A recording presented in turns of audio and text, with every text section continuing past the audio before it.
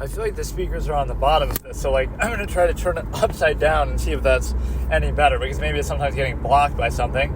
We'll see if this creates a clear audio. So yesterday I tried to do something a little different, where I'm like sort of doing an in-character role play, sort of writing out a character baseline. So it was a little harder to do like that than I thought, but maybe I'll do that once in a while. But here I want to watch something else, and I don't know exactly what it's going to be. Like, I had recently my last thing I watched was The Vow, which was okay. It was good until basically the ending. But, Channing Tatum and just whatever, trying to find some sort of relationship drama, melodrama.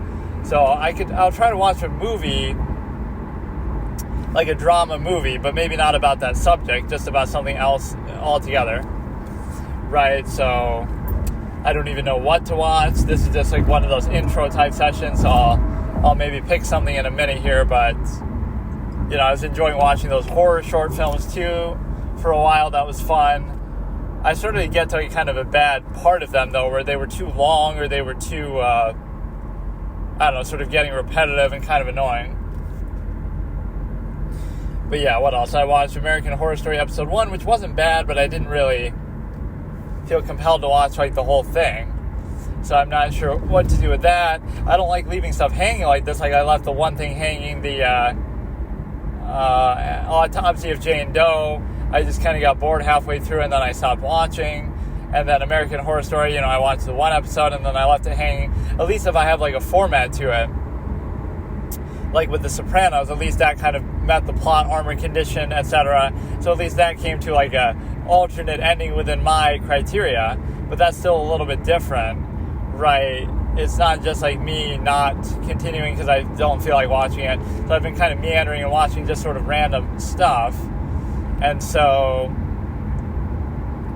I might even have a temptation. I'll watch like a soap opera or some shit.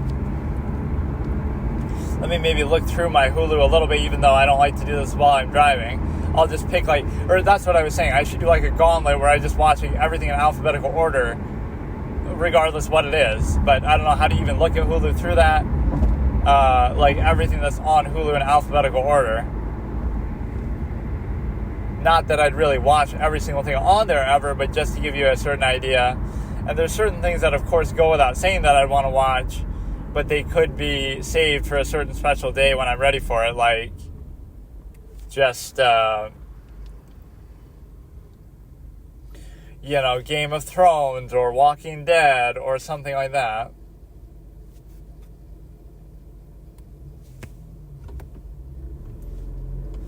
So let me see what we got here. So we're stuck with Hulu at least until the 21st, but it seems to not have a lot of good stuff on there, or maybe it would have some sort of better, maybe I'm just not seeing it the way it's listed. But especially with horror stuff, there's nothing good on there. Maybe A Quiet Place Part 2, but then I'd want Part 1, which it doesn't have. Or a lot of stuff is deceptive. It'll act like there's stuff on there, but then it'll say, oh, you need an add-on for it. I'm paying $20 for the month subscription, so so much stuff shouldn't be locked behind some other add-on you have to have with Max or some shit. Why do I need a Max add-on to watch stuff on Hulu? Then I'll just go on HBO Max and watch that. What the fuck? That's one of those ways to sort of inflate the library and make it seem like it has more stuff than what it does, just because, it's locked behind this add-on and that add-on, etc., which is kind of really dumb. So yeah, let me try to look here a little bit and see what we can find, but it's kind of hard to even do that. But no, what genres do I typically like the most? I dislike horror and comedy for the obvious reasons that I always talk about, that they sort of use their genre as a cop-out, right? So if you criticize a comedy movie,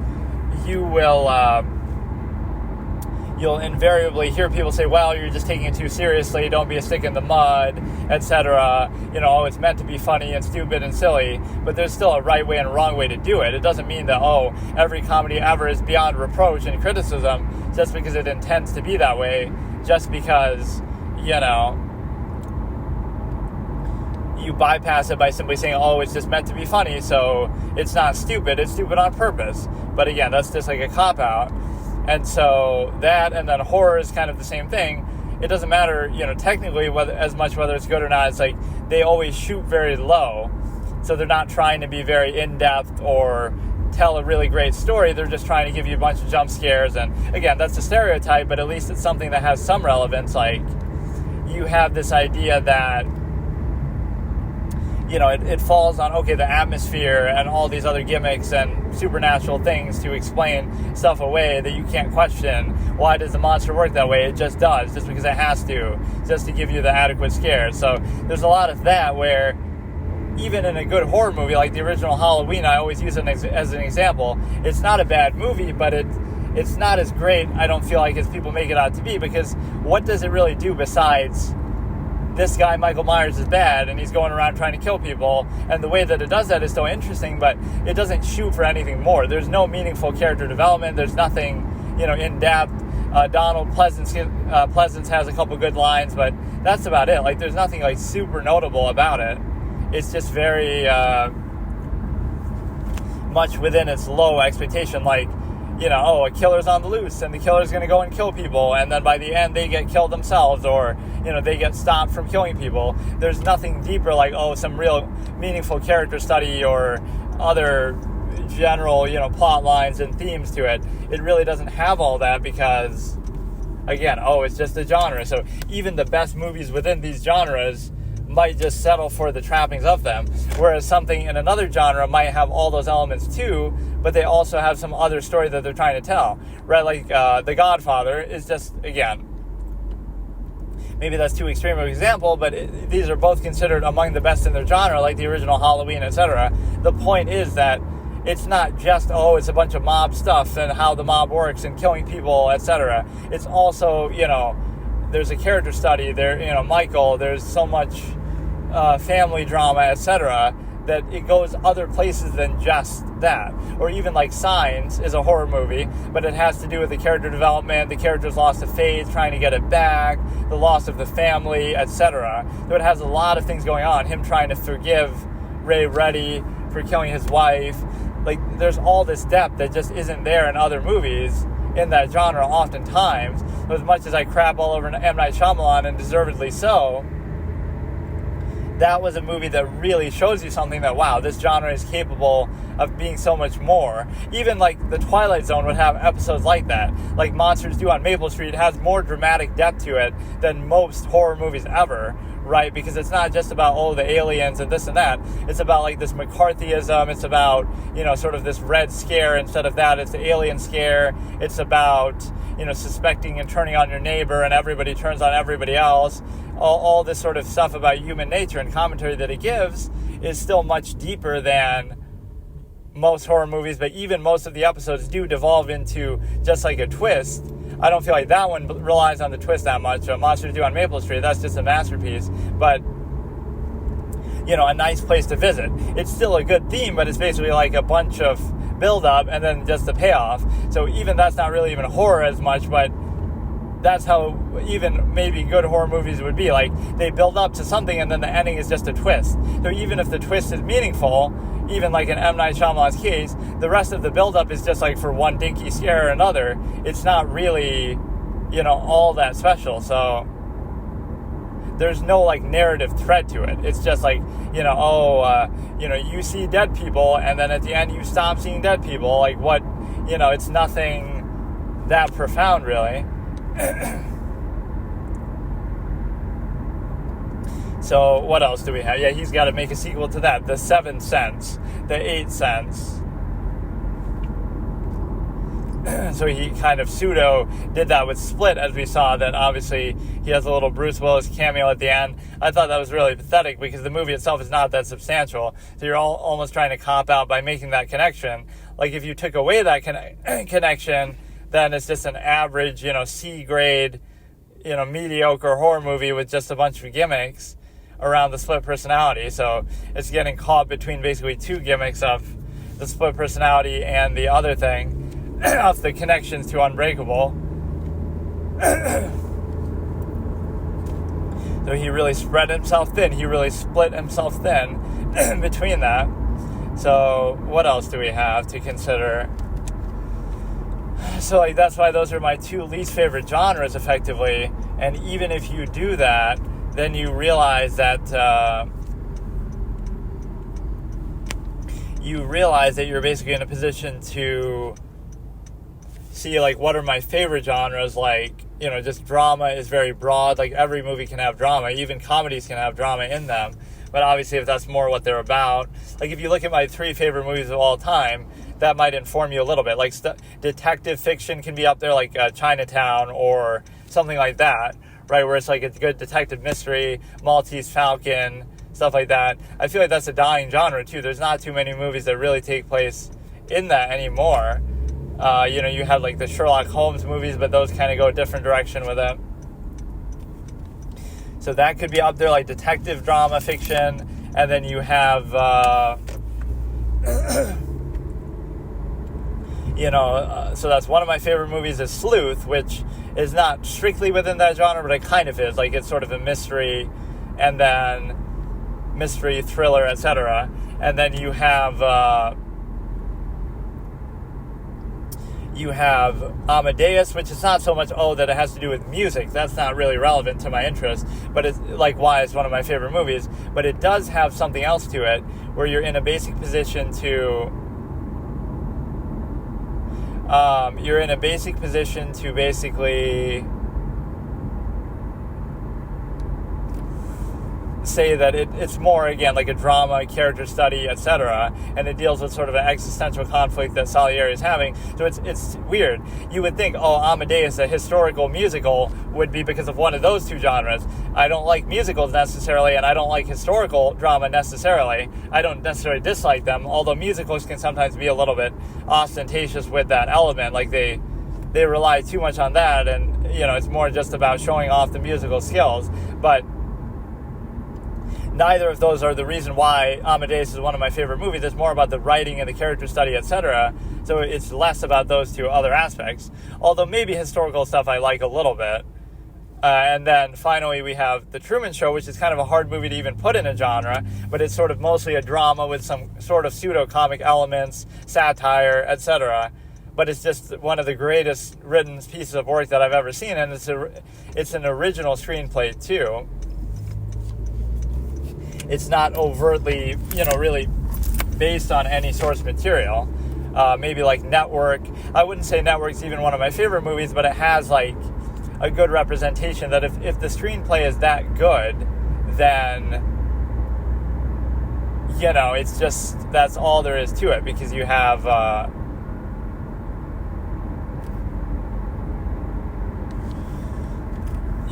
this ability to basically,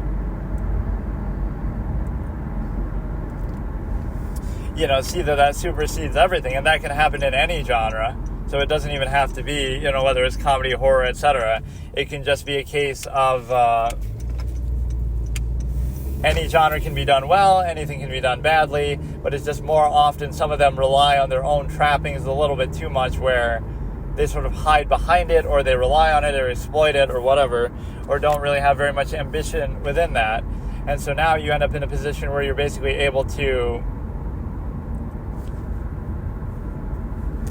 look at somewhere between drama and mystery and, you know, some sort of existential, philosophical element that they can have.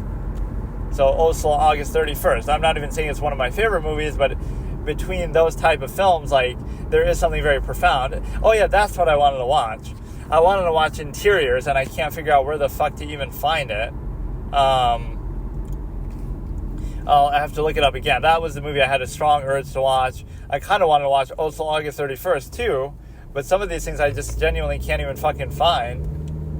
Right? They'll be on some sort of other weird streaming service, and I don't want to spend too much money on them. Even if it's like rent it for $1.99 on YouTube. Actually, I feel like YouTube sometimes has that feature. It's like, it'll show, let me actually look it up in a second here. So that would be worth it as a one-off thing, rather than having to subscribe to a streaming service just for it, right? Basically, that would be worth it. Because even if it's like, I'm just renting it so I can only watch it once, but it doesn't matter, because, you know, I'm only going to watch it the one time, like right now anyway, within a certain reasonable period of time. Sometimes it might be that, it only lasts like a day, though. That would be dumb. It should last like a week or something. Right? Like, you have to watch it like literally right now in one sitting. which I won't be able to do that because of the whole time constraints to do with, like I'll do it split over basically 2 sessions from a manner of speaking. So I feel like YouTube was basically an attempt to, like you'll look up a movie and then it'll show the movie and it's like, oh, buy it to watch on YouTube. I don't know whether they would have some of these. It'd be kind of cool if they did. Rent it for, $1.99. It might be, just as simple as that. It's kind of stupid, though. Or even like Amazon. I don't want to have to fucking use Amazon, though. Fuck that. Like, that's not my preferred video watching thing. Or now they'll have ads on it, too, even on YouTube when you fucking go to do that, which always ruins my timestamps. I don't even mind them in essence. Like, if it was a fixed time amount, then that would be different. Right? Like, that's why I always hated watching stuff on TV, too. Not because of the timestamp, but because it just breaks your immersion. But the other point is the simple fact that you're able to consider the idea that, I don't know, you have like this, but no, that's a top 3 that I'm pretty confident in. The ability that,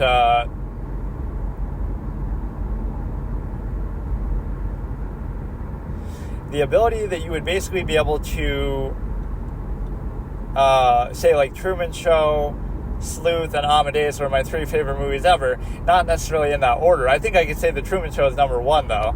So it goes the Truman Show, then maybe Sleuth and Amadeus. It's really tough to choose between those 2. That's virtually impossible. And you know what's interesting about that? They're both based on plays, and they're both written by like a pair of brothers, like Anthony Schaefer and Peter Schaefer.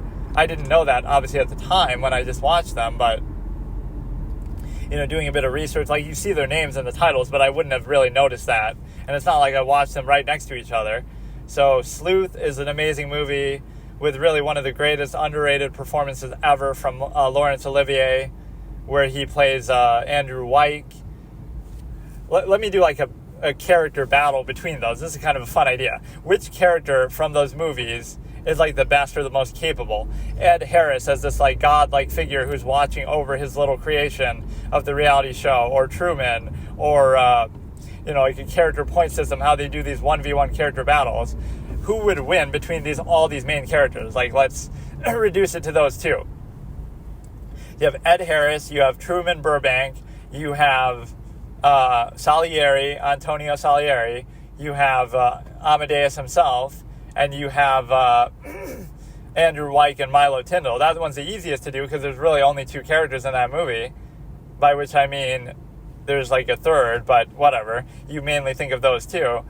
So let me think, actually. Who would be the most capable? Like, Milo Tyndall's pretty smart. Andrew Wyke's pretty smart. I wouldn't even rate Amadeus that highly, so he would be in the bottom tier. I'm just talking about like in their overall capability. Mozart has all these bad habits, and he's drunk, and he's kind of poor, struggling for money, despite his talent. So his musical talent will only get him so far. So Truman's kind of very ordinary, but he has like this second gear that he goes into with the quest of the human spirit that he's actually quite capable towards the end of the movie, where he tricks everybody and he escapes. So I'll give you some credit for that. So he's, let's say, Mozart is number 6, then Truman is like number 5. Then you have the final 4 slots remaining with, Salieri is kind of conniving and sets up a whole thing, to make Mozart look bad, etc. So he's relatively capable. So him and Ed Harris are both pretty capable as villains. Ed Harris, again, this watchful eye up in the sky, like he's this godlike figure that he sets up the whole show and everything like that. So those 2 are pretty capable. And Andrew Wyke, and so those 4 are pretty hard to choose between. I guess I'll give Milo Tyndall a +1 over Andrew Wyke only slightly, because he comes back on him and kind of wins in the end and gets the better of him. So I'll put Andrew Wyke at number 4. I'll put Antonio Salieri at number 3. Oh, that's kind of a tough one, though. Those 2 are pretty much even. So I'll put Andrew Wyke at number 4, Salieri at number 3, because they're both sort of manipulative and conniving, but I don't know, what does Salieri really do that's that impressive? Like, it's a interesting conflict. No, I'll maybe switch those. I'll put Salieri at number 4, then Andrew Wyke at number 3, then Milo Tyndall at number 2, and then Ed Harris at number 1, which is not actually his name. Christoph is his name. He got immersed with the character so much that he convinced me it's actually him. So, yeah, it would go Ed Harris. Fuck, I said it again. Christoph would be like this godlike figure who has the infrastructure to set up the show. He's wealthy, he's smart, he's, very benevolent with his intention. Then number 2 would be Milo Tyndall, who sort of gets the better of Andrew Wyke despite how smart he is. And he has kind of the upper hand. Andrew starts off playing a game that Milo doesn't even know he's playing, right? But then he still ends up basically winning in the end. So he goes Christoph, Milo Tyndall, then we have Andrew Wyke, then Salieri, then Truman, and then Mozart. And the reason why Andrew Wyke gets an edge over Salieri is because Salieri is very manipulative and very smart, but he's also kind of... It's tough. That's a very tough one, because they're both very smart within their context, but I don't know, I just feel like Andrew Wyke is way more capable than we even are let on. It's just he goes up against somebody who is an underdog that we don't realize is actually as capable as he is too. Obviously, Milo Tyndall. Okay, so today I'm going to be watching Interior, so this is kind of a rewatch. I don't know if I've really done one quite like this, where most of what I've seen in this sort of format has been stuff that I've never seen before, whether it be a TV show or movie or something. So this is something I have seen, but it's been a very long time and I don't remember it, but I do remember at least just really liking it, and it has sort of the right dramatic tone that I'm sort of looking for. It's not really romantic drama the way that I was looking with the last one, but it's more like just overall drama. It's very similar to Oslo, August 31st. In fact, what I also want to watch is The Fire Within, which is what Oslo, August 31st was based on, if I'm not mistaken, like partly at least. That one also I saw, but I don't remember it. When you've seen so many movies and you've seen them so long ago, it can be very difficult to keep track. So this version I'm watching is 1:31:50. And so we're starting in 3, 2, 1. It didn't work. Fuck me. God damn it. There's always some shit that happens. Oh my god. Okay, fine. I'll start in a minute. I don't know what's going on. But no, I want to watch that one. I kind of want to watch Oslo, August 31st too, but actually both of those are going to be in a foreign language, so therefore you'll need subtitles, which makes it very difficult. It's already difficult to watch like this, but that makes it impossible because, whatever. Maybe it won't be that bad though, because even if I miss certain lines, it's okay. And they're kind of, Oslo, August 31st in particular, is a movie that doesn't have that much dialogue, so there'll be a lot of empty space, right, with no dialogue and stuff like that. So it's so annoying to get some of this shit to work, man. I hate it. It's impossible. I can't even fucking do anything. I'll just have to wait a minute. Because I always do that. Like, I'm about to start driving, so I hit play, and then it fucks up. So now I have to stop and pull over again. And the problem with even watching this now is that if I watch it, I'll only be able to watch like half of it. And then I'll have to wait a couple days, because I won't do another session like this until Wednesday, and it's Monday. So it'll be, we'll sort of skip a day, which is fine. Now that I think about it, though, I almost would want to watch that. The Fire Within. I remember this one scene very specifically, like he's an archaeologist or something, or like his friend is or somebody, and like he's in his office and they're looking at like all these artifacts or something that he got from his job and whatever. Something like that was the topic of conversation, so I found that, whatever, this is the one scene that I really vividly remember. And then, of course, Oslo, August 31st, I remember most of it. He goes for the job interview, he just has a lot of seemingly basic experiences, but he's kind of unable to find much meaning in anything that he's doing, which is why he tried to kill himself in the first place, and it's why, he eventually kills himself in the end. And so it's a more existential conflict than like, oh, he's just a drug addict, or oh, he's just sad or something. It's something deeper than that. So what you have now is a simple ability to basically... I'll try to get this to work in a minute here. I don't know what the fuck happened. That is so annoying, bro. Like, none of these fucking players work right. They all suck. I'll have to make sure that it's actually officially started before I take off, because it's very hard to do this while I'm driving. But no, I mean, this will actually be in English. That's like my one rule. Not that I have anything against foreign movies, but the reason why I've generally excluded them from doing this is because, again, if you're driving and you're mostly listening and you kind of keep glancing at it, you're not really going to be reading, constantly subtitles and things like that. So it kind of restricts me. I wouldn't mind if there was a dubbed version, right? But I can't do that because a lot of these movies don't have it, right? There is no dubbed version of Oslo August 31st. I'd have to make it myself. I'll just create it, I'll do this while driving. I'll just read all the subtitles and make my own voiceover version of it. That is always an interesting job. Like if you're just reading through, audio books or something like that.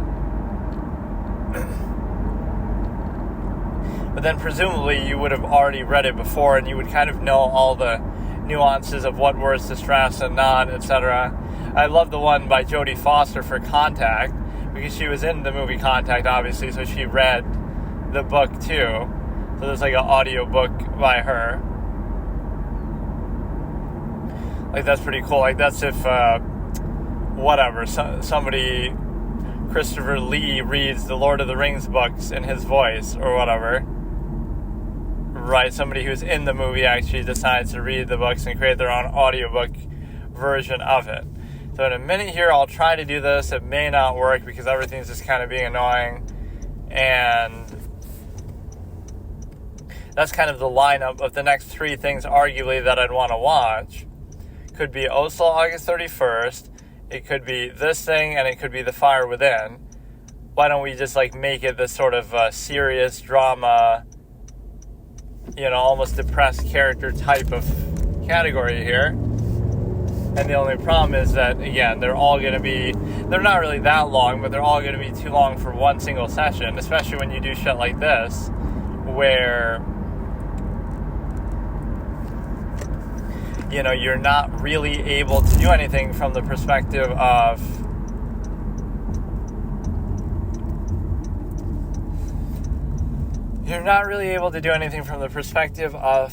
getting this to work, so we wasted even more time as it stands now. So let me try to get this to work.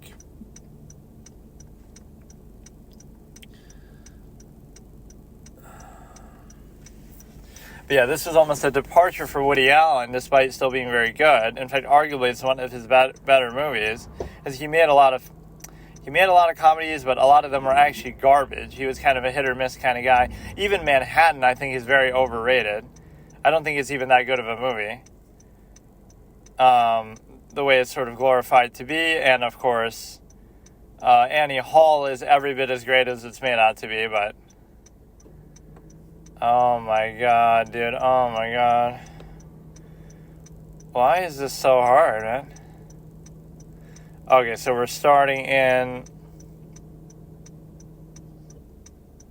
3, 2, 1. 1 second. I don't know how to... It's so hard to get this to work. Okay, we're starting... Every time I say that, it's always a fake out. So the first time I say 3, 2, 1, it's never accurate. So this will be like the third time I say it. So now, we're starting in 3, 2, 1. No, it just doesn't want to work. We're starting in 3, 2, 1. No way, bro. But that one almost kind of worked. We're starting in 3, 2, 1. I can't even tell if it's working or not. That's the thing. It doesn't give you very good visual feedback. Oh my god. What the hell is going on? Okay, we're starting in 3, 2, 1. No. Bro. Okay, we're starting in 3, 2, 1.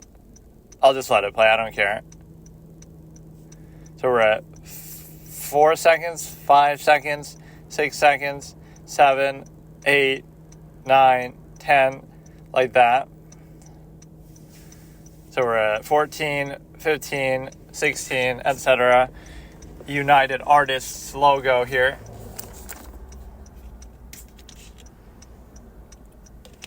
With Jack Rollins, Charles H. Joff Productions. Interior is very simple text as well.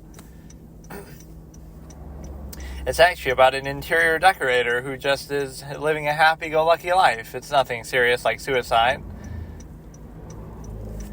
Melbourne. Joel Schumacher. Actually, I didn't know that.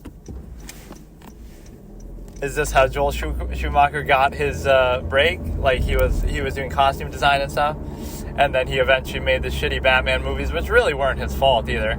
See, there's a lot of good images like this, just sad, empty, around the house. It actually is a really good movie. I just wish I remembered it better, but that's not a knock against it. I've only seen it once, and whatever, It was a long time ago. So we'll do this. This is like my companion piece thing. I'll do like companion pieces together. I'll watch like Aguirre, The Wrath of God, and Apocalypse Now together to sort of compare and contrast certain things. And so I could do this as a companion piece. Interiors, also August 31st, The Fire Within. 3 movies that seem very similar that aren't really related to each other. I guess Fire Within and also August 31st are, that's kind of a remake of it, inspired by it, but, movies that are similar but not intended to be, they're not made by the same people, they're not directly associated with one another.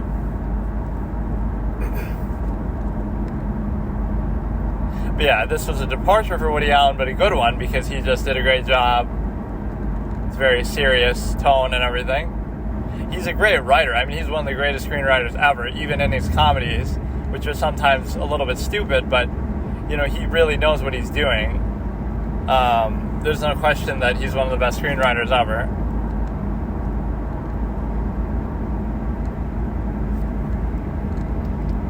Oh, this is way too quiet.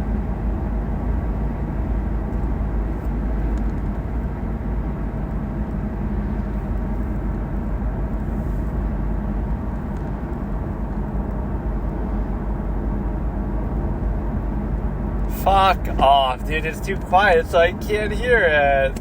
Okay, I give up, dude. I give up. What the fuck? How am I supposed to deal with that unless I'm just going deaf?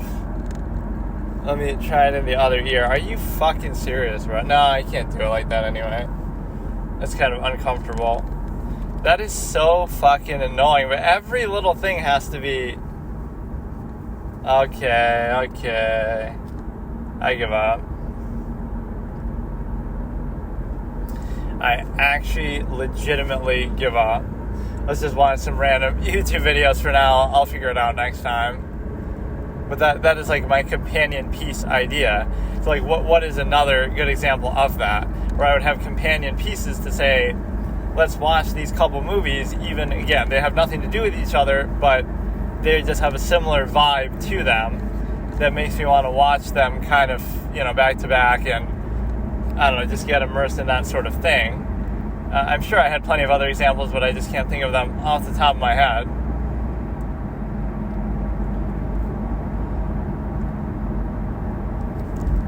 The Witch and Village. The Village by M. Night Shyamalan. They did have kind of a similar vibe to them. I don't know why people actually hated The Village that much. It's really not a bad movie. And even like the twist you think is a little weird, but it's not really that bad. Like, I don't know what people expected really the twist to be. So I'm not saying it's a great movie, but I would definitely defend it. The soundtrack is all-time great. The story, pacing, direction is actually decent. It's really, really not terrible. The ending kind of is a little weird, right? How it's like taking place in modern day, etc. But even if it wasn't, it could just be that simple. Like, they're just trying to keep you outside of leaving the town, even if it was taking place in the old time. So, it's going to be a case where, and there's something that it copied a little bit that people maybe pointed out, like the Jersey Devil or something. It's some book. That's probably not the name of it, but there is a certain book like that has a very similar premise or outcome, etc. But that's fine. Like, yeah, I love that implication. Like, oh, it's so unoriginal because this one book happened to have that plot. I'd never heard of that plot line before exactly, right, where it's pretending to be a different time period. And so, oh no, that's so unoriginal. Also, every other horror movie is fucking unoriginal as hell. It's just somebody going around killing people. Like, my favorite part is when the guy in a wheelchair gets his head hacked off with a machete by Roger Ebert. That little edit that's pretty funny, Friday the 13th. Somebody made like a fake review of them reviewing like Friday the 13th part 3 or something, and it's like he keeps repeating that line. It's really riveting when his head gets hacked open by a machete. The kid in a wheelchair whose head gets hacked open by a machete is the star of the show.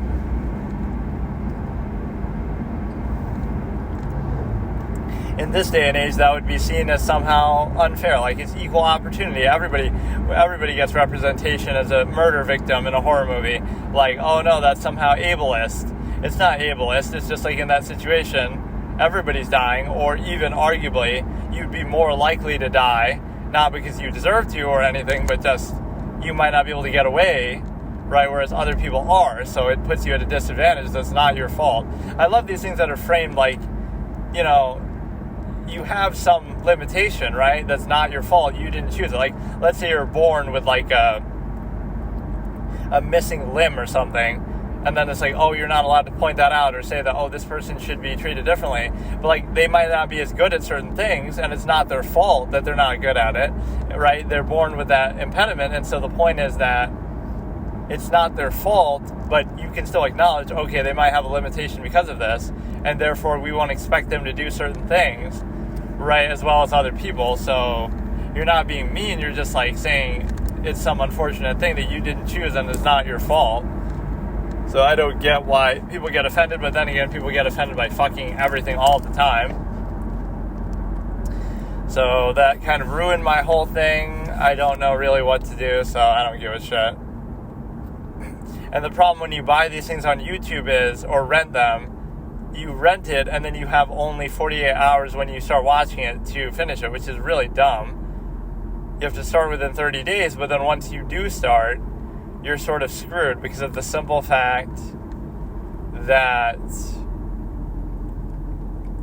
you know, so I'll just have to deal with it.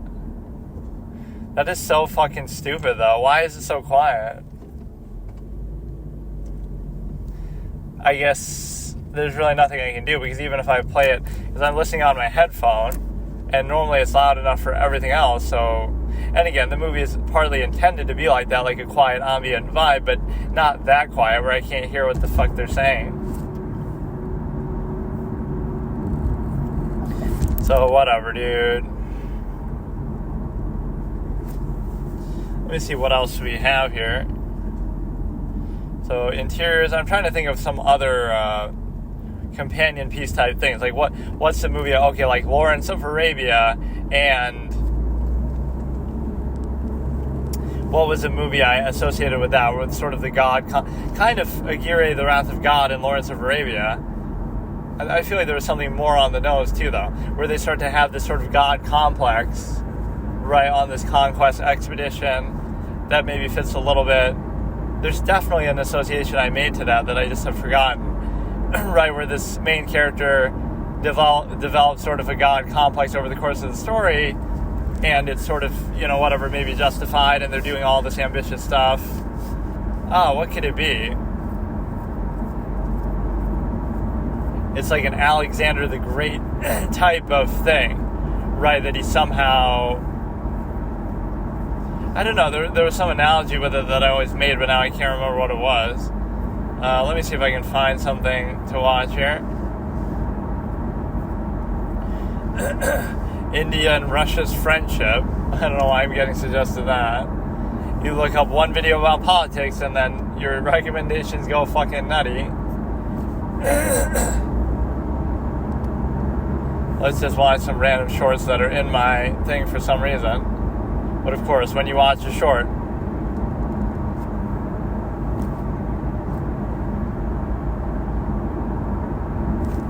I kind of hate YouTube culture in a way because it's just kind of very lowest common denominator, surface level stuff. I don't know. What is this? Elon Musk?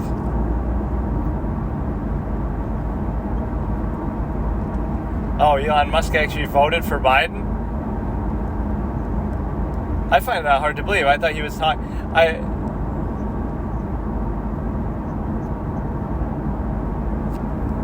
He actually says he voted for him. I thought he didn't. I thought he said he would either vote, maybe he'll vote, basically Republican, or he won't vote at all. I can't believe that he actually, I don't even think he did. I think he's just saying that. But,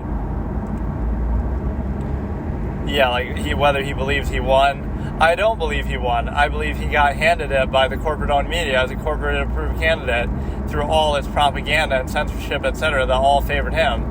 Right, so I don't believe he won because that's a mar on the system, that's not actually justifiable to the outcome.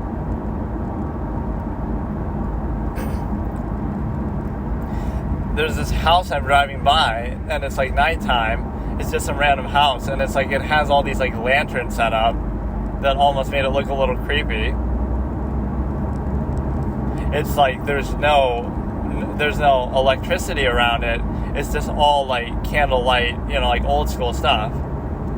That was interesting.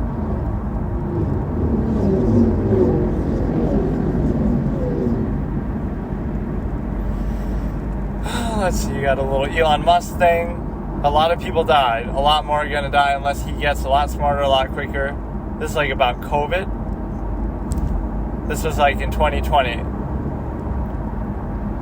Biden does lie about a lot of things, and he plagiarized people.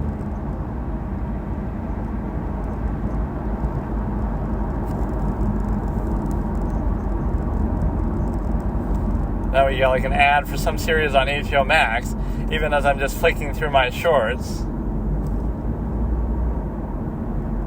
Or I was trying to use my history of YouTube shorts or videos, whatever, to decide what to watch. Like, if there's an interesting moment, I'll watch the series, but that didn't go so well even when I did it. Some guy complaining about his chicken. Who made it?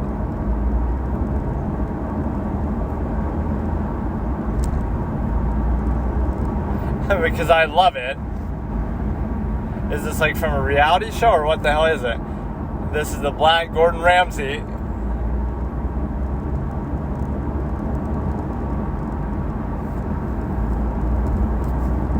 Some little kids playing like basketball or some shit.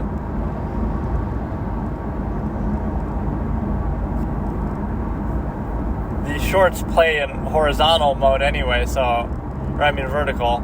You got the Oblivion music meme. That is a classic song, just like the town music. We actually get ads in doing this, like a Zillow. This dude jumping off a high place.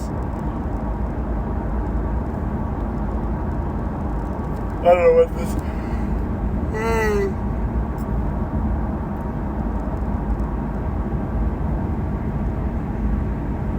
What the fuck is this? Looks like a dildo.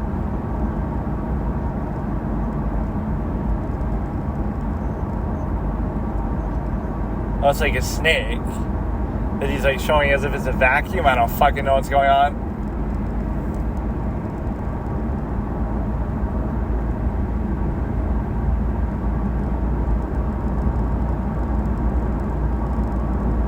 Some guy holding a clock to his neighbor.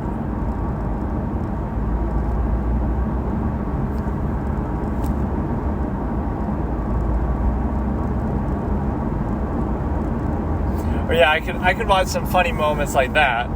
That's why I use auto-tune and I don't. Or he does like a dance. A lot of people work really, really hard for their dreams, but it's not meant for everybody. That's why I use auto-tune and I don't. And then he does a dance. I wonder if he actually did the dance then or if he did it before.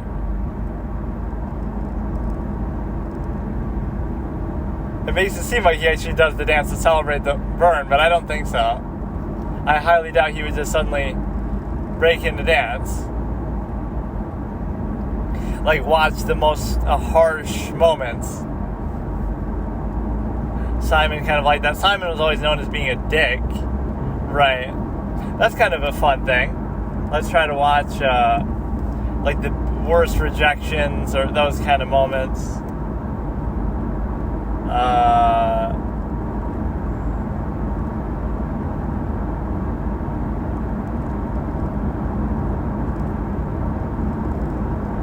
Not like worst audition, but like worst rejections and burns and insults and stuff like that.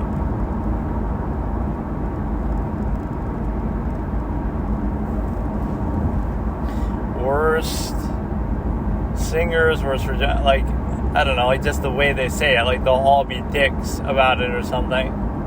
That was kind of a good line though. That's why I use auto-tune and I don't. Worst reactions means what though? Like from the people, from the judges? Acts with attitude, 5 angriest contestants. Okay, let's watch that. Them getting mad about getting rejected.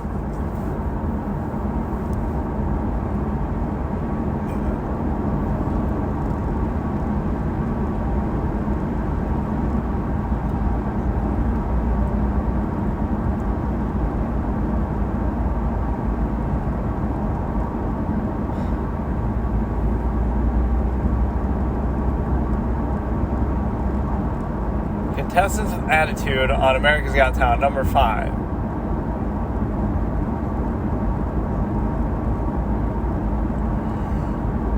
She got dressed up in a very weird way. Do that thing with the pole where he has like a phallic pole and he keeps banging the stick with it.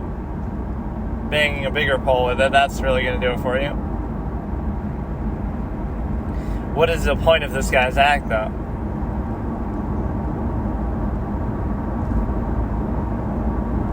He's like body painted all the way. He's always getting people to laugh. Is he supposed to be a comedian?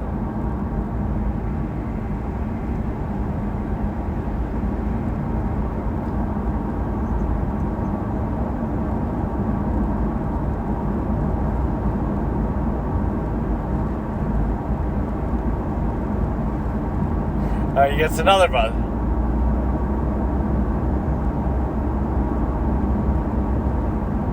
What is the purpose of his act? I just want to see. Let him do his fucking act. What is the point? Professional busker.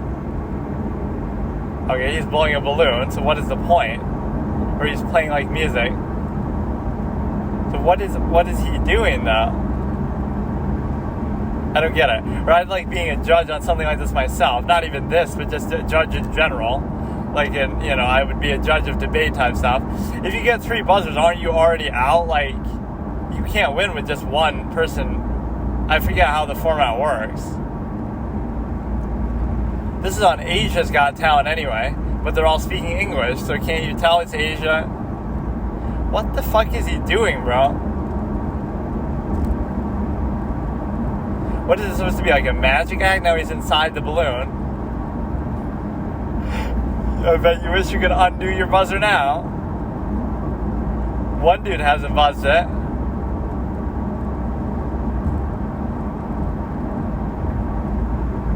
Now, he's rolling around in the bubble. He made them laugh at least adequately. How the fuck did he even do that?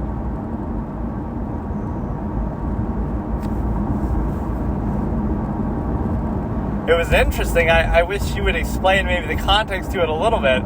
What was he trying to do? I don't get it. What is the nature of the act?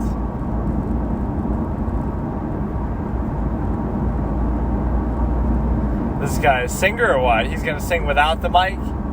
Or he's just going to dance? He's dancing.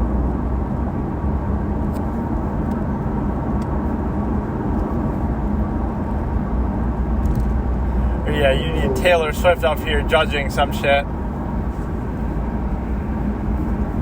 That kind of looks like Taylor Swift, actually.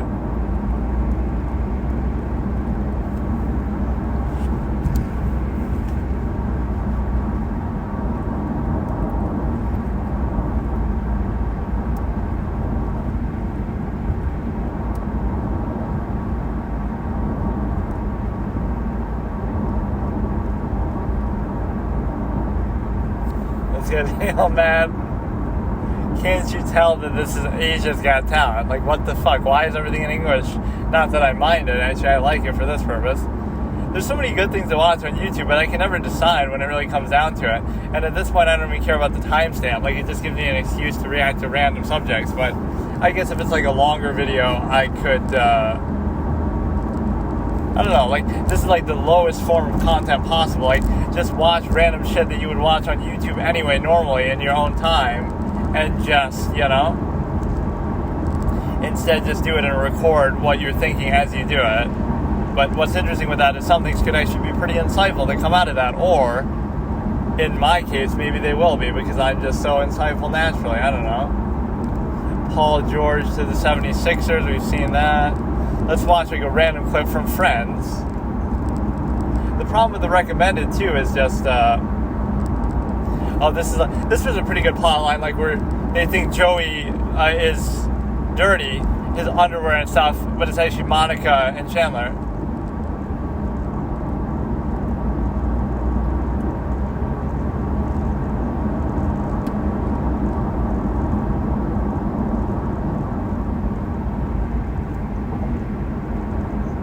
Like he's trying to help them cover up the relationship and only he knows about it.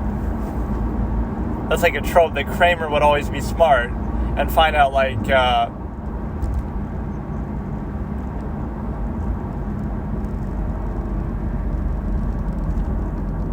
you would think this would bother Monica more with being the clean freak, but she makes an exception when she's having sex with Chandler or some shit.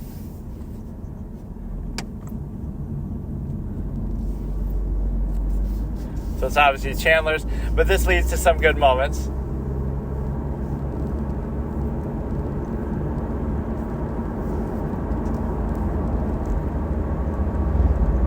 I heard like a siren. Was that in real life or in the... Let me actually replay it.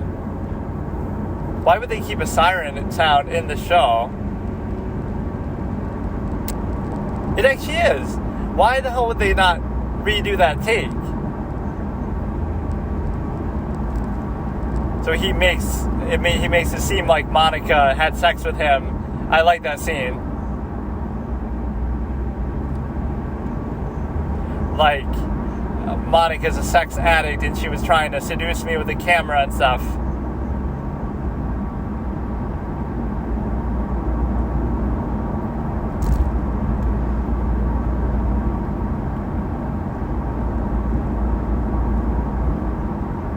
He shaved his leg.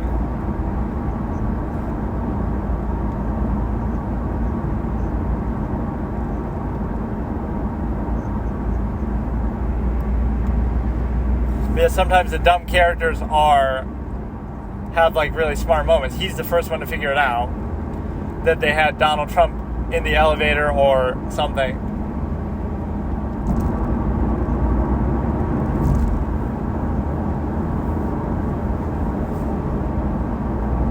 I always thought Monica looked better in Courtney Cox looked better in Seinfeld than she ever looked here.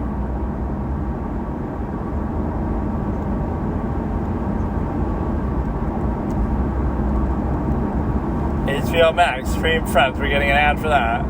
The best of Chandler Bing. Obviously, everybody's all sad about what's his name again? I forgot the actor's name. I know it. I just can't remember off the top of my head. Matt LeBlanc was Joey, right? So who plays Matthew Perry was the guy who plays Chandler. And he's sort of a crossover character with Frasier, isn't he? Or at least his style of comedy is kind of like that, where it's like this high-end, witty, sort of intellectual humor a little bit. That's kind of how Friends is designed, which somewhat isn't always the best because it's all like character archetypes, like, you know, the stuck-up, bratty girl in Rachel, the OCD clean freak, a little bit nerdy type in Monica, the, you know, stupid guy who's handsome and, you know, in show business, like that kind of good, successful guy, but still kind of dumb in Joey, the dumb girl who's kind of ditzy blonde in Phoebe, and then the really nerdy, awkward guy in Ross, and then obviously the sort of witty, intellectual kind of humor in Chandler. So it checks like every box, but it kind of is too template when it comes to that, where it's just sort of too obvious. You know, like it's too on the nose, and that's what it devolves into. And a lot of people complain that they feel like Joey became dumber as the series progressed, right, and went on with respect to... he was dumb at times, but he was a little more perceptive and better early on, and then they sort of just dig into the archetype maybe a little bit. I feel like they might do that with Monica later too. She goes from just being somebody who likes things clean, and that's like an aspect of her character, to that might just be the joke around her character, and everything to do with her, right, will be involving that instead of, you know, it's one thing you care about it, but in one way though, it's a good, you know, portrayal of an OCD character before this was something that was widely discussed. Trump elicits boos after spat with Bush. Let's watch this. And then he ends up winning, though.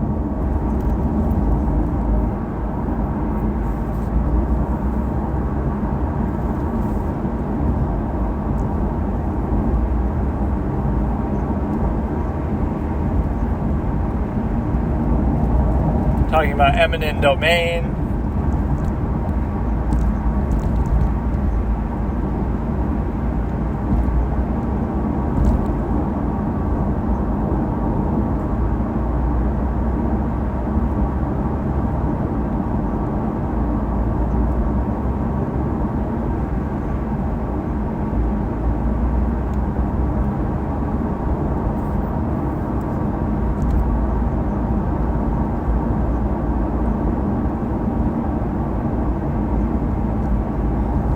He wants to be a tough guy.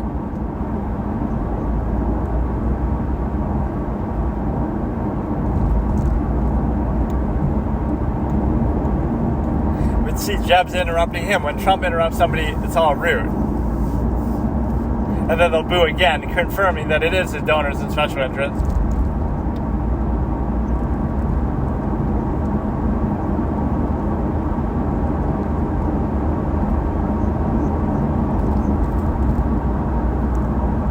Look at them. First they boo you, then they fight you, then you win. I don't need donors because...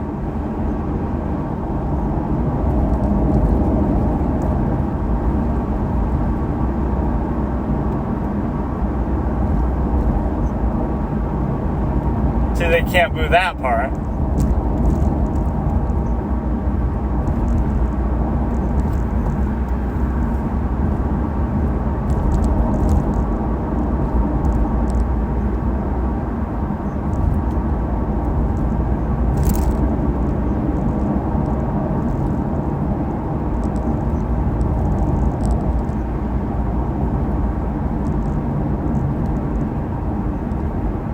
He really tore into Jeb Bush and the whole legacy of the Bush family as a bunch of clowns.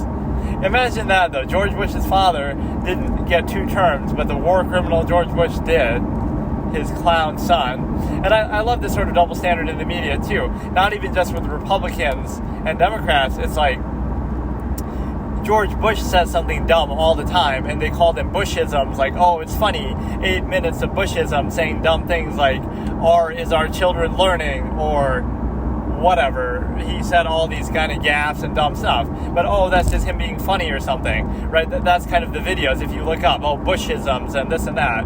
But when it's Trump, he's terrible, look what a clown he is, this and that. I'm not saying which approach is correct. I'm always good with a high standard, but it makes no sense. Like, you're being super harsh on everything Trump does, but you were kind of softball with George Bush, even as terrible he was. It's not even a Democrat-Republican issue, it's just a Trump issue that everybody loses their mind. And then it's the same thing with Biden, like, Trump is an old man and he's senile and this and that. Okay, fine, maybe he is. But also, Joe Biden is your alternative, and so therefore I have to question that. Or the one thing I can always react to is other people's reactions, too. I'll grade their reaction with my reaction. I keep trying to watch stuff, but it just kind of pisses me off, dude. It just doesn't want to work. And so I'm just trying to watch random stuff. just like stuff that's randomly suggested on YouTube, which is really hard to do. You're dead. When cops defeated by criminals. Oh yeah, let's watch this.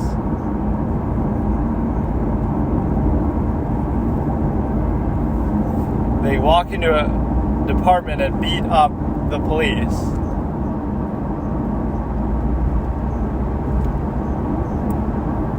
How do you just allow him to do this? Who does he think he is? Arnold Schwarzenegger from the Terminator?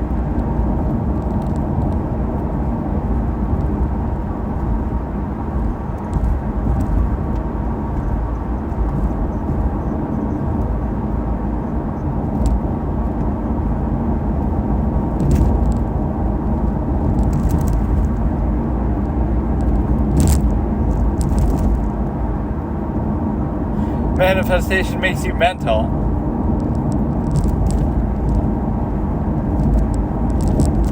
Plenty of people manifest things and they believe, like gurus and stuff.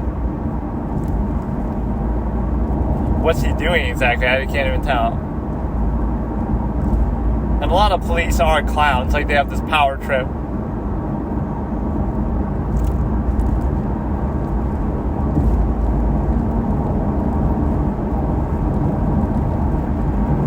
So by trying to make him leave, he opens the door and exposes himself.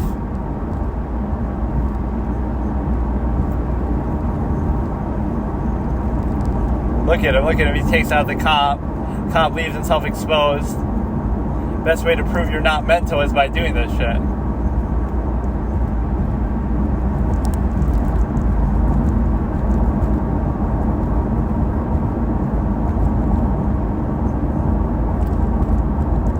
To hold you hostage.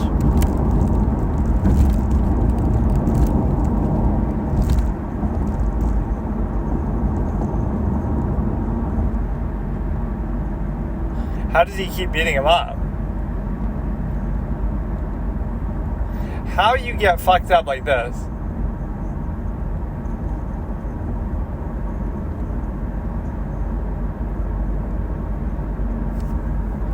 Other officers come and rescue this clown-faced idiot shithead.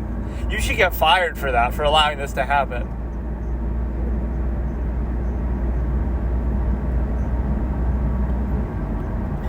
He didn't bring a gun to a fist fight, so it's not fair that you had one. That cop should be fired, dude. You let somebody beat you up in your own precinct, an unarmed man.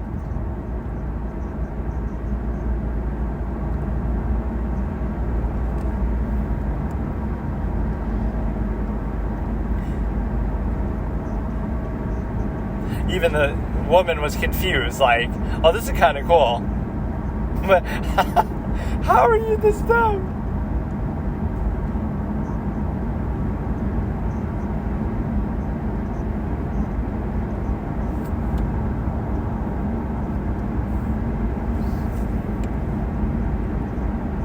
Guzman is what Shaq once called Kyle Kuzma, mispronouncing his name.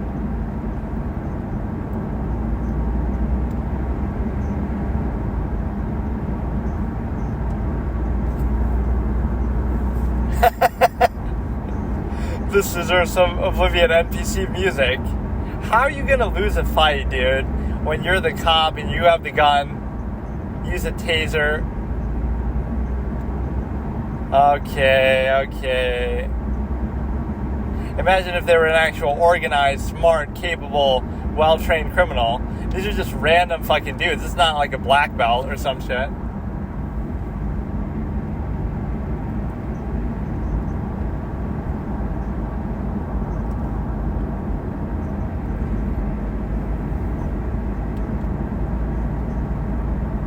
Now another officer comes and they're even confused.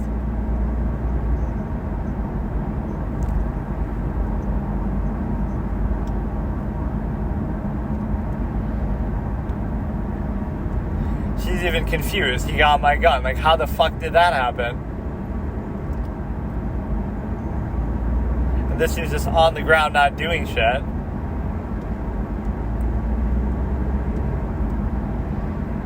Shots fired in a fucking police station and you're not reacting.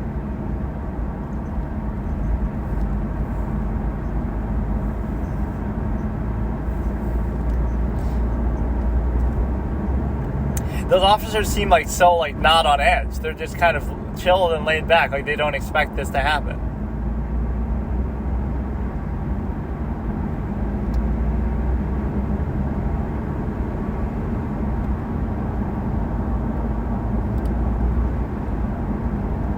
They're letting him just walk up.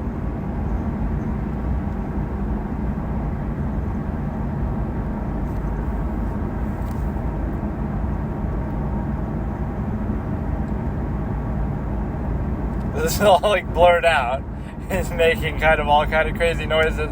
It's still a moral victory for these guys though to beat a cop and then steal their gun and shit.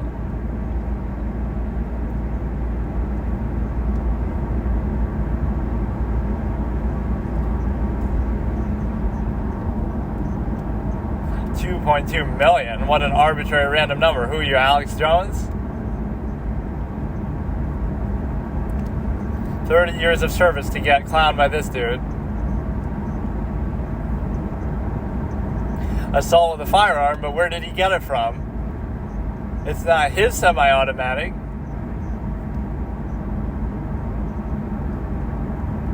So a cop passes out here. How do you let this happen, though? I'm not really sympathetic towards it because it's one thing, okay, the guy is armed and shoots you, right? That's different. But these are unarmed people, mostly, like clowns. They're just beating you in, like, a fist fight. Like the first guy, he beat you in a fist fight.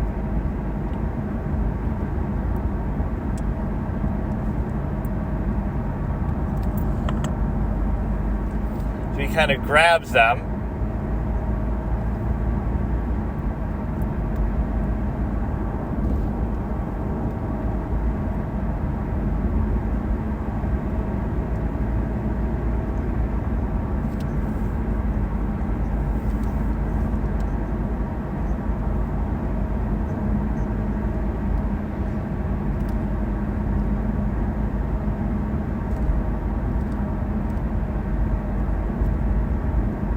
Kind of blurs too much of this shit out, right? You can't even see anything.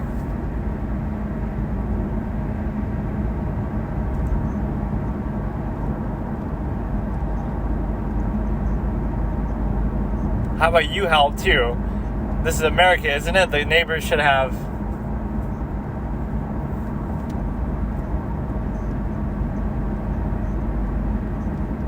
Oh, that's kind of smart. Did I hear that right? Like he shot the gun just to make sure it wouldn't be used against him.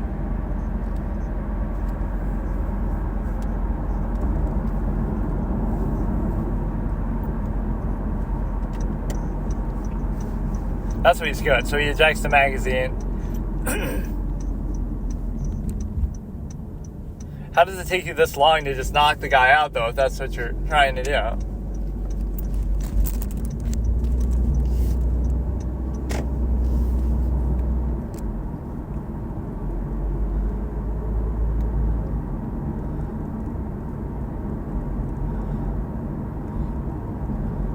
Yeah, now take your revenge and beat the shit out of this guy for doing that, but he's a clown too. He should easily be able to have knocked you out.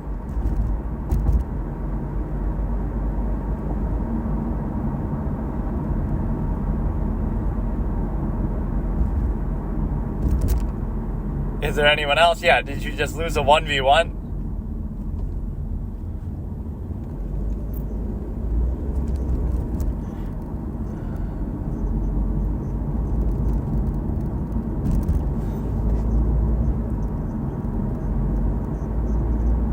Only 10 years for that, I guess.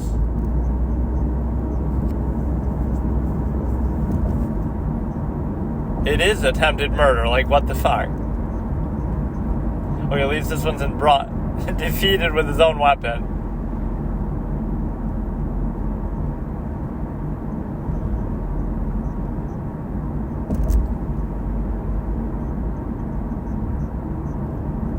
Willis Adams. This shirtless clown walking thirst trap.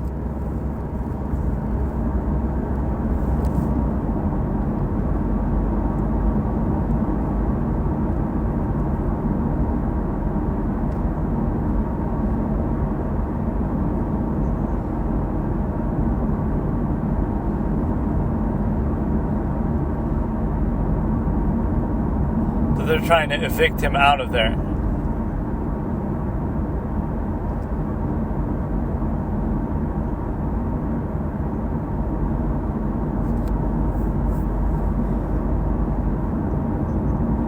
And there's like 2 guys there too. How do you...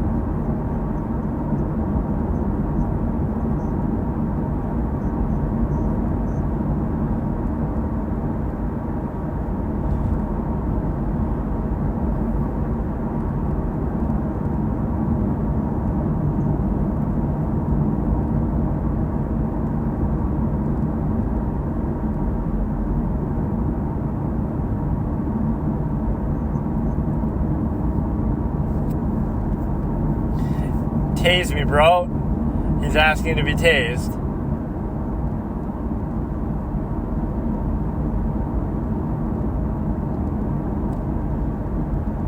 So he somehow turns this on around them.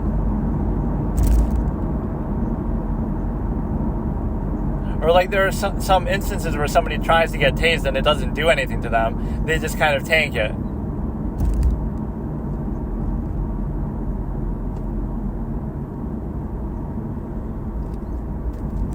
This whole encounter is sort of unnecessary too. He's not really even doing anything.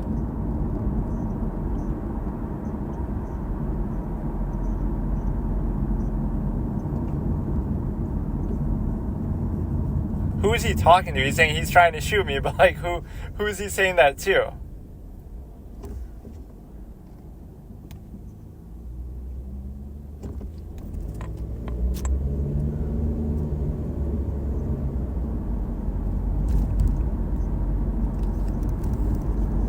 They lose the gun, and apparently he gets shot in the hand, but I didn't hear when it happened.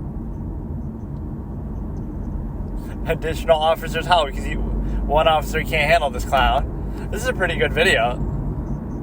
SWAT team getting swatted.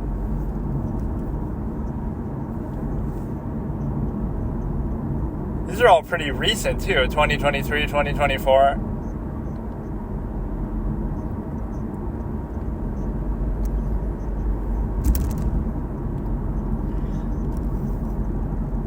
Made 50 unanswered calls.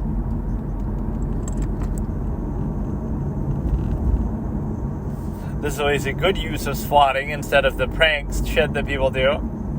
I'm surprised they fall for that though. Like they'll prank call a streamer or whatever, prank call that this big streamer on Twitch needs to be swatted. They have a bomb or something, and they just go and trust it. I guess because if enough people say it, right? Enough people say it together, then it has some credibility, but or they come up with a really convincing story, but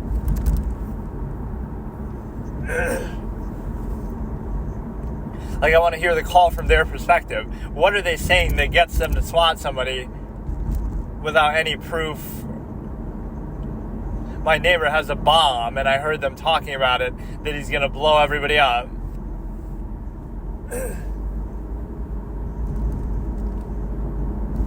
Like, I get it, because if you don't respond and it does happen, then you feel bad, but... Or this dude will be like some sort of criminal mastermind who has like all these traps and shit set up in their house.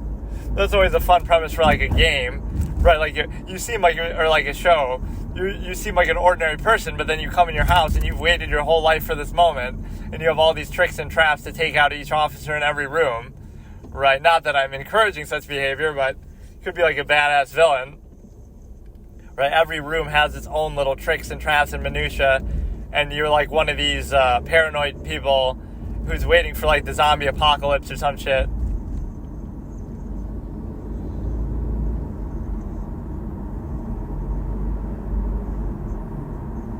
Who's down? The bad guy. He's down bad. That's what I call being down bad.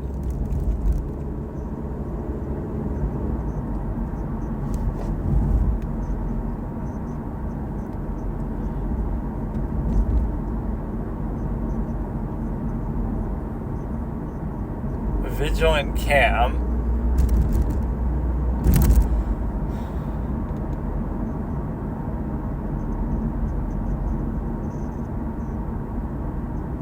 This is a little older, 2018. Dollar Tree.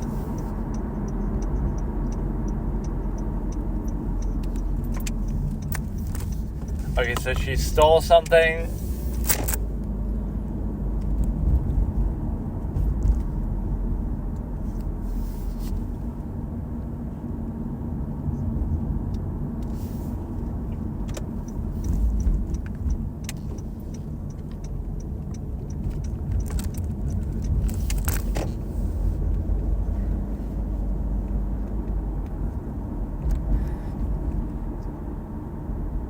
She wasn't very convincing. It's a Dollar Tree bag.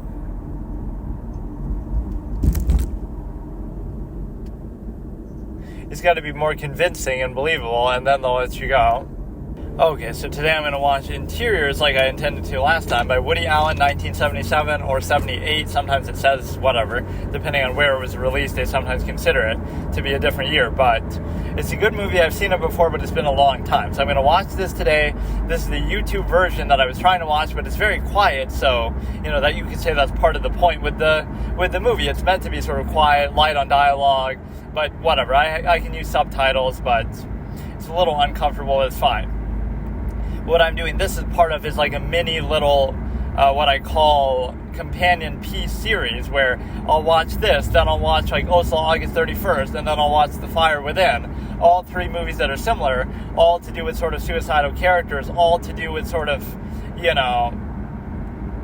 just like a bleak, low dialogue, more emotional, quiet interior environment sort of stuff, pun intended, interiors, but, it's like these.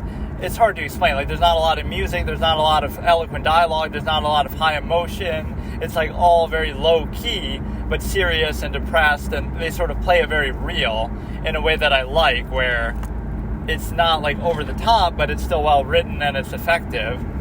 Even like Lay Samurai is like that, even though it deals with totally different subject matter with like he's a criminal, but it has like that quiet quality to it that it sometimes says more by saying less, right, than a lot of other movies. So we're starting Interiors, and so I'll watch it today, and then I'll watch it tomorrow to finish it, because obviously I rented it for like $3.99, and so as soon as you start watching it, you have to watch the rest within 40 minutes. Not 40 minutes, 48 hours or something. So that's so dumb, because it's like, why should I have to do it? It should be like a week or something, dude. Come on. So we're starting in 3, 2, no. These players are always so annoying to get to work, but at least this one has a play button in the center. But no, I'm trying to think of other companion piece examples that I had. There was this one, Spirit of the Beehive and something else. Fuck, I can't remember my own list and stuff. It's like movies that have some similarity, but it's not super obvious what it is. So it still feels satisfying to watch them together, even if they're not part of the same series, they're not made by the same people, they're not made at the same time. They're just kind of, they have like a spiritual connection almost. So some might be like spiritual successors deliberately, even if they don't. Let's watch the remake of Lay Samurai. That's like some gangster movie from urban America, some stupid thing like that. So we're starting in 3, 2, 1. Kind of delayed for a second there.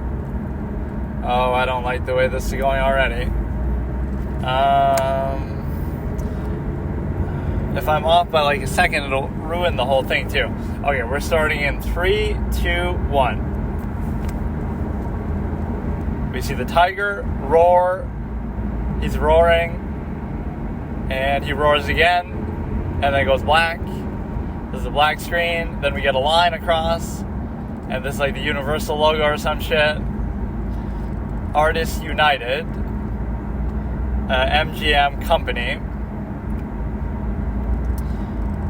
Jack Rollins, Charles H. Joff production.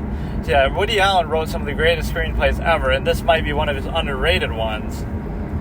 Some of his comedies are great, some of them are terrible, a lot of them are really bad actually, but Melbourne, that's how you say, like, Melbourne. Joel Schumacher, I was making fun of that, right? Gordon Willis.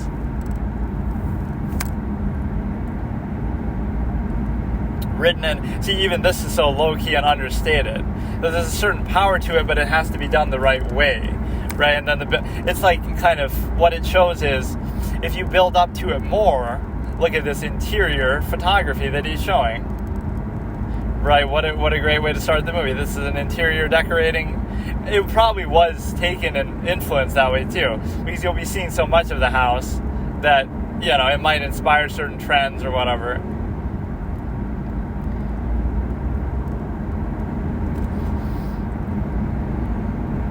Like Magnolia is a movie that's like the total opposite of these companion pieces. That's like an anti-companion piece, right? Where it's so much dialogue, so much high emotion, so much like a soap opera. I like it. It's just kind of, you know, almost trying a bit too hard. And it has some flaws with respect to, so she's climbing up the stairs. Riveting commentary, I know, but where nothing's happened yet. Yeah, I wonder how many people would make that connection.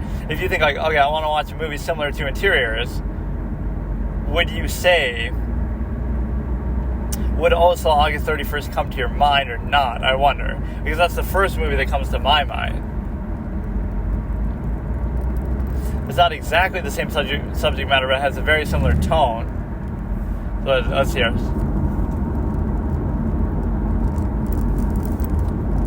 She was very beautiful. I really can't hear. Very pale and cool in her black dress with nothing. Okay.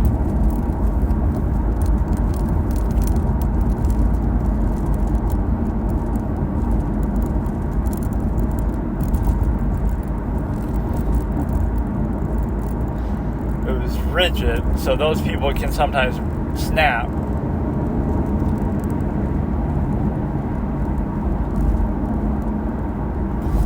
She was the original case of OCD, Monica from Friends.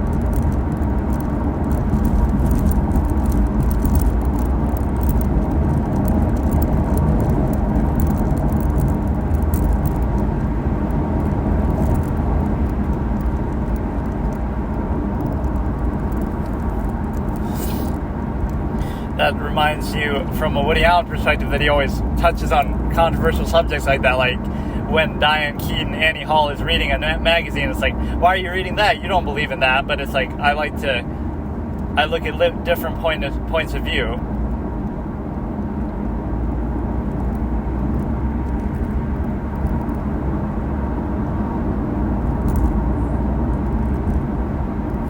Yeah, the photography is very understated, as well as like he'll sit on this camera angle the whole scene. I really don't remember anything, I have to admit.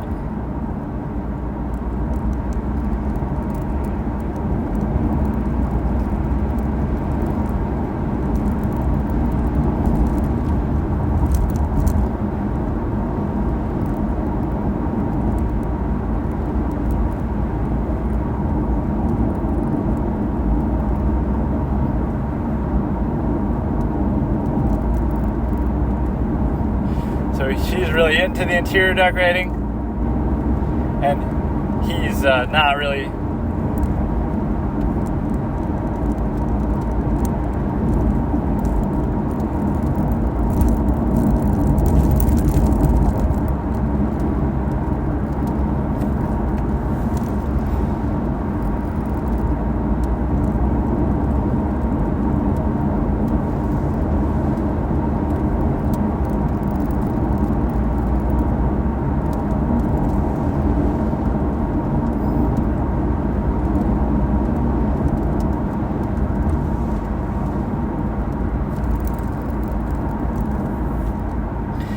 very particular, as you said.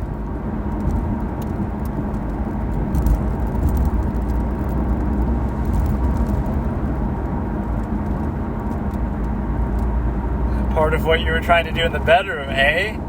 There's something else you must not be doing in the bedroom.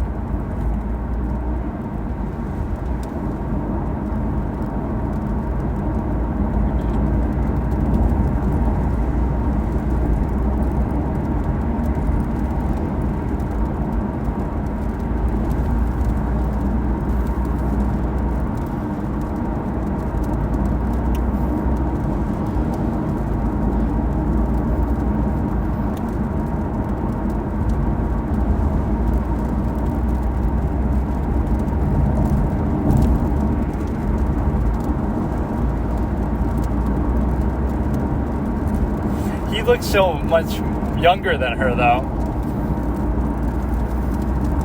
In the, like,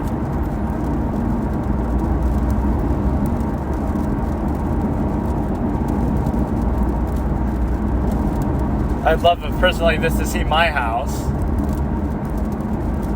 So fucking opposite, I could give less of a shit.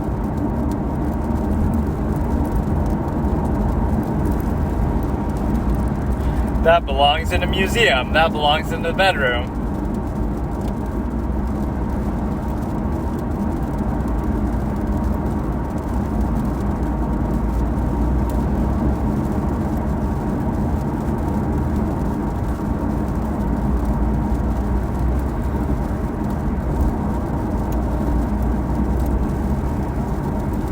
She's so into it, though. Like, you know, this is what she should be doing for a living.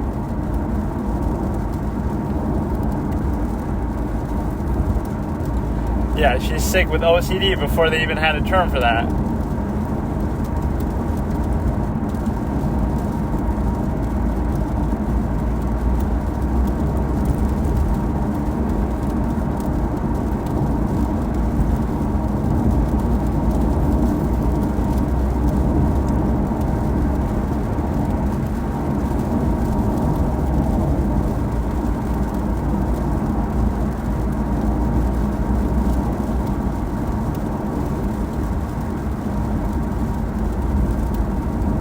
Distract yourself, follow favoritism.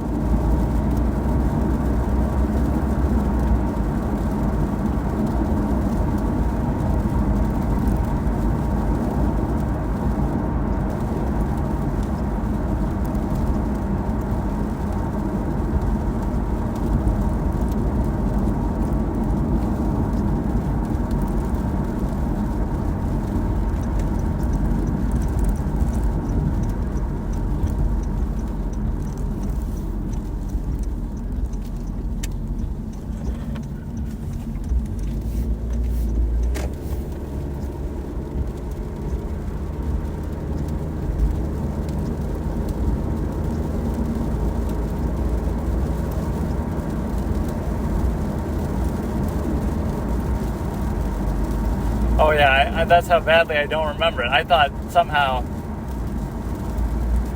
these two were together and that was the daughter, but like the whole Eve is with this guy here, but obviously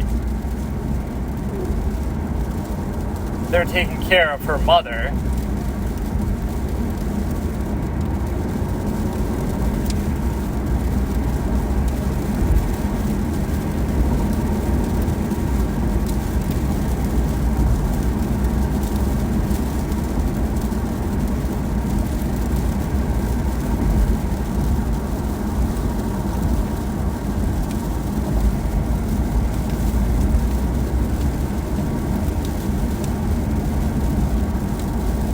Seems like really defeated.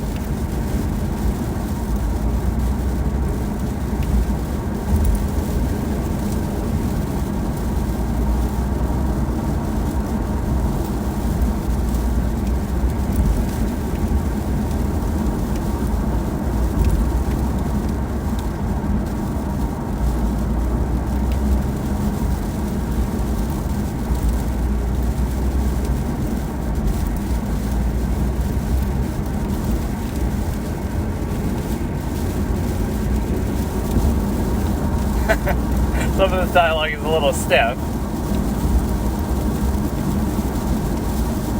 Why don't you discuss it with Renata? I think I will. Now she's going to see Renata. It's amazing how little I remember, honestly. It's a good movie, but I just can't place. It's been a long time, so. And now it's great. It's raining outside, so it's even harder to hear this very quiet fucking movie.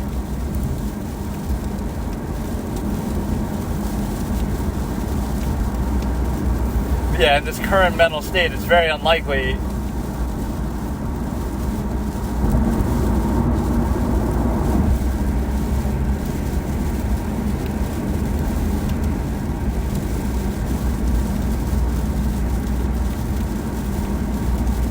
What? See, they're talking in the past tense, so what could that mean?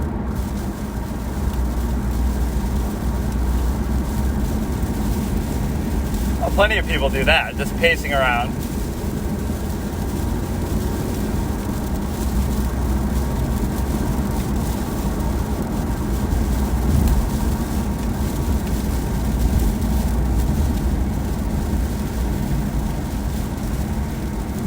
Got to bring out some victim blaming here, but it's a little harder to do when it comes to really young people or really old people, right? Because sometimes it's not entirely within your control, but a certain level of self-awareness.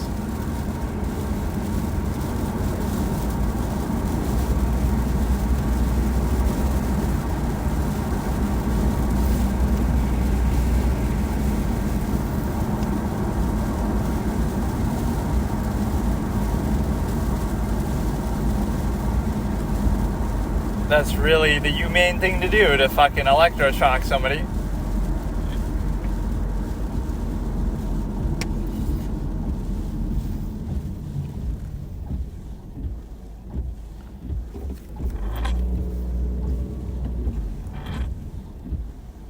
So you owe her a lot in her tough time, but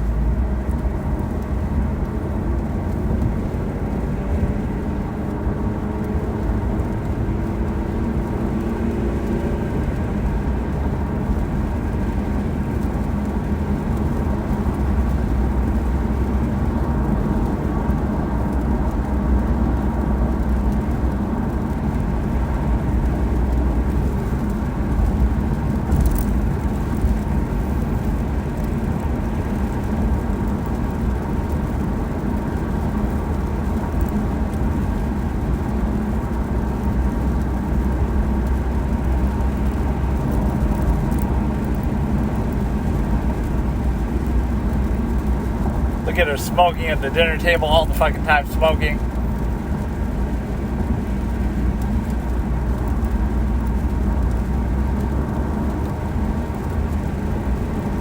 I've been done a lot of thinking about this matter of the cologne.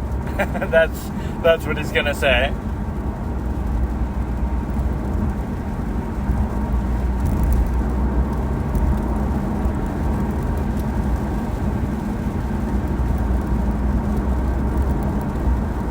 Oh, look at him go, dude. She put you through law school, you fucking bastard piece of shit.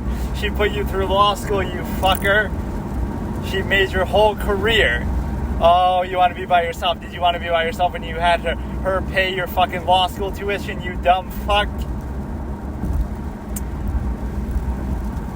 You fucking piece of shit, like you don't owe her something. Absolutely ridiculous. She financed your law firm.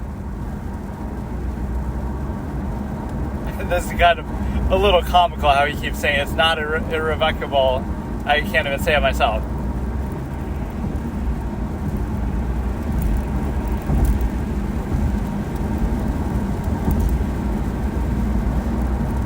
You're a piece of shit, dude. You owe it to her to nurse her in her old age, whatever.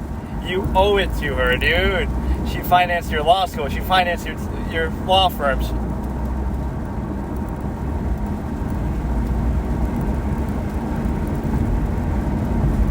She stuck by you. She supported you all those years.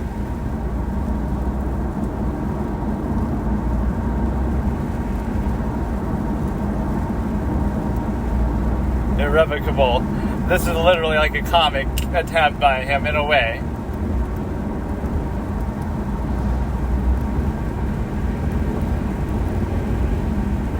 Or now this makes you want to watch Kramer versus Kramer somehow. Or one of the best scenes of a breakup comes from a comedy movie that you wouldn't expect. From Mrs. Doubtfire. That first scene with Sally Fields is so good.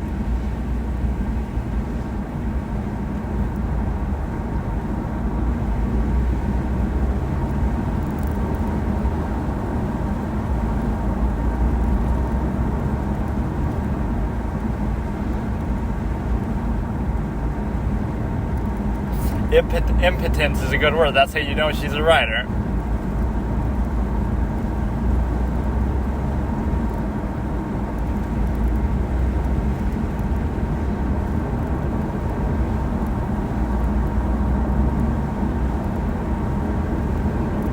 That's even more motivation to write, so you can be remembered for something, then you'll never truly die.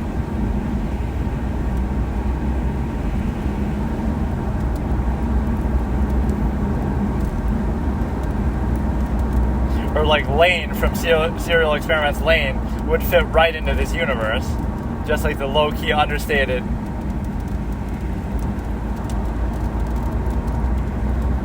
But as an alternative to what? If you don't write poems and you're not remembered, then what's the point? It's actually a little more dialogue heavy than I thought. There are a lot of quiet moments later, I think. I mean, it's quiet in terms of the voice, but not there's still a lot of dialogue. This is just how it starts, though.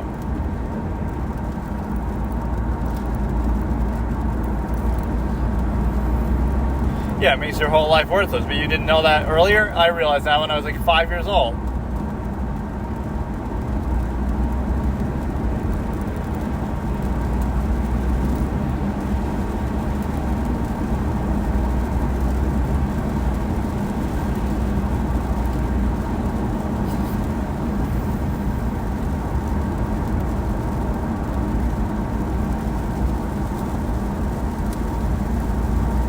Yeah, see, is that being nice or mean? Like, it's nice that you're trying to give her hope, but it's the fact that you know it's false is kind of a mean thing to do, too.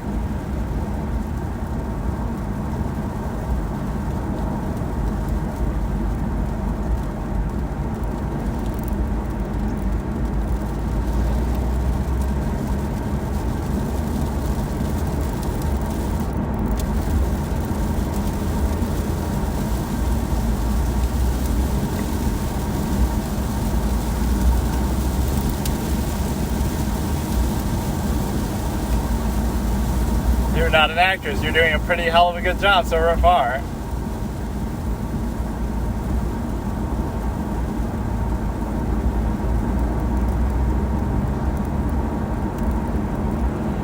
Self-centered. It would get you off.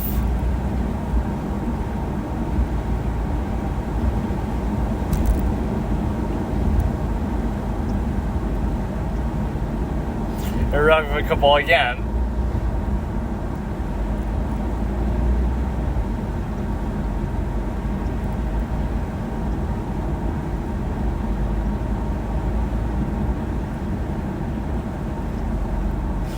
Go become a screenwriter in Hollywood or some shit.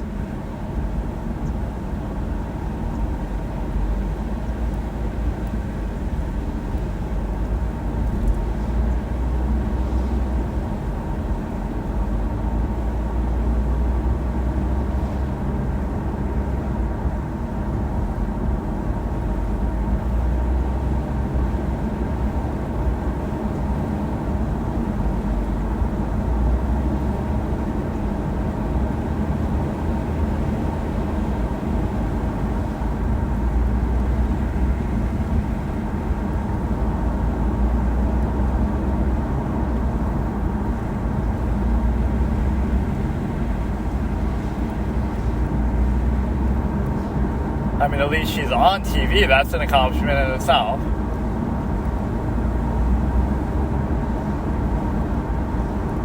full of sound and fury, signifying nothing.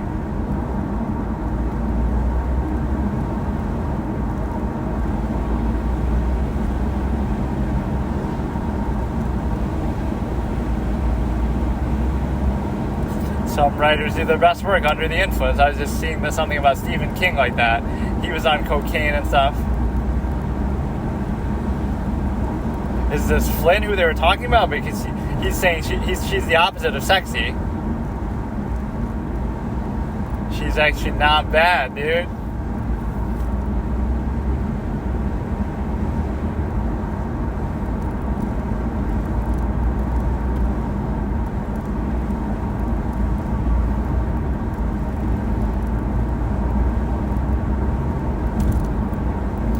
Give you the urge to jump out the window.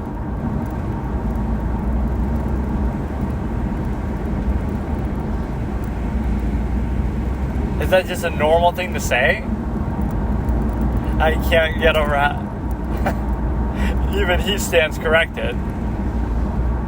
It's just a TV movie, but like that's still good. Why are they putting her down so much?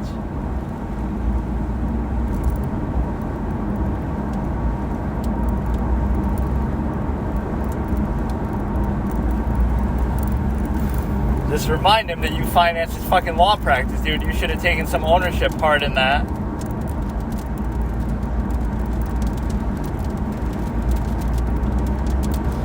You should have signed a prenup. You should have,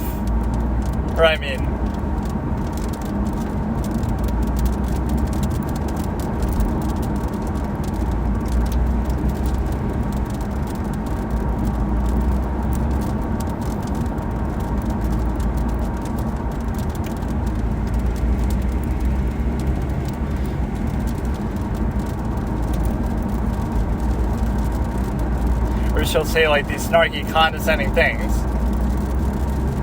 about even when something nice is done, she can be bitchy like that.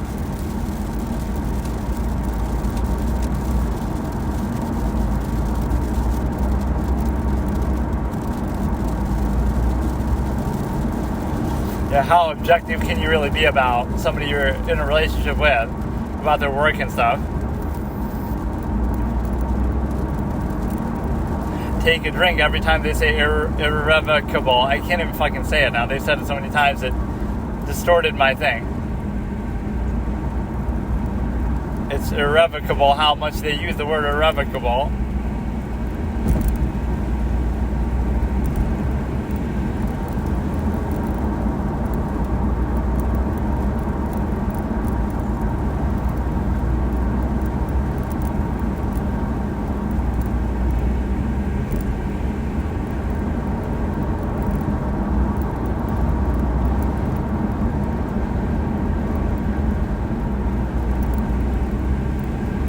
She doesn't like compliments either.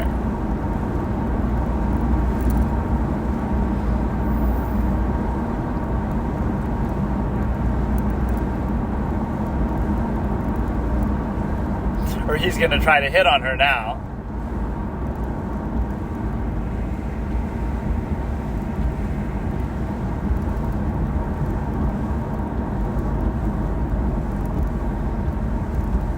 And this was in the 70s. Just wait till you see Mexico now.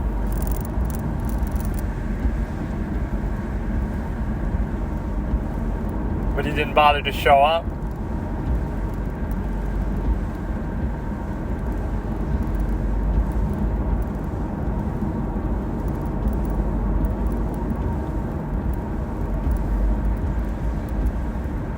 This is what happens when you make your whole personality and identity being with somebody else, right? Like, split your whole life down the middle of the stimuli acme. Sex is life. Sex is the meaning of life.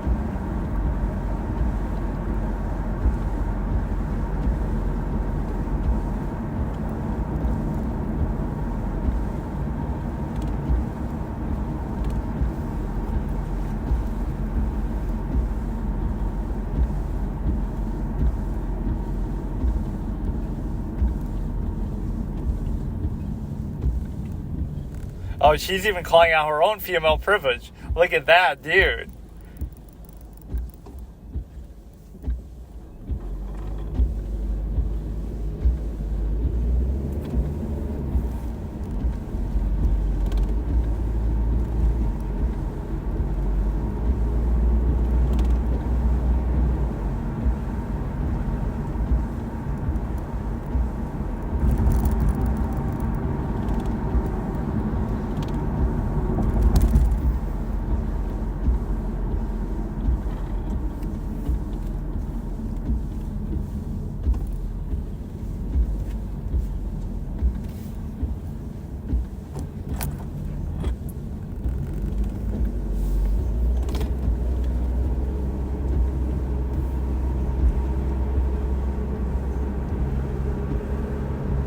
than write garbage, write some commercial shit.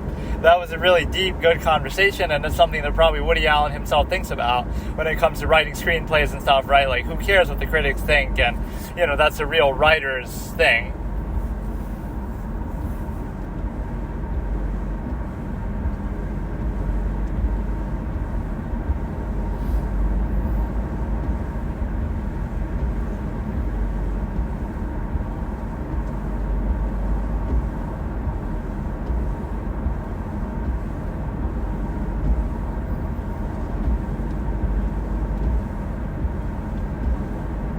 Look at her. This is like...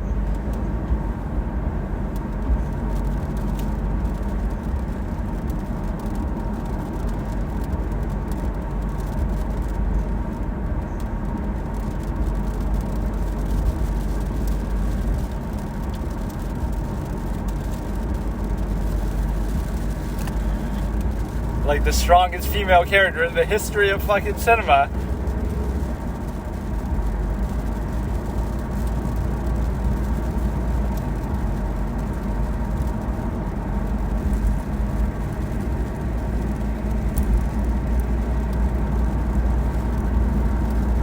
Made some noises, huh?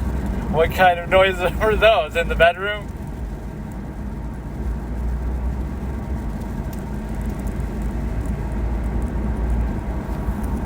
So she's not quite as capable as the mother, who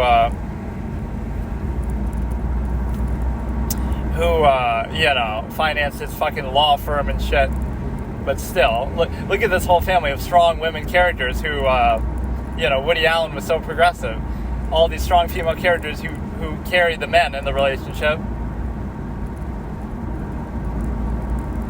But this was such an excellent scene too.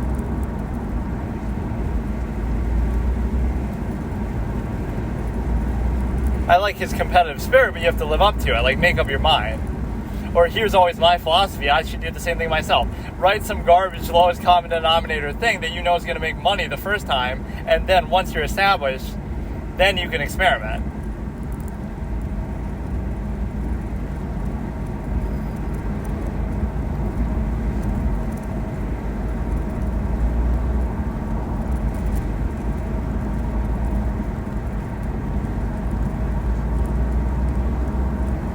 Amenable. What are these words, dude?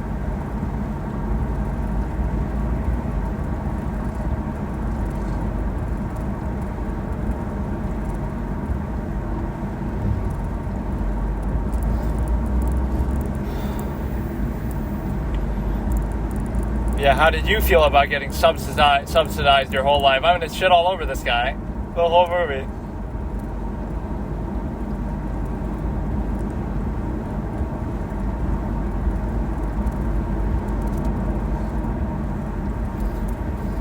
What are you gonna do? You're eloping with some other floozy, I bet.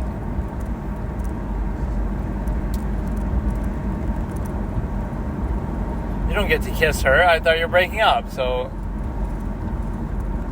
she's really stuck on him, which I don't entirely like that. You know what I mean? You don't have to obsess.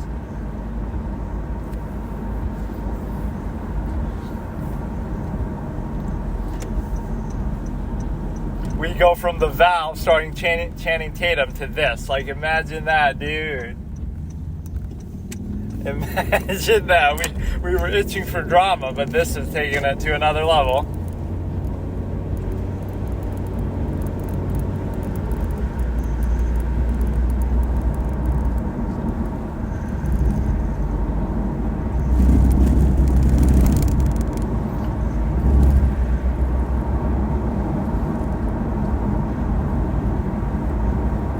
Yeah, that argument was really good, so he's being all jealous of her. It reminds me of a scene from Network where Faye Dunaway's character is like being all cynical about her job, and her husband is going to be, I can't even remember if they're husband and wife or whatever, husband or boyfriend. They're together, and he's like much more level-minded, so he's sort of chiding her about being like a machine and like a robot who only cares about success and the headlines and the zero-sum thing of being in the news business, right? Like, you don't really care about people, you don't really care about me, it's all just a means to an end, the original cloud chaser, all this kind of shit.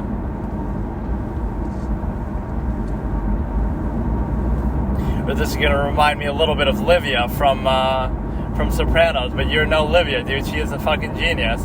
Maybe when you were younger, you were. I don't even get what happens with that storyline. I only watched to like episode 13, season 1, episode 13, but she basically established herself as the GOAT villain of the series.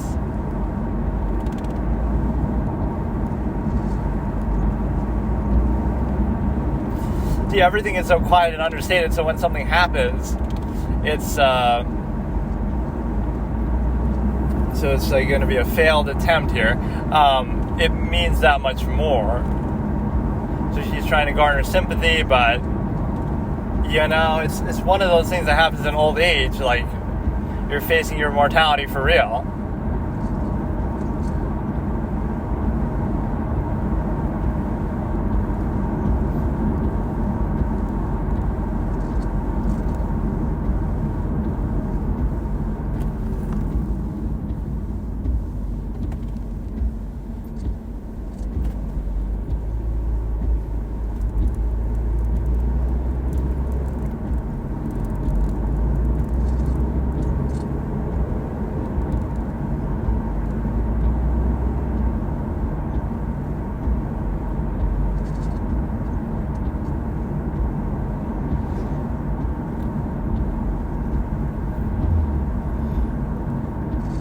Everybody's competitive with you, dude. Everybody's jealous. Your boyfriend's jealous.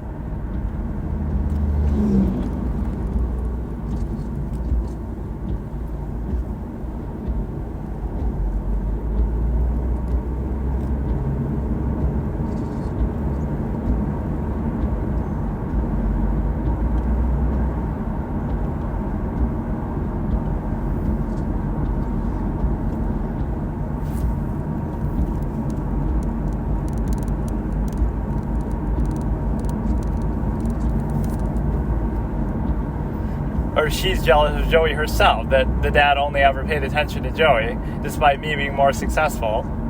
She has like such swagger to her. I didn't remember this character being, I don't remember jack shit about it, honestly, but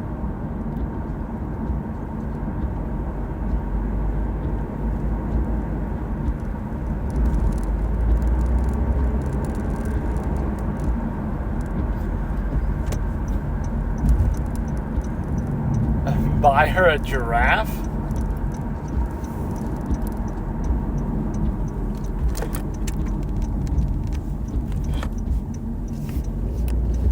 A pretty thing. That sounds like something a witch would say.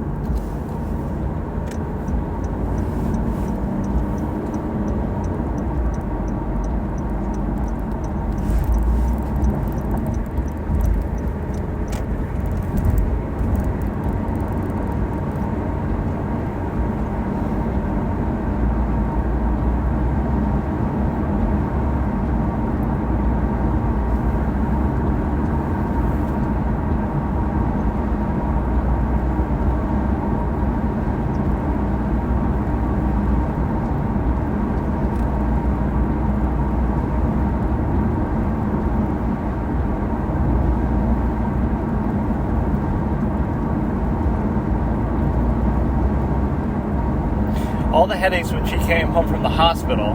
What does that mean? Like, she wanted her attention, but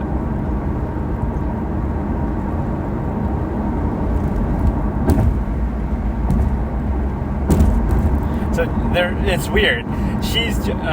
Renata's jealous of Joey and the attention that she got, and Joey and Renata's own boyfriend are jealous of her because of how good of a writer she is, right? So there's a whole like jealousy triangle. Renata's just badass because everybody else is a fucking little bitch, including the dad. And of course the mom's not in the best state of mind, so it's not really fair to judge her.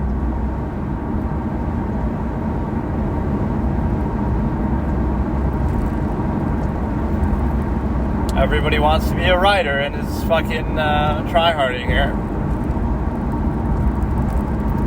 Yeah, the imagery is nice. Like, this really is one of those, Ingmar Bergman is somebody who Woody Allen really looked up to, and so it's really that kind of movie. Wild Strawberries, that kind of whole vibe and tone and everything. The Seventh Seal. I would want to remake The Seventh Seal into a modern movie where you use a game like chess as an analogy for life and death the way they do. That seems like such a cool idea. Because even though The Seventh Seal is a great movie in a lot of ways, it's a little bit unclear, and it's kind of caught up in some religious archetypes that don't need to be there. You could make it more direct, where it's sort of game theory and like philosophical, but that one gets caught up in religion a bit too much.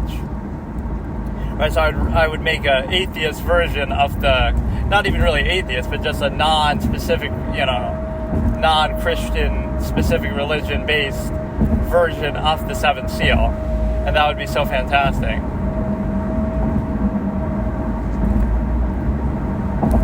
Playing a game of chess with death to extend your life, and if you win, he'll let you off the hook, but he's so confident, and he plays with the black pieces. How fitting.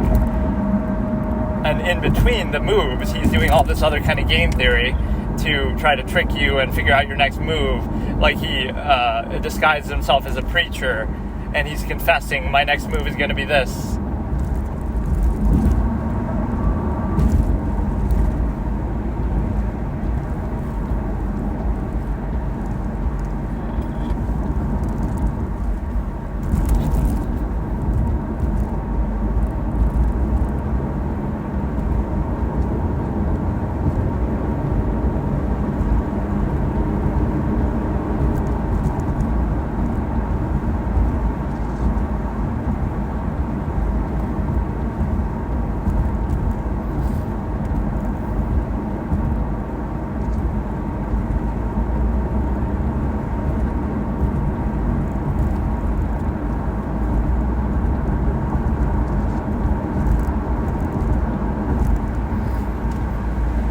You're a thinker, though, so this kind of thing can happen.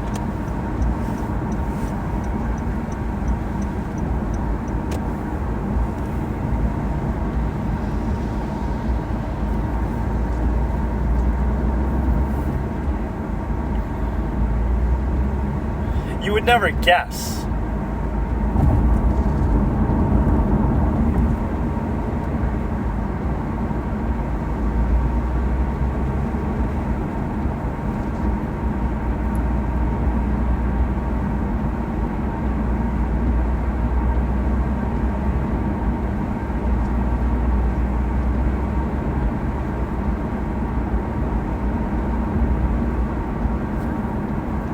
Like, this is one of the top 5 hardest movies to guess who wrote it, or the source material for it. You would never guess that Woody Allen wrote this movie, aside from the actors and actresses who he's used in other things. But,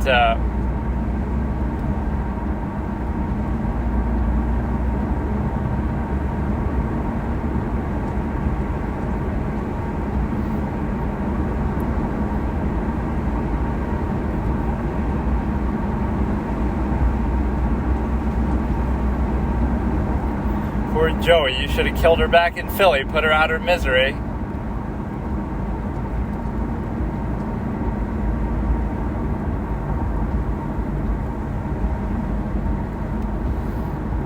Don't give her false hope the way you gave it to him, right? Saying that his stuff was good when it wasn't.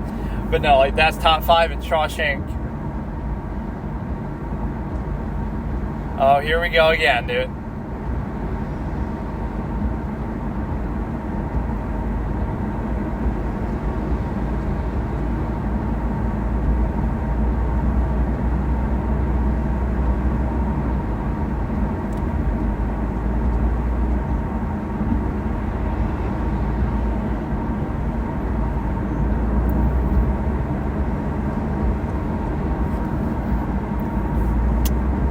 Like Shawshank Redemption,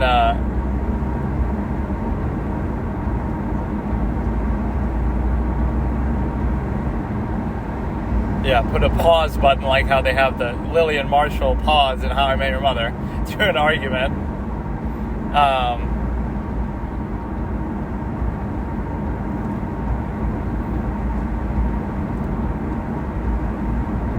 Look how strong this character is. Like, really.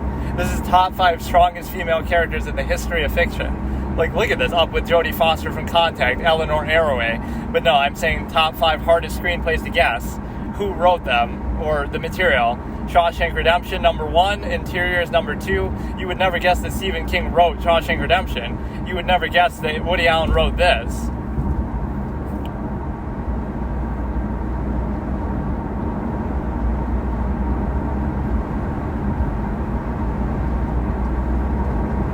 Exciting to be a Christian. Even as I'm bashing the Seventh Seal for being too theology-based. How do you say that? Like, theistic. Like, to do with theology. So what is the way to say that? Too dogmatic.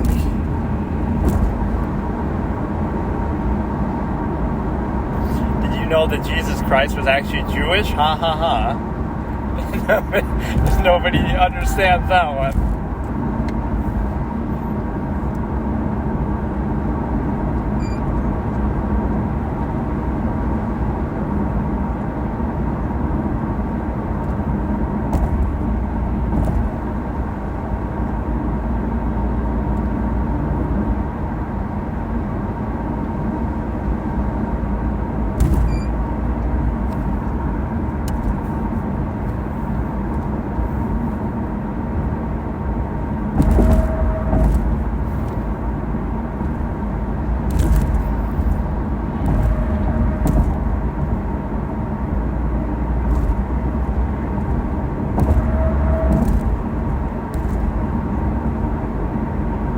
Faye Dunaway needs to appear and have a wire coat hanger.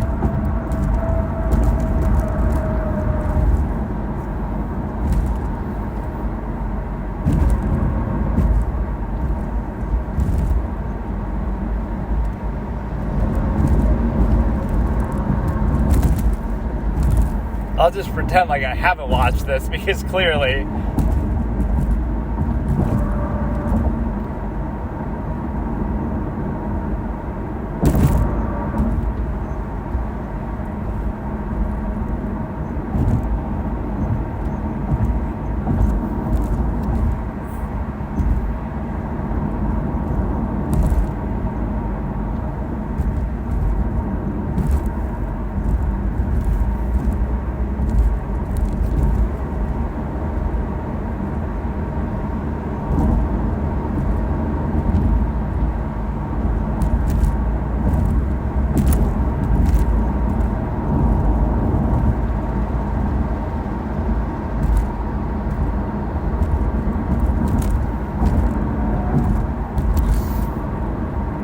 she's trying to be the pessimist, but the realist, basically.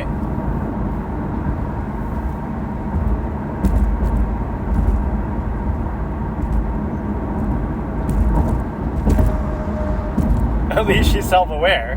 I give you shit, but you like it. You have a fetish for that.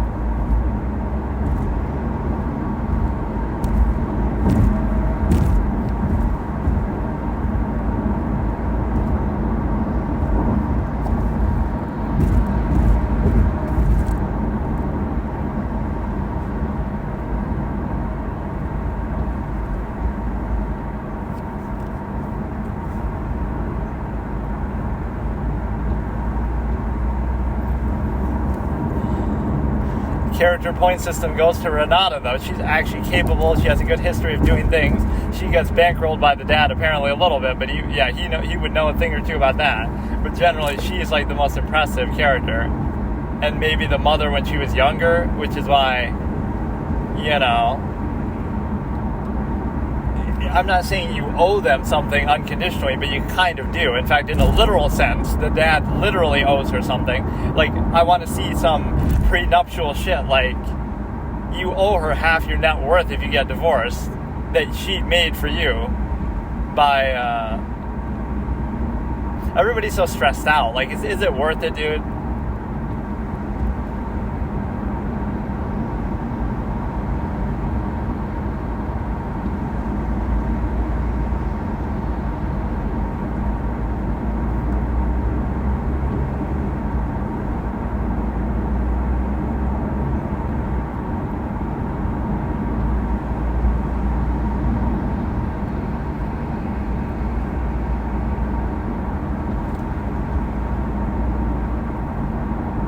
like the pearls your wife used to wear.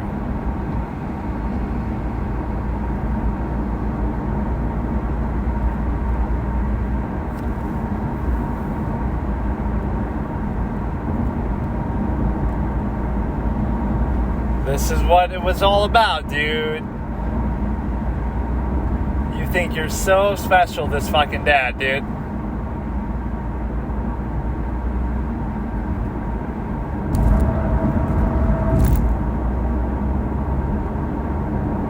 That's not how you say it, is it? Ozu.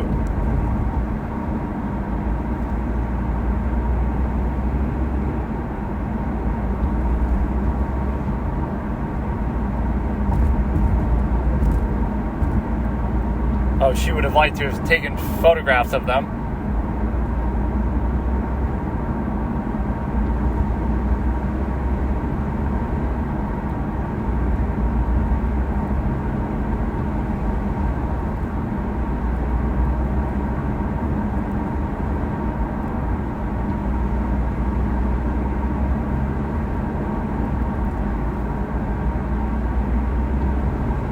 That is actually like a turn on of mine, just random aside. This kind of girl that Renata is like, dude, this is who kind of people I've been with in the past. Like, you're so alpha, you got it so together, dude. You could talk shit to me and I have to take it, not because I'm into that necessarily, but because you're so badass, you can't stop them from.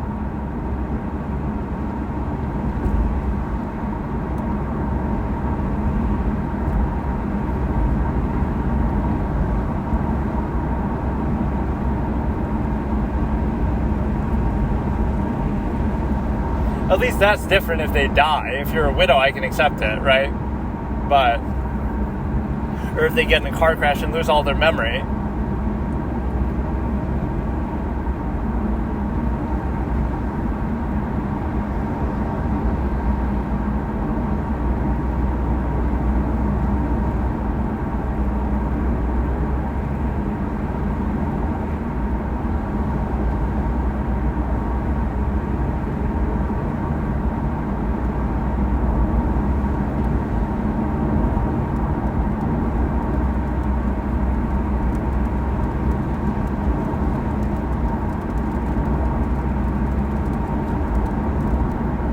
YOLO, the original YOLO.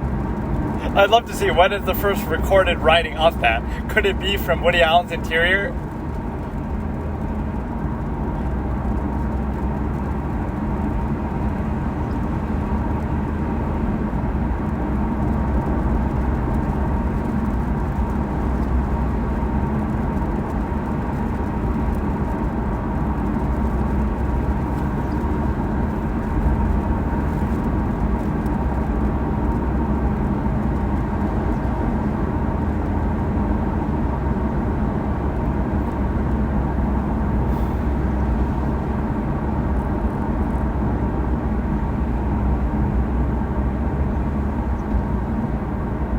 They're letting her talk a lot, like.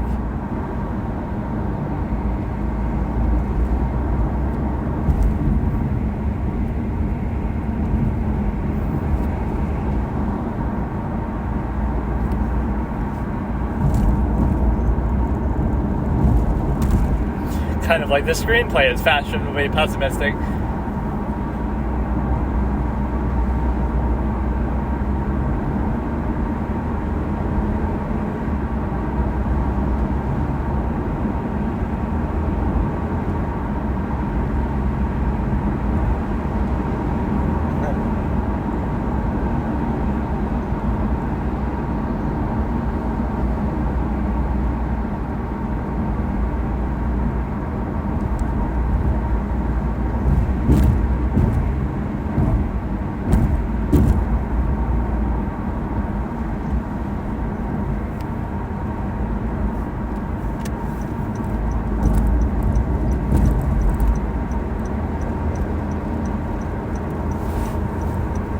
It's okay when the government does it.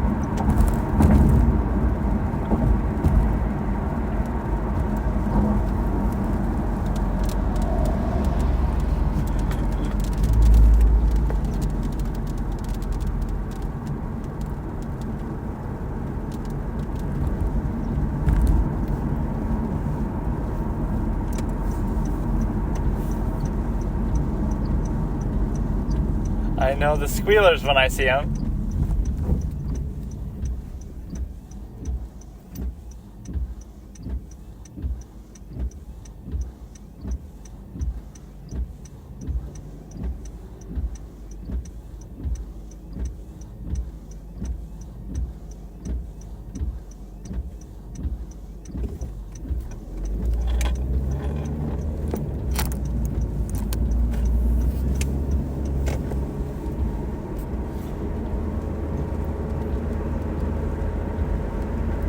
Okay, dude, we got it, dude.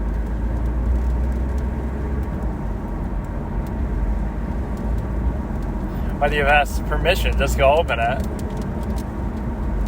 Oh, here we go, tarot card wannabe. Okay, let's stop there. That's like a little bit over half. So I'll finish the rest tomorrow, and I mean, again, we're watching a master class in screenwriting. Like this, I might be talking over it a little bit too much and stuff, but it's such good writing. Some of it's a little stiff, like not even, it's meant to be stiff, but like how they were using the word irrevocable so much and stuff like that's a little bit silly. That's almost like a comedy trope, like just, he says it a few times at the beginning, then everyone else keeps using it, but everybody's like a starving artist, and he's really, I don't know, he's nailing these character portraits. Obviously some very strong female characters that, you know, that has a certain legitimacy to it. Okay, so today I'll finish watching Interiors, but before I do that, I always do like these little intro sessions, but usually they might have something to do with it. Basically, just briefly, the first half was really good, really well written. They used maybe the irrevocable line a bit too much as almost a comic thing, but generally the writing is at a very high level. Everybody's jealous of everybody else, like, Renata's jealous of Joey for getting attention. Joey's jealous of Renata's success. Renata's boyfriend is jealous of her. The husband is a piece of shit for not giving back, the amount of whatever. She carried your whole career and paid for your law firm and got you through law school, and this is how you pay her back when she's old and a little bit senile. You're going to completely abandon her, so that's very mean of you. Right, I'm not saying you owe it to her, but she also didn't owe it to you to do that, so it's a little bit of a piece of shit move, right? And so, it's just, so we meet the new girlfriend of his, and they're talking about a play and all the implications of that to characterize everybody. It is very much like a French old school art film, or, like Ingmar Bergman or somebody like that Woody Allen tries to be like. The one thing I'll point out that maybe isn't really even all that unique or novel, but it's just worth noting, is that he has a lot of strong female characters, because that's often what his writings do center around. Like, this is all a full female cast, basically, and he wrote a lot of movies like that. Obviously, strong female characters, or main characters who are women, and things like this, so that's just like a niche of his that he did. So on that level, he would be celebrated by, feminists or whatever, progressive people at that time, or even looking back on it, like, oh wow, what a progressive writer that he wrote all these movies about main female characters, or whatever, strong female characters, so many of them, etc. I don't look at it like that because I don't really care, but they are well-written characters nonetheless. But no, here, let's do like a little brief, I'll do like two different little debate format type segments. So the first one is basketball. Let me go through some of my old takes. The problem with these is I always say them, but then I never upload them. Or even if you do upload them, they get lost in like a whole thing. Not that you even care or think they'll get that many views, but sadly that is the stuff that happens. Like, they are good takes, but then I would hate to see it like, oh, somebody else says the same thing now later, and they get all this credit, and it's like, I don't care, but I don't like seeing stuff that I've already said get so much attention when I said it like 5 years ago, right? Like Jaylen Brown is a good example. I always said from like 5 years back that Jaylen Brown's better than Jason Tatum, and that's what they'd have to recognize. They keep fluffing up Tatum too much, etc., and then it ends up being proven absolutely right. And so what happens is you end up in a position where, I even have video of it from at least a couple years back, like 2 years back, and then a year back. Every time I would do like a yearly session of 2K where I would talk about different topics, and that would always come up, whether I'm playing with or against the Celtics or whatever. And so I've always said that oh, Brown's better than Tatum, and in order to win a title, you have to recognize that, and you have to stop fluffing up Tatum and acting like he's the one alpha guy. And so that's exactly what ended up happening. Tatum shoots below 40% for the finals. Brown is more efficient. He doesn't have like the greatest stat line. Like he still only averaged like 22 points or something like that. Right, because it was such a balanced, overpowered team, but whatever. The point is he was still their best player ultimately. He also wins the conference finals MVP. So I'm not saying I deserve credit for that, but I basically deserve credit for that. And especially in the context of, I have sometimes these takes that are ahead of their time, like Ding Liren calling him a choker. Everybody's saying it now. This is what kind of triggers me. I'm not saying I deserve credit for it, but other people get credit for it, or everybody's like, wow, what a shock. What a shocking development, even though I said that literally years ago. And again, who am I? But still, like, you can see it if you're just paying attention. Like, so again, I said Jaylen Brown was better than Jason Tatum years ago.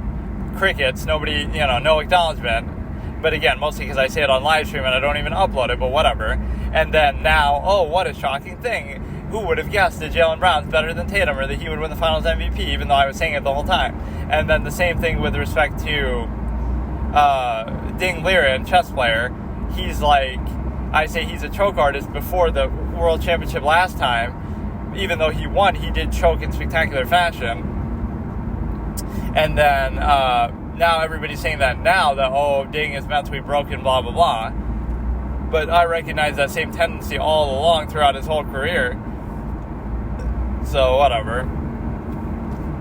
I'm just always ahead of the curve on certain things, and it's just, again, in both cases, I could at least use that as a reference. Like, look back at some of these takes, and when I posted them, and when I said them, and they've aged very, very well.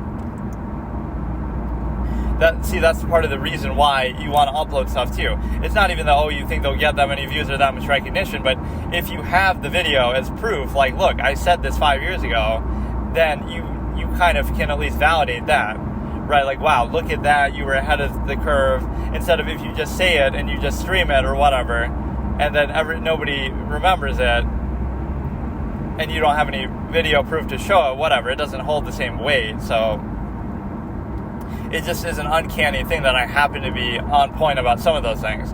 But no, let's look at some of these basketball takes, and then I'll do one other discussion, and then we'll actually finish interiors. So what we have is a simple ability to look at some of these basketball takes, like, for example, the bubble. Okay, people try to turn it into Mickey Mouse ring for the Lakers in 2020, right, when they're playing in the bubble. Now, I had picked the Clippers, and the Clippers were up 3-1. I'm a big fan of Kawhi. I've always respected his career. He had just won the previous year with Toronto, so it would have been really impressive, but I expected it. So Paul George, Kawhi, and of course now that's kind of disappointing because whatever, he's been injured every year, so I don't hold injuries against somebody, but it's still surprising. But the point is, that year they weren't injured, they were healthy, they were up 3-1 against the Nuggets, and even if you want to say, okay, they would have lost to the Lakers, nobody really expected that they would lose to the Nuggets, and like that, they're up 3-1. So that was just a choke. I'm not going to make an excuse. I'm not going to say, oh, it's because of the bubble. So I can accept that I was just simply wrong, because I knew it was going to be in the bubble when I made that prediction. So it's the same thing. Like, I didn't predict that the Lakers would win, and so when they did win, I can't say now, oh, it's because of the bubble. I knew all along it was because of the bubble, or it was going to be in the bubble. So, right, that would be inconsistent. But that means that, oh, if it's a Mickey Mouse ring for them, that means that no matter who won, you would have said that. But I feel like it's kind of inconsistent, right? People got pissed because they didn't want the Lakers to win for whatever reason. They get so much hype, attention. I can respect that sort of hesitation.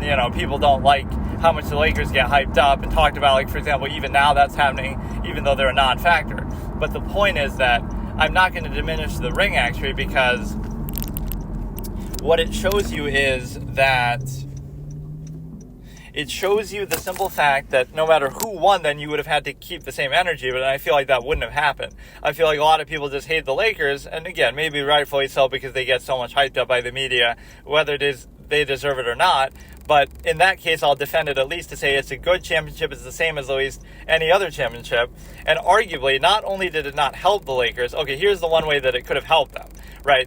It's an equalizing factor because everybody played in the bubble. So I'm not going to say that's a positive or a negative because everybody did it. So again, no matter who won, it would have been the same thing. But The way that it helped them arguably is it maybe gave them a little time to rest before the playoffs because it kind of messed up the whole schedule. It gave them time to rest and recover from injuries, etc. When Anthony Davis is very injury prone and LeBron's obviously older at this point still, it gave them rest in that sense.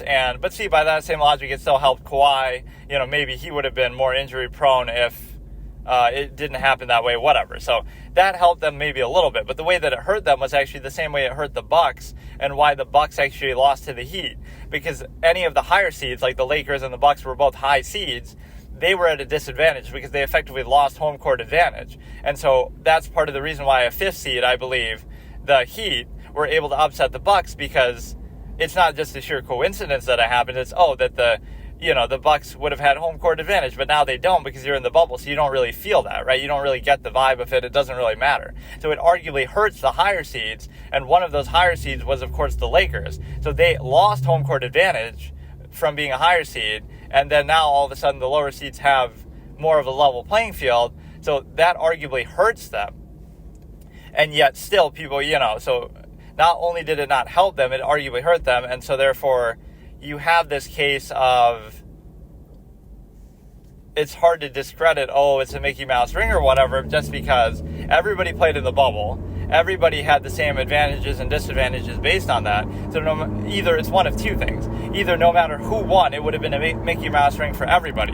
So if that's your position, that's fair. So it wouldn't have mattered. If the Bucks could have won, the Clippers could have won, it would have been Mickey Mouse ring. But somehow I don't get that sense. A lot of people call it that, but then if somebody else had won, they would have been celebrating them and saying, oh, what a great ring, this and that. Right? So I do feel like it's a little Lakers hatred. I'm not a Lakers fan. I don't like the hype that they get from the media either, but I'm going to be fair and say it's one of two things. Either it would have been a Mickey Mouse ring for everybody because everybody played in the bubble, or it's a Mickey Mouse ring for nobody because everybody, once again, played in the bubble. So it's the same circumstance.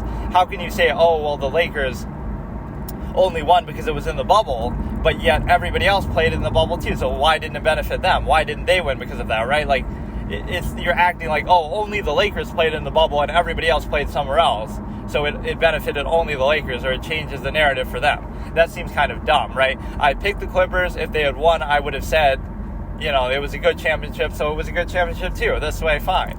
They faced the Heat in the finals, but again, that's part and parcel of the same home court advantage that they lost, that you have, you effectively lost home court advantage as the Lakers because now you're the higher seed, but you're playing in the bubble, so that arguably hurts you. The only way it could have maybe helped them is, again, because of age and because of injury, with Anthony Davis in particular, that they would have maybe lost out on that. They would have bought some time, and that might have helped them recover. But other than that, it's pretty much a level playing field that, again, arguably even hurts them a little bit. And again, I knew the criteria going in, so at least with my pick, I'm going to stay true to it. It's one thing if Kawhi got injured or something, which he didn't, right? Then you have an excuse like all these other years since then. I won't even back off. I've picked the Clippers to win a couple times actually since then, but including even this year, I had picked them. But I can admit that I'm wrong when I'm wrong, but there it's like, I'm assuming they're not going to be injured because that's not really fair. If you say that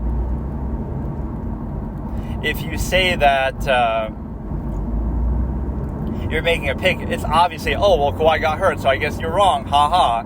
But that's like, you picked the Boston Celtics, but Jason Tatum and Jaylen Brown both get hurt, haha, I guess you were wrong. But, you were obviously assuming they're healthy. I'm not saying they have to be 100% perfect, right? They can be a little banged up, whatever. They can miss a couple games, but like if, you can't be like where you basically just can't play, or you're obviously just a shell of yourself. You have to at least just be on the roster, active, the majority of games, etc. So I'm not using injury as an excuse, but it's kind of unfair if you see a lot of this, like people making fun of Kawhi, that, he's missing the Olympics now too, etc. What I don't like about that is it's really not a player's fault for being injured. Like, how can you, what's he doing that's bad? Is he being lazy? Is he not taking care of his body? Is he, bowling like Andrew Bynum and fucking, getting hurt there? Like, what is he doing? How is it his fault? You don't think he wants to be out there playing, but, even with the load management and stuff, it almost seems validated because he always is hurt, legitimately. Why would he be faking? Like, it's not, I don't know, I don't get it, but, so I sort of defend players on that, like Anthony Davis, etc. When you're out there, when you're healthy, you're really good. So it's just a question of, That's not something that's within your control. That's something that people with LeBron kind of take for granted. Yes, he's all-time great, but the reason why he's the all-time leading scorer has a lot less to do with his greatness and a lot more to do with just luck. Because, plenty of other players could have done more, but they got injured. Like, Kobe got injured a lot. Shaq was suffering from some injuries. Bigs often have that happen because of their size. It puts a lot of, strain on their legs and stuff. So it's not to take away from it, like with Kareem. Why was Kareem the leading scorer? Not like Karl Malone's a good example. Karl Malone was the second all-time leading scorer for a long time. Is that because he's better than Kobe or whatever? He's better than Michael Jordan and other players? No, it's just because he played longer, and a lot of that has to do with just the luck. Part of it's his conditioning, right? He takes good care of himself, etc. But a lot of people take good care of themselves, and they still get hurt, and their career still ends. So I'm not going to use that as a singular measure to say, oh, it's just because LeBron's so great. He is great, but it could have been that he was just as great, but he happened to get hurt a couple times, and, that derails his career and ends it early. So actually the defining reason why you're the leading scorer is not because of your greatness, despite, because that could be true anyway. You don't have to be the leading scorer to validate that, but, plenty of other great players were not high on the list because of various reasons, but it's actually because you just got fortunate enough not to get hurt, unless you want to say that, oh, he takes good care of his body, as if plenty of other players don't do that, but, it just doesn't go that way for them, so that's a different category. And here's one fallacy that I'll debunk, is that people say, well, now LeBron's the GOAT because he's the leading scorer, but those same people did not say, generally, that Kareem was the GOAT because he was the leading scorer. So now you want to change the criteria. That's what I don't respect. A lot of people are saying, oh, Michael, and now LeBron is the all-time leading scorer.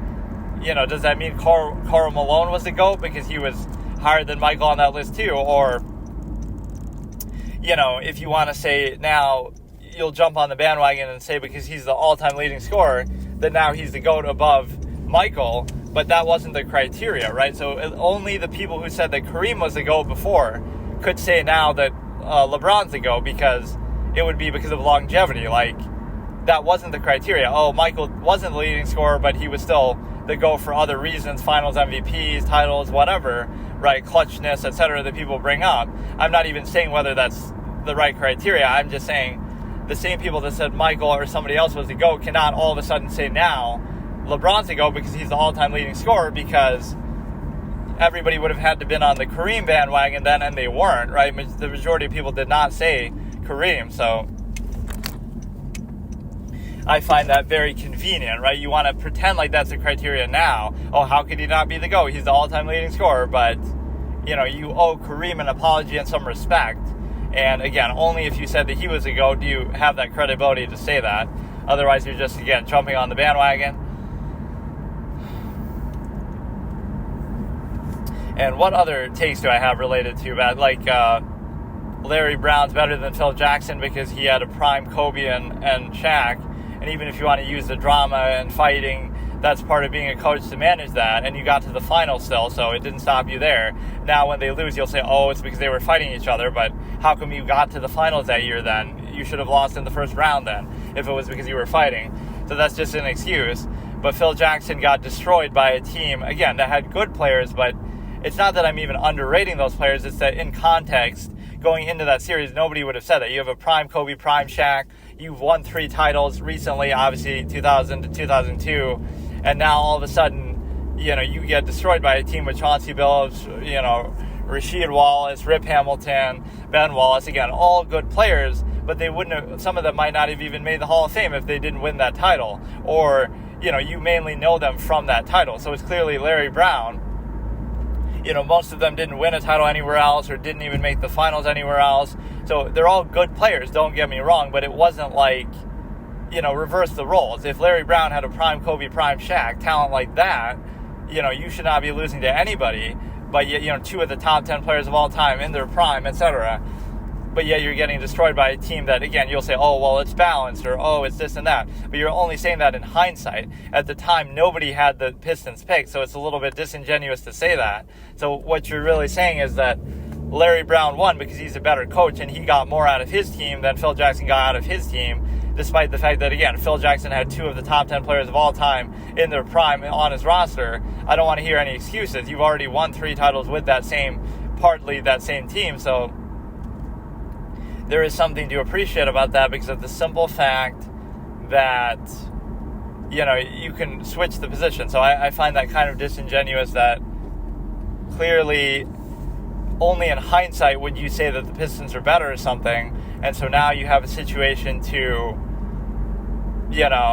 Phil Jackson doesn't get any excuses for that. So in a singular sense, that's a series where Larry Brown proves himself to be a better coach than Phil Jackson, right? You don't just beat him too, you destroy him, right? They only win 1 game and it was so tough and they had to hit a shot to make it to overtime and stuff like that. And then one other thing, like the MJ fallacies, to debunk these, I'm not saying that MJ isn't a GOAT candidate. I don't use it in a singular sense as much, but whatever. Like, he's up there in the conversation, top 3, best shooting guard. Wilt's up there, Oscar's up there, other players are up there who don't get acknowledgement. Oscar, Kareem, Wilt, LeBron, you can put any of them in this conversation. But regardless of that, and I'm not saying this to diminish the case, all I'm saying is there's a lot of fallacies around Jordan that you don't need to make to still say that he's the GOAT or he's in that conversation. Like, for example, the 6-0 thing, a lot of other people have said this, but that, he's 6-0 in the finals, but then you're kind of pretending like, the other rounds don't matter, so you hold it against a guy to make it to the finals more. Like, what if he was 6-9? That means he made it to the finals every other year, but he just lost. So is it somehow better that he lost in an earlier round? So now, it's not part of the finals record, but it's part of the, it's not part of the finals record, but it's part of the overall record. Like, so you can lose in the first round and nobody says anything, but now if you had made it to the finals that same year and overachieved, now you'll say, look, he has a loss in the finals. But that's a total fallacy because, again, it's a good thing to make it to the finals and then lose. Like, Kareem is 6-3, I'm pretty sure. He lost to the Celtics twice, and then he lost as the Bucks to somebody who I can't remember. Right, they made it to the finals twice with him and Oscar, but they won 1 and lost 1. So the point is that he's still won 6, so why is it a bad thing that he made it to the finals 3 times? So you'd rather him not make the finals. So it's better to just miss the playoffs or lose in an earlier round than it is to make it farther and then lose in the finals. Right now, there's some assumption that, like, okay, if your team's good enough to make the finals, you should probably win, but it's not as simple as that. So I don't buy this whole thing. It's a total fallacy. The fact that you're 6-0 is good, but I look at more like the fact that you won 6 is good. You could be 6-3 or 6-5, and I don't really care as long as you won when you were supposed to win. It would just mean that you overachieved and made it to the finals in a year that you maybe shouldn't have, right? You lost to the Pistons in the conference finals. So would it have been a bad thing if you beat the Pistons and then lost to the Lakers in the finals or something like that? Right? Like, why is that a bad thing? So you hear that with LeBron a lot, like, I forget now even how many finals losses he has. He's like 4-6 or something. So, that's a bad thing. But would it have been better then? It wouldn't be 4-6. It'd be 4-0. Wow. But that just means he wouldn't have made the finals in 2007 or 2011 or whatever. Right now, 2011, he should have won, obviously. But that's a different argument. All I'm saying is I'm not penalizing a guy for making the finals. Right? It's a good thing. It's a good accomplishment. You'd rather make it as far as you can. But that's a total fallacy. Again, Michael's still all-time great. It doesn't take away. It's just that stuff like this I don't like because it's not really a good argument. So why do people keep making it? 6-0 means nothing to me because, what if he was 6-1? Would that be a bad thing? Like, he still won the same amount, and it just means he made it to the finals 1 extra time. So it's actually a good thing, not a bad thing. And what else is there? Like, people say there's all kind of fallacies to do with Jordan. Like he never allowed, this is the worst one. He never allowed a Game 7 in the finals, but he did allow a Game 7, because he won all his finals in 6 games or less. He won in 91 in 5 games, 92 in 6 games, 93 in 6 games, 90. I think all of them were in 6 except for 91 and 96. Those were both 5, and then all the other ones were 6. So the point is that he never allowed a Game 7 to get to occur in the NBA Finals. Also, he went to a Game 7 against the Pacers to get to the Finals against the Jazz the one year, and he went to a Game 7 against the Knicks. So en route to those same finals and those same championships, he went to Game 7 against the Knicks, and he went to Game 7 against the Pacers. So those are lesser opponents in the East, but yet they took him to a Game 7, but oh no, he didn't allow a Game 7 in the finals. It's like, that's such a nonsense fallacy. It's not like, oh, he's played Game 7s in his career. No, those very same seasons that he won the title, he went to a Game 7 with somebody else, but then they'll say, oh, but in the finals, he didn't allow it. Like, it's not up to him. Why did he allow it then against the Knicks, a lesser opponent than the Jazz or, other teams he was facing in the finals? Why would he allow in a lesser round, in a previous round against a lesser opponent, he allows, quote-unquote, a Game 7 there, but he doesn't allow one in the finals because, oh, he can just control that. He never went to a Game 7. Why is that these two fallacies? Oh, he's 6-0, but that just means he missed the finals every other year, so it's not a good thing. It's just, it's not a bad thing either. It's just like, why would that be a bad thing if he made the finals other years? So saying he's 6-0 just means he lost in earlier rounds every other year. So that's not really a meaningful statistic. And then saying that he never went to a Game 7 in the finals, but then he went to a Game 7 to get to the finals that same year, right, doesn't really make any sense. So neither of these things diminish him. I don't really care if if you went to a Game 7 every round. As long as you win, that's all I care about. So it doesn't matter. But I don't like that being used as a fallacy to say, oh, look how great he was. He never even allowed a Game 7 in the finals, but also he was getting blown out in 92 in Game 6, and he was on the bench, right, expecting to go to a Game 7, but then the team comes back in the game without him, and then he comes back in and finishes the deal. But, he was getting blown out by Portland in Game 6, and he was on the bench. Phil Jackson benched everybody and said, okay, fine, we'll just go to Game 7. But then they made some kind of crazy comeback with him on the bench, and then because everybody was a little bit overconfident and tight or whatever. So they come back, and then, now he gets the credit. Oh, he never allowed a Game 7, just like he never allowed a Game 7, just like in the finals. But again, you're allowing it in previous rounds in the same year against arguably lesser opponents than what you would typically face in the finals. And so that's what I find kind of dubious, is because you get to basically do it in a position where that's just neither of those are good arguments. Now, again, they don't hurt him. It's just more like you're fluffing him up in ways that aren't really logical. He still could be the GOAT. He's still, just as great. Winning 6 finals is great. Winning in 7 games in a previous round to get to the finals and win is perfectly fine. There's nothing wrong with those things. So I'm not being negative. I'm just saying I'm trying to debunk some of these things that you don't need to say. That one in particular triggers me, like, oh, he never allowed a Game 7 to occur in the NBA Finals. So that would make more sense if he never played a Game 7, period, like at any stage in his career, or at least as part of those championship runs. But, oh no, I went to Game 7 against the Pacers in the conference finals to get to the finals to beat the Jazz in 6 games, right, one of those years. So, why does that make sense? Because why, I wouldn't allow a Game 7 in the finals, but I did allow one in the conference finals and in earlier rounds, in those same years.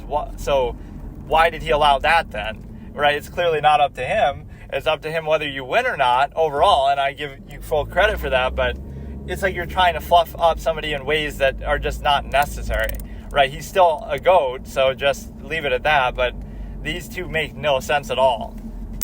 So one other fallacy to do with that is, what was it? Something to do with MJ and the fact of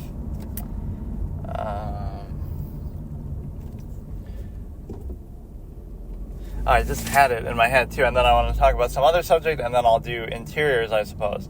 So this is just like about the eras and stuff. People will say like, oh, when did Jordan ever have like a 30-point score, like compared to Kevin Durant or something like that? That's a fair point, like obviously, but it's also partly just a function of the era and sort of team composition. Like Jordan still had, the first three-peat was, the one Hall of Famer, Scottie Pippen, in his prime. But the other one, the three-peat, you had 2 Hall of Famers. Oh yeah, so here's another fallacy, like the fact that he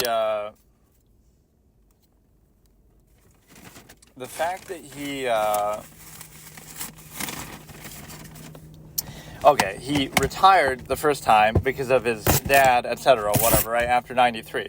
The whole point is that he people say, oh, he lost because he was rusty. But he didn't actually lose because he was rusty. And, like, okay, the Rockets. There's a few of these fallacies here. If Jordan never retired, they could have won 8 straight. That wouldn't have happened, either because of injuries, right? With all that strain, all those long playoff series, it's not going to happen, right? That's no knock against him either, but it just realistically, you would have lost, at least once or twice. You would have been injured. Jordan would have been injured. Pippen, whatever, right? So that's understandable. It's very unrealistic that you would have won 8 in a row. The Celtics did do it, obviously, with Russell, but whatever. I'm just going to say it probably wouldn't have happened. Number 2 is they said, oh, we would have beaten the Rockets. But the same year that the Rockets won, the Bulls were playing and Jordan was there, right? Even if he had just come back, they lost to the Magic, who then went on to lose to the Rockets. So logically speaking, the Bulls would not have beaten the Rockets. They would have lost, just like they lost to the Magic, right? So that, I think, is fair. And then when they came back the next year, you'll be like, oh, that's just because Jordan was back to prime form, right? He just got in the groove because he had just come back from retirement. That's actually completely false. They won because they got another Hall of Fame player, right, playing at still a very high level in Dennis Rodman, and that's why the 3-peat happened and their perfect record, greatest record ever, et cetera. That's why it happened. So the point is that I'm not diminishing any of that, but it's not because, he came back from retirement and was maybe a little rusty. He actually played pretty well. He had the one bad turnover against Nick Anderson, but still, it's not because he came out of retirement and it was rusty. That's why they lost to the Magic. Because the next year they got Dennis Rodman, and now they won the 3-peat. So people just kind of gloss over that, like, oh yeah, Dennis Rodman's just no big deal. It's not like he's a Hall of Famer or something. So that's the point, that the names on the teams don't seem as sexy. Like, oh, you don't have 30-point scorers. You don't have, Kareem. You don't have, Kevin Durant or somebody like that alongside Steph or Dwayne Wade and LeBron. But it's still fair because, it's just you're trading out defensive all-time greats. Like even Scottie Pippen could give you 20, 25, but Scottie and Dennis were both known for defense, and the rosters overall were more defensive-minded just because that suited the era a little more. So that's neither a positive nor a negative, but I won't use it to fluff up Jordan to say, oh, look, he didn't have another 30-point score and he still did so well, because you had all-time great defenders, so it's still a legitimate form of a great super team in a different way, right? So, yeah, but that's the big fallacy too. Like, oh, he lost because he came back. They would have won 8 straight. No, they probably would have gotten injured or something, so that's reasonable. And then they only lost to the Magic because he had just come back and he was rusty, but he was actually pretty good. It's just the team wasn't good enough, so you had to go out and get Dennis Rodman. That's why you won the next year. And then, you would have beaten the Rockets, but you lost to the team that the Rockets beat. So all that stuff is fair, I think. And then the other topic I wanted to do here is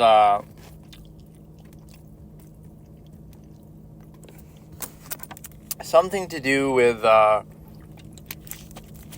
there's sort of this is like an absolutist debate format type of discussion that I had. And this was like somehow society will get you to criticize wealth, right? Like people say, oh, privilege, or somehow that's a bad thing. The only real privilege is having good parents or something like that. So what's wrong with that? Part of the reason why your parents work so hard isn't just for themselves, but it's for their kids, so they have a good life and maybe have certain advantages, etc. So that's fine. So just because people are jealous or upset about their own upbringing not being so good, they want to tear everybody down and say, oh, either we want reparations or something, or just that somehow that's a bad thing. It's a good thing to be successful. It's a good thing to give your kids opportunities. It's all positives, but you turn a positive into a negative just because you're upset about your own life or whatever, instead of saying we want everybody to be successful and have that privilege. We want to say, oh no, nobody should have it because we didn't have it. That's not a good mentality. So there's 2 layers to this from the absolutist perspective. One layer is the fact that society will get you to condemn success. Like, success is bad, it's privilege, oh, it's this and that. No, success is good, it's good to be a good parent, it's good to give your kids opportunity, whatever. There's nothing wrong with that. So don't let society, right, turn success and good parenting and being, a good, successful parent into a bad thing. Then number 2 is the fact that it will turn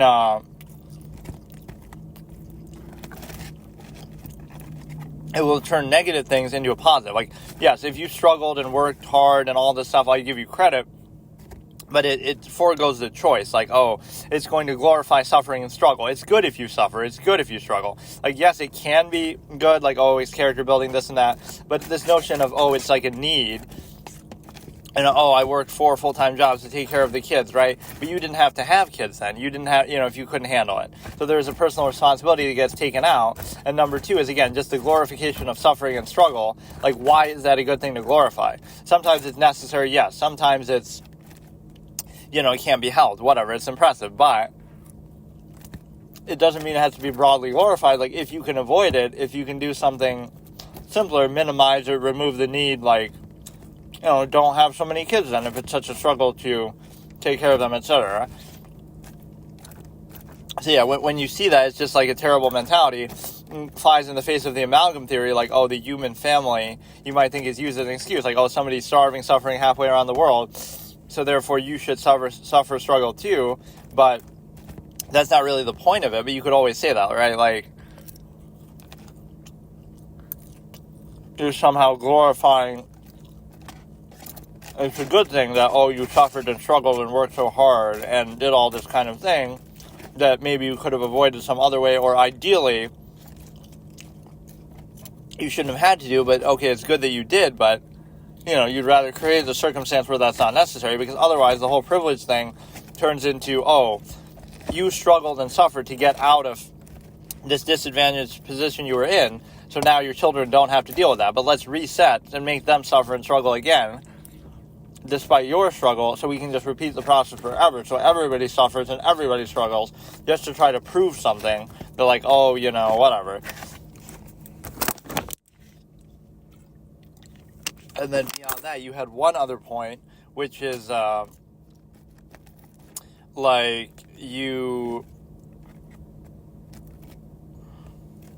I don't know, like a privilege thing, like it's a zero-sum process. That the whole point of why, parents work so hard to do what they do is not just for themselves, but also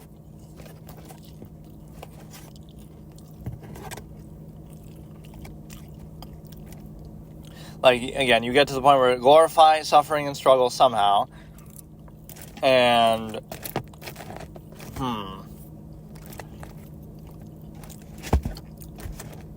you would learn that there was one point I just had but I forgot about, like,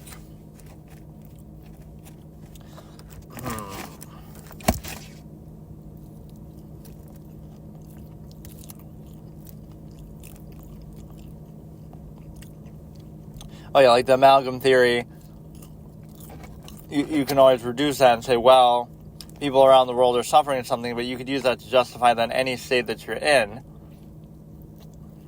Right, so you should still have high standards and try to strive for better. So it's like you're confusing the functional with a higher standard. Like, just because it may be useful to do something does not mean that makes it true or absolute. So you can look at it spitefully, or just it's a necessary thing. So like, the reason why you believe something is just because it's useful to believe it, not because it's objectively true. But then it ends up being glorified like it is, where, for example,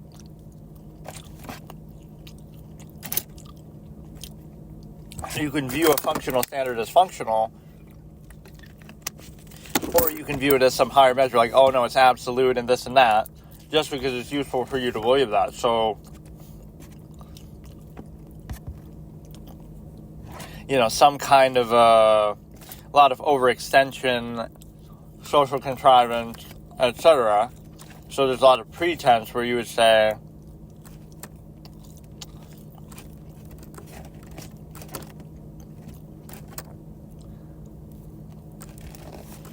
something that you only think or believe just because it's useful to do so and you need to, right, does not make it true or absolute. But then that's part of why it works or why it's necessary, I guess.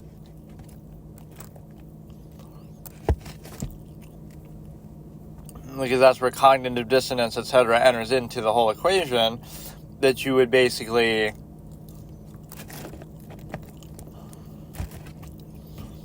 have to circumvent that. So now you pretend to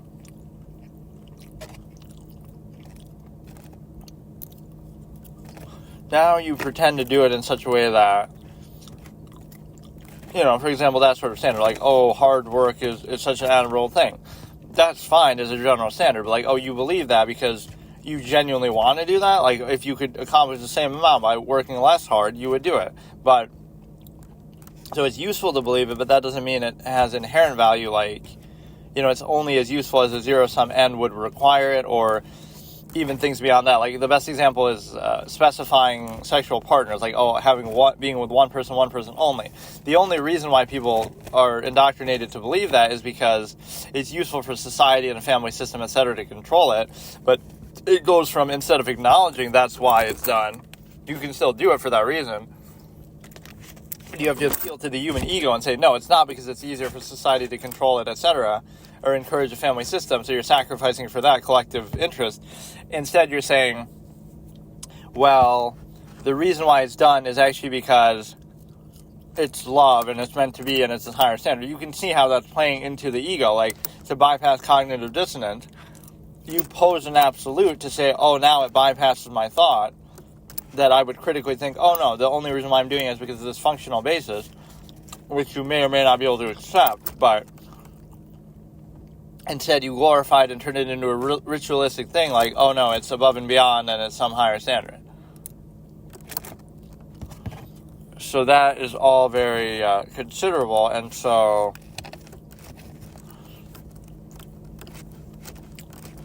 just a couple random topics kind of worth thinking about, so then we'll finish interiors. I hate this whole rental system that you have to do it like this, but, within 48 hours. Like, what if I didn't have time or didn't want to finish it here? And here's another concept, the initial versus the contrivance response and the inherent man. So, for example, human beings have certain inherent tendencies that you can observe, right? And so, whether you're acknowledging them or not, it's either you're inherently practicing them or acknowledging them, or your belief system is in contrivance response to it, so it still validates it. But, for example, if you say a certain standard, the only, like, for example, committing a crime, killing a person is wrong and it's evil. The only reason why you're saying that is because it's the inherent tendency of people that they would do that, right? That's the only reason why it's necessary. So you're still acknowledging the tendency. That doesn't prove that people inherently wouldn't do that. It actually acknowledges that they would. So whether you acknowledge the inherent reality or you have some contrivance response to the inherent reality reality is still the same in the deciding factor, right? That you're acknowledging it. And then the sort of initial basis is that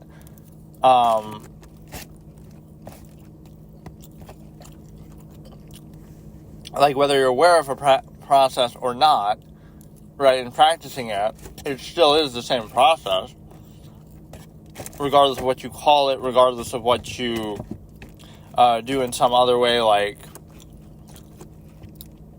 it was like this superficial, that's what ignorance is bliss means on a more profound level. Like, everything is a process, right? There's some sort of process you can explain behind it. Oh, sex is just hormones and this and that, and it's nature's way of trying to inspire you to reproduce. That's pleasurable. The animals experience too. Or, social contrivance is just a way to overextend self-interest to a collective, etc. Or, many things are just an elaborate way to try to control you. And also, like, even folly, favoritism, video games and stuff, oh, it's just a dopamine rush. So everything is a process. Just because you can explain it doesn't invalidate it, but it maybe puts it in a different context that would make people uncomfortable. So by acknowledging something, you would say, well, now that I know it's a process, it kind of demystifies or desensitizes you to it. And so the problem there becomes, you'd rather not think about it or be acutely aware of the process. So this is where a certain thing comes in, like being a nerd or overthinking or something like that. Just by simply pointing out the nature of the process that somebody's practicing, they won't like that. They'll still do the same process in the same way, but just by simply acknowledging the way that it works, now all of a sudden they don't like it or they find that, negative. So it's better to practice the same process that if you thought about, you wouldn't like it or would invalidate it. Like, oh, now they become aware that it's a process or the nature of the process. Now the awareness of the process apparently invalidates it. So if that's all it takes, then that shows you it's a flaw of the process, not the thinking or the messenger, where just bringing awareness to that, right? So if it's the nature of the process that's in question, you should be able to think about it fully, and it shouldn't be a problem because you acknowledge the way that it actually works, right? But somehow it creates this half-mast state where you're neither fully understanding it, nor you're fully practicing it, nor are you even aware of it as you're doing it. Sort of just like the larger process behind it. So, for example,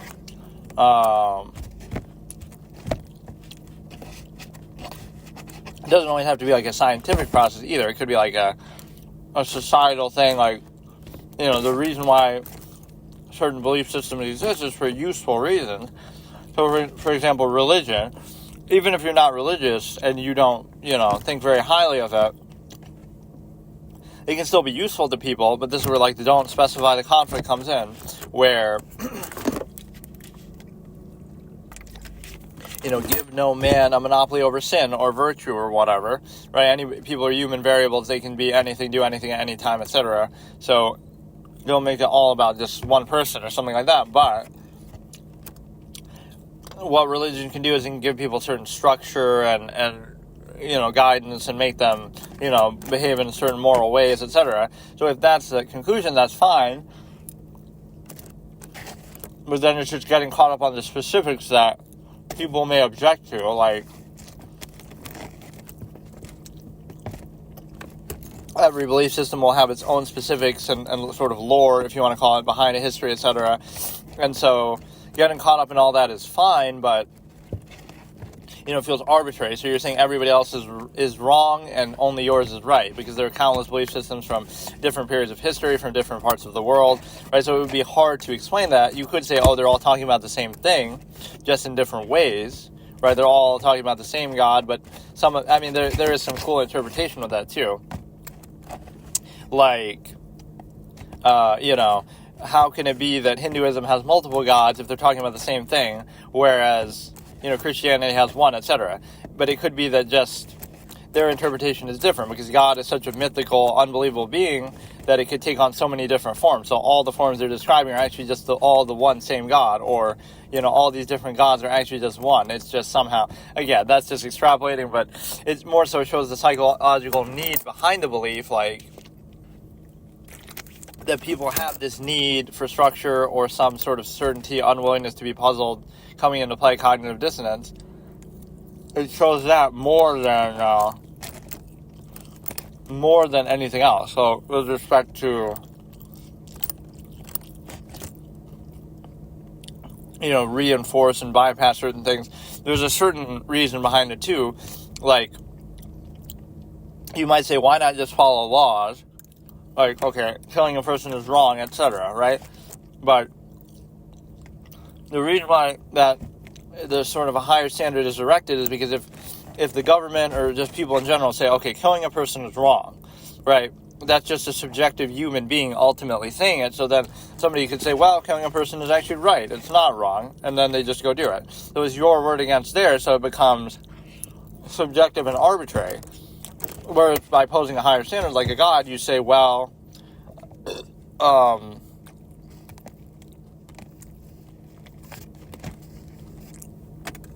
by posing a higher standard, now you put it above that. So you say, now it's not your word against mine, it's God's word against yours. So now that'll bypass cognitive dissonance, and you won't think about it. You'll say, well, I guess I have to accept it now. Or at least that's the impression it gives, even though it's just being used to buffer the same human idea. So again, the alternative could just be that, a golden rule that you respect. Like, people don't want to be hurt, killed, whatever, so just don't do it. But instead, people try to pose a higher standard, which can have its uses, but it shouldn't be necessary. But the one thing I'll say about that, too, even, is people say, well, religion isn't real, so how could anybody believe it? Also, you do all kind of things in your life that aren't real, like, even social contrivances, but also especially folly favoritism. You'll watch TV or shows or play games or whatever, watch movies. That stuff is all not real, but you still put time and effort and attention into it. Maybe the difference you could say is that you believe it's real or not, but you're still putting so much of your time in your life into it as if it is consequential. So there's a bit of a contradiction there, psychologically, that, like, okay, religion isn't real, so you shouldn't focus your time and attention on it. But then you focus your time and attention on other things like, again, movies, TV, fiction, etc., right, even sports, whatever, things that aren't necessarily real or don't have any real impact, except in maybe a zero-sum overextended sense, which that's arbitrary, but you focus on all those things. So, in other words, only the person whose life is 100% based in real things, like your zero-sum needs, like having to eat food and things like that, you wouldn't be concerned with, like a, polyfavoritism TV show, etc. Only the person who is 100% rooted in reality would be able to say, because it's not real, we shouldn't focus on it. You might say, well, it's because you acknowledge it's real or not, but that's hardly valuable because you're still putting so much time into it that it gives it value and substance, whether you acknowledge it's real or not. Maybe that makes it even worse, that you know it's not real, but... Okay, so now I'm continuing interiors from 53 on the nose. Actually, this doesn't seem to be recording super loud. Let me see. So I'll be doing it from 5300, and it's right when she said, can we open a window? It's getting hot in here because the parents are getting all frisky, or not the parents, the dad and the new girlfriend that he has. And so it's 53 on the nose, and so the next scene is going to start in just as soon as we start, pretty much, where it's going to be her doing like a tarot card exhibition or some shit like that. And so we're going to start in 3, 2, 1. So 53, 1, 2. Literally getting card tricks. This is how she won the dad over, I guess. Who could say no to this?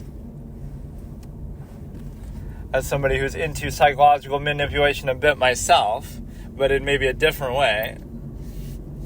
It takes such a level of intelligence.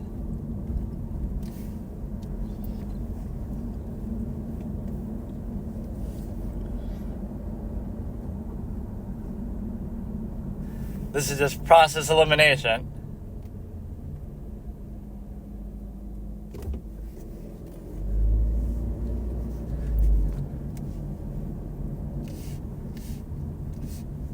Seemed like she was just doing it by process of elimination. Just ask, it's every single one, isn't it?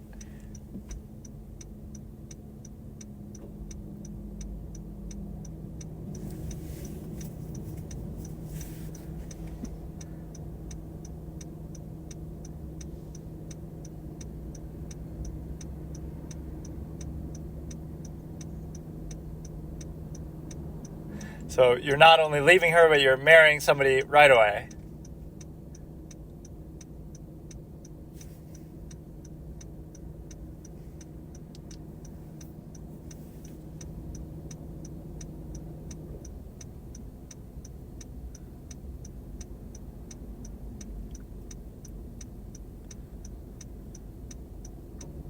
Now, Renata is normally positive, so...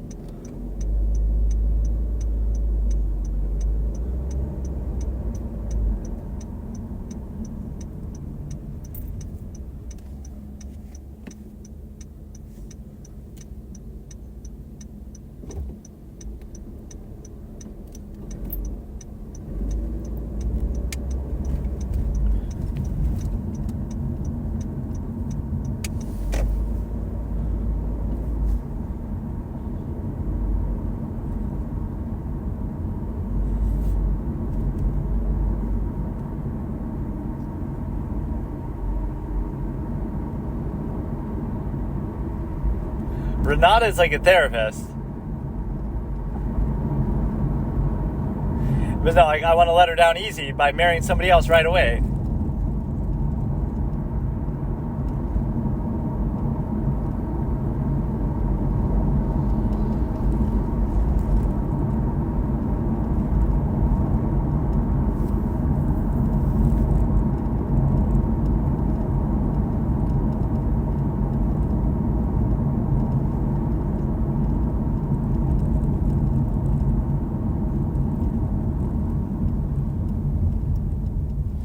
Look at her being jealous now.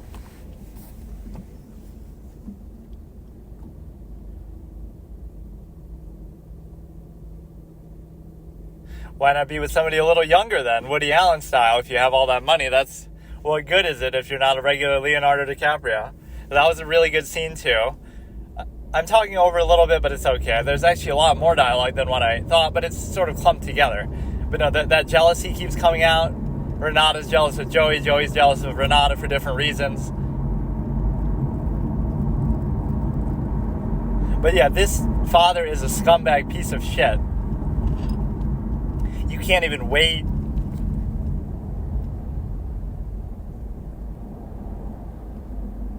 That's always what they mean when they say, I think we should see other people. It means you already are, right? Or we should get a divorce. It means you've already been cheated on. You can't even wait. You can't even broach the subject decently. Like, let's get a divorce first, then I'll wait 6 months, then I'll be with somebody else. No, I'm already with them.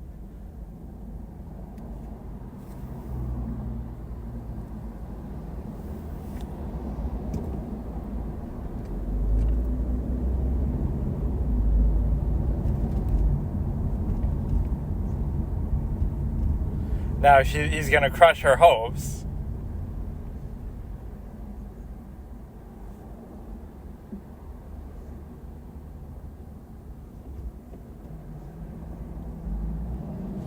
But just be honest about it, because I'm with some other floozy girl that I've known for 4 weeks.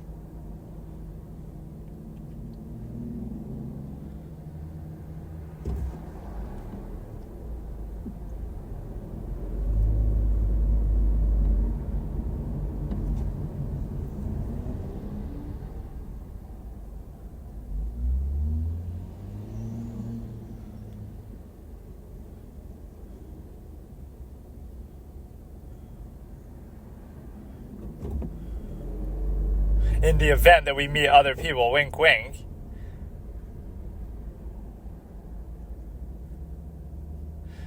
One of the daughters should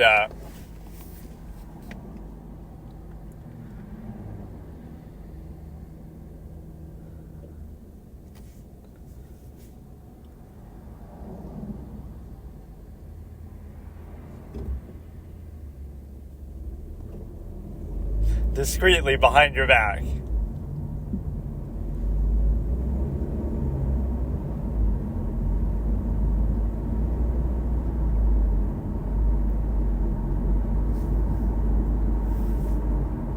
Don't tell me whether I'm humiliated or not.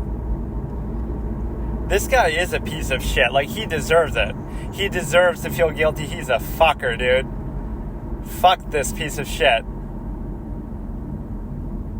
A completely irredeemable, unsympathetic garbage. He has all that money. He's a rich man. You better watch out. Why are you rich again? Who put you through law school? Who financed your law firm, you dumb piece of shit? Fuck you, dude. Fuck you. I definitely don't remember hating the father this much. Again, I get that she's a little out there, but, you got to reap what you sow sometimes. You're the one, it's your decisions. You didn't have to take those loans. You didn't have to be with her. You didn't have to have kids with her. You do all that shit just to walk out. I have no sympathy for the father at all. You take him with you. If you're going to kill yourself, kill him too. Fuck it. Don't kill the floozy, though. That's going too far.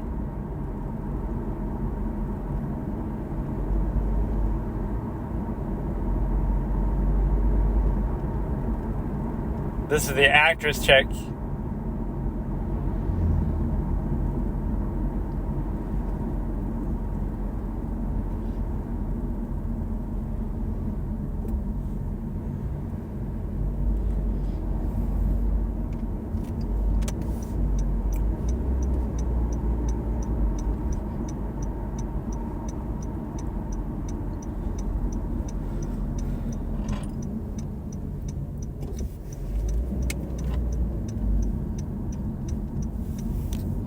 That just means she's dedicated to killing herself, or not.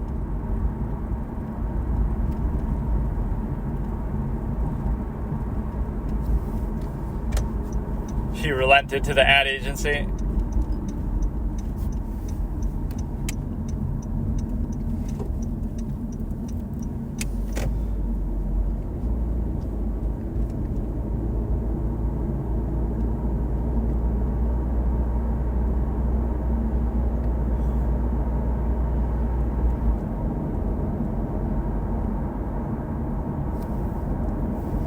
They'll redo it in a way that will piss off the mom more. She'll be offended by the interior decorating more than anything else.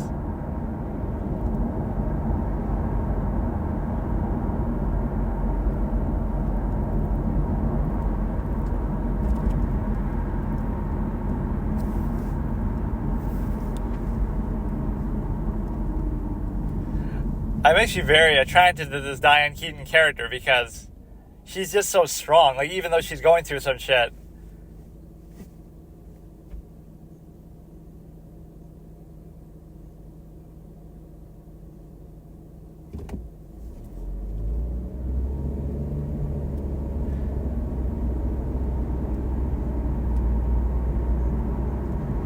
Oh, she's always the optimist, too.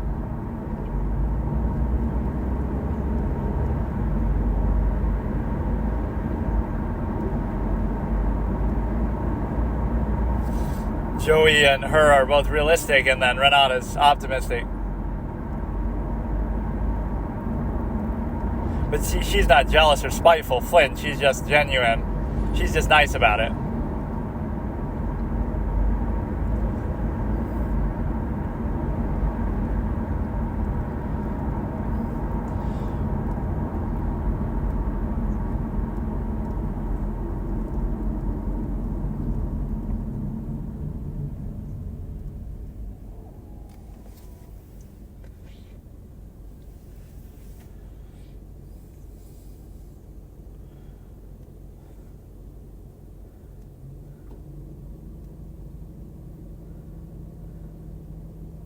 This scene isn't right for the visuals.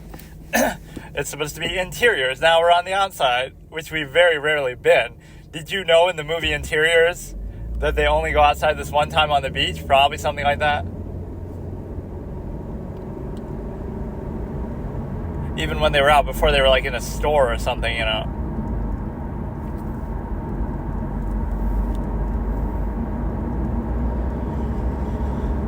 All by herself on the beach. It's a good image. See, that's the trouble of an overthinker. She's so smart, she's so capable, but she's kind of getting in her own head now too much.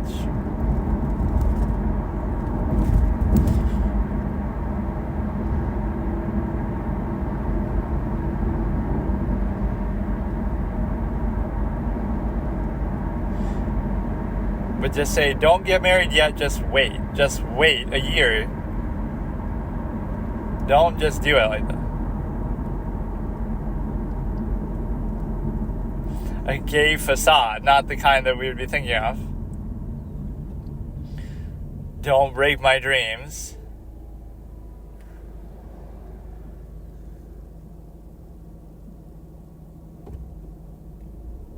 First, Ellen Page broke my heart by being gay, and then she broke my heart again by being a man. One of my older crushes from whatever, mid-2000s. Where I imagine doing it to me twice.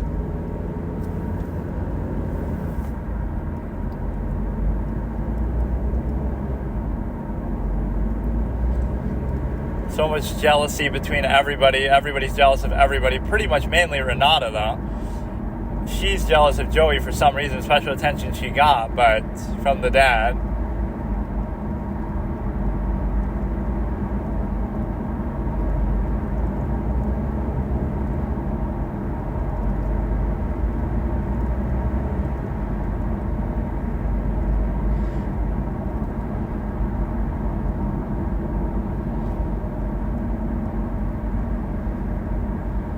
Oh, the original Dan Schneider foot fetish Quentin Tarantino moment. A little role play.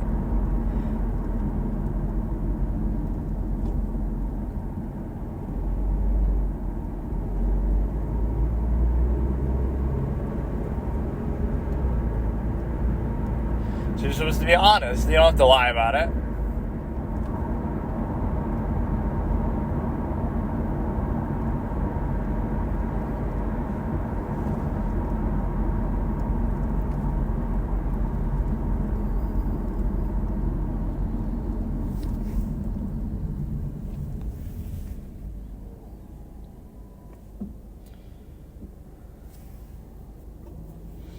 Oh, here we go.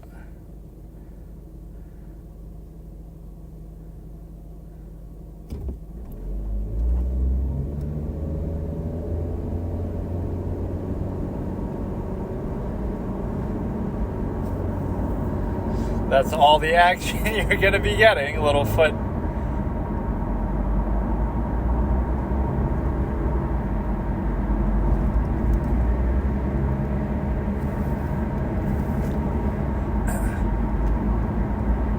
But yeah, that's a scumbag thing for the father to do, really.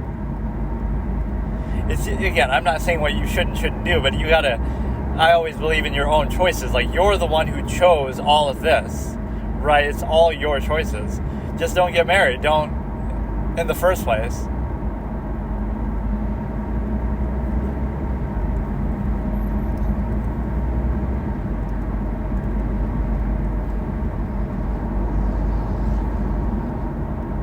Or that's the whole reason why the woman wants to get married, is for the money.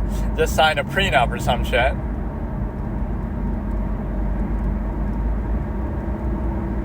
It's only 4 weeks, or it's probably more. He's probably lying about how long this has been going on.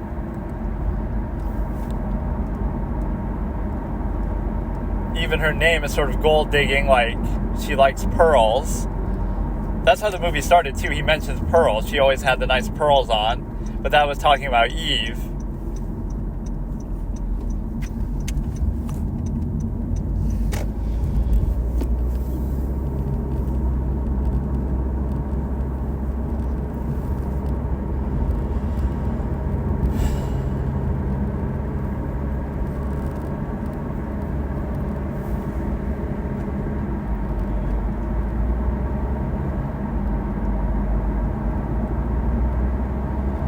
Best marriage scene since The Vow, starring Channing Tatum, where they get married like unofficially and they have to run away or something.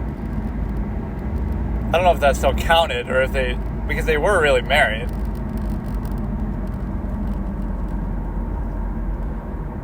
Everybody's just like pissed though.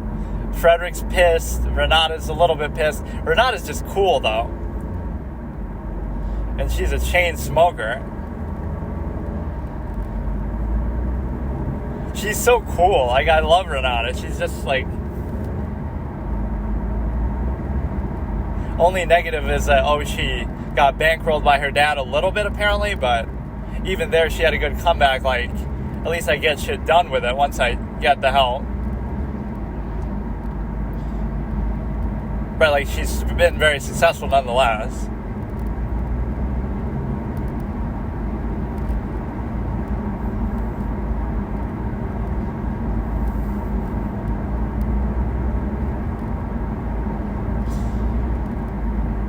Now, Eve's going to find out about this and drop in or something, or somebody would have told her.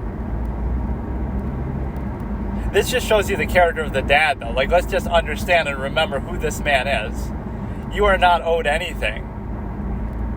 It's your choice what you made your marriage.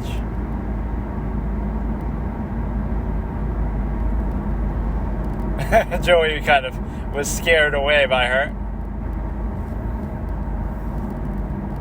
But see, Joey's kind of an irritating average character, like where she's just like a flawed character. Not even that it's bad writing, it's just more like, she's imperfect, she's uncertain, she's a vagabond, like switching careers, everything's temporary, she doesn't know what she wants to do.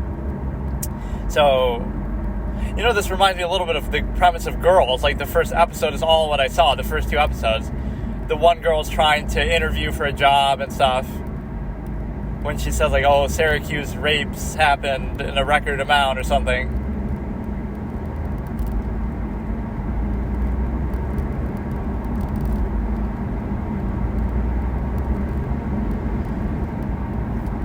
I wonder if Diane Keaton's actually smoking there, too. Because it looks so real, like, you do it for the sake of the role, but that's a lot of smoking to do. Or I don't know if she smoked in real life. Didn't seem like it. Yeah, they had a real relationship in real life too, but they got along pretty well nonetheless.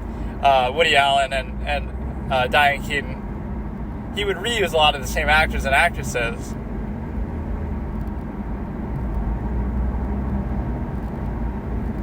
This scene is so powerful with just the dirty looks and stuff that they're giving, and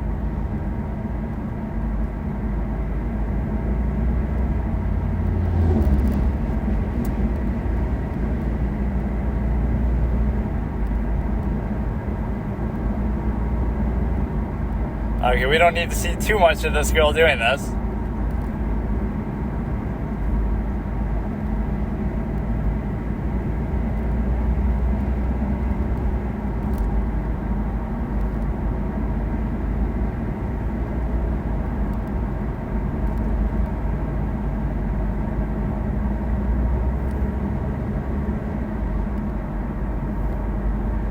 She was kind of right, though. You're breaking shit and dancing like a clown.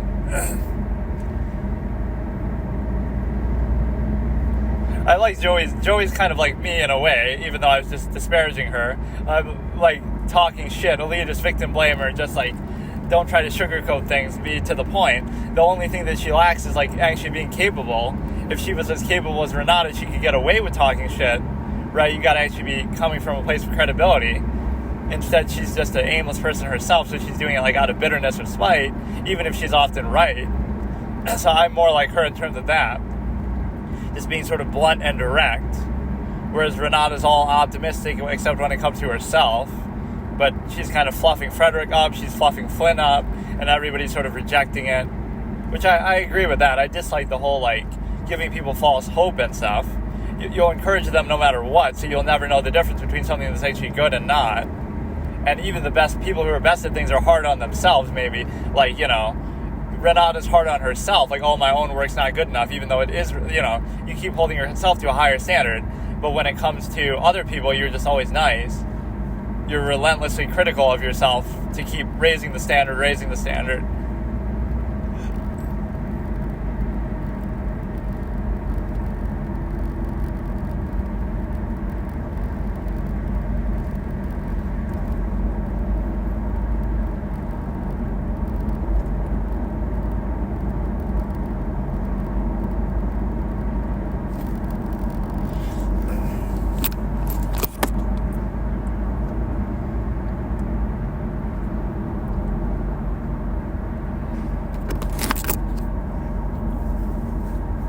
The only way he'd kiss you is if he's drunk. That's kind of an insult to yourself. That's how most babies are born.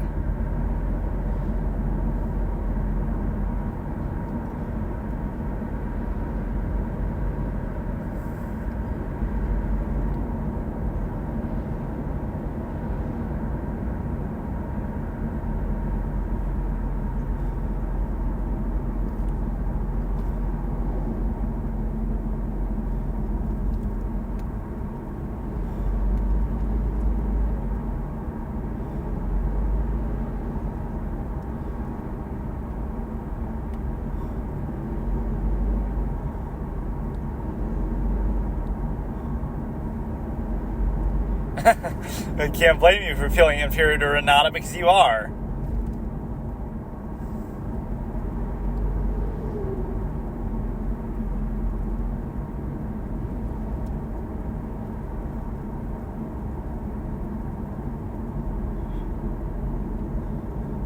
Man, he's really pursuing this.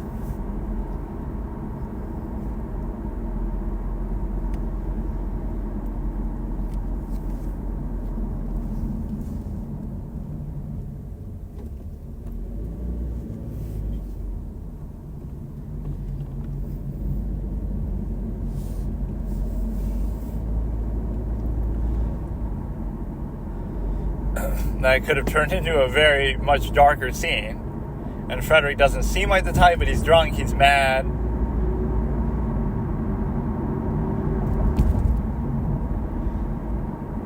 But no, that actually doesn't make me feel bad. That makes me feel good. right? I would like to feel inferior to a woman because she's so capable that, like, I can't deny it, right? Like, it's a good thing. That just means she's badass. That doesn't mean, well, this guy's kind of a clown too, but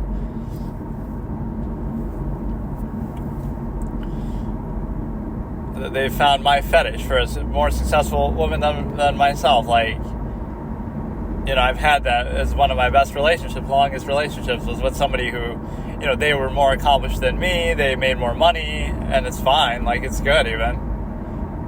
And they were always, like, very nice about it. They would never use it. They weren't really egotistical about it.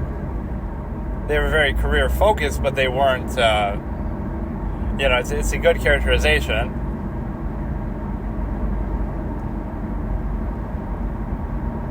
This scene could be out of a horror movie. Just turn on the light.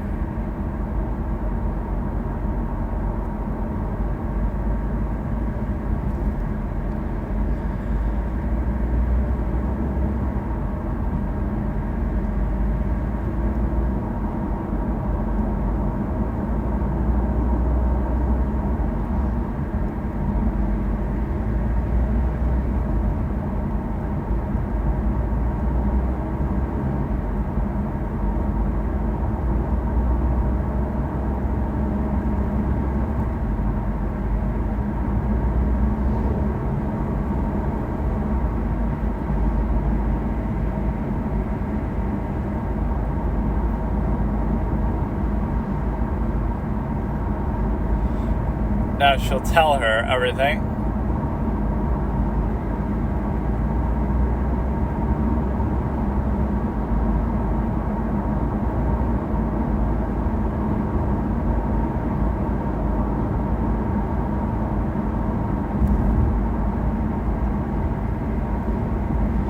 But wasn't it Renata who said that Joey always hated mom, so that the mom, so...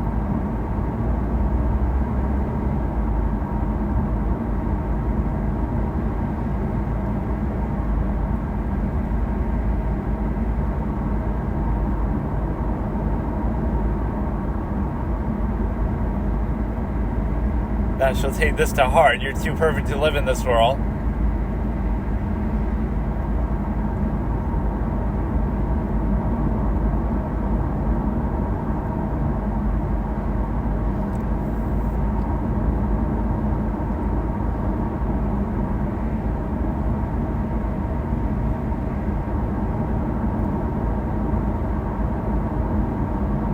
It's like the playing hard to get thing, though. They like the ones who aren't clingy. Even if in a mother-daughter sense. What's wrong with worshiping talent? You suck. It's called Darwinism. It's called meritocracy.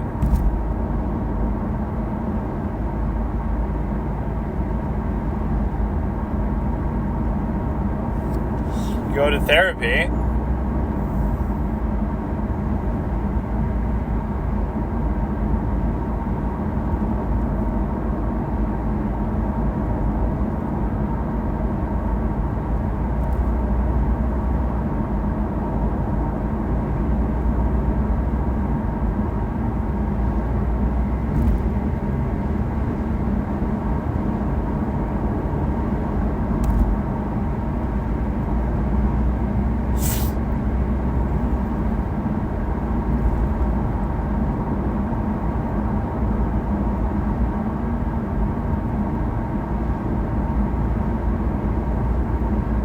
You were a bad person before you even went senile.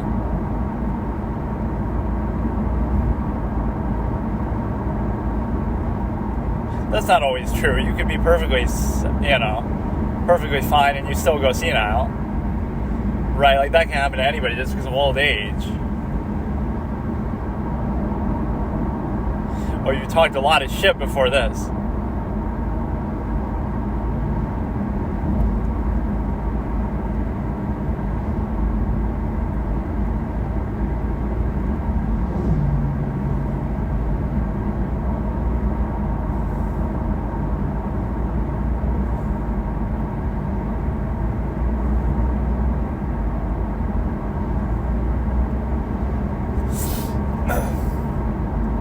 was a good scene, but she was laying it on a bit too thick, being a bit too mean about it. In the darkness of the interiors, like all those kind of shots are very, look what a nice life you guys have, though. You're living on a nice beach house. You're all artists.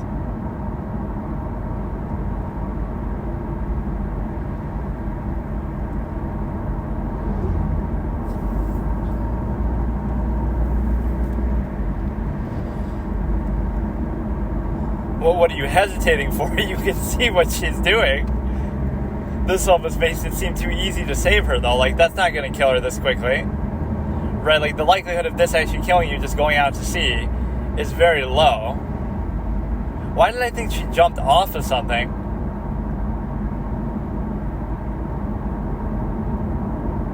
It should have been that they were more delayed. Like, they don't really see her. Or that, this is too dramatic of a way to show it, actually. I don't like this. The likelihood of you actually dying there is pretty low. You'd probably just pass out and be pushed back to shore or something.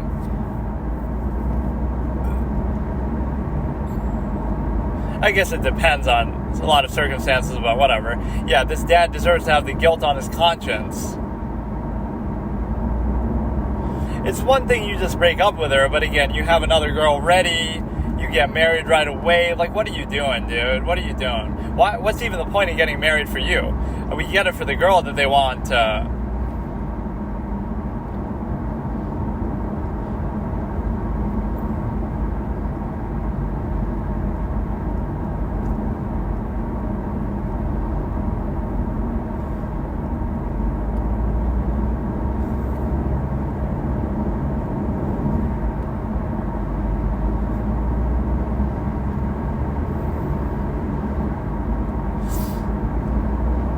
that she wants your money or whatever that Joey was even suggesting. We do think alike. Me and Joey are very similar that way.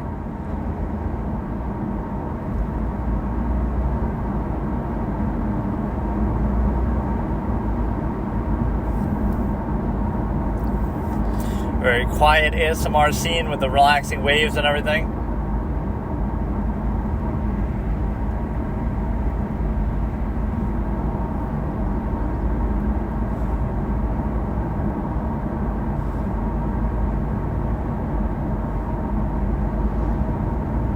Now she'll win her over by doing this CPR shit. Why shouldn't the guy be doing it?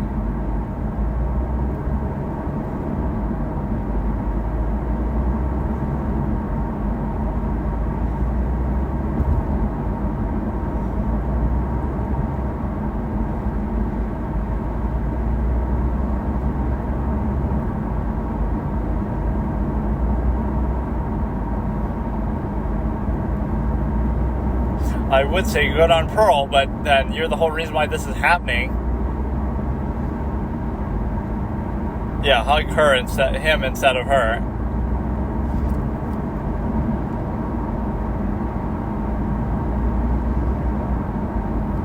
I don't know, I'm not the biggest fan of how that happened. Why did I just picture her jumping off a building? Maybe because the beginning scene is on a building where he's looking out the window as if to reflect.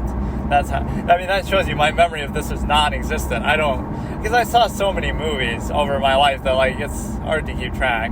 But as much as I said I liked it, I didn't remember much of it. Yeah, you deserve to feel guilty now. Are you going to keep this marriage going, or are you going to leave her? Out of respect for what happened.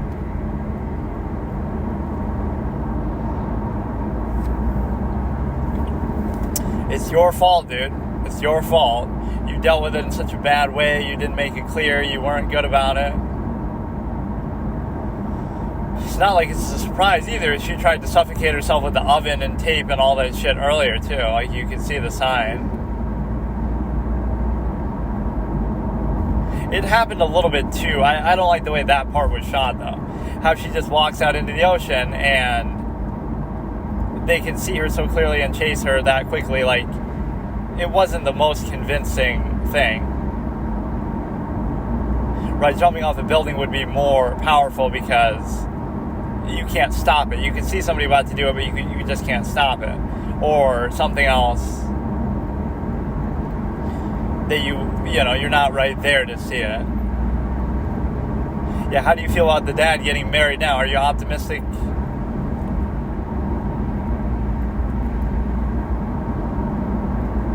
But it was all that shit talking by Joey. It makes it seem like the mother isn't even really there, right? Like she's just imagining it, and then the other one comes in, but she was there.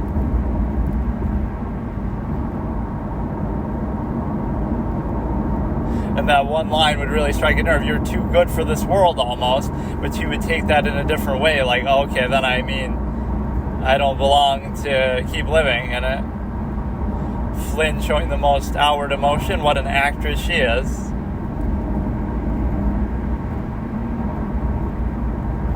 Yeah, as far as our companion piece set, we watched this. Now we have to watch Oslo, August 31st and The Fire Within. The problem is those both have subtitles, so I wonder how exactly that's going to go.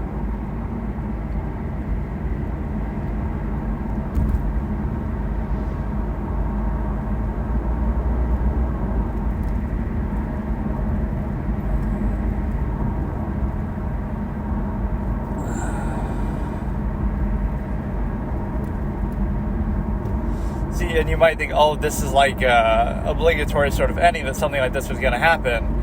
And obviously they're suggesting it very openly from the beginning, but it's earned because, you know, it's sort of slow paced, so it builds up to this pretty well, where now they'll come together and forgive each other, Joey and Renata and whatever. I feel like holding Renata against...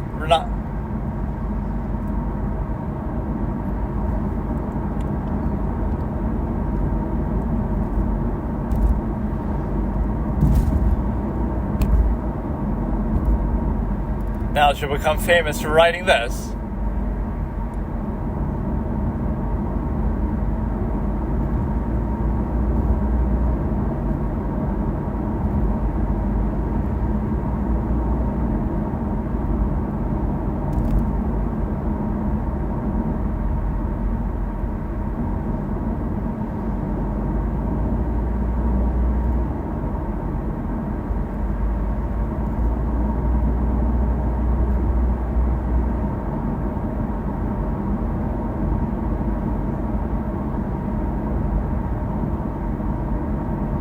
Yeah, let's try to exploit the passing of your mother to write a good book. This is profiteering, one step below war profiteering. That's the motivation you needed to write, to become a true artist. Which, a lot of the time, that is true. You channel something like that, but you do it deliberately. This is like the title shot of the movie, like in the poster.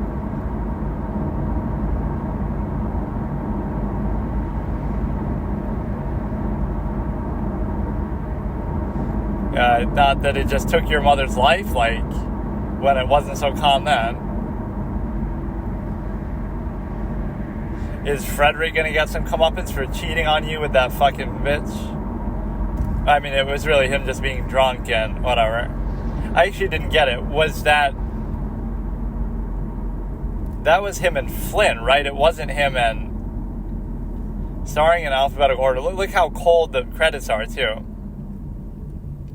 Right, like everything monotone. Like, that is a good movie. Because all the build-up and the dynamics of the characters are actually so good. They're very distinct. They're all kind of working in the field of art, which shows you they're spoiled, entitled. The modern-day version of that is if you make a TikTok. Whenever you see these girls, whatever, making TikToks, dancing, or whatever, they're always in, like, a fancy house, meaning their parents are rich and they have free time to, you know, whatever, just do TikToks all day and record them and stuff. So it was very good. The screenplay is very good. The acting's good. You know, the dad's a piece of shit. I honestly couldn't tell, though. This is sometimes the visuals. Was Frederick trying to make out with the... No. It was obviously with Flynn, because if it was with Diane Keaton, like, it wouldn't make any sense, first of all, but then he's not doing anything wrong, but she might still not be into it. But no, that was obviously with Flynn. So we don't get enough payoff, though. We need a sequel, like, where they break up with Frederick, Renata, because he was cheating with Flynn, or something like whatever. The dad fucking breaks up with the girl because he's a piece of shit and feels bad now. young Joey, young Renata, young Flynn, these characters were actually quite good, though. I mean, really, really well done, fleshed out, distinct, right? That was a very well-written movie. And, of course, that's Woody Allen's whole specialty. The direction's a little bit dry, but I guess you could say that's intentional, too. Right? I mean, this is a perfect... see, what I like is it plays it straight. It's not... It knows what it wants to be, and it's very, very in-depth, in touch with that. Right? So there's a lot of good stuff to do with, dealing with an elder in this situation, dementia-type stuff. The dad's probably just relieved to get her out of the way, finally. Right, everybody should turn on the dad. It's your fault. It's clearly his fault. 100%. Right, it's one thing, okay, she's a little senile, you don't have to be with her even, but to take it this far and rub it in her face that you're with somebody else, to get married so quickly, come on, bro. So yeah, on a rating scale, that would be somewhere between a 4 and a 5 star, right? I'm almost inclined to say 4, despite how much I do like it. It's tough to say. I would leave it at a 4 because my standard is very high. The only things to get 5 are all-time great, and this is all-time great in certain ways. The screenplay is very impressive. I feel bad almost for talking over it a little bit at times, but I'm reading the subtitles still, and whatever. For a movie that isn't really all that dialogue heavy too, but whatever. I've seen it before, apparently. I almost don't even believe. Maybe I didn't. Maybe I just saw part of it, and I honestly don't remember shit.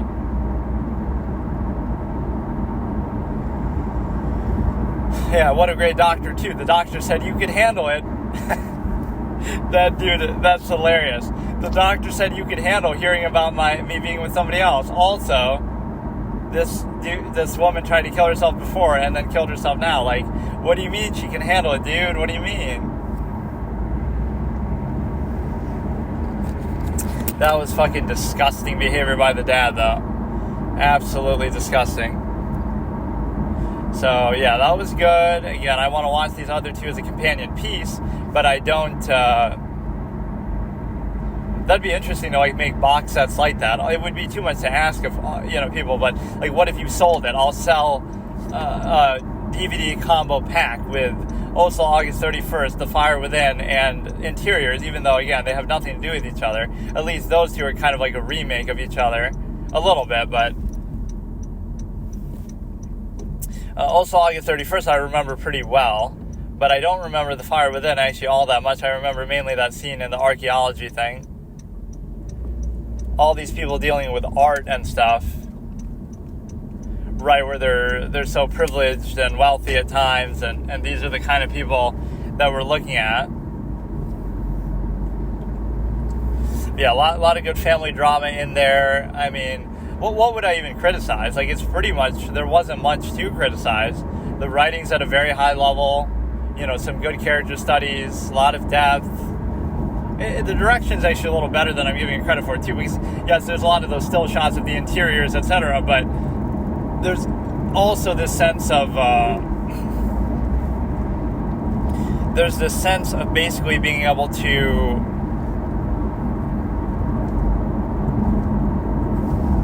I don't know how to explain it. Like some of these cuts at the end of scenes and showing Diane Keaton in therapy and stuff throughout.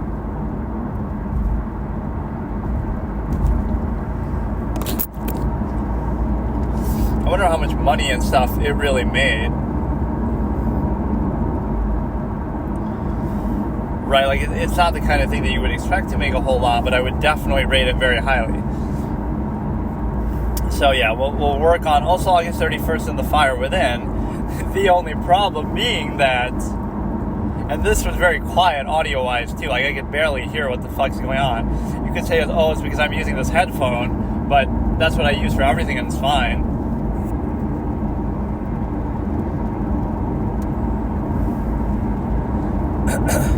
So I'm trying to look up the box office thing, but I won't even be able to.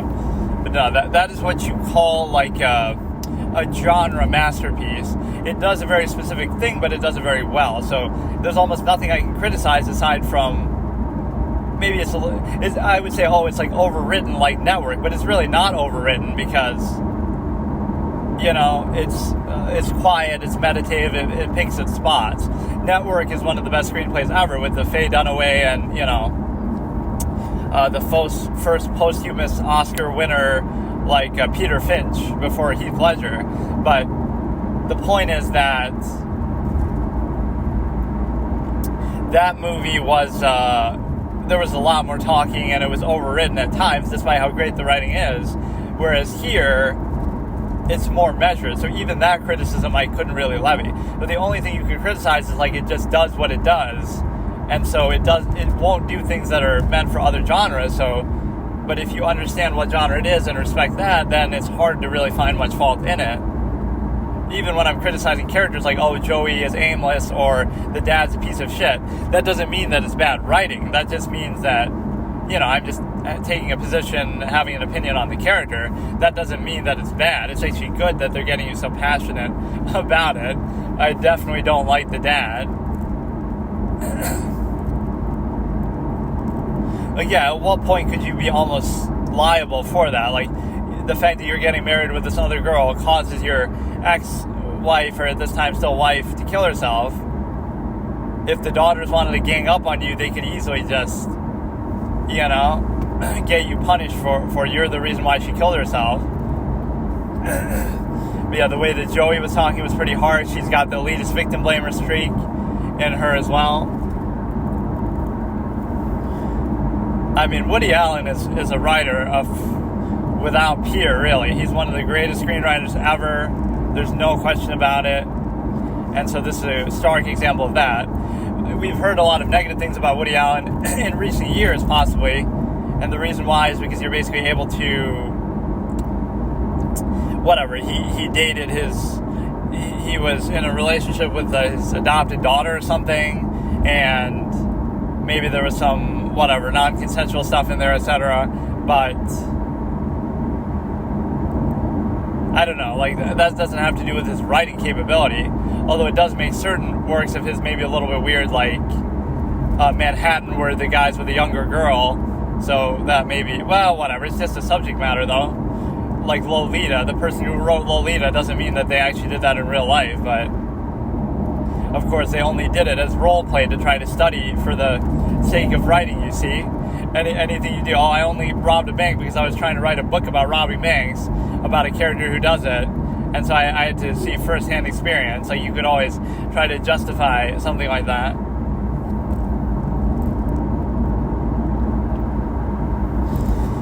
So yeah, that was good. I'm trying to think what else really to say. I mean, there's a lot of the jealousy, there's a lot of the everybody hating each other. Renata's jealous of Joey for the attention she got from the parents. Joey's jealous from the dad, mainly. Joey's jealous of Renata for her skill and work and of the attention she got from mother. And then Flynn is pretty cool. Flynn is chill. She just kind of doesn't seem jealous of anybody. She's just kind of relaxing. Even when she praises Renata, she's not spiteful about it. Like, you're so successful and they're just happy and whatever.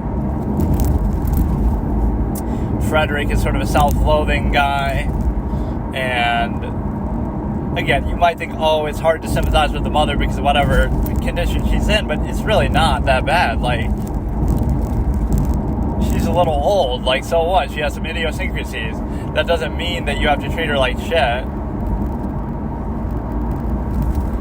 But then again, Joey was giving her sort of tough love, but that's kind of good, right? In a way, like, the kinder thing to do isn't to lie and to walk on eggshells and be all, careful with everything you say with someone like that. The kinder thing might be to actually basically be honest with them the way you would be if they were in a normal state, right? You would talk shit to them or whatever, but just you're doing it sort of tough love because they can handle it, instead of, oh, you got to be all nice and soft and whatever. But obviously it ended up not really working, so you can blame Joey and the dad, right? Renata didn't do anything to steer her in this direction, or Flynn. So the dad is 100% culpable. Joey's maybe a little bit culpable, especially for that last conversation in the end. And I don't like how they make Pearl sort of the savior there, though. Like, giving the CPR. Like, really? You think that's going to be...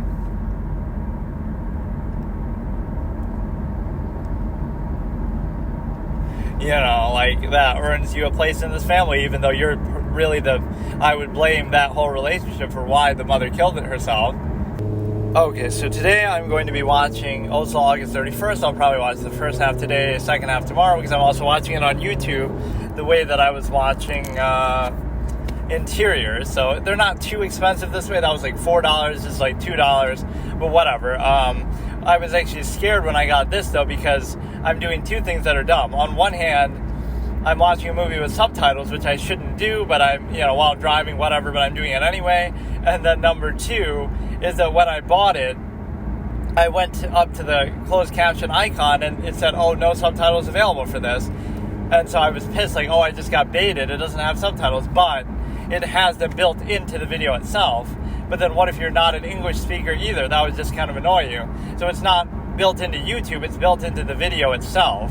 Just has subtitles apparently, because I skipped ahead to look. But no, it's very similar to Interiors in that sense. Like, it's both about centering around a suicidal character, centering around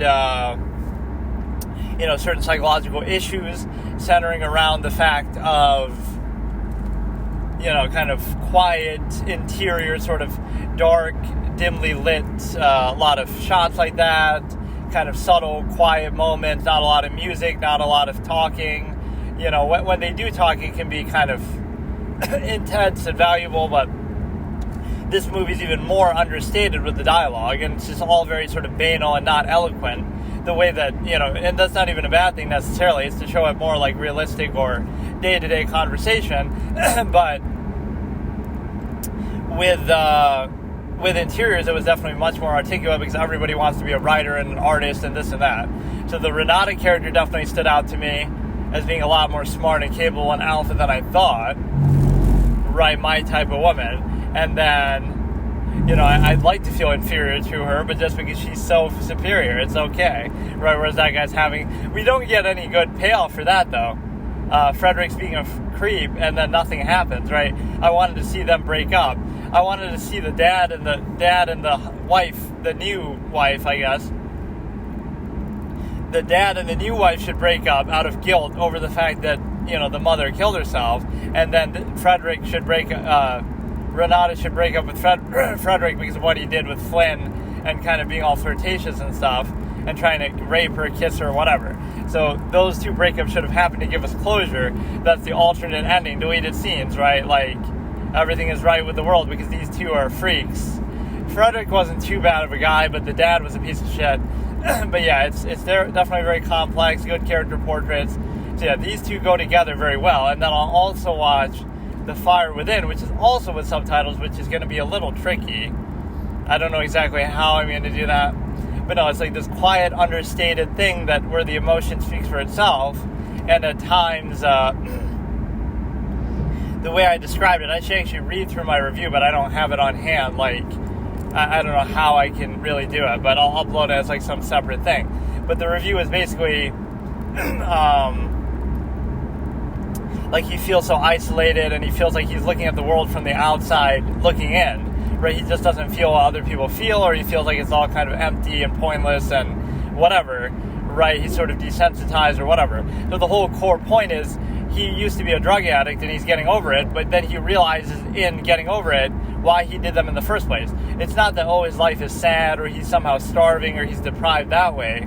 Maybe even he's a little spoiled. His parents are kind of okay and they helped him out, whatever. But the point is that everything's normal. It's just more like emptiness, right? So the reason why he did drugs in the first place was just because he found no meaning in life, or he found it's just kind of bland and boring and empty and pointless is the way that he looks at it.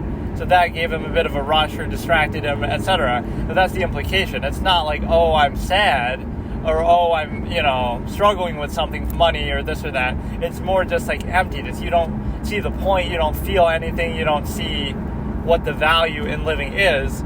So that's where he gets reminded, oh, I wasn't a drug addict because of any other issue.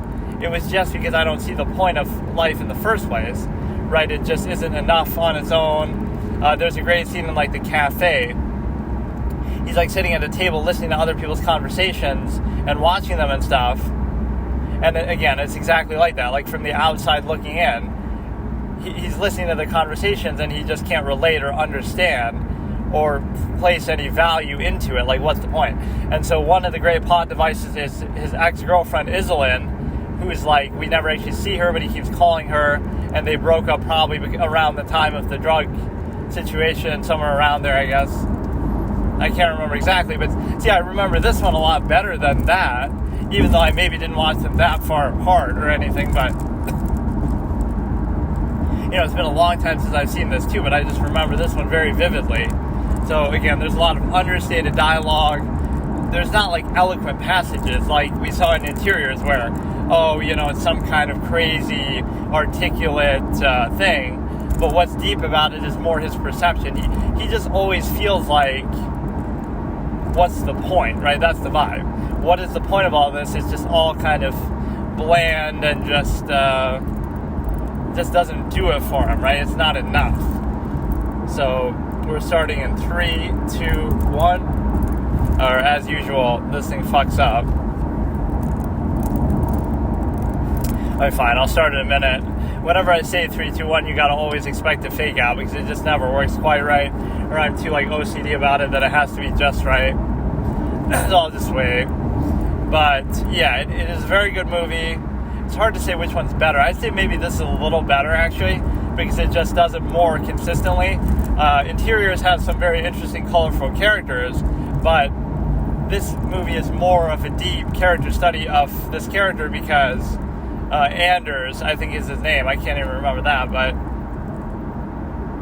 or maybe that's the actor's name, Anders Danielsen Lai or something like that. But yeah, the point is he's very well observed that you can kind of understand there's something just missing where it's not about the money, it's not about girls even, it's not about anything else. It's just this base emptiness, longing, sort of lack of value that you have that you can find in anything. Everything just feels sort of fake or contrived, which it is, social constructs of course, but don't let me speak for him. But no, the whole point is that he's able to not really find much value in a lot of these things. And so this is where some sort of addiction or hobby that everybody might have. Everybody has a vice. You like to drink, you like to smoke, you like to party a little bit, you are, obsessed with sex and, being flirtatious with plenty of women, or you want to, you're addicted to entertainment and stuff like that. So the only difference really is that some of them are more harmful or more expensive than others. If you're addicted to video games or movies or something, it's no big deal usually because, okay, you can just stop, or it might not cost you that much money. You might spend a lot of time on the same one, the same game or something, whereas doing drugs is going to potentially do harm to you. So that's the only difference, but it's an outlet for you to... it's an outlet for you to find some sort of value that way. And they also made the movie Reprise, the same people who made this in 2006, which I didn't like that one quite as much. That one was sort of a little bit caught up in itself and too much. This movie is a great example of subtext. If you look at the screenplay, it's pretty basic. There's not a lot of high-end dialogue, like I said. There's not a lot of dialogue, period. But off the dialogue that there is, most of it's pretty low-key and just normal. We're going to play, talking about basic mundane stuff. We're going to play on the PlayStation, and we got pizza for dinner, and how's things going? They're going good. It'll play like that, just ordinary everyday conversations. So it's a masterclass in subtext because to take that and make it something meaningful is all to do with the tone, the photography, the lighting, the acting, the overall themes of it. So to get that across is actually very strong because sometimes it works better when it feels like this. It doesn't feel...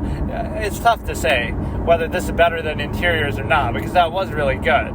But they try in different ways, right? That one's a bit more articulate. This one's a bit more sort of maybe grounded and believable and real or something like that. Right, that just was trying to exploit the strong female character card because there were at least a couple of strong female characters, Flynn and Renata. Joey's kind of annoying, and I don't really know if Joey too much as a girl's name. Maybe it's like Josephine or something, but they just short form it to Joey. Like, so yeah, we'll start in a minute. We'll watch half of it now, half of it tomorrow, because we have to, because we're renting it. I don't want to get in the habit of buying these things on YouTube either, because this could get expensive. That's the whole reason why I am subscribed to all these different services, but I don't know what to do with it. Like, we did HBO Max, then we did Hulu.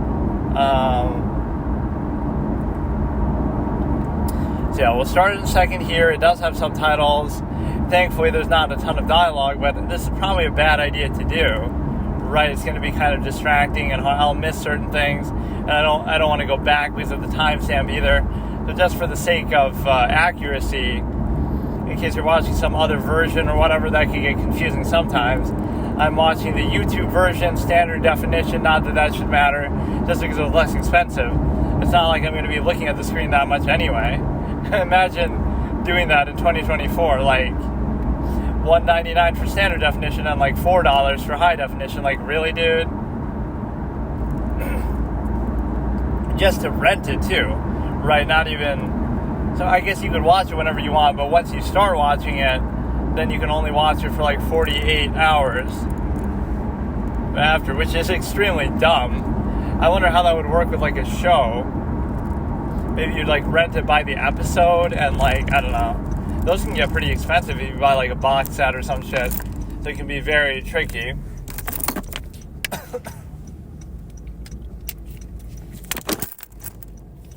So we're starting in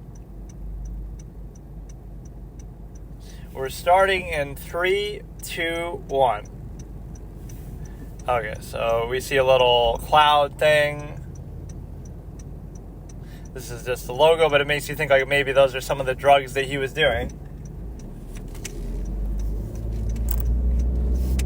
Strand releasing.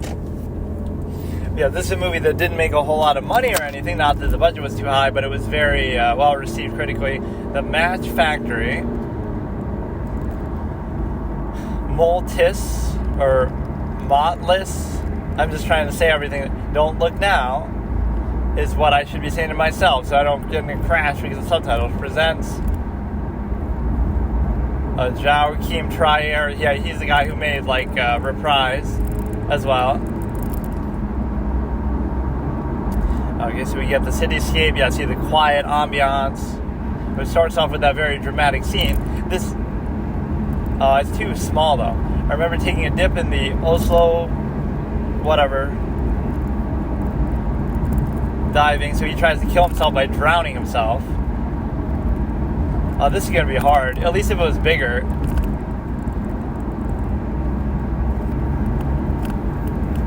This is more just a retrospective look, so I don't care as much. Right, like I am going to spoil stuff because I've obviously already seen it, which I wasn't doing during interiors because I didn't get to. So this is going to be him with Iselin, I think, in the flashbacks. I would need to like really blow up the subtitles more because I can barely see them.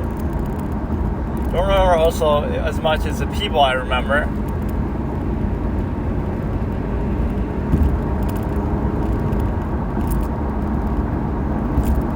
The buses, the metro.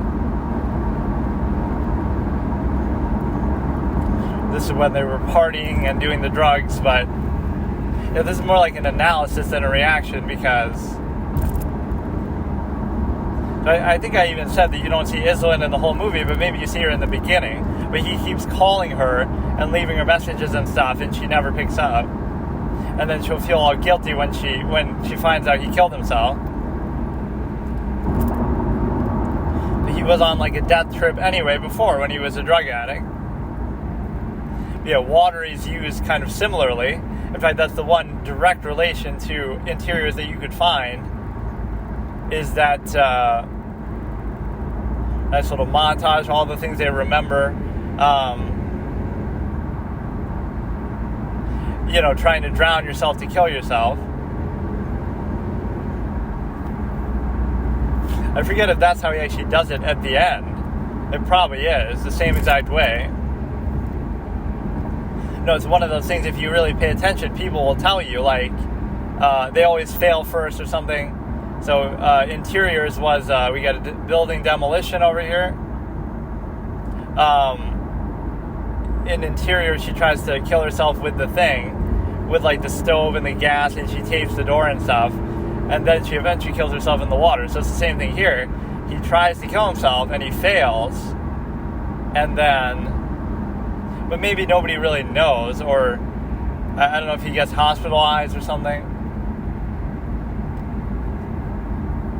But this is like when he's a recovering drug addict, so you could blame the addiction, but it's always like that fallacy I talk about with respect to, it's just a black screen right now,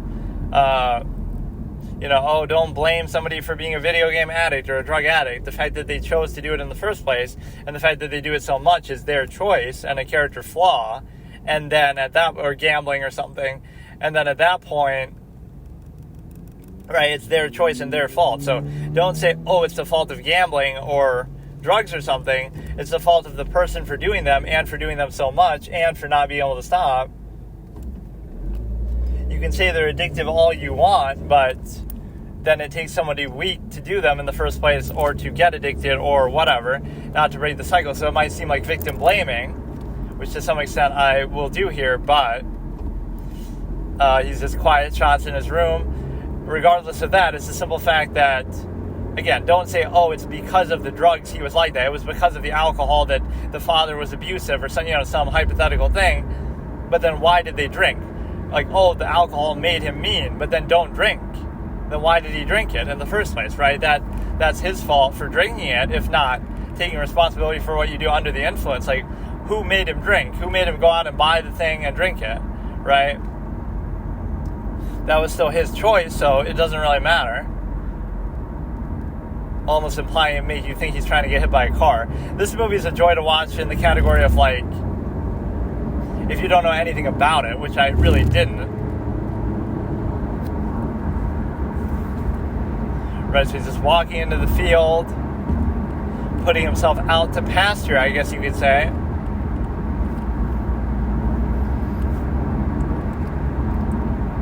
But no, it's one of those heavy sort of subject matters that you think, oh, it's just like sort of critic bait. But plenty of movies might deal with the same subject, but some of them don't do it as well. Cry of Fear, the game deals with it, in actually not such a bad way either. But like just, whenever you deal with something like that, oh, the Holocaust. There's plenty of bad Holocaust movies, right? So you shouldn't automatically praise something just because it has to do with subject matter like that. So like, these happen to be two really good movies. Yeah, this is the whole title shot of the movie, or at least what I use as my image, like him staring into the water. It does not respond. Such is the thought process of the movie, like where he just feels alone and on the outside looking in, and just kind of empty and bland and everything like that. I wish I had my review on hand to just go through. See, all this doesn't hurt because of the subtitles, because there is no dialogue. But I think this one's much more understated. Not only is the dialogue not as eloquent and articulate as Interiors, it's also not as much. I was expecting Interiors to actually be a bit more quiet from what I remember, but it actually wasn't.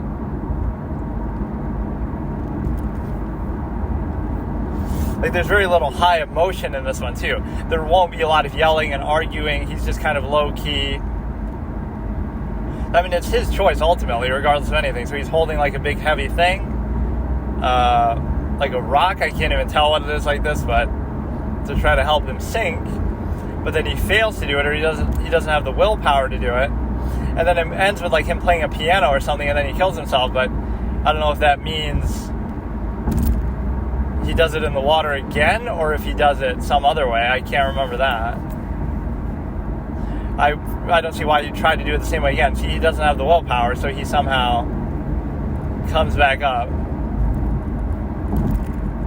But this is a great, shocking sort of way to start the movie.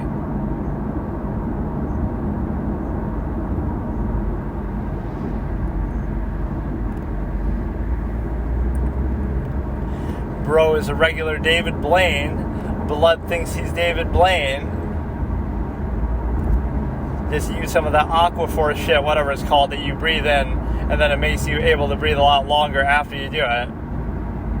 which probably every swimmer ever uses as they're doing an event. Let's go play diving chess under there. He was just waiting to make his next move, and he couldn't think of it in time. That's a real sport, too. You got to dive under the water, make your chess move at the bottom, then come back up. Then your opponent has to go down, make their move, and come back up all in one shot. Like, what the fuck is that? That's the most random shit I've ever heard of. Nothing against chess, nothing against diving, but yeah, let's do diving checkers. Or like nobody notices that his clothes like super wet or something. Wait, I don't get it though. How would he not be dripping? What did he do? I guess nobody really even knows that he did that. You could say he took off his shirt, but his other undershirt would still be wet. There's a lot of people wishing him well, that you're going to meet, like, oh, you're off drugs, finally, good for you. And then he's like, I wish I wasn't, basically, is the sentiment. Right, like, what good does it do me now? So I can be reduced to some sort of half-mast, white picket fence, be happy with my zero-sum existence. But that's the way it's like, everything is looked at, like wanting to want something, but being unable to. Like, I want to be in a relationship, I want to, whatever, do all these things that other people seem to value, but I don't care enough. Maybe that's because I'm smarter than everyone. Maybe I'm more perceptive and I see through the artificial processes that people place so much emphasis on and that they suffer a conflict of contrivance with, like, oh, you want to be in a marriage and happy, white picket fence and kids, but then you constantly complain about, oh, I don't like my husband or wife, or, oh, we're having a fight, oh, our kids are undisciplined, like, getting high on food now. Good one, because he's looking fat. But see, that's a form of addiction too. The little, hi, my name is Anders and I'm a drug addict who's suicidal.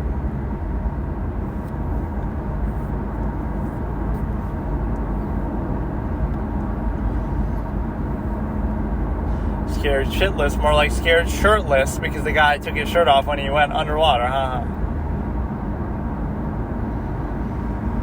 It's hard for me to really read this shit because of obviously the circumstance. So maybe this wasn't the best idea, but void, or it's like it's back. The relief from shooting up is gone, so he feels similar. Serious doubts about how I'm going to live now, how to live with it, not shooting up anymore.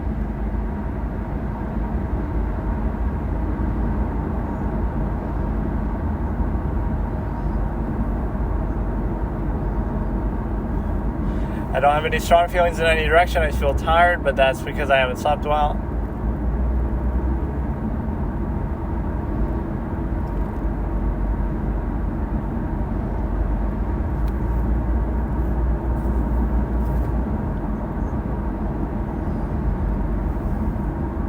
Yeah, see, that's the whole thing. There's not much to talk about. It's just a job. I just have to do it because of my non-choice reaction. Here is me choosing all my... I need a more formal way to organize all the stuff that are my terms and stuff.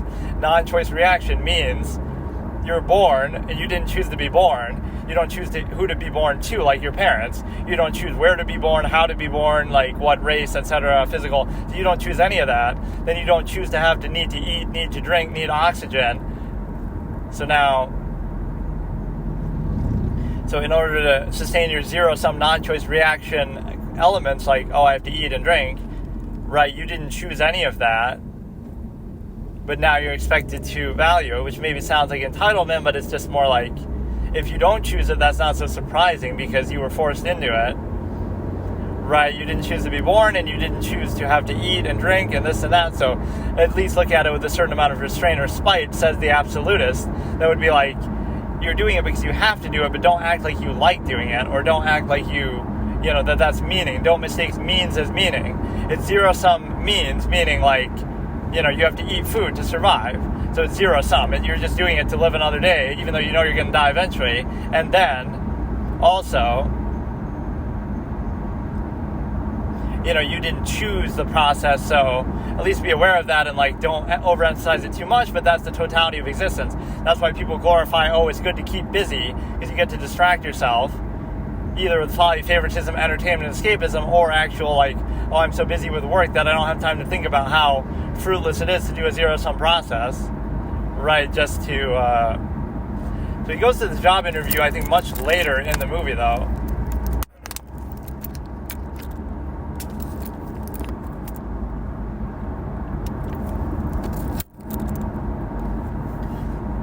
And he just suddenly leaves and just isn't too happy or impressed or anything. Or like they ask him what happened in those blank years, and then he's honest about it brutally. The most brutal interview scene since Aubrey Plaza in I love that scene. That's the one that opens with. A lot of people like the one later where she's bitching at the girl about being an intern and not getting paid, but the way it starts, she says like some very extreme stuff. I can't remember what it is. Emily the criminal. So here it's the same thing. I was like, what were you doing for those 6 years that you didn't have a job or something? I was a drug addict. And then the guy's even impressed, but then he just leaves like...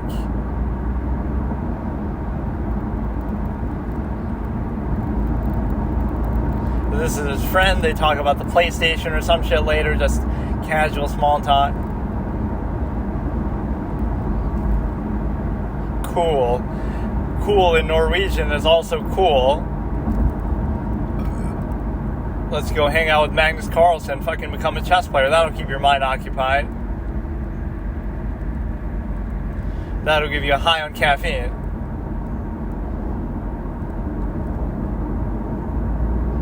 He's trying to tempt him, tease him about the beer. Yogurt? Like, what are you going to fucking drink yogurt? What's he talking about? So this scene I remember very well, at least the setup.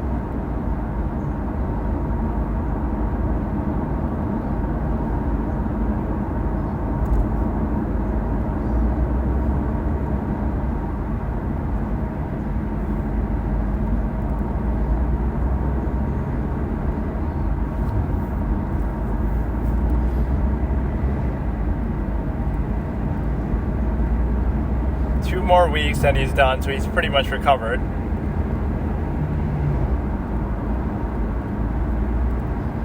So you say yaw, but yaw means well, not yes, but it sounds like the affirmative.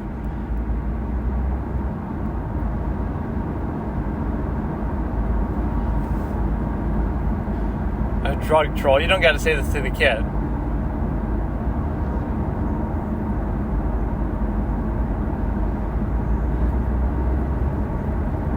Daddy used to party with Anders sometimes, but you had more self-control. Therefore, it's not the fault of partying or the drugs. It's actually Anders' fault for being so weak-minded. And the mom doesn't seem to give a shit that you're talking about drugs with the kid. And she says no and leaves. Just gives you the picture and doesn't elaborate and leaves.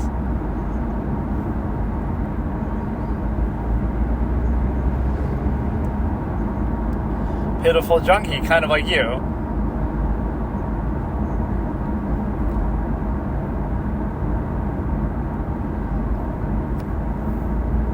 So does somebody role play as Iselin, your ex-girlfriend?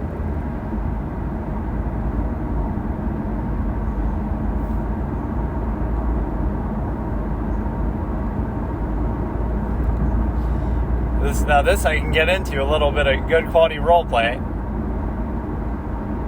Tried to tempt me like you were tempting me with the beer a second ago.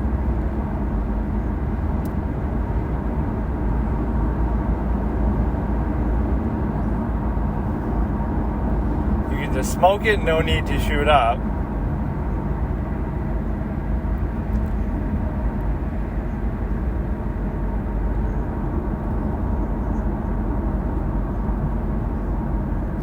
No relevant experience.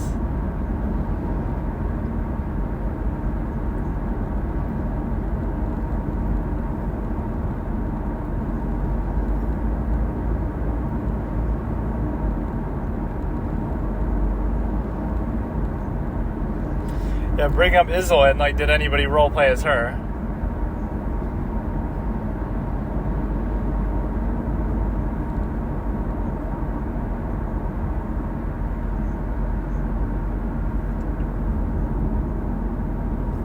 love you, I forgive you. Words that you wish Iselin would say.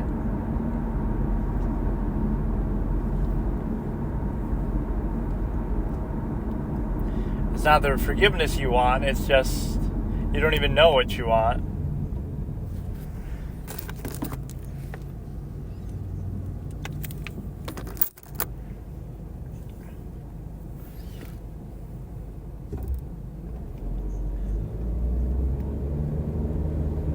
So was he stuck in there the whole time, or what? Or I don't get it. Maybe I'm wrong about the pacing. Did he try to kill himself just now, or did he try to kill himself in the past? I feel like he tried to do it just now. Right, he just tried to do it, period, and just, that's it. He didn't elaborate, he didn't talk about it. Nobody noticed. Could have just said, I'm just gone for a swim.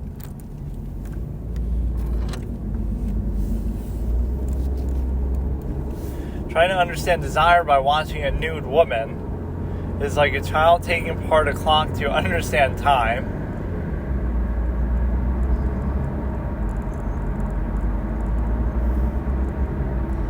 Or what's that one scene with the... Maybe that is in The Fire Within. I feel like it's a different movie. It's like somebody smoking a cigarette in the afterglow and they have like this deep conversation about sex. It's some old black and white French movie or something.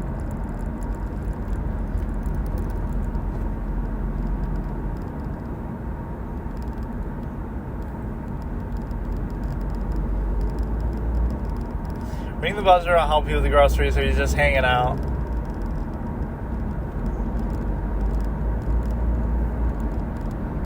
He's keeping himself distracted with the thing. Or like, I'd like to see it portrayed like the wife is worried, like, I don't want you to hang out with Anders, he's going to get you in trouble again. He's a bad influence, a literal drug addict, junkie clown. It's your fault, Anders, it's your fault.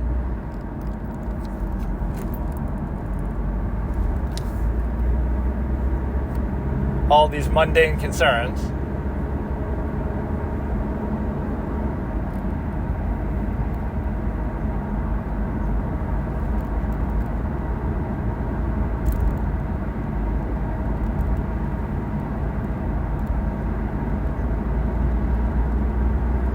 Model couple, his parents, so he fucked them over on money a little bit because of my fucking shit. They're selling the house.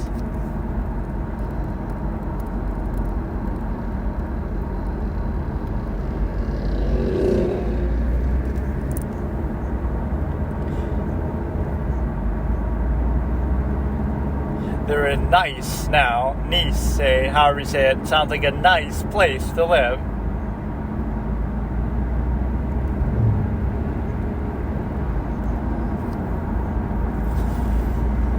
But yeah, at least be a real man and buy your own drugs so you can become a junkie. Don't fucking do it that way. He was like some sort of writer, I guess. I can't remember. Editorial assistant, a folio like a newspaper. Had to apply as part of the program, they stuck me in, but it's at least relevant to your field.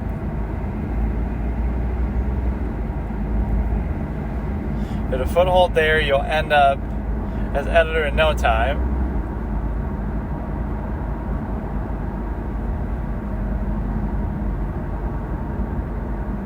He's trying to fluff him up. He's trying to be all optimistic like Renata. 6 years ago. So look how vividly I remember that. It was because I was partying, not because I was right. But he's being a pessimist or a realist, and the friend's trying to be an optimist.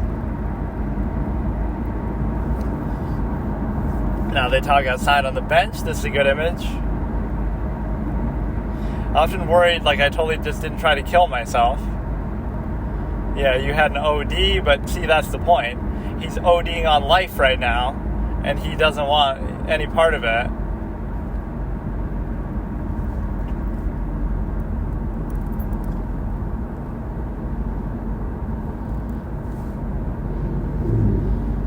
I distanced myself from you because I didn't want the pain of losing you to an overdose. Iselin, she wouldn't want anything to do with you now.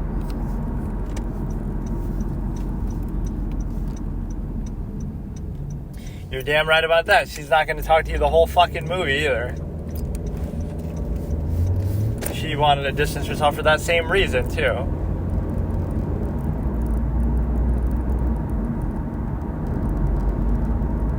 Maybe she just wished you well.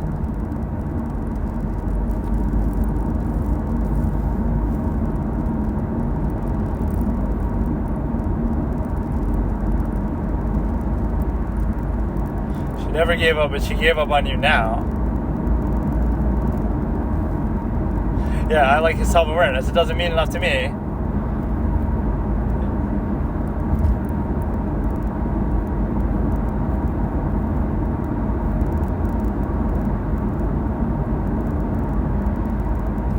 I didn't love her because I wouldn't have done all this shit if I did.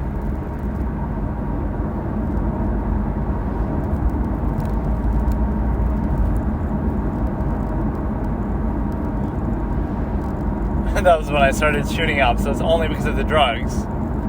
Everything was only because of the drugs. I was a good writer because of the drugs. I was in love with her because of the drugs. Everything's because of the drugs.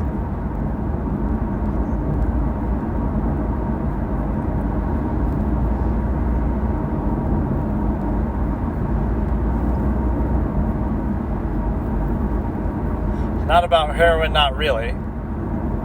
I'm 34, I have nothing.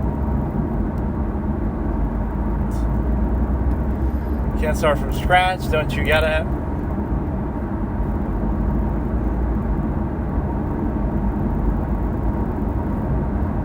You can still make it. It's your fault that you sat back. Friends, brains.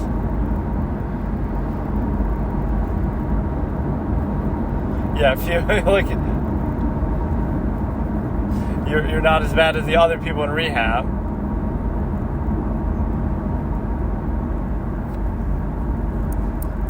They're happy to work in a warehouse and something. Be a loser if that's what you want.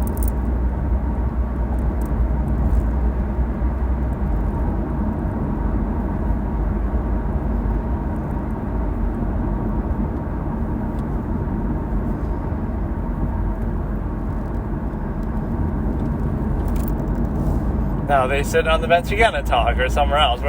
This is going on a little bit too long.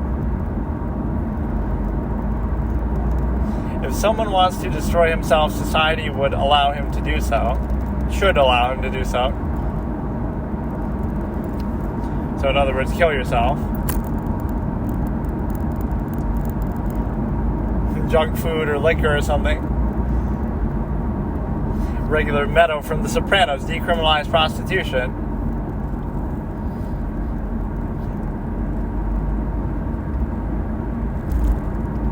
If you're unsentimental, nobody needs me, not really.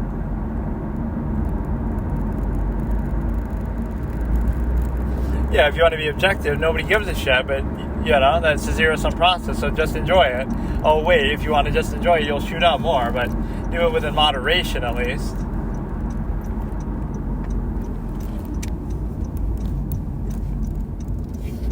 That I tried to kill myself, I want you to understand.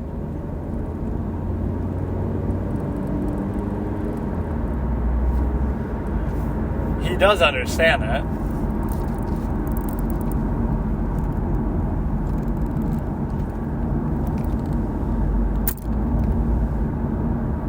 Can't relate to you telling me you're planning to commit suicide. Not even planning, I already tried. But you've already fucked your parents up enough, so they'd assume it's an OD, happens all the time. An OD where you end up at the bottom of the river sounds more like a murder mystery to me.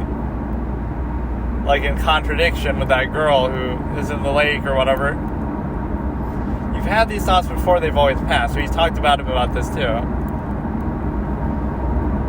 It's hell while it lasts. It'll get better, it'll all work out. Except it won't. Or he says something like that. Except it won't. Look at my memory, bruh. either that's a testament to how good the movie is, or whatever.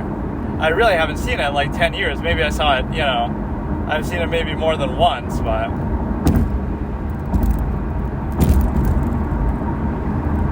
the scene should have sort of ended there, though. Like, except it won't, and just end it like that.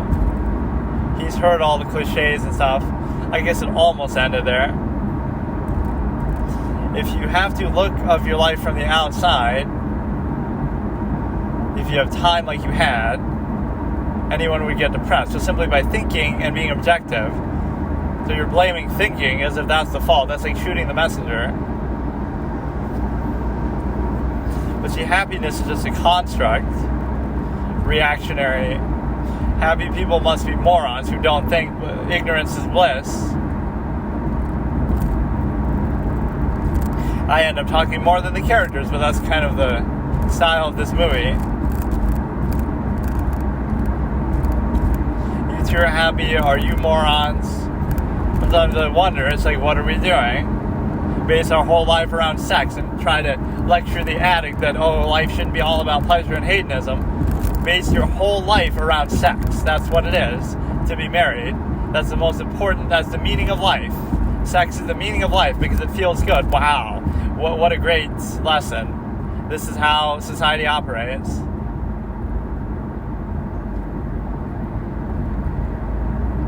I'm not even saying don't take that value, but don't, people pretend like it's so much more than that somehow.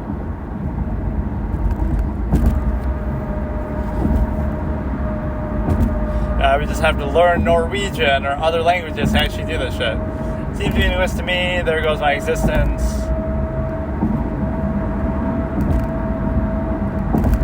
Now he's getting offended back, like he's diminishing. I see it as meaningless. That doesn't mean you do. But if you think about it deeply enough, you probably will. You're good at all that, like pretending. Oh wow, this goes on a little bit too long. I would have had them leave and then they talk again later, but you don't need to bombard us with this now. They just keep changing the scenery, like we're sitting on a staircase, then we're sitting on a bench, then we're sitting on a grass, like touch grass, Anders.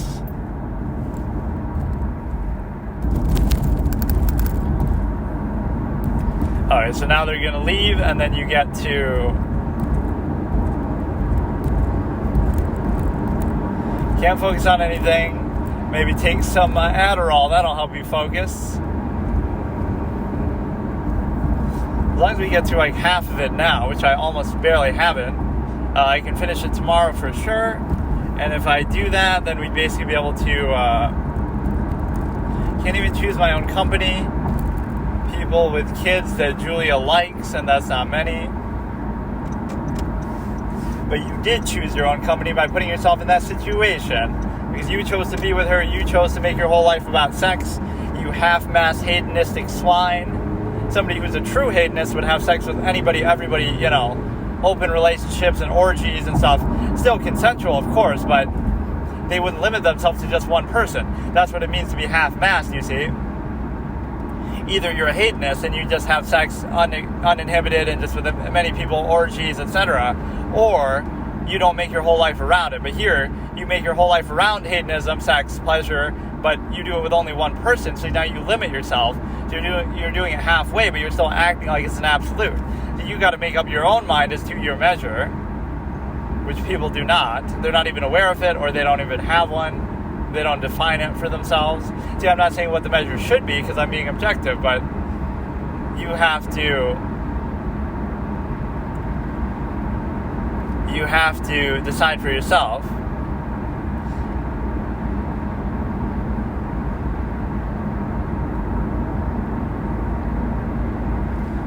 Probably be a disaster, so maybe it happens earlier than I thought. I thought that was towards the end of the movie.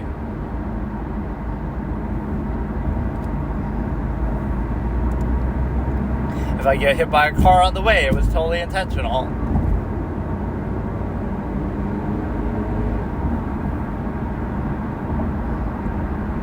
It has like these long, quiet shots, still image kind of thing. Don't do anything stupid, you'd fuck me up so bad. You're gonna break that promise, bro, in the next hour of film. Come to the party and shoot up some more, like the old days.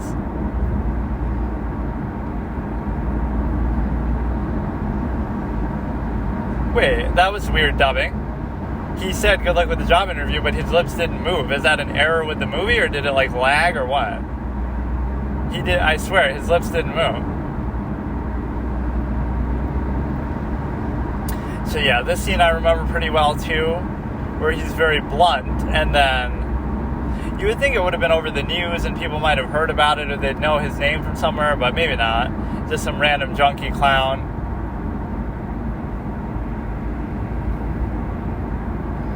Yeah, that's why you don't really sympathize. Like, you can, rehabilitation, blah, blah, blah.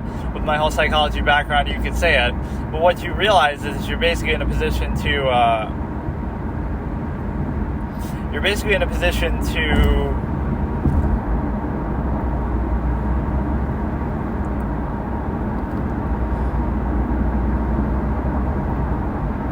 So now he tries to call Islin, I think. Maybe this isn't the best way to do it.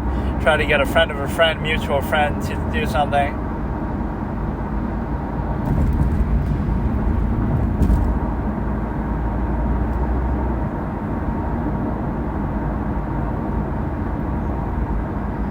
Is late where you are, that's strike number one. Probably don't want to talk to me. I've got a new phone number. If there's anything, please call me when you hear this.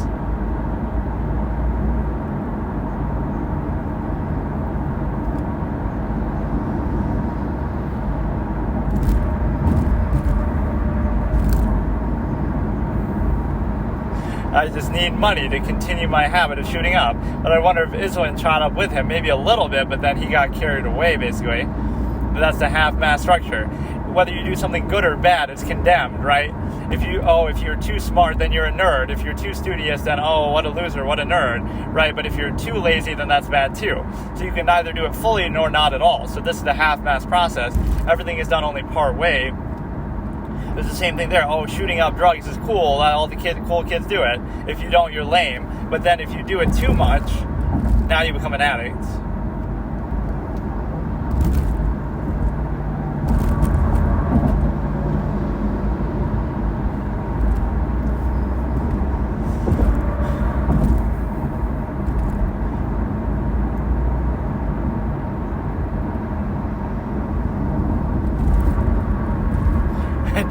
He must be lying. Where do you get it delivered to you in the fucking rehabilitation center?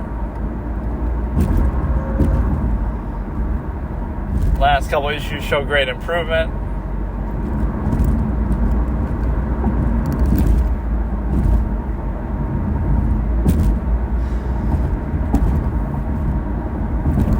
Still a little too profile is a bit vague. Resemble the window, which makes it hard to set you apart. Especially when they're better in some areas.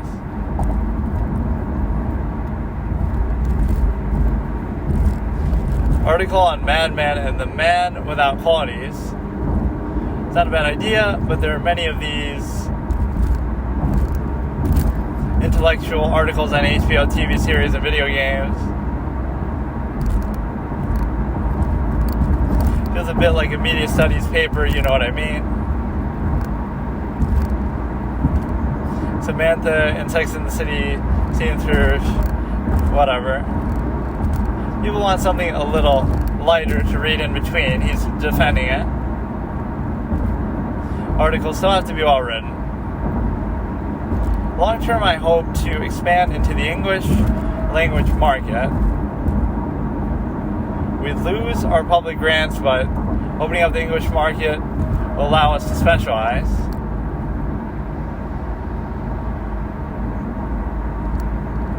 Girlfriend works in New York. He's deluding himself to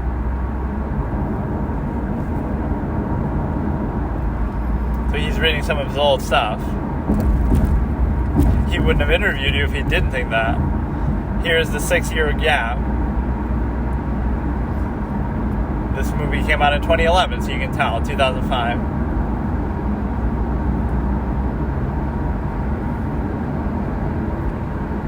Everything's relevant to us. Just say I was living at home.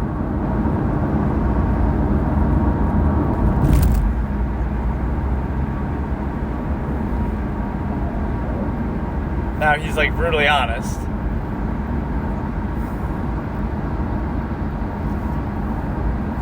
He thinks he's joking, but he's being serious.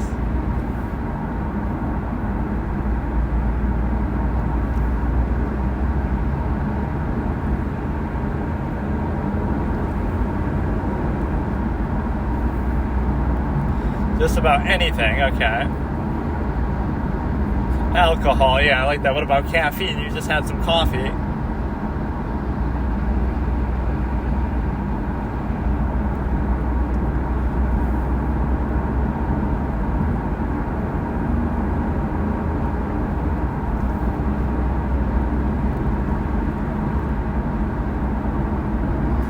Haven't had a beer in almost 10 months.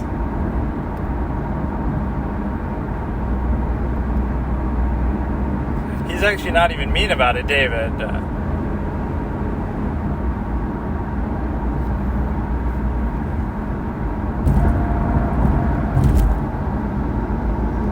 But see, he doesn't even want to be pit eater.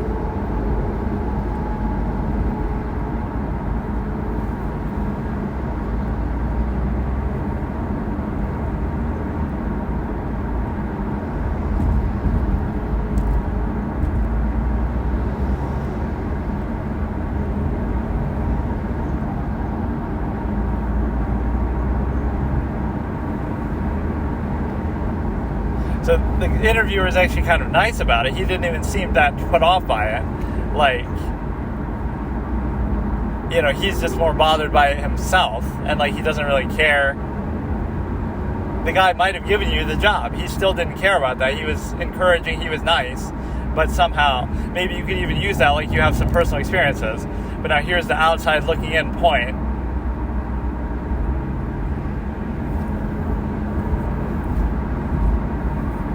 I mean, you could just say worked as a DJ, like that's fine.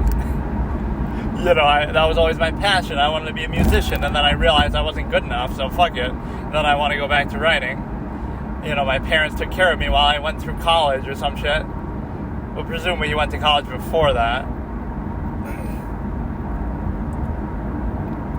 Yeah, this is the scene that really well displays that, like, you're on the outside looking in. So he's like eavesdropping on everybody. This almost makes it seem like he has superpowers, like he has such good hearing, but he's just focusing on what they're saying. Or some of these bitches are just too fucking loud in this cafe. I shouldn't be able to hear you all across the goddamn room. What would you do episode? Tell that bitch to shut up. You're making me jealous of your half-mast existence. Maybe people have a hard time, but what he did... He went too far, too much money, too much. So he's relating some of this to himself, the negative stuff. We'll probably get places too. One kid at the center. Everybody is selfish when they have kids. They want to find false meaning in their own life, so they have kids. We'll try to give them that.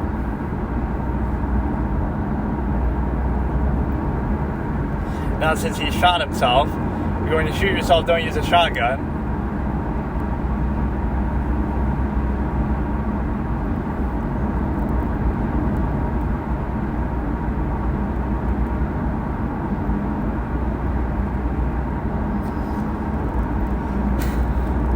I didn't know what to do. I could hardly speak.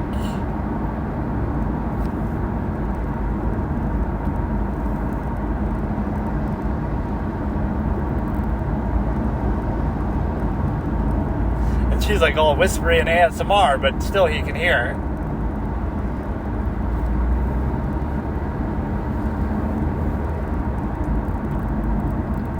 Yeah, this is like how he sees the rest of the world, that he's like so distant from it. And he can't relate, or he doesn't want to relate, or something is just missing with it, or he relates only to the bad things. But this is like an absurdist sort of philosophy that, like, it's all just meaningless. It's all just arbitrary. You're just kind of kidding yourself if you think that something is valuable. Want to marry, have kids, travel the world, buy a house, have romantic holidays, eat only ice cream for a day. You could do that right now, just eat ice cream. Or this is like her bucket list.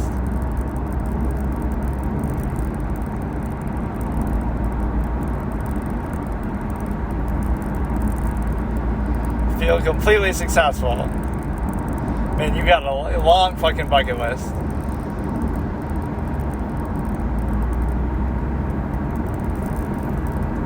Stay married until I die. Do you really want that, or does society just brainwash you to make you think you want that?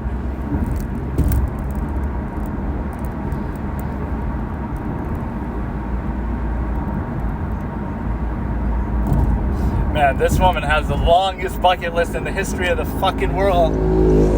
That's not a bucket list, that's a swimming pool. The very same one that Anders is gonna drown himself in to kill himself. Holy shit, she's having a moment right here. Life isn't black and white like those pepper shakers there.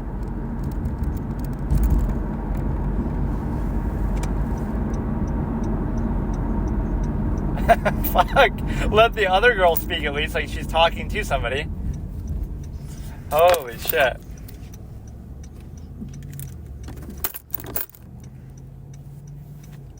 Act in a play or a film. See all these half-assed people who want all these things, but you're not willing to sacrifice or put forth the effort to actually get them.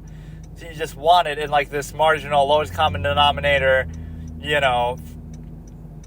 just surface level. You don't really want it. If you really wanted it, just like if Anders really wanted something, you would put forth more effort to actually get it. Right, like I always use that as an analogy. You could, if you wanted to be a doctor, just go be a doctor, and that's fine. You could do it. But do you really want to stay up late all night studying and not party? Do you really want to, do all the work that goes into it? All those sleepless nights, all those tough exams, all the hands-on work that you have to do? If you really wanted to do it and you were willing to sacrifice and put your whole self into it, you could do it. But do you really want to? Now, who is this that he looks at? Like, it's like somebody he knows? Maybe the girl, the Julia or somebody? It's not going to be Iselin because I don't think you see her at all.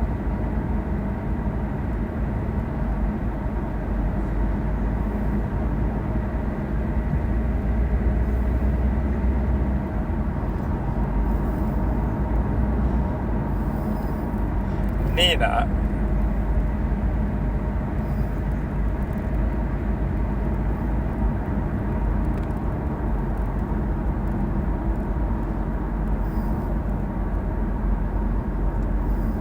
Like somewhere he's got to go to get his old things or something.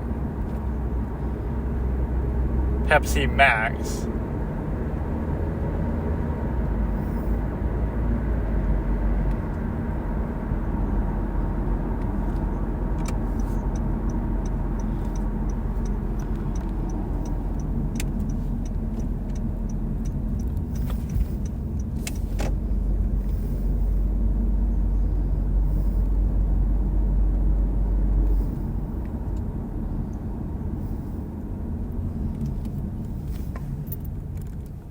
Okay, we'll stop there, I guess, so that should be about halfway.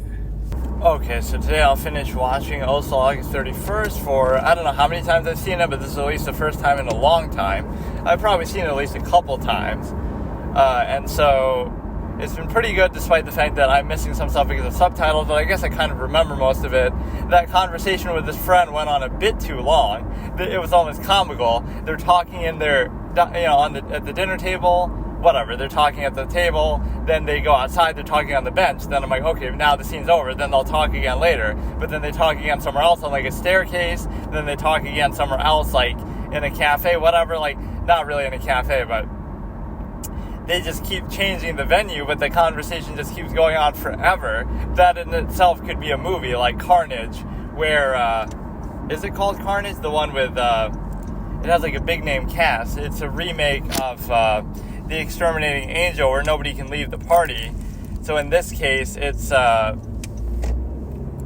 keep talking, and then they can never leave for one reason or another.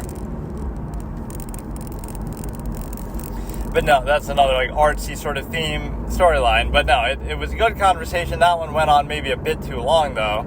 And then, he goes, sees the job interview, and then he doesn't want to do it only because... so anyway, this is part of my companion piece set where I was doing Interiors by Woody Allen, which is very good. I didn't remember anything about that. Then this one, which I do remember actually quite vividly well. I remember almost every scene, maybe even the order. So like now we're in the cafe where he's like looking at the world from the outside looking in, listening to everybody else's conversation, trying to find meaning like they do and everything. So this is after the job interview where he was all pissed about it. And again, the guy asked for like, what were you doing for those 6 years? And he could have just made something up, like, oh, I was with my girlfriend and we had kids and I was staying at home taking care of the kids while she worked, or something like that. Nobody would question that. You could easily lie about it. Maybe they'll find out later, but it's okay. And so it wouldn't be that big of a deal.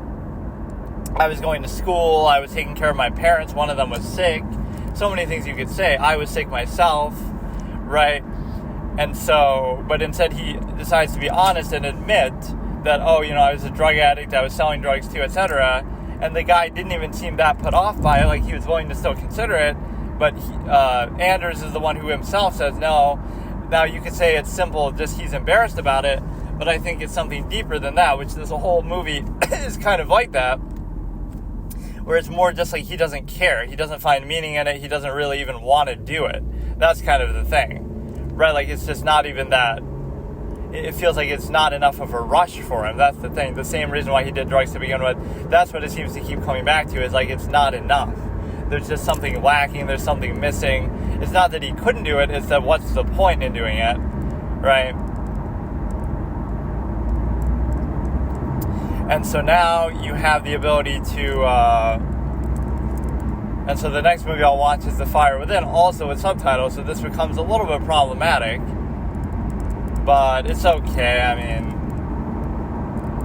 and yeah, of these 3 movies, I've technically seen all 3 of them before, but I didn't remember Interiors at all, and I don't remember The Fire Within that much either. There's that one scene that I think is, they're in like his archaeology office or something to do with that, where he has like all these rare artifacts, or maybe it's not even that he works in the field, but just that he has a lot of rare artifacts from somewhere, like different parts of the world, and he's telling stories about them.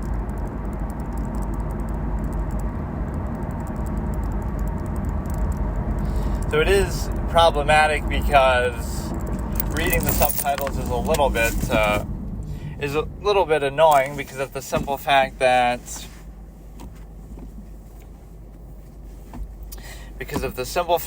you would not expect that to be something you should have to do here, but whatever. So we're about halfway through at that scene that probably is pretty iconic to some people. Just it is a good example of him sort of, again, either not being able to relate or relating to only the wrong things. Like he's fixating on the girls laughing about somebody killing themselves. So now that reinforces his desire to kill himself. It's a good example of my sort of concept of opposite interpretation. Like you could hear somebody talking about something, or you could see it, like just the influence fallacy, right?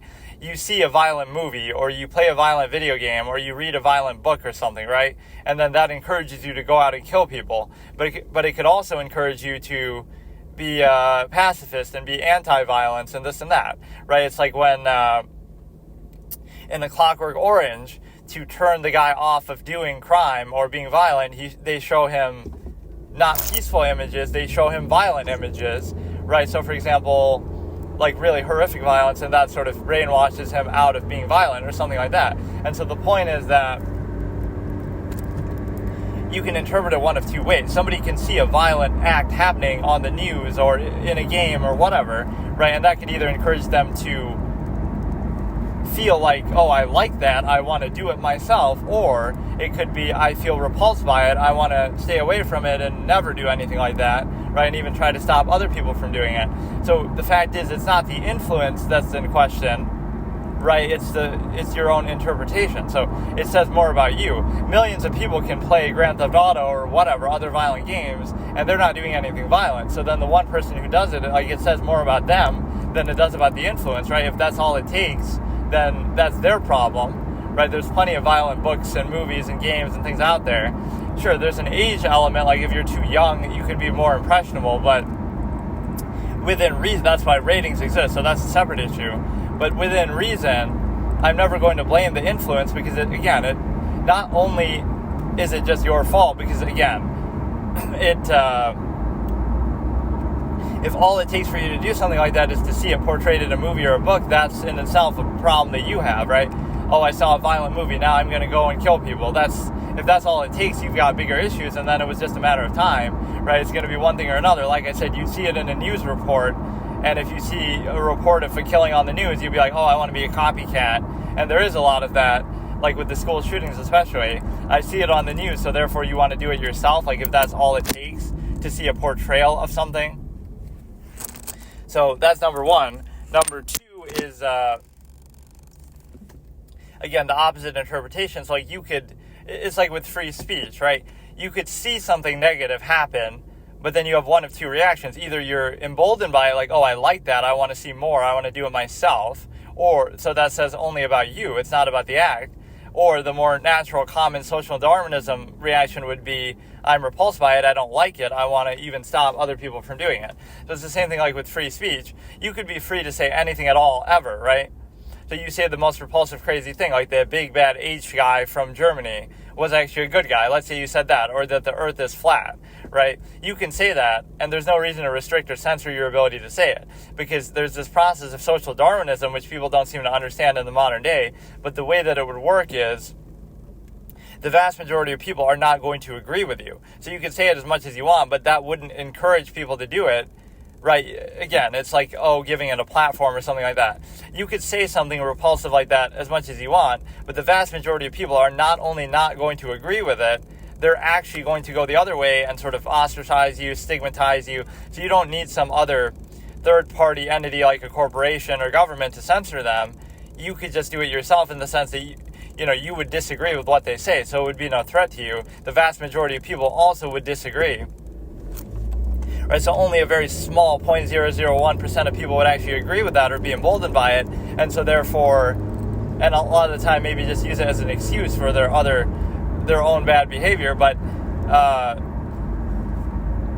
only a small percentage of people would be emboldened or view that in a positive way and agree with it, and so therefore all it's doing is outing and exposing those people who obviously have issues anyway. So it's not the fault of the person saying it, it's just going to expose the way that you already are. So again, the vast majority of people are not going to agree with that highly objectionable, questionable thing. So you could say the most terrible thing possible or the most untrue thing possible, but the vast majority of people are not going to agree with it, so that's their interpretation.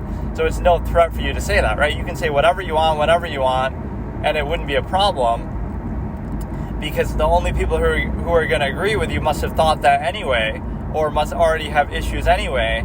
So it's not doing anything other than exposing that, which even could be helpful. Now we can go and ostracize them all together, right, in a group. They're kind of exposing themselves. But no, that's where the whole free speech thing comes in.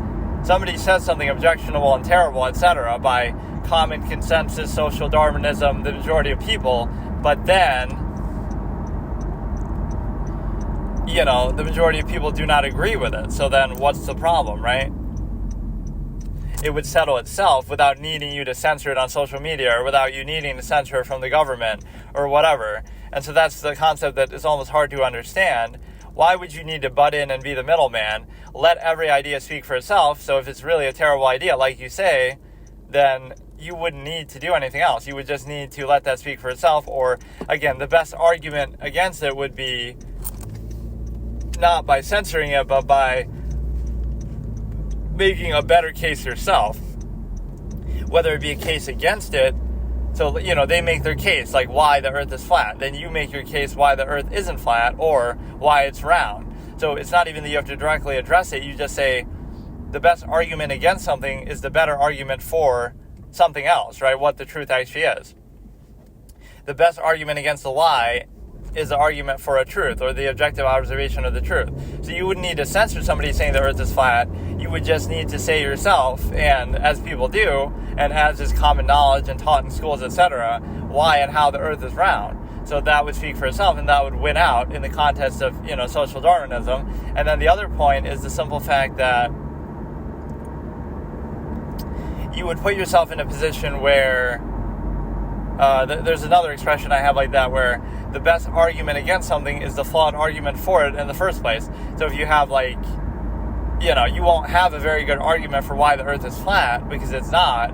So you would have to come up with something, and it's just like a buzzword.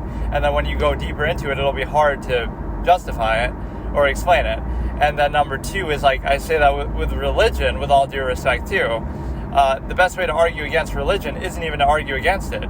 Just hold it accountable and ask it questions, right? They're the one making the claim. You don't have to make a claim. You're just a dumb, random human being who just exists and has slightly greater self-awareness than animals and slightly better cognitive capabilities than animals. That's all you are. You're not that special. The world doesn't revolve around you. You weren't made in God's image. None of this stuff is divine that you happen to believe just because you find it convenient or comforting. So none of that needs to be the case. So you're not making the claim. You just exist. You have a certain level of self-awareness and intelligence as a species, as a human being. And so now, if somebody comes in and says, oh no, but it's God and, this and that, they introduce God and dogma into it. Now you question it and you say, okay, let's hold that very much accountable. And now it falls apart just by simply asking questions. So they're the claim maker claiming there is a God. You're not claiming there isn't a God. You don't know, right? Maybe there is, maybe there's not. There's a lot of gradation in there. Even if there was, you might not know how they work. It wouldn't have anything to do with you. They wouldn't depend on your acknowledgement, all this kind of stuff. So again, you would, there's a lot of things we don't know. So that's the difference. Science will ask a question, religion or a belief system will pose an answer, right? So it's easier and tempting to just believe the easy answer, and unwillingness to be puzzled and, cognitive dissonance you want to avoid. It's easier just to give in and say, yeah, we just believe something with all absolute certainty. But you would have to hold it accountable and scrutinize it. So that's the point. The best argument against it is the flawed and incomplete argument for it, that it's never been completely something that you can actually explain. So you have to bypass people's reason. That's why you have to believe it in the first place. Otherwise, you could just simply know it. Okay, here, just as an aside, let's do top 3 arguments and fallacies to do with OnlyFans. So I see all these stupid podcast clips where people are shaming, Sigma male shames OnlyFans girls and exposes them, whatever. Let's just look at it logically, okay? There's a few layers to it. So number one is supply and demand, right? There's clearly a demand for this kind of thing. People are willing to pay for it. So you're providing a service, and some people are willing to pay for it. So here, I'll qualify myself in this discussion, right? Just if everyone was like me, then it wouldn't even exist. OnlyFans just becomes ubiquitous with this sort of content. There's plenty of content like that beforehand online. There'll be plenty of content after. There was always the adult film industry. There's always been porn, right? Magazines, all these kind of things. And so that kind of thing has always existed. So on one hand, people act like OnlyFans is the only thing. It just becomes ubiquitous with the name. It's just one example, right? There's other things out there like that, I'm sure. I just heard from a friend. I have no interest in such things. Use George Costanza's line, if I can apply myself and get it for free, why would I pay for it? But the point is that whether it be in real life or, there's plenty of free content online, I'm sure you can find too. So why would you need to pay for it? Or, porn, movies, etc. There's a personal touch to it, I guess. It feels like cult of personality to do with the individual, some famous celebrity that you want to, have that connection with, sort of, whatever it is, some internet phenom. But the point is that, again, it's a supply and demand thing, so you should blame the people buying it and paying for it as much as the people making the content if you have an issue with it, right? Because you can't have one without the other. So, again, if OnlyFans didn't exist, they'd just find it somewhere else. This is an inherent, innate human tendency. There's always been lust. There's always been, desires and fantasies to do with this throughout all of human history. So it just changes the form, right? Instead of prostitution, instead of porn, instead of magazines, instead of some other, concubine, etc., it turns into this, right? So it's the same concept that people are always sought out certain things to do with sex that society might condemn or restrict, and they have certain fantasies and etc. So that part is just kind of ignorant to focus only on one form. Now it's just become more convenient and less consequential. Like, you don't have to worry about getting STDs. You don't have to worry about doing anything physically in person. So now it's just so much easier and convenient that it becomes harder to condemn. It's like antiquated morality. The reason why you would condemn prostitution or things like that originally would be, well, it could be bad for your health. It could, lead to all kind of diseases. It could hurt the family system, lead to unwanted pregnancies, all these kind of things. But now none of that is actually present on something like OnlyFans if you're just doing it, digitally. So again, blame the people paying for it and creating the demand just as much as the people creating the content. You wouldn't have one without the other, so you can be the change you wish to see in the world. Again, I'll even evoke myself as the example. I have no interest in such things. I certainly wouldn't pay for it, so why would I, so if everyone was like me, it wouldn't even exist. So there you go, problem solved. But so condemn the people paying for it. And then number two is just looking at it from the women's perspective, assuming they're all women even doing it. Could be anybody, right? But mainly it's women who are doing it. So now you look at it and you say, if they can make as much money as they do from their job, or more potentially, right? Even if a small number of people, make millions and, whatever. Even if you can make a good supplemental income, or as much as you do from your job, or more than you do from your job, right? Then why wouldn't you? Because, and I'm not encouraging it, but again, I just disqualified that it wouldn't even exist. But the point is that if you can make as much money as you do from your job just by posting pictures and just making videos, often this is what they're doing, right? You're not doing anything in person, nothing physically, anything like that. It's so convenient for them. Why wouldn't they do it? It's very hard to argue against it. So that's just simple logic and reason. Again, I wouldn't encourage it, but I'm not going to be blind to the fact that, so all they have to do is snap a couple of pictures here and there and do a couple videos and performative aspects and things that people would do borderline in modeling and other fields. So it would have been okay to be an adult film star. It would have been okay to be, to do this in private. But now, OnlyFans is so whatever. And people shame people for it. But it's like, chances are you're just a nobody anyway. You're not a celebrity. So what are you going to lose? Like, is it going to hurt your job? It really shouldn't, because nobody should be looking at that, from your job anyway. That's kind of invasion of privacy. So it would have been okay if you went to the strip club, but now you're putting yourself less in harm's way, less, physically out there. But, you wouldn't have necessarily known about that except in your local community. But now, because OnlyFans is online, we got to dox these people or shame them. It's just too convenient that people are going to do it. So let's summarize. Those are the OnlyFans fallacies. You're making it ubiquitous with OnlyFans, just all innate human lust and sexual desire that has existed throughout history in various forms. Like, if OnlyFans didn't exist, that's not the issue, right? There's plenty of other sites that would do the same thing, that already have done the same thing in the past, continue to do it in the future, right? There's other forms of the same sort of thing, the adult film industry, etc., etc. So the issue isn't OnlyFans, number one. The issue isn't even the girls making the content, because it's the fact that people are willing to pay for it and are seeking that sort of outlet for fantasies, etc., whatever. And then number three is, it's very hard to convince anybody not to do it when it's so convenient and it can be so lucrative, right? It's not even that, you have to make millions from it. Even if people make as much as they do from their job, or, again, a good supplemental income, without having to expose themselves in person, without having to do it at a strip club the way that people have been doing historically. So what you're really doing is, and again, I'm not defending it in any way, I'm just observing that people's reason for criticizing it or making such a big spectacle and such a talking point out of it is, again, it just becomes ubiquitous with the name. So before OnlyFans, there were plenty of other sites, right, cam sites or whatever, that I'm sure people were using. But, just because OnlyFans is so popular now, it becomes ubiquitous with it, so we focus on that, right? Criticize every single other cam site or every single other thing online. Criticize the adult film industry. Criticize magazines, right, with naked pictures. Criticize all that. But we just fixate and focus on this just because of the convenience or the wide appeal of it. And then number two is the fact that there's been some form of this desire in various ways, but again, even the antiquated morality of society, like, why was this sort of thing condemned in the past? Because you would do it in person, like prostitution, or again, you could get diseases from it. It could have health issues. You could get, kidnapped or whatever, raped, and then also, again, just lowering yourself in that physical state, putting yourself in harm's way, etc. Those could be the reasons why we would condemn it historically. Now, if you don't have to do any of that, and if you just take the convenience of it, that, you just snap a couple pictures, make a couple videos in the comfort of your own home, now it's harder to even criticize that, because, you're not going to get potentially pregnant, you're not going to have unwanted pregnancies, you're not going to get an STD, you're not going to spread, anything like that. Now it doesn't have as much of a reason to actually condemn it.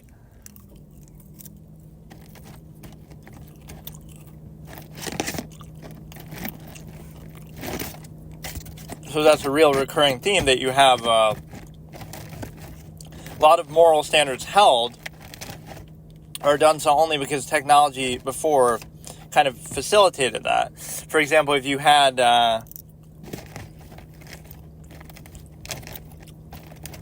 some new technology comes out that could render morality moot, you realize, morality is just a construct and it's just functional. The only reason why people said that, said something positive, or for example, hard work. If you could do the same thing with less work because of the use of technology, now all of a sudden, all that glorification goes out the window, right? So you have,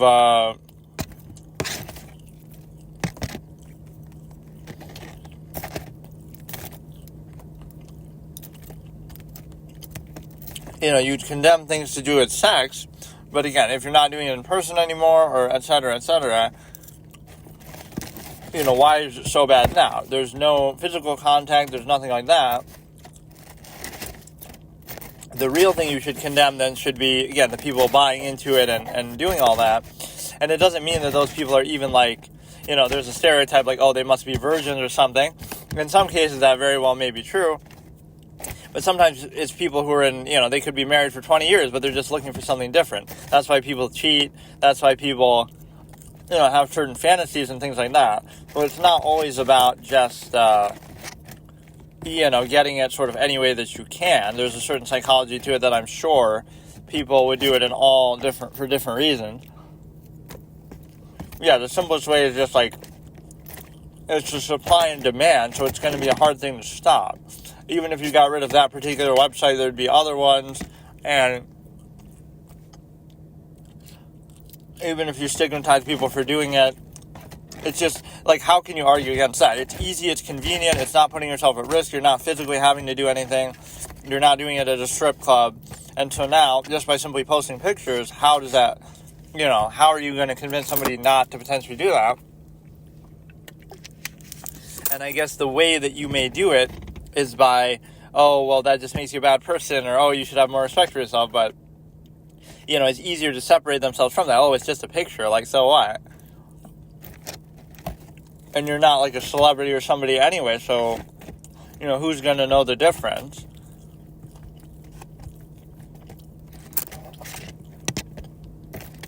It's just this over-fixation on that, somehow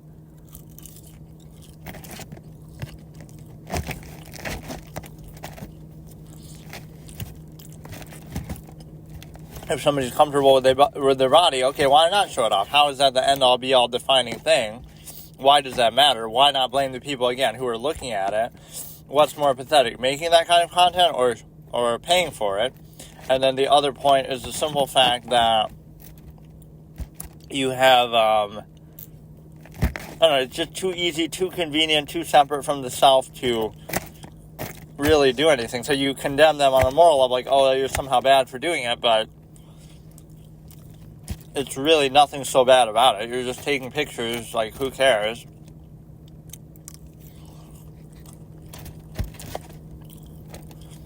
What it does is it sort of exposes society's fragile standards at times, you can render a lot of standards artificial as they are just by simply doing that. If I could do this, then, you don't have to work. Or, if you do this, then it exposes it's when people say, porn addiction ruins somebody's relationship, right? But it's not the fault of porn. It's it shows you, maybe that's just how restrictive and unsatisfying your relationship is, that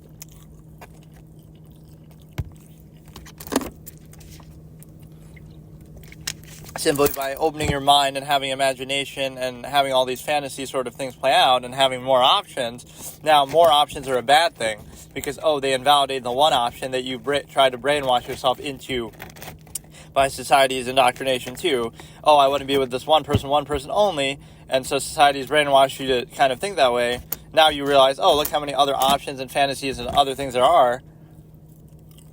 So now that appeals to you more. So it's not the fault of the option, it's the fault of the restrictive structure that's being exposed by the options that you also can't control or contain. So you have to make a decision.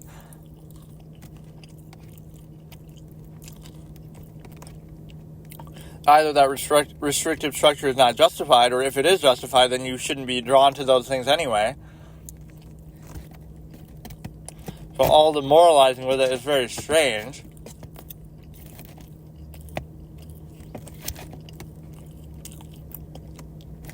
Like, on one hand, you'd say, doing pictures like that, that somehow is, lowering yourself. But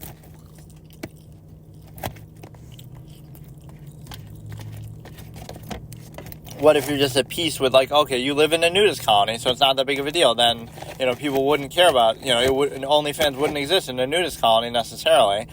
So it's this lack of open-mindedness that we restrict it, and then therefore we obsess over it in contrivance response to that restriction. Or it's an imbalanced false duality issue. And so therefore you have a situation where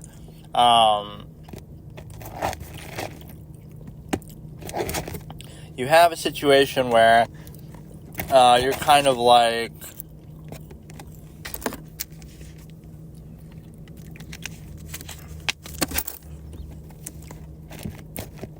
you're feeding into a process because you feel like so much undue emphasis is placed on it, so it has to be controlled in a certain way.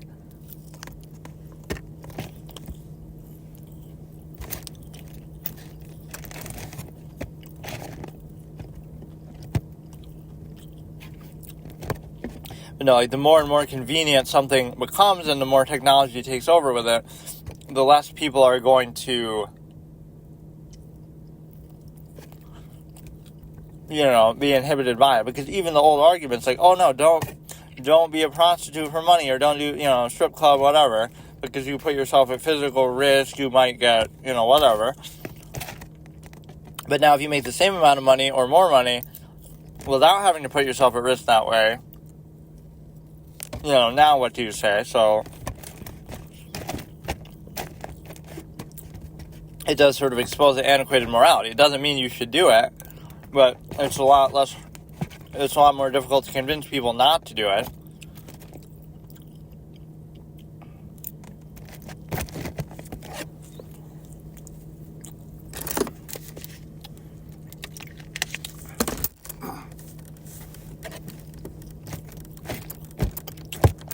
Yeah, if you were in a nudist colony, you're just at peace with your body, why would that even matter?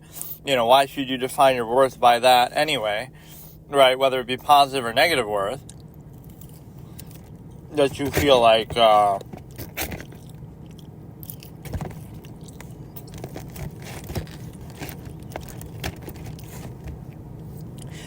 really that's the way you define morality, that, you post a picture of yourself online, naked or whatever, and that's it. That defines you as a good or bad person. That's a very shallow standard in the first place. Right, and it's a certain lack of open-mindedness and objectivity. Again, if you were truly open-minded, then nobody would be obsessing or paying for these things either. It would solve that problem too. But simply having that existing is strange. It's a very controlled standard that is not inherent or genuine. Right, if you were in a nudist colony, everybody would be naked all the time, and it wouldn't be about sex. It's just, it's just the body. It's just how you are. It's just, it's not that big of a deal, but it becomes a big deal because people restrict it so much. And this way. So by trying to control it, you end up being controlled by it because you place all this unnatural, undue emphasis on just what is the most natural thing of all. When people are not at peace with their inherent state, with their own bodies, with their own inherent natural state of being. So then they obsess and fixate over something that is just basic and natural.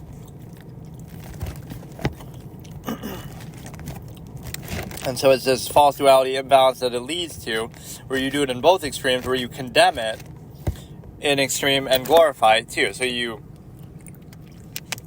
condemn it to control it because you say, well, people would do it indiscriminately all the time with anyone, with no restriction. Right, so you condemn that. But then you glorify it to specify it as well. So, for example,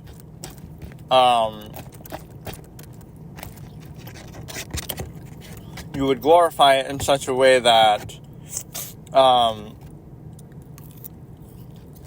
to be able to limit it to one person only, like, oh, that's love, that's meant to be, etc., etc., that bypasses the cognitive dissonance that you would rather be doing something else, or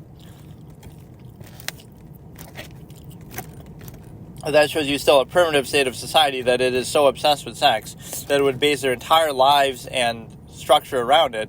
It could be good for a family system, you could argue, but still, that, it's one thing, okay, you engage in sexual acts, but you base a relationship around it, you're with that person all the time, white picket fence, you build your house together, split your finances down the middle. It's still a very primitive state of being that you would insist upon that as the only measure.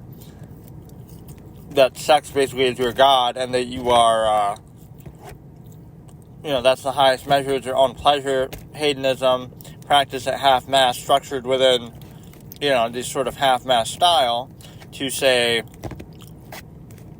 try to pretend it's something more, to try to restrict it to one person only, etc., that kind of structure. But then you are also admitting that that is the highest measure that you know and the highest measure that you have, that you would base your whole life around it.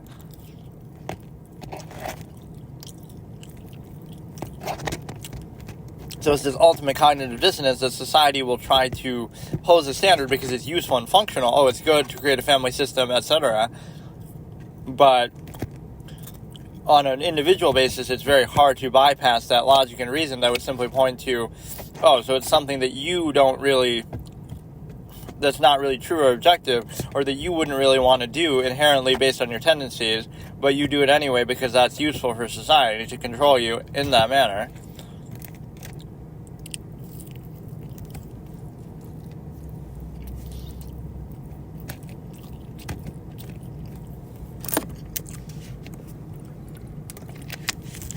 It's, if you look at the larger process and tendency, you realize how arbitrary it is. Like, for example, why would somebody end up in that certain partnership? Like, for example,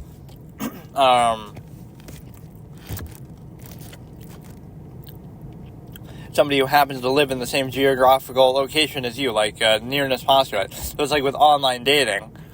You'd say, oh, online dating's bad. Well, what does it do? It gives you the ability to meet anybody from all around the world instead of people just in your local environment.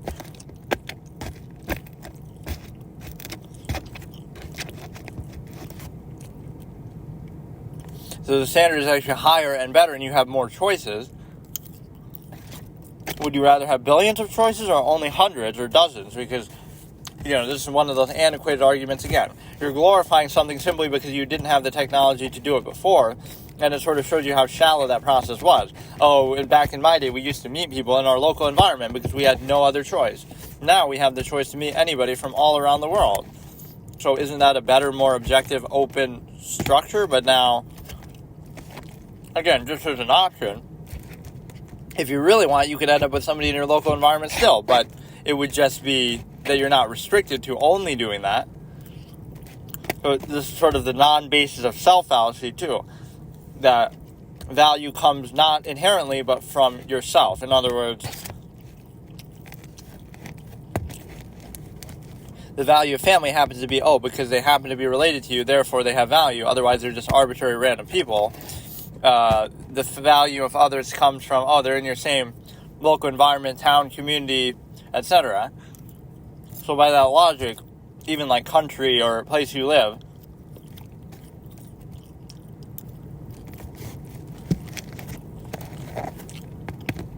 so you value things only in connection to yourself and nearness to yourself. But by that logic, it could be interchangeable.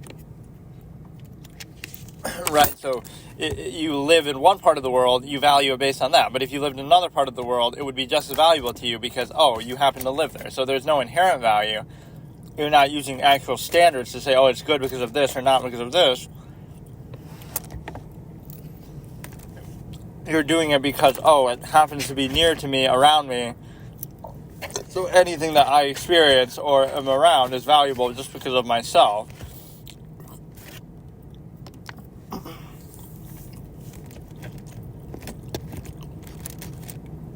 So, for example, taking pride in your country. Anybody would do that, no matter what country they're in. So it's not about the specific country. It's interchangeable and arbitrary.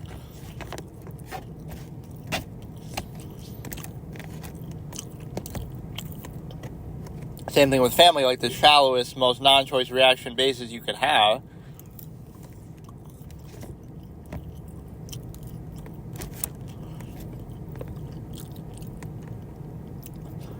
So you insist upon something where the only base of value is yourself, right? Its connection to you gives a value, which means, again, it's interchangeable and arbitrary, because if it was, that's the only criteria there is. Or if you happen to be born somewhere else, oh, that would have just as much value. So you realize you're not judging it inherently.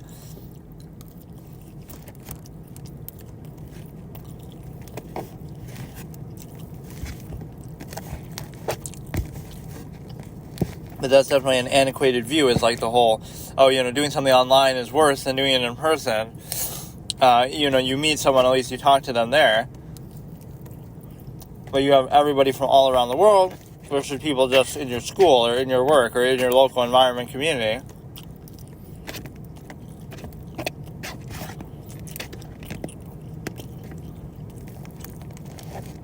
Like, look at the high standard. Back in the day, we just walk up to somebody randomly in our community and just start talking, ask them out, hit on them, and then we'd end up together and have kids. Wow, what a great, sacred, clearly not interchangeable, shallow process that is. That is glorified so much is the problem, right? But then, oh no, now you're talking to somebody online or you're texting them. That's just so wrong. Just go to a bar and get drunk and sleep together, and then now you end up having kids, and that's how your marriage started. Right, so at least if the standard was as high as it pretends to be, that would create some other dynamic, but it's really not.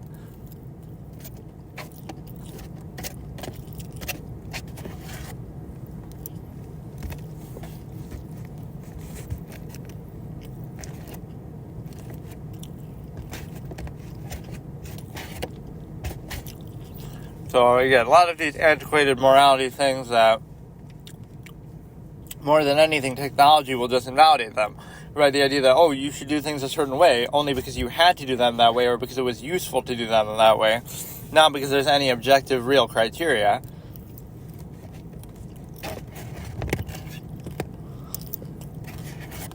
It's a way to trick people that, you're doing it that way because of some inherent absolute standard like God, not just because, it's useful for society to control it that way or something along those lines.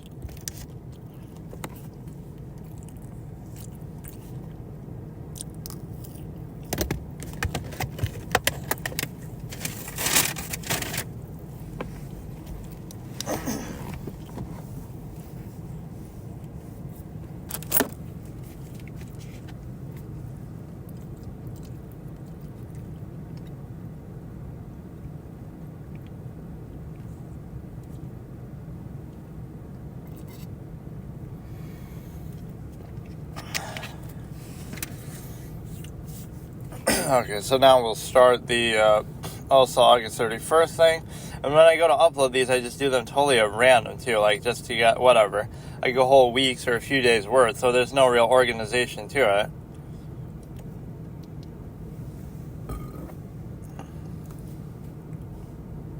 So we were about halfway in that cafe scene, so I'll choose an even number to go from.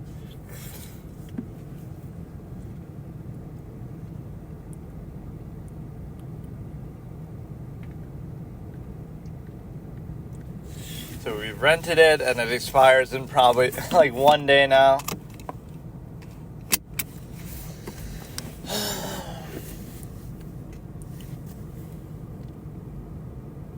So he's meeting someone, and he was expecting to meet someone else. But it's not Isolde. She's not coming, no, I don't think so.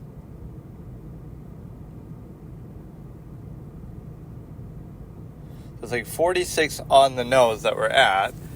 So we're going to start from 46.00 in 3, 2, 1. A Pepsi Max and a bruschetta, which she pronounces correctly.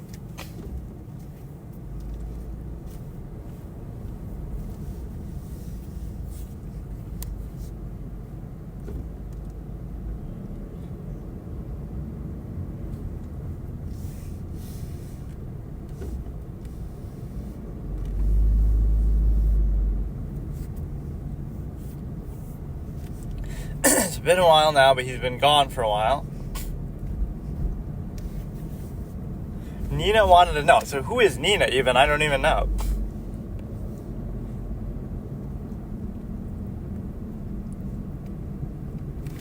So she doesn't want to see him either, necessarily.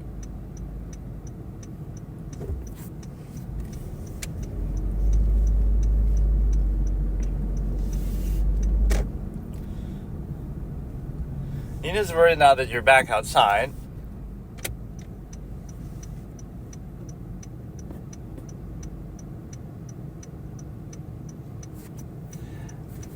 Was she another girlfriend? Like, Iselin is the one that doesn't want to see you.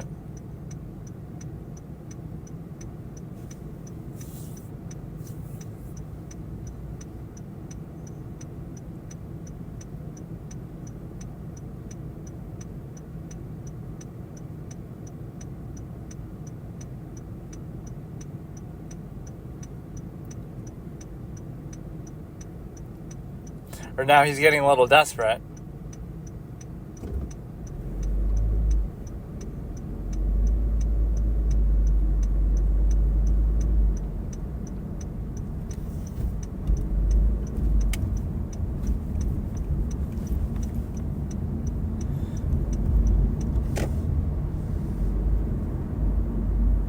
You'll be out soon and that's not easy for her. What does that mean? I don't understand actually what this is about. This is like another girlfriend interested he had that wasn't Iselin. The only one I remember is Iselin.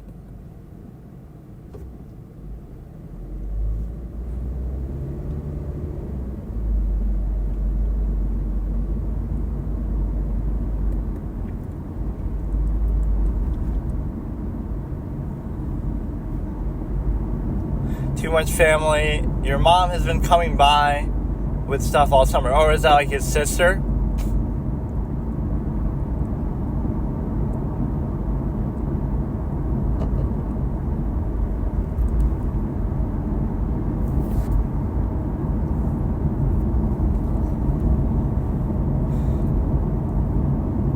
Okay, so they're selling the house. Okay, I didn't know. That was his sister. I forgot about this.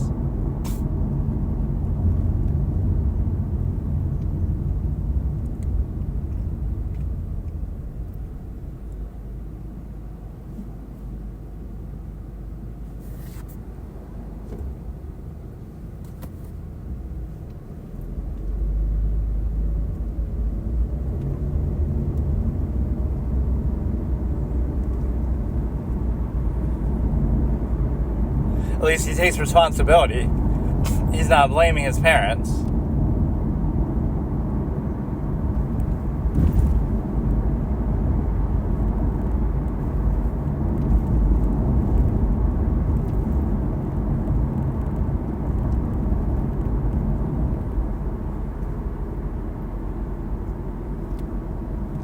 He's getting...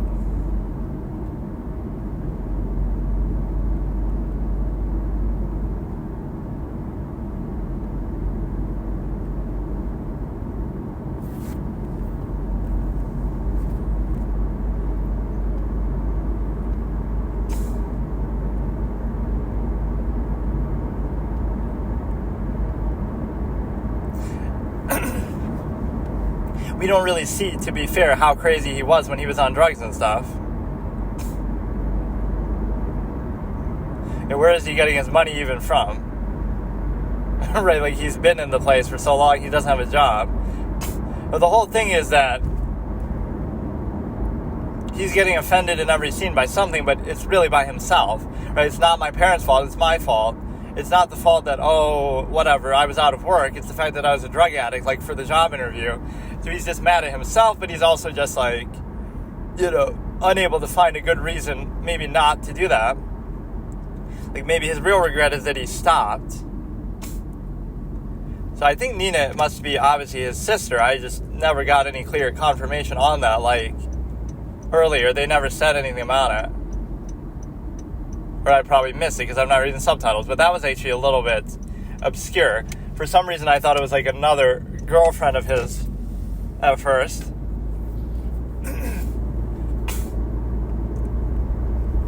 I mean, now we're getting down to the end game where he actually is going to kill himself. But I guess I'm jumping the gun. But what does he do now? He hangs out with some other girl who, like, is one of the cover arts for the movie.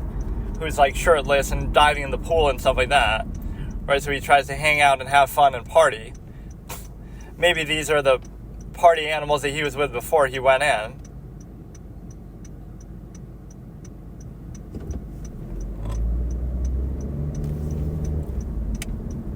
The music is very good, but it's very understated. Like, there's not a whole lot of it.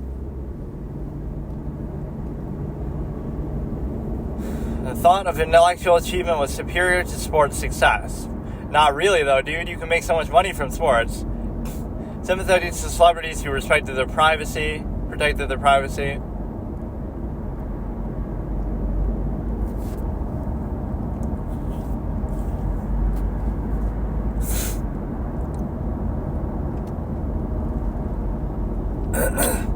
I remember him playing the piano at the end.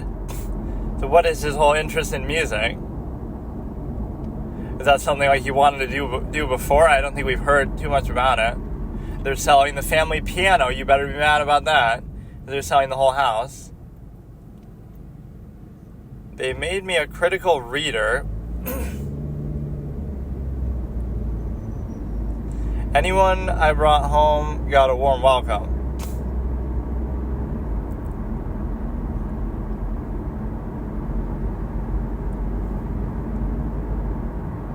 He said people who valued military experience were dull. I mean, she held a tolerant view on drugs. Some of this is like very disorganized thoughts, like a stream of consciousness. They respected privacy maybe too much, talking about the parents. Taught me religion is a weakness. I don't know if I agree. Never taught me to cook or build a proper relationship. Never told me how friendship dissolves. What, by you becoming a drug addict and fucking going nuts? Yeah, that's how friendship dissolves.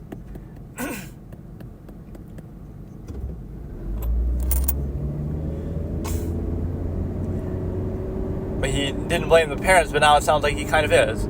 They were stricter with my sister than with me. That's why she turned out better. But it's really your fault.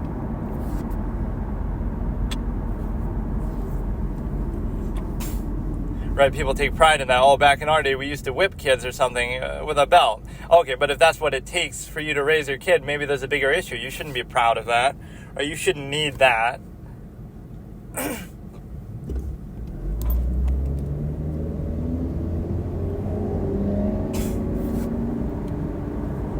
Now he hangs out with a friend again, then he hangs out with a group of friends, like by the pool, and the girl, and then I think he tries to call Isla in again, and then he kills himself. That's pretty much, I think, the rest of the movie. So maybe the second half isn't quite as eventful. The job interview happened a little bit earlier than I thought. For some reason, I thought that happened towards the end.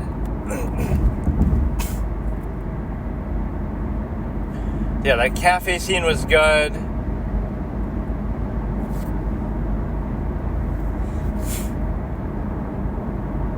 But every encounter he has is just, or now he's going back to his party people. Or maybe not. He's going to get back in his partying ways.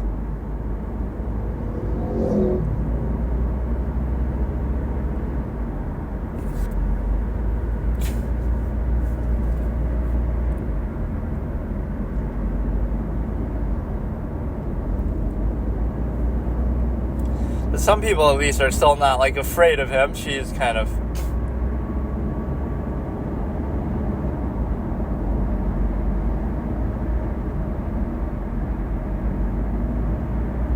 yeah, don't tell a recovering addict to get a drink, even though alcohol wasn't the main thing, although he did mention it.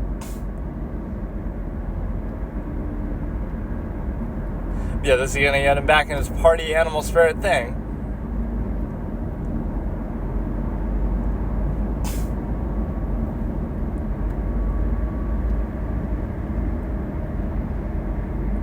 Now he keeps trying to call her, I think. We'll go to the bathroom and try to call her. He's going to get back under the influence again. Or even think about that as a societal measure. A society that truly values itself and people who value their lives wouldn't drink and smoke and have all this sugar soda. But that shows you don't truly value your life. You're living at half-mast, where you pretend like you value it, but you truly don't. And then also, a society that is truly based in sound and reason wouldn't need to distract themselves by getting themselves drunk and dumbing down their senses and, following favoritism like escapism, entertainment. You wouldn't need any of those things if your society was truly foundational, based in reason, etc. If your life was in balance.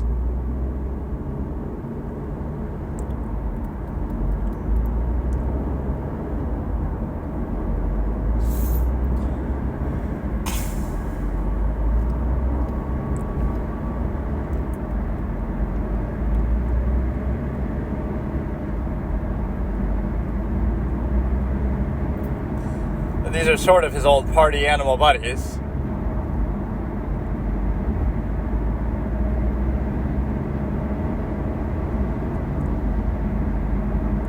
Slept with her dad.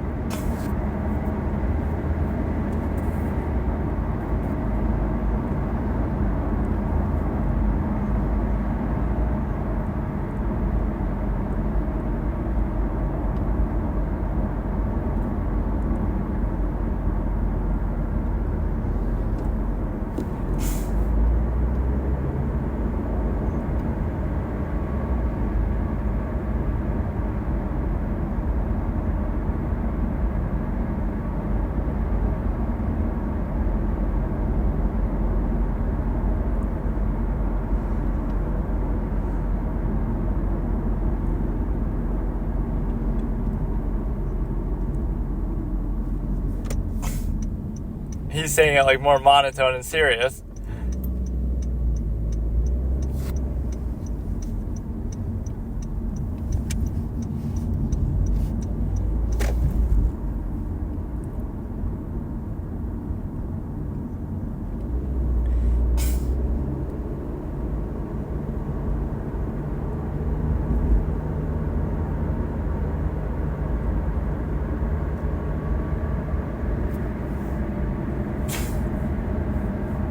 He was with her dad, but like, were they in a relationship? They seem more like they're just friends, but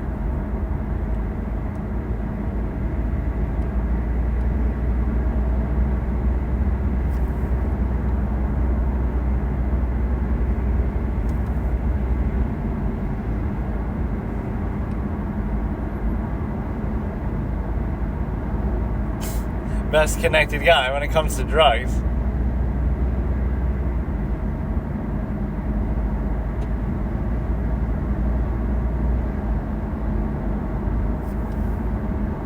Waiting for Thomas, the sequel to Waiting for Godot.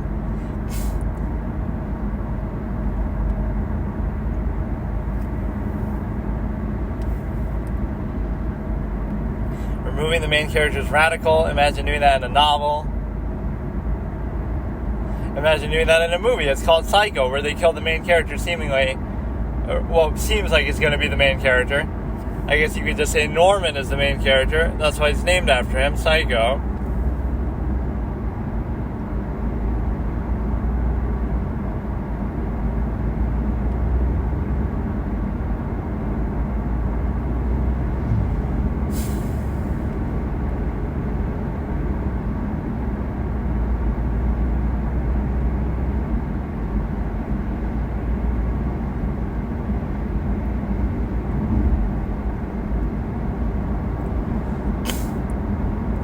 Wouldn't they know, though, if you're friends or whatever?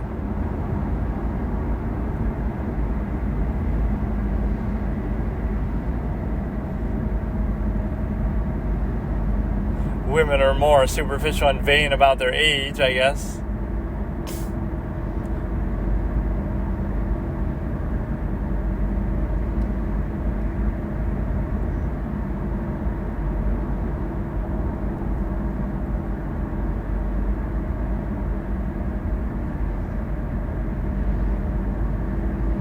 So they were together.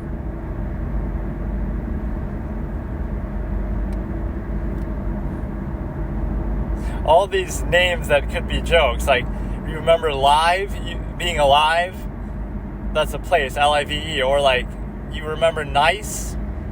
I'm going from nice to live, like my mood. I'm in a good mood to a live mood.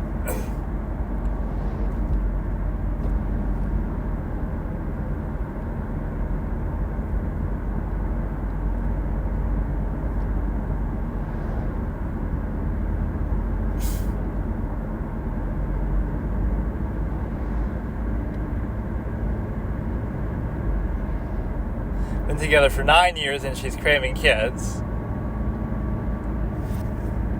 It would change everything, like with the other friend.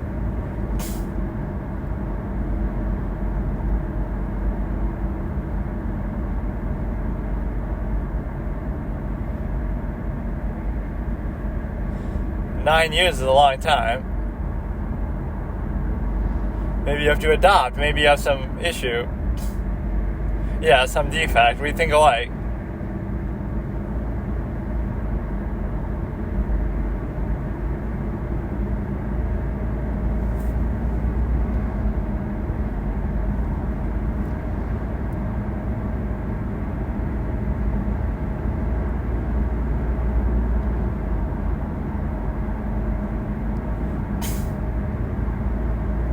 You would think she would ask him a little more about your rehab, recovery. It's like my party.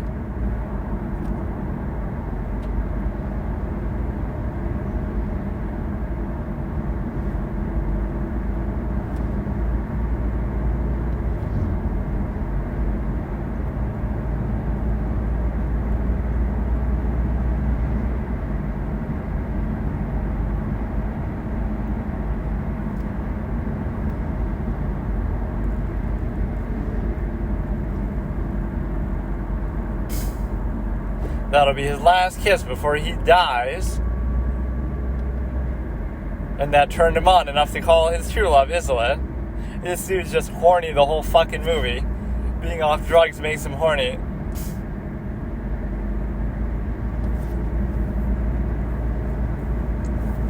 Now, the only other thing I think that happens is, I know I've said so before, not like in the movie, but probably before. I could study, you could focus on your career. It's too late to study now, bro. You're 34.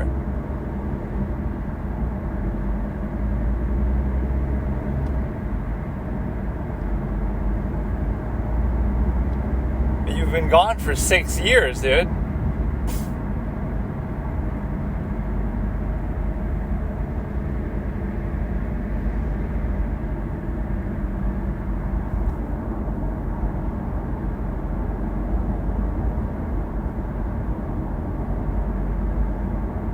Now, this is the scene I remember. So he's at the party, but he doesn't care about the party, right? He'd rather call her in a dark, quiet room because he's missing her.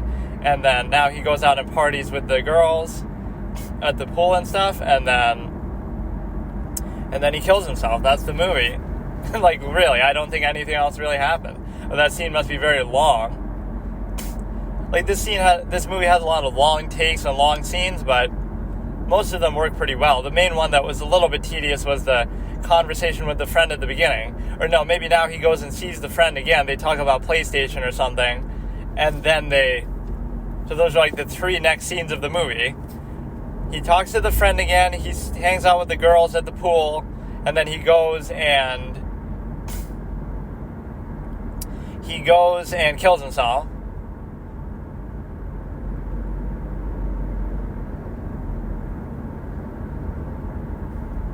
this is like his final day, final party before whatever. So at least you got to live it up and get high once more. But that's why he's not relapsing because of the drugs. He's relapsing because, again, the aimlessness and not knowing what to do with his life, basically not feeling any strong way. Is he going to go back to a previous drug dealer or something, or is this just a friend?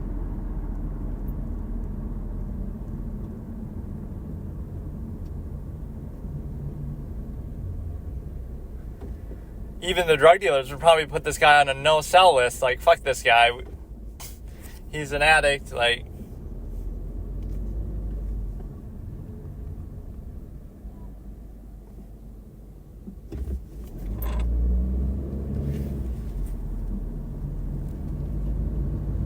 aren't you clean now? But isn't that what he's here to do?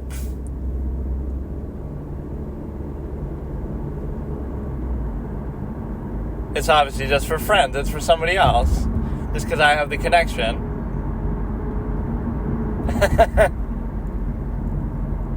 How does he even know he's clean now?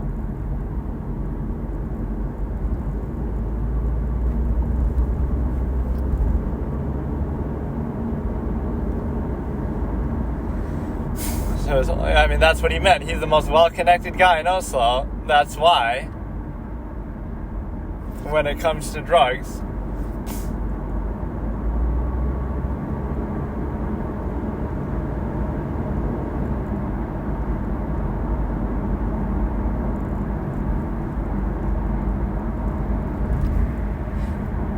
Oh, they give you, like, things bartering with you.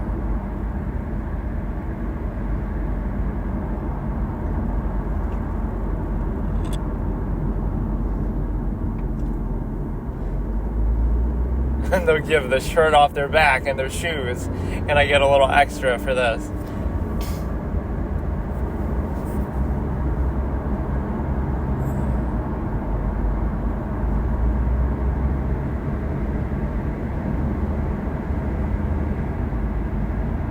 I thought he would, like, be a little hesitant, like, are you sure this isn't for you? And then he would lie and say, no, it's for a friend. Right, like, even I would have added that. I would have added a line.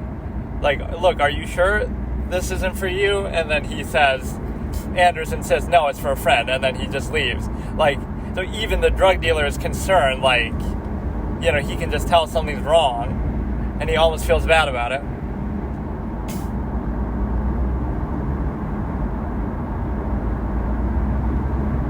Or everybody knows him everywhere he goes.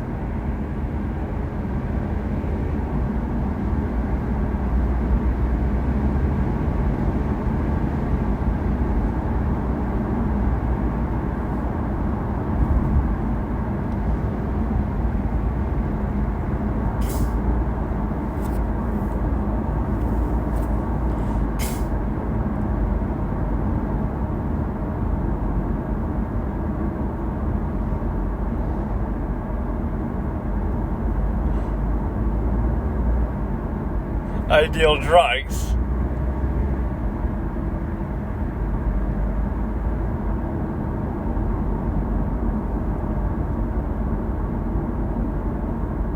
Drinking to ease the pain. Look at him, dude.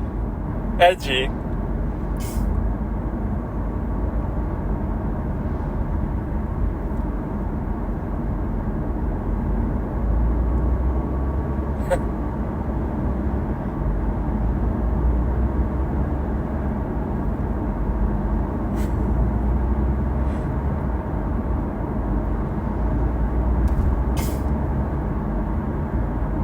Rambo 3 is pretty good.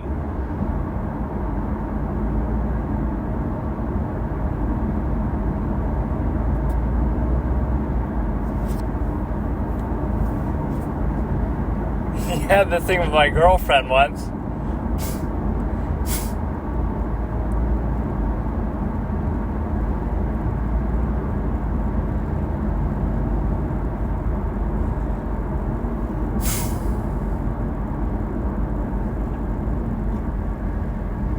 He's just, like, very blunt and honest about stuff.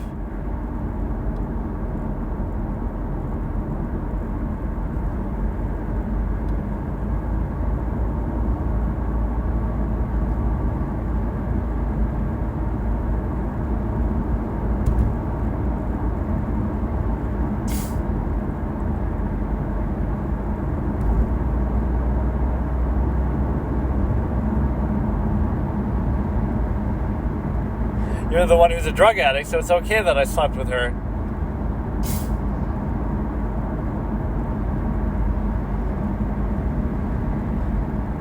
Maybe there's a reason.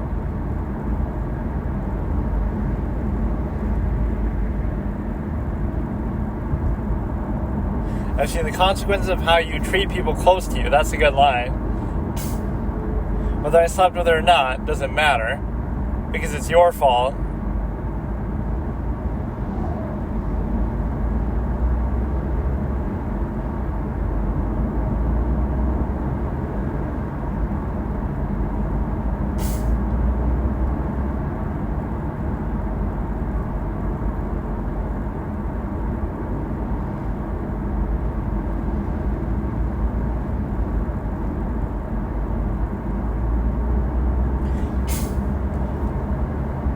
You should feel better because there's people worse off than you, and even they don't act like you do, so you got to be worried about, he's about to kill himself. Now that you know that, he might just go and kill you before take you with him.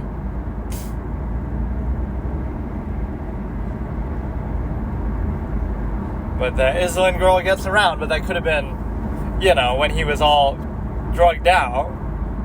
So you can't blame her. But then again, you could be perfect too, and people will still cheat on you at times.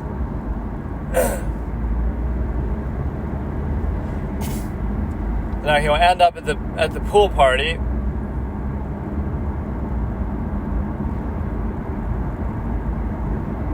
I didn't really remember the scene of him buying drugs, but it makes sense. Like, he's going back to his old ways.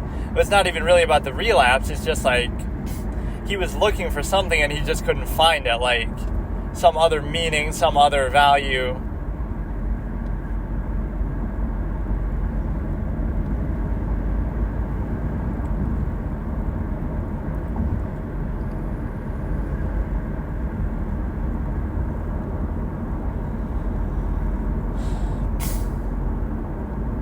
Some of this part of the movie actually isn't the best pace, but it's still not too bad. Like, none of the scenes go on for really too long. That's the thing with the drugs and alcohol, they just make everything so much easier.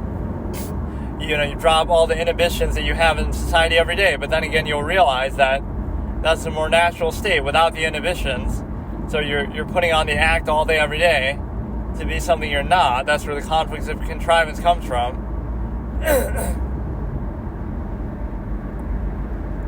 He's basically just horny a lot of the time, though. He wants Iselin back bad or something. He's obsessed about her.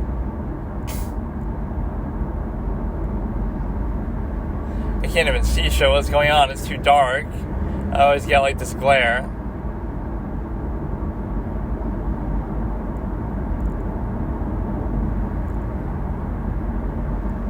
Where he's going to try to call her yet again. This is almost like him having a bad trip and calling, keep calling your girlfriend when you're drunk and whatever, when you're on drugs. But in this case, you're not even together, so.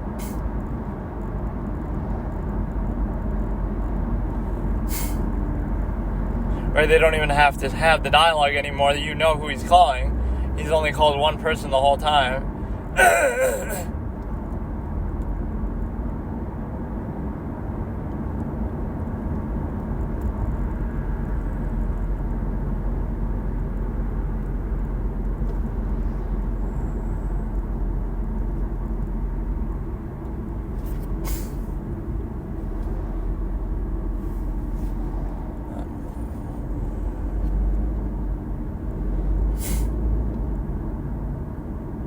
The point is, this whole sequence is to just show his relapse and going back to a party animal, but I think he's doing it deliberately because he knows he wants to kill himself, so he wants to have one last party before. Live it up one more time before you die. How can it be this dark? I can't see anything.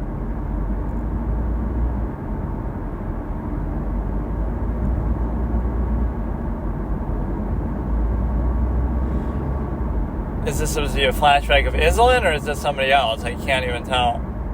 Or I guess we've never seen what she looks like.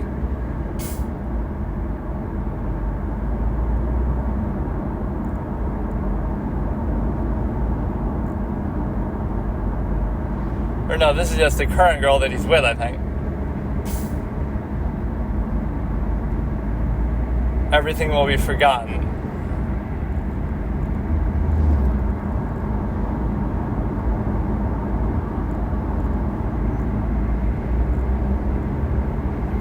A law of nature that when you get high or drugged,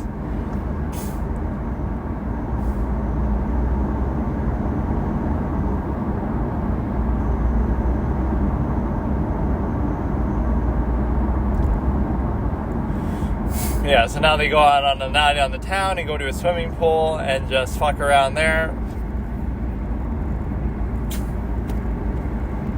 What a great pickup line. Pickup artist, this guy. I want somebody to feel sympathetic and bad for me because I don't have a job and I'm a loser. And it worked. Yeah, I don't think you see it as in the whole movie. Or maybe you saw her at the beginning in some sort of montage flashback. This is also like an iconic scene from the movie. Like an image that's used as a poster or something. All of these sort of edgy, emotional things like him resting her head on the girl riding the bike.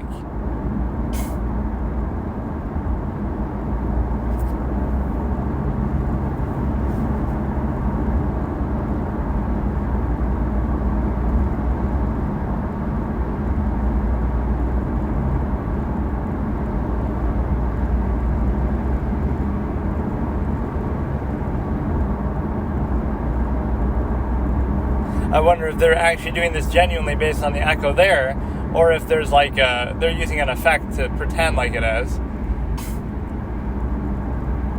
Even if it really is like that, right? Whether the camera would capture it.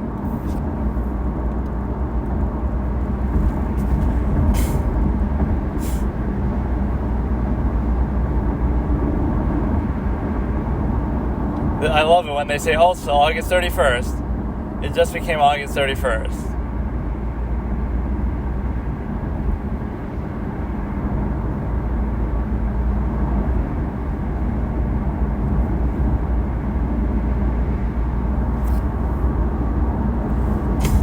They'll drain the water tomorrow, so it'll cover up all our semen and shit that we put in there.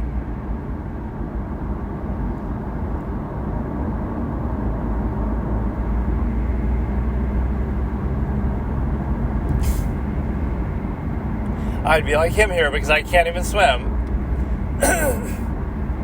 But I don't think that's his issue. Yeah, this is another image. All these like cover images or just notable images from the movie.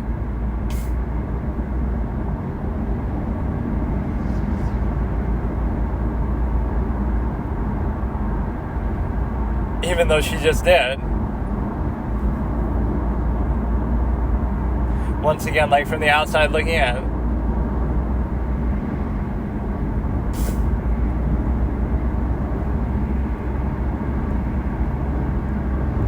He's just realizing like this whole thing means nothing to him. When a girl says come, you do what she says.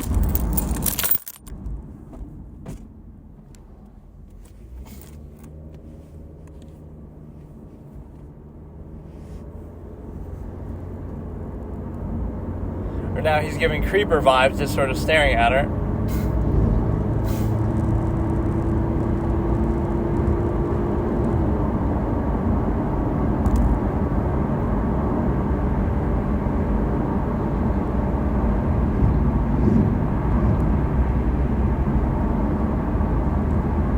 Like reflecting on the whole experience of being clean again.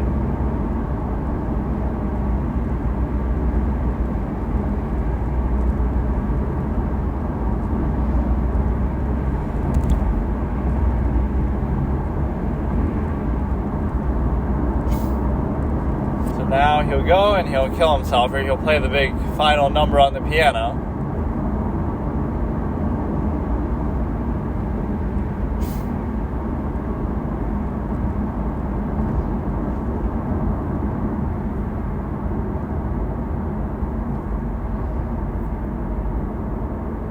You know, again, it's his inability to find any sort of value in these things. Like, you would think it'd be hard to even get in that situation because, oh, he's such a boring guy.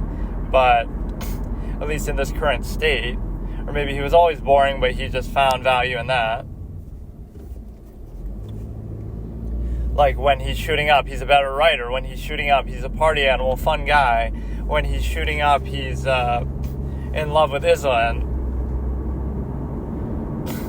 he would always use that, attribute that to his thing. Now he plays like a number on the piano, and then he actually kills himself.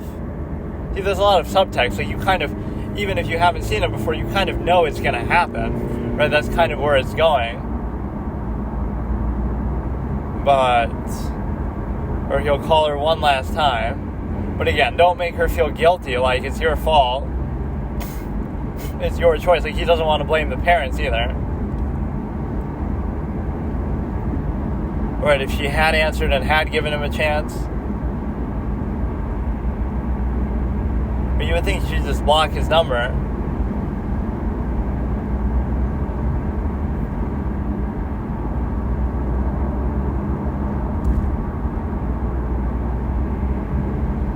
Or he's always so like, oh, he must have said something mean, but we didn't see.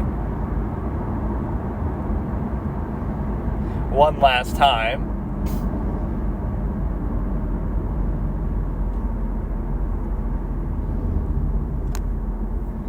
We didn't hear him say the mean stuff, though, because I think it was at the party, so there was like music and stuff, so it didn't actually show us. I don't think we got that. It's not like she was answering anyway, so yeah, why would it matter whether you say something mean or not?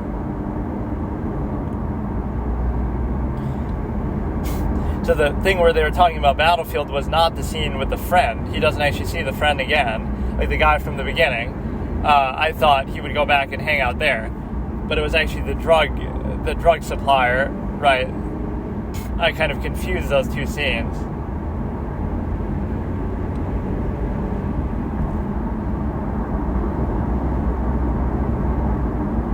2011 Battlefield. Would that have been the first Battlefield? I feel like that would have been old by then.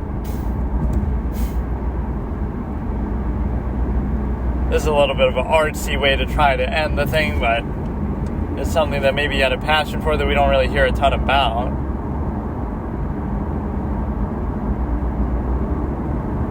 So does he go back in the water and kill himself like that, or does he do it some other way is what I don't know. And how would he suddenly have the resolve to do it, right, when he couldn't do it before? They kind of made it a bit too obvious that that's what he was going to do when he calls Isla this last time. I might have left that more subtle. Right, because he says one last time, so now you know he's going to do it.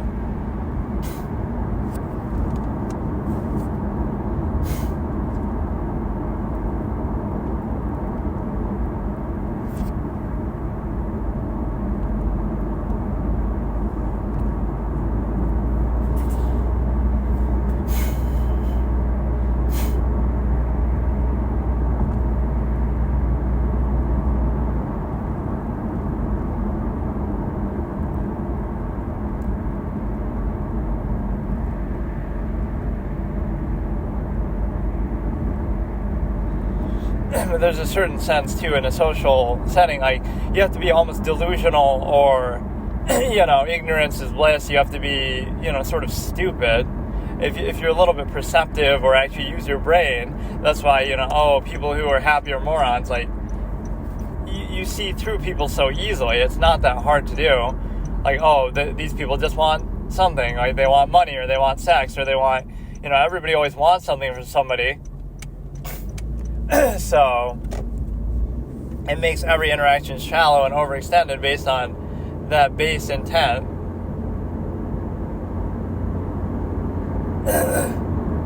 So if you see like that or you think like that, you're the one who's at fault, but you're just seeing the objective reality of it, right? That everything fits somewhere between some self-interest or zero-sum end that you seek. You're so nice to your girlfriend, but it's only because you want sex. Or, you're nice to your friends, but it's only because you happen to live in the same area, or whatever. Or you want something from them still. Even if it's like some sort of gratification. He doesn't have like a gun or anything, I don't think. I think he probably does go back out to the water, but I don't know how he just manages to do it.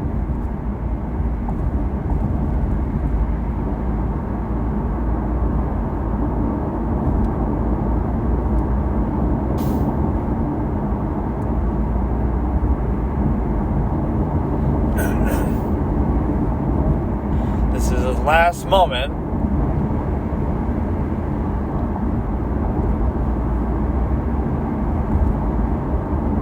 His last glass of water.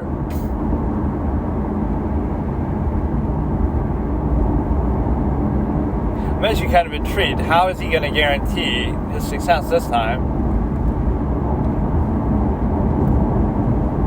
You would think I would remember this, but I just remember the scene at the beginning, obviously, of him trying to do that. He's going to do it in the house, I guess.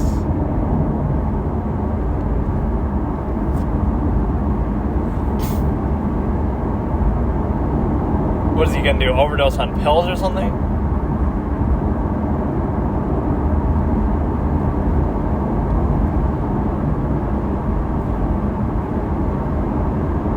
Or he's going to try to drown himself here. I'm actually not even sure what's going on.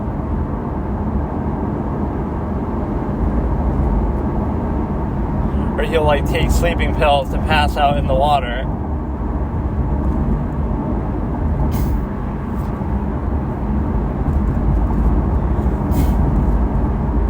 Or it's him just getting high one last time.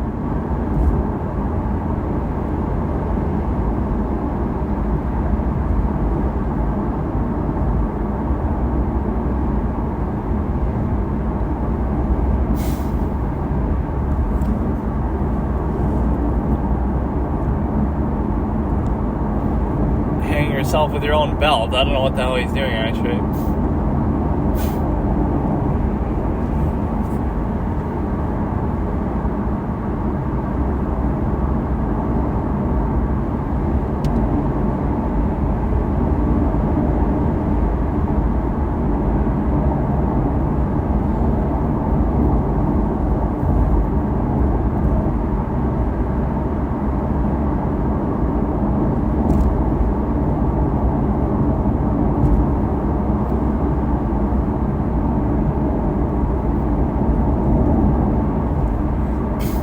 I guess he's just gonna overdose, but I can't really tell, actually.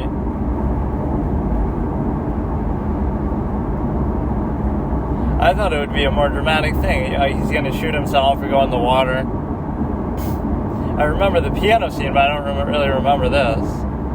Maybe it wasn't that good.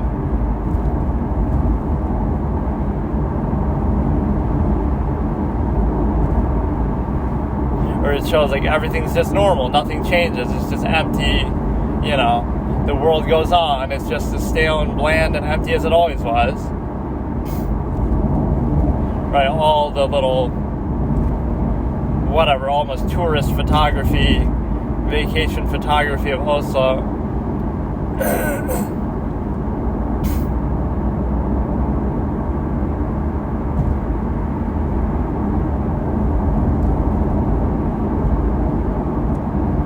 The cars outside at the beginning. That's such a good angle of a window to have. I must admit, I didn't even understand fully what, so the actor's name is Anders too, that's my chance. I'm guessing he like sort of overdosed, but they didn't make that sort of clear enough. I'm not saying it has to be like super dramatic, but I almost want to look up, like, he overdosed or he was trying to do something with the water. I'm not like an expert on suicide methods, but it didn't seem like that much surefire of a thing. Right, he was so sure of himself that... What's interesting is when he did it the first time, nobody even really noticed, right? The fact that he was all wet or something, like, there was no reaction to it.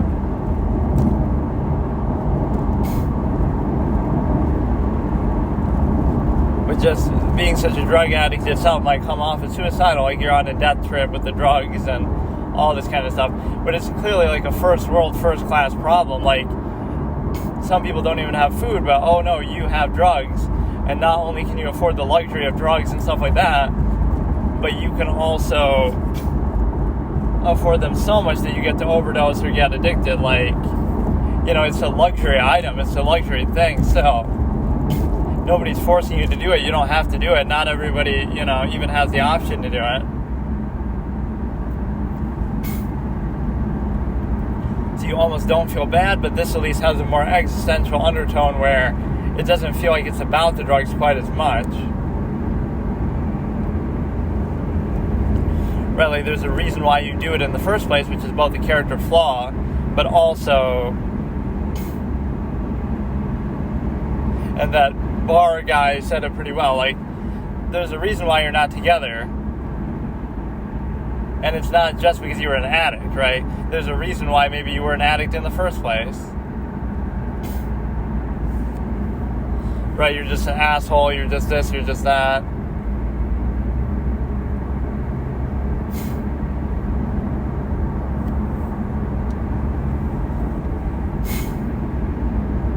So he's all confrontational, and he's always seeking, or he always has a negative reaction to every encounter, like the job interview, he doesn't want to admit, or he's willing to admit it, but then he just doesn't want to, he doesn't want the guy's sympathy or whatever, that, I was a drug addict for 6 years, so he ends that and leaves.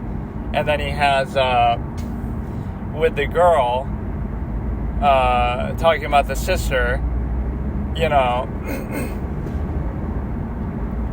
that she doesn't want to talk, and then he gets all mad about that. And then I would have made it again like that with the drug supplier, that even he's like, are you sure this is for you? And he's like, no, it's for a friend. And then he storms out there too, so even the drug supplier is concerned. And then even with the girl in the pool, he kind of just stares at her and leaves.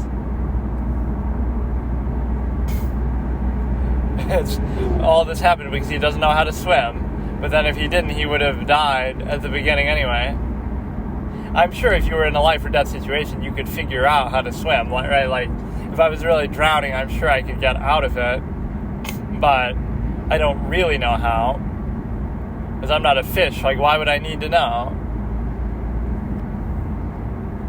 Yeah, it was still really good. Maybe not the best way to watch it, but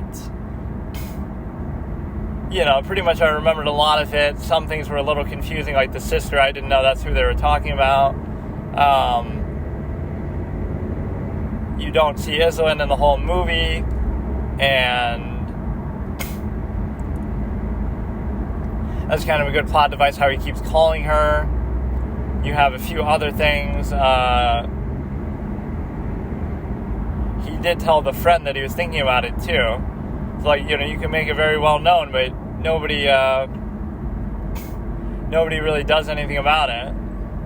Right? Like, you see the warning signs. If you really pay attention, they'll try to kill themselves before, or they'll try to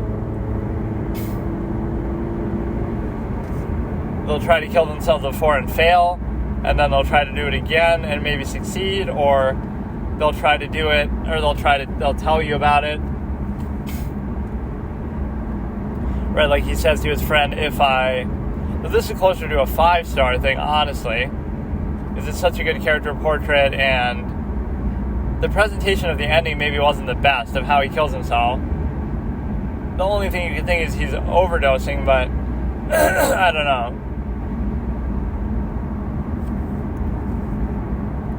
Or he was trying to drown himself before, so maybe he did something at the sink, like where he maybe filled something up with water, and then he tries to tie himself up and drown himself, but in like a little bowl of water. I couldn't see anything, so I don't know, but it's one of those two things where I thought you might see a flash of light to see that he shot himself in like the window, but that would be too loud for what is otherwise a quiet sort of meditative movie.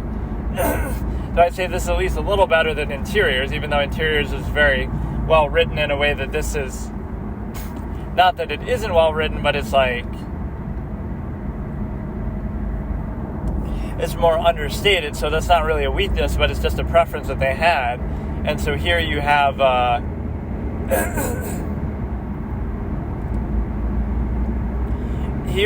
the ability to look at it like that had more articulate dialogue and things like that it was benefiting from and focusing on. Okay, so today I'll start watching The Fire Within, which is also going to be a subtitle thing, which is unfortunate, but whatever. So we're on the whole track of doing these sort of companion pieces of these suicidal characters with sort of quiet, low dialogue screenplays that are very existential and it's hard to explain, but it's sort of like light drama where they're not like super high emotion, but they're just very to the point and observant and things like that. So kind of low key. So we watch, obviously, Interiors, probably the most high key of all three of these, where it does have some articulate dialogue and some high octane performances at times, but then it sort of settles down into the still same style. Oslo, August 31st is very low key, where you're sort of invited to look at the world from the outside looking in as this character sees it. And then with the final thing, we have The Fire Within, which is what Oslo, August 31st is based on. All three of these I've seen before, but I remembered Oslo, August 31st super well. I didn't remember Interiors at all, and I don't really remember this either. Some things might come back to me, but it's just been a long time since I've seen some of these, so whatever. But before I get into this, as our finale for this companion piece set, and I want to keep doing those kind of things, like you pick a movie, but then you watch it, whether it's even something, well, I guess it only works if you've seen it before, though, but, you know, things that just seem like they would have to do with each other. But before I do that, we'll look at a little tendency that, the news writes itself, or the content just makes itself. Let's exploit a current issue that happened, right? Trump got almost assassinated yesterday. He got shot in the ear, right? So people from the beginning were coming up with conspiracies like, oh, it's staged, it's fake. But then somebody obviously ended up dying, somebody else besides the shooter. So then you question it a little less, and then, now people think it's an inside job, it was planned, Secret Service was late to respond, which they were. But this is the one thing I don't like about content, though, is like you're exploiting current issues, so it's more about, people are interested in that issue than they are in you, but they might watch your thing just by sheer overlap. So that's the way that you do well, is you sort of exploit current events. That's how even news stations do it. They love when something like this happens because, everybody's interested in the event, not them, but they happen to watch them anyway in the process, so they get the secondhand, exploitation of tragedy, only one step above war profiteering, basically. Media coverage of the war itself, that they push propaganda to make happen, that, it's the same principle that the media loves it when there's conflict because more people are into what they're saying, and then, war industry loves it when there's war because they can sell their weapons more and stuff, there's all these kind of things. The doctors love it when you're sick because that's how they make their money. If the world, if they had a cure, a panacea, right, the miracle drug tomorrow, they wouldn't want to see it released because the medical industry overall, because then it would remove the need for their whole existence or whatever. But there's always this built-in incentive. Same thing with the government. The government doesn't want things to be perfect because if they were and really do its job well, then they would keep phasing themselves out, right? A government that does a good job will keep getting less and less powerful over time because they're removing the need for their power. Like, we took care of the economy, so we don't need as much power over the economy. We took care of crime, so we don't need as much power over crime. We kind of settle things down, get a good policy, and just sit on it. You don't need to keep making more and more and increasing issues and things like this. And so that's the problem, is that, the demand for a crisis exceeds the actual reality of it, so people just invent problems that aren't really even there just to try to get votes. Oh, the border, racism in the 21st century, like, this is the least racist time objectively in the history of the planet, basically, so before humans existed, I guess, or whatever, when we were still Neanderthals. But no, the whole point is that you're basically in a position to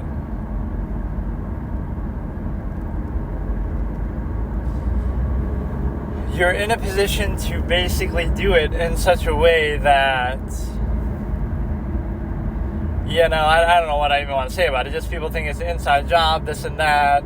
But no, you could use the January 6th standard against Democrats and the media, mainly again. You could easily have a lawsuit against corporate media, major outlets, like basically all of them besides Fox, because all the negative hysterical rhetoric about Trump. It's one thing, okay, you don't like him, he's a bad president, you don't want people to vote for him, that's all fine. You can say that about anybody. There's been plenty of bad presidents. but something different has happened with him where it's like, oh no, he's a threat to democracy and he's going to be the end of the world and, World War III and this and that.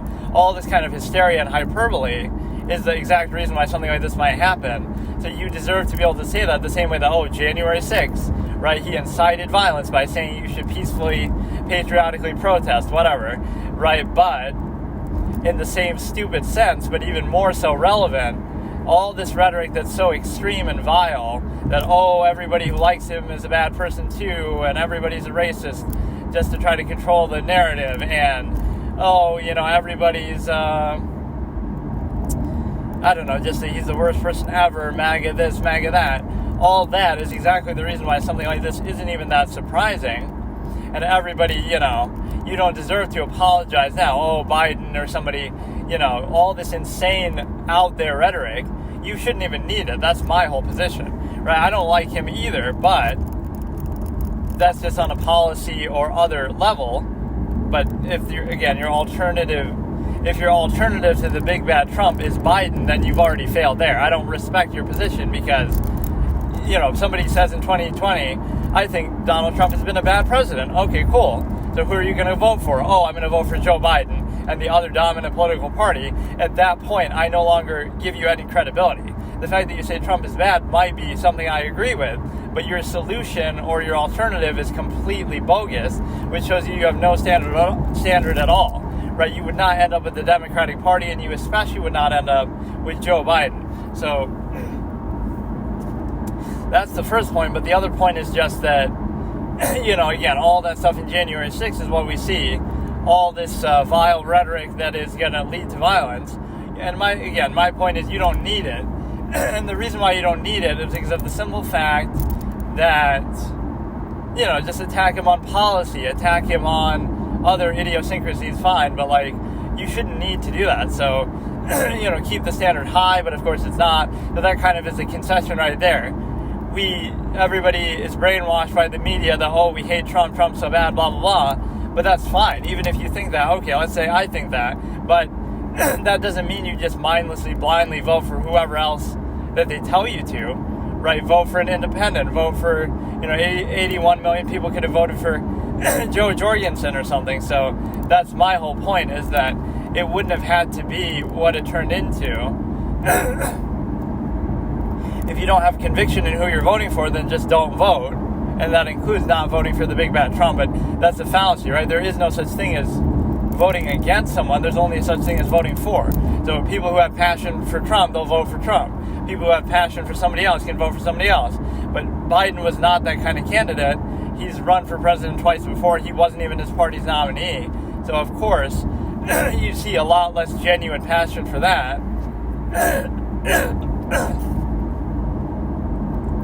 That stands to reason that the 81 million votes is very unnatural because, he had run twice before and didn't get anywhere near that. So what changed? It's because of big bad Trump. But then you're basically admitting the propaganda point, that you don't have any conviction in what you're doing. You're just mindlessly, blindly voting against somebody. But even then, even within that criteria, which is itself a fallacy, right? Vote for somebody, not against somebody. But even if that was your criteria, then you should still think a little deeper and say, okay, I'm going to vote against him, but still hold who I'm voting for to a higher standard, like, somebody other than Biden, like Tulsi Gabbard or something. So that's your flaw right there.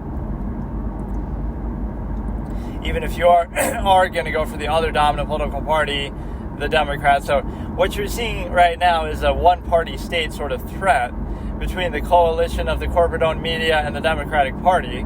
And at first it was confusing to me even why. What exactly is the incentive overlap? Because some of it was not even...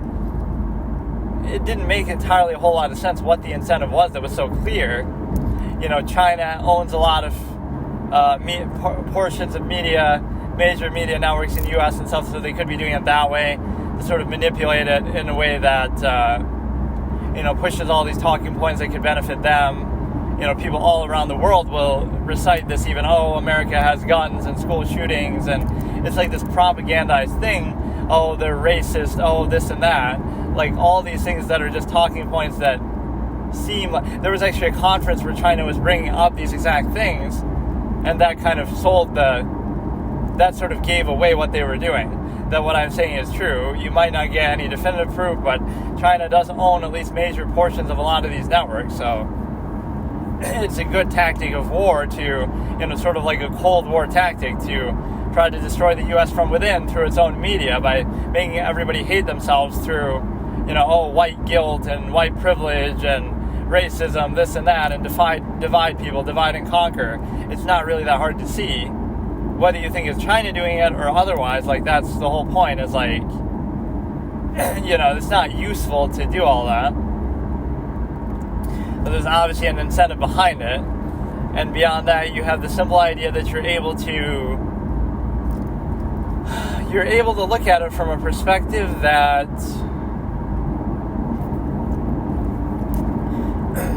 I just think it's sort of a little bit bold-faced, stupid to say, we need to, all these Democrats saying, we need to tone things down. You're the ones who have been, saying all this nonsense, hyperbole, over-the-top stuff. And the key point is you shouldn't need to do all that in order to win, right? You could just play it straight, okay, his policy wasn't good. We have a better option than he did, so why is that a big deal? But instead you want to turn it into something else because it's easier to rile people up.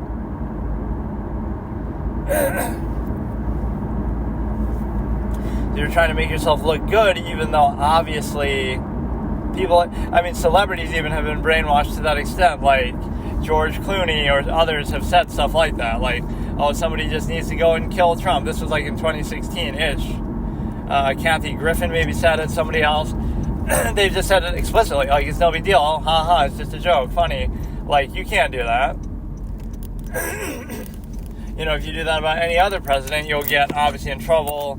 Secret Service will come to your house. Somebody sent out a tweet like that, that they wanted to kill Trump, and then they come to their house I'm not for policing speech, but if it's a threat, it's going to be perceived differently. If you're just saying, somebody should kill him, etc., that, warrants something right there. I almost don't even want to watch this right now. I just wanted to talk about some other subject, but when it's so hot out, I can barely even talk here.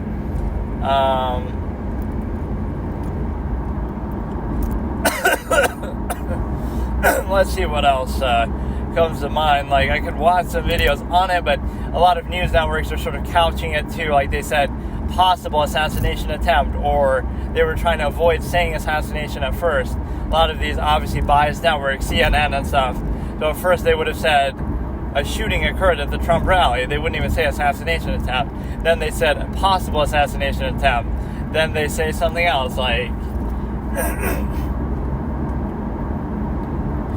this is how people would look at it from the outside, or even Trump supporters and stuff, they want to get rid of this guy so badly. This is what happens in Russia and other third world countries. If somebody who has genuine public support is threatening to win, and the powers that be, especially the media, whether it be state-controlled or, in this case, corporate-owned, but state-aligned, party-aligned, with the Democrats mainly, then what you have is a situation where you try to get rid of him in any way you can. So if it was Russia, he would just die and fall out a window. Or if he was in China, he would just be arrested for something, right? But here, he's going to be they'll try to get him for something like collusion, and sort of the tell of it is how it happened before. It's not he became president and then all of a sudden, after a year or 2 years, now people started having issues and want to get rid of him. The tell for everyone is he wasn't even president yet. He hadn't even served a day. You didn't even give him a chance, and you're already saying, he's just a bad guy, this and that, because of what he says or how he comes off. But that is very biased, and it shows the media's incentive there. They didn't like him as soon as he ran. They didn't like him as soon as he was winning. They didn't like him as soon as he entered office. Even without anything else, right? They were always saying conspiracies it was stolen, Russian collusion, he's an illegitimate president, right? Then it wasn't okay to say that in 2020, but about Biden. But they said all that, and then they also said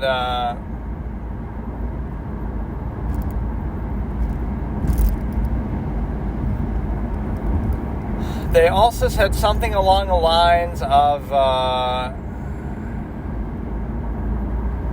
I don't know, just the whole negative coverage from the beginning. First of all, you don't need to take a side on that. Like, I love that too. If you listen to the media, you would think, oh, everybody hates Trump. But then he ends up winning, and he ends up getting 74 million votes. Like, regardless of even the outcome, it's like, clearly people do like him.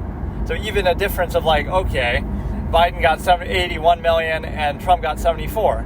That doesn't mean that, okay, that means Biden won. Good for him. The conclusion wouldn't be, 74 million people are racist, bigots, bad people, and Donald Trump is the devil. Like, that wouldn't be the conclusion, right? If he got like 1 million votes, you could say something marginal like that. But when he gets 74 million, how exactly can you say that? Because, you know, that's such a comparable amount. So if you're going to just randomly discredit 74 million people, which is more than the population of most countries on the planet, then you could just as easily discredit 81. Oh, well, 81's only 7 million more, so I guess all 81 million people are just bigots and terrible and blah, blah, blah, and they're kind of morons, which I think clearly based on that, I don't respect the criteria. Let's see, if I even want to watch this. I kind of want to do just like random clips today and just sort of pseudo-react to them. I don't really feel like doing anything crazy. I'm kind of tired. But whatever, we can continue the companion piece thing next time or something. It's so hot that I can't even fucking breathe in my own car, even though I have my AC on. I try not to keep the AC up too high, or even the window, because that'll fuck up the sound even more.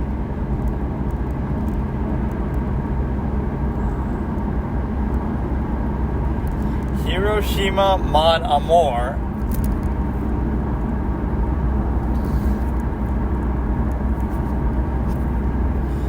Let's just try to look for some random videos, I guess. I'll save the fire within for later. It's more like the fire without with this fucking sun. So the problem is it won't auto-rotate in a way that's really, I really hate how this works sometimes. Like, it's showing horizontally even though it's meant to be, you know, I can't see what I'm looking at. But yeah, this is something I was watching in my own time yesterday, like these dash cam sort of things. So let's judge it. I'm not a lawyer, but I play one on stream sometimes or whatever. So what you do is, let me judge the behavior of some of these people. So Miami Township Police, something.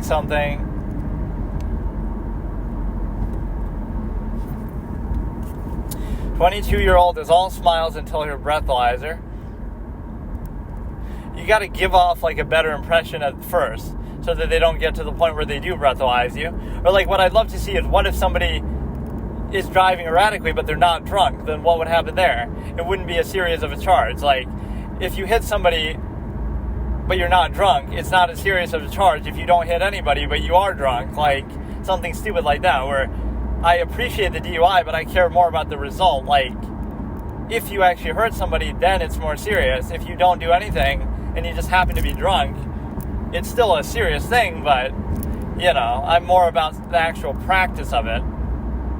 And if you're driving crazy anyway, then... And all the comments on these videos are so stupid, like shaming the people, entitled brat, never been told no, like, everybody always trying to prove something. Obviously, they're committing a crime, but there's a difference between let them go to court, let them do their thing, but it's another thing to turn it into this whole public spectacle to try to make yourself feel better by yourself. There's a lot of that stuff online with respect to... I've never been, like, pulled over for anything. Like, my light wasn't on one night, that was pretty much the only thing. Or one time I was pulled over illegitimately and the guy let it go, but I stopped at a stop sign and then I went. Maybe I didn't stop long enough, and then he pulled me over and I said I stopped, but he said, oh, you didn't, and I didn't want to argue, so I said, okay, fine, and then he just gave me a warning and let me go. But like, you could look at his dash cam footage, I clearly stopped at the stop sign. Like, I was so confused, I didn't even understand.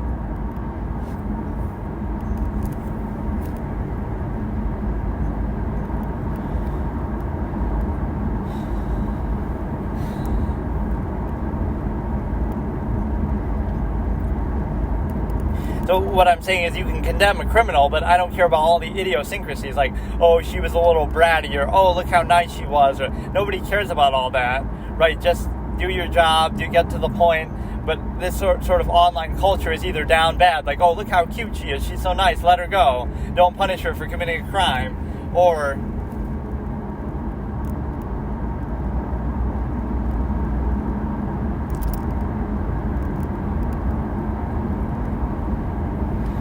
yeah, no.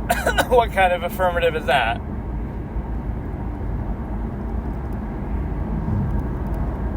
You gotta do like with the lie detector test, you can kind of fool them. But they always waste time with this eye shit. Just do the breathalyzer from the beginning, or you can always deny doing the breathalyzer.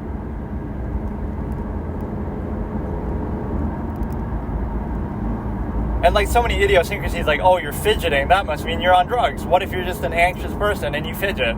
Or, oh, you're too still, that must mean you're doped out or you're drunk. But maybe you're just like that all the time, right? So all these idiosyncrasies that we jump to psychological conclusions and profiles, but you don't know how a person normally is, so what are you comparing it to?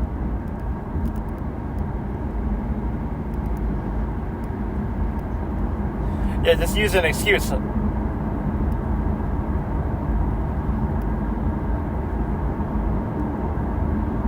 Yeah, and like that too. Oh, you're all nervous, that means you're guilty. But maybe you're just nervous being around police in the first place, right? All these fallacies. Oh, this guy's too calm, that must mean he's the killer. That must mean he's a criminal. Or, but then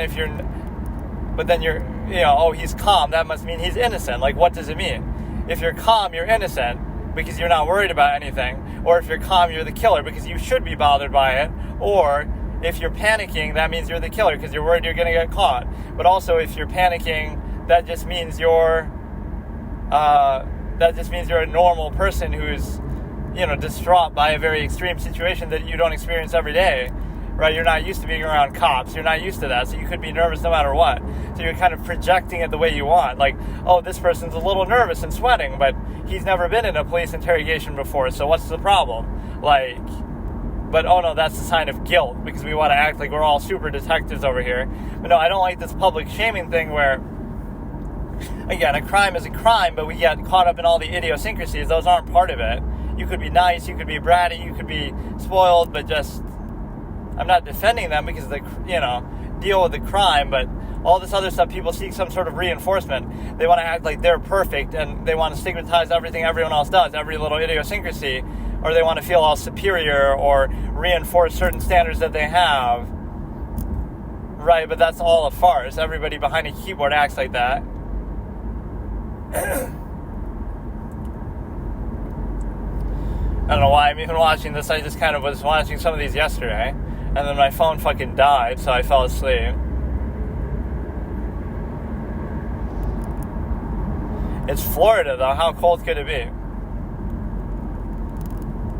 Now they do the walking test. They drag this shit out so much, dude. This is too subjective.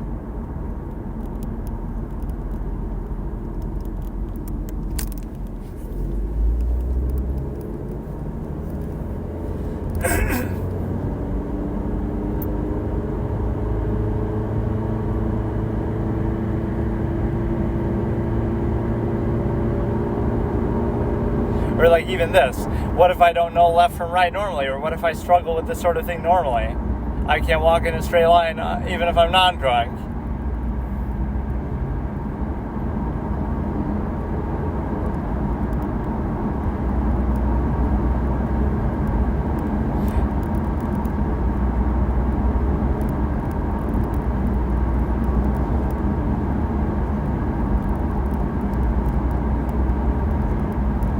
They drag this shit out too long. This is stupid, though. Like, just do the breathalyzer or don't, but all this stuff doesn't really prove anything. It's too subjective. Like, this is a thing that normal people don't do anyway. Heel-toe steps and, like, fuck all this shit, dude. Like, what would you need to do? I never see you like, oh, you're good. You did the nine steps and then you're fine. Like, she'll do it just fine, but they'll still do the breathalyzer. It's just dumb. They just do it for, like, show. it's really not an accurate measure of anything.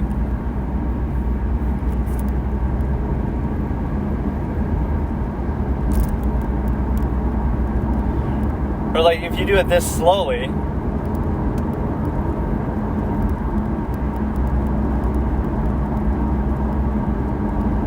oh, look at how she did that little pirouette and spun around. That was actually pretty smooth. She's doing it fine. Like, how would this prove that she's drunk? She's just doing it slowly because normally people don't walk like this. Or just practice walking like that in your free time so that even when you're drunk, you're better than the average person.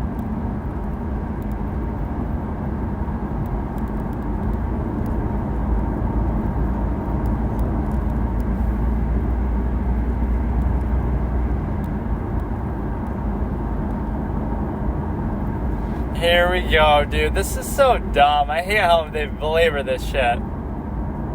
This is such a waste of time.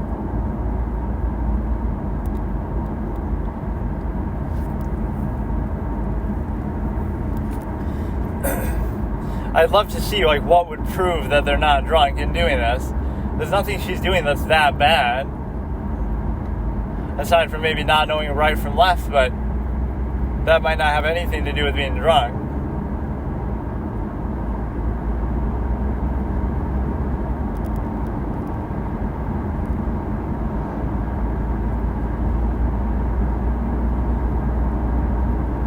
None of this proves anything, bro. I love that these things just become accepted standards. Oh, she couldn't maintain the pose the whole time, though. I'm a fucking ballerina in my spare time. Did you see that pirouette? So clearly, that proves I'm not drunk. Now you'll go through all that just to do the objective measure, which is the breathalyzer.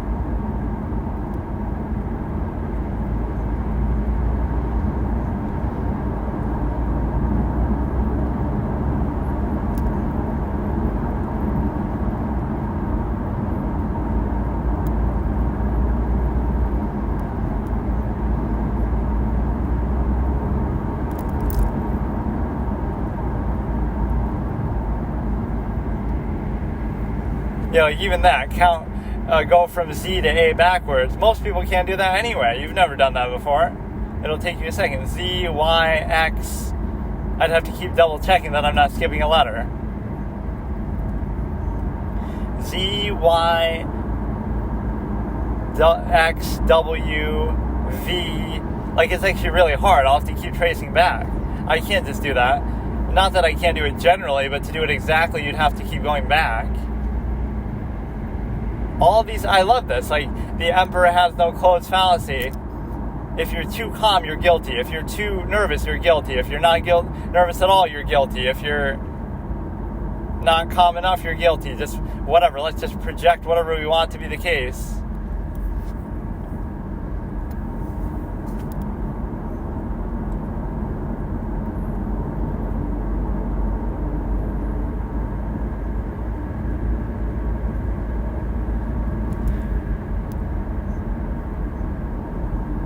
Oh yeah, you can see in her eyes. Like, who gave you that authority? Is that part of your job? You can see in your eyes that she's drunk.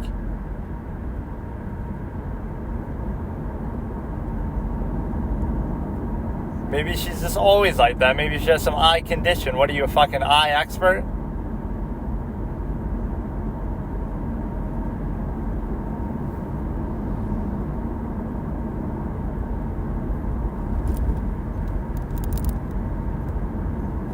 So she's the designated driver, but you went in and took a drink. I love how often this happens, too.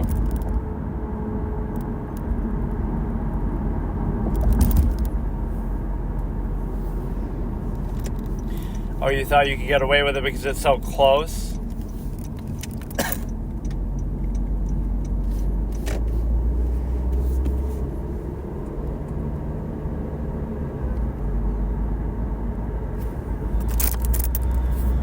What is a PBT now? Breathalyzer?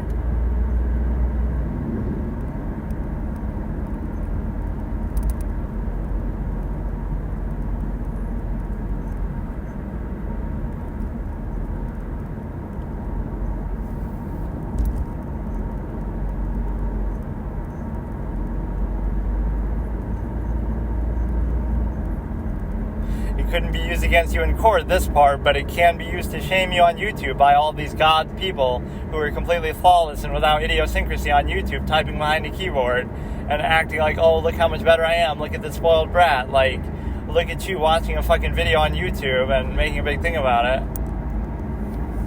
Says the guy reacting to it, but whatever. I mean, I'm not judging these people or whatever.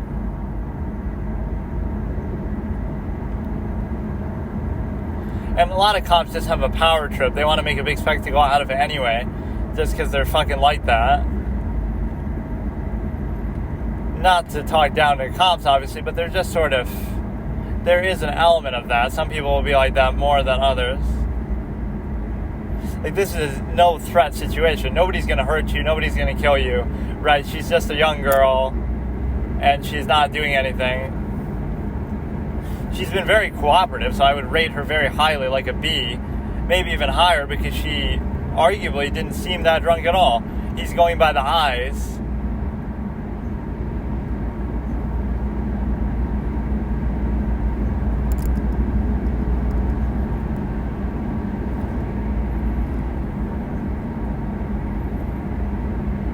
There are ways to mask this too, if you have like a mint or something, but it's not exactly like that. You can always refuse the breathalyzer too.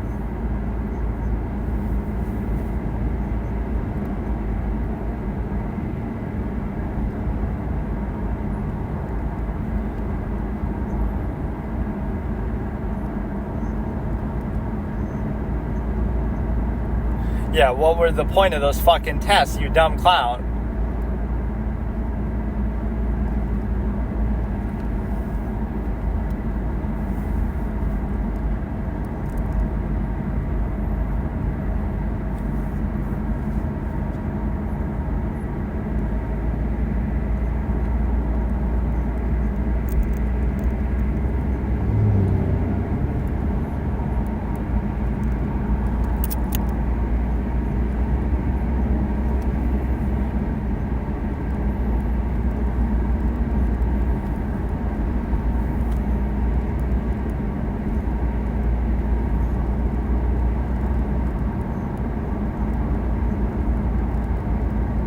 But how do you know what the one drink was? It could have been like a half glass of wine. That's not going to do it, or something.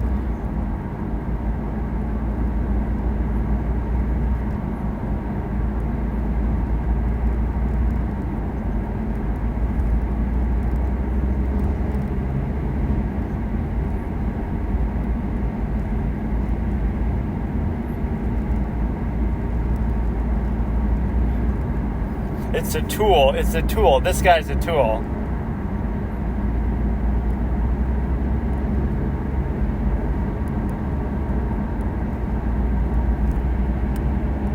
She doesn't want to do this. She just wants to drop them off and go home.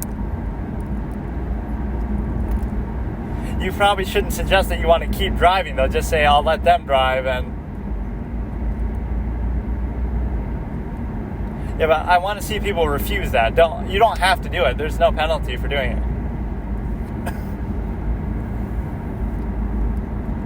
Oh, now you say it.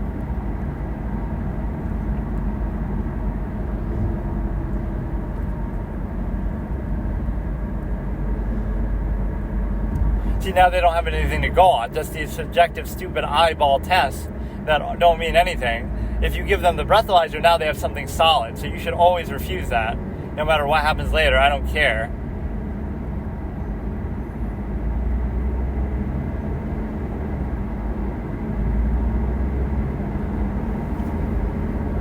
What is ODI? Driving intoxicated. What is the O?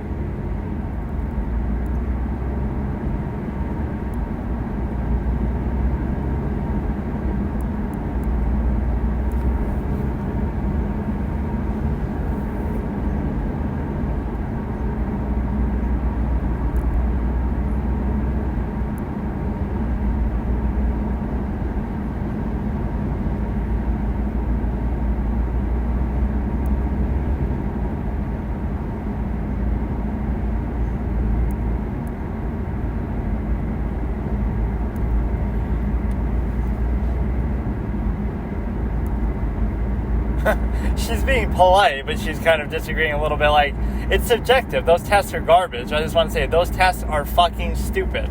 There's plenty of people, I'm just clumsy. I can't walk like that, even in my best state. Like really, the only way to do it would be to compare. Show me a video on your phone if you're doing the same exact test in your free time, and now do it compared to when you're drunk, supposedly.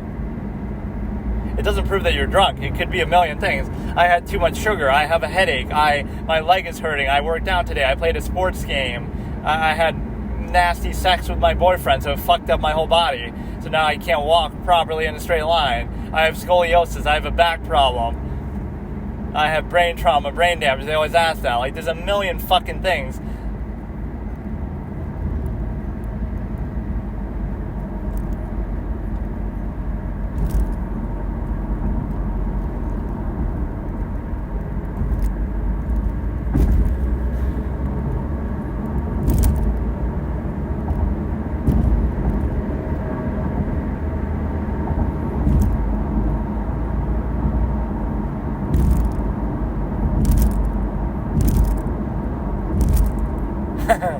Flattery will get you everywhere. He's a gentleman. I guess I didn't say with the timestamp when we were starting. Look at her laughing, smiling. I like her positive attitude, though. She's not being a bitch about it.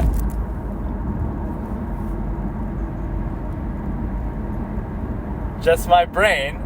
My mind can hurt you.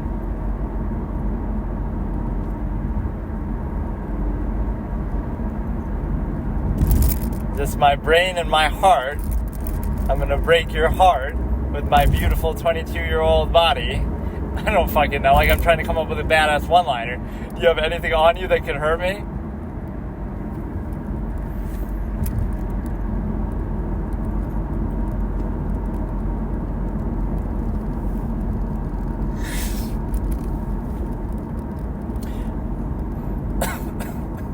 Yeah, I have that rare distinction, even though I fucking am driving while distracted and watching videos and talking and all this shit. I've never gotten an actual ticket. Again, one time pulled over for no lights, but he just said get them fixed. And then the other thing, just a false conspiracy to say I didn't stop at a stop sign when I clearly did. Objectively, I stopped. Maybe you're supposed to stop for 3 seconds or something. She has a very positive attitude. I can't really question her. So her performance is like a B. She did well. I love that she refused the breathalyzer. I don't know. I don't think her tests were even that bad, but I'm just not convinced by those tests overall. She was very not bitchy. Nothing was wrong. The whole cuffing here feels unnecessary, too.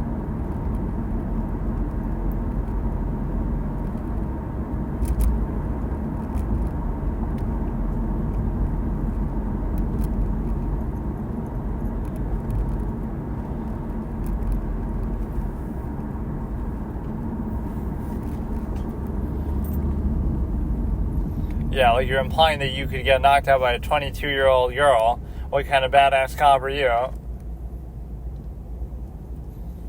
But this is why body cam is the best thing ever. Not so you can watch random videos on YouTube and shame people or whatever, but because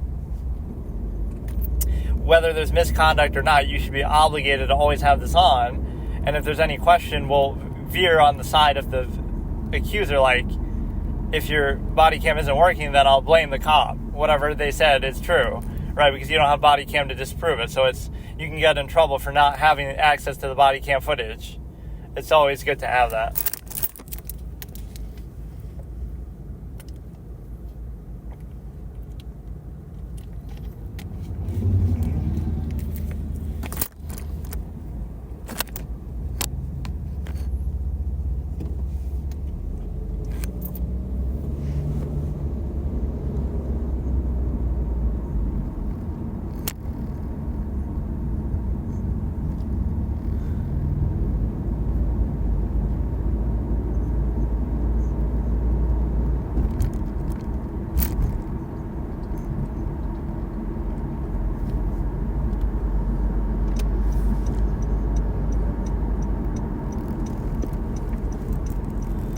I went to Waffle House. That was your last mistake. Now she's talking a little bit too much.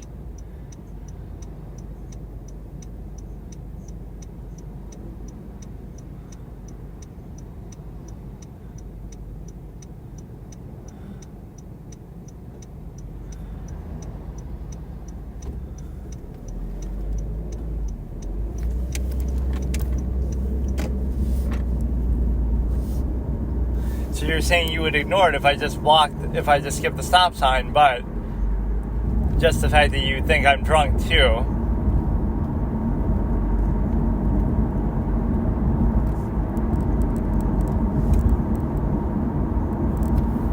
But again, this is still a lesser charge because you didn't hurt anybody or hit anybody. Right? So it's one of those imaginary things. Like even if I break a stoplight, I didn't hit anybody, I just broke the stoplight. I didn't hit anybody, I didn't hurt anybody, I just broke society's imaginary standard of a fucking light. Same thing with a stop sign.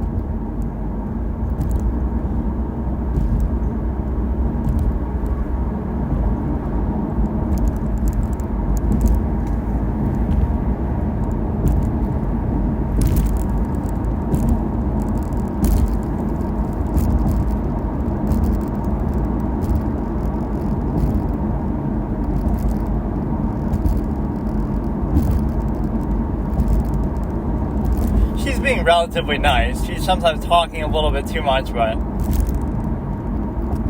you don't know I'm under the influence. I'm just a ditzy klutz.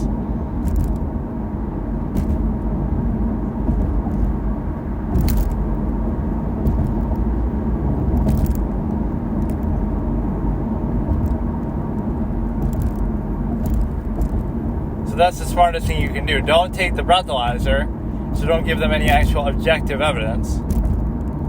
She's smiling even now.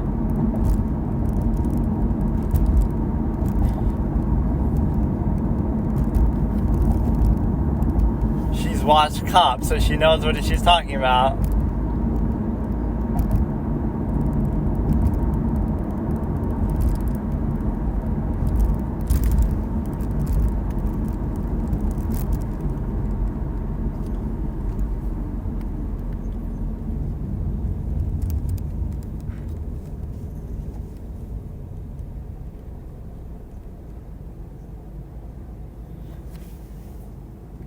Because the cops don't deal with the final judgment, right? You have to go to court.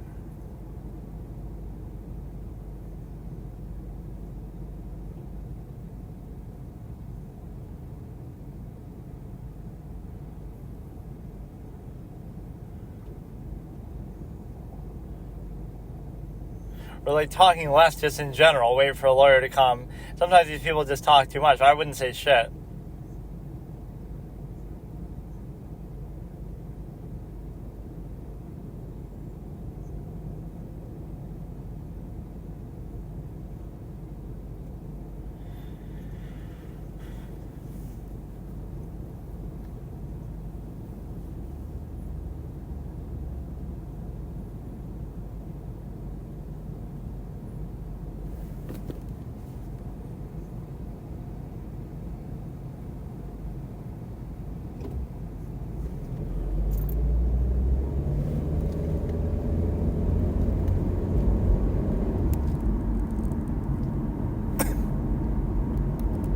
Or there's always a problem with, like, the cops can lie to you for investigative purposes.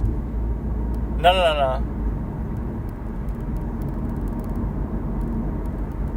No, I don't want to do this shit, dude. Keep delaying so that by the time you do it, you won't be...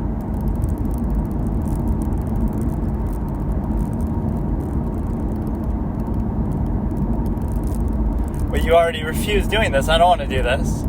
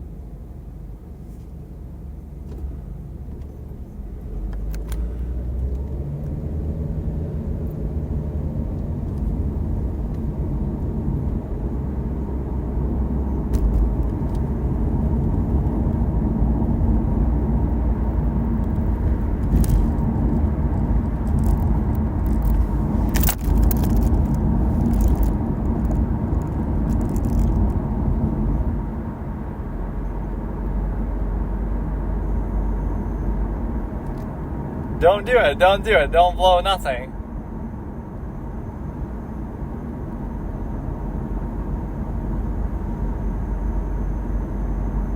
Just refuse. They can't make you do this.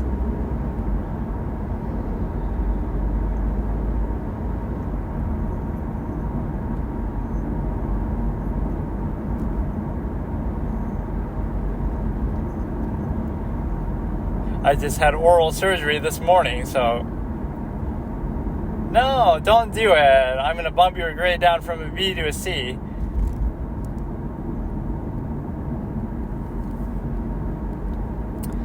So we didn't do the breathalyzer, so we can do this instead, which I'm not sure exactly what this is. You can try to fool the system.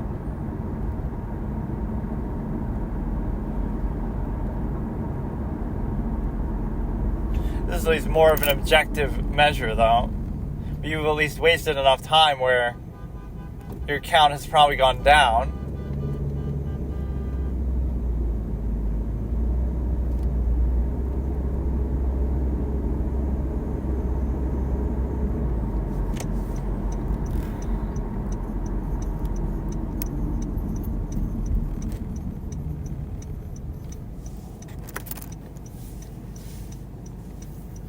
I don't know why, I just randomly felt like watching this. It's because I was watching something like this yesterday. But most of them were more bitchy, so generally she's at least a little better.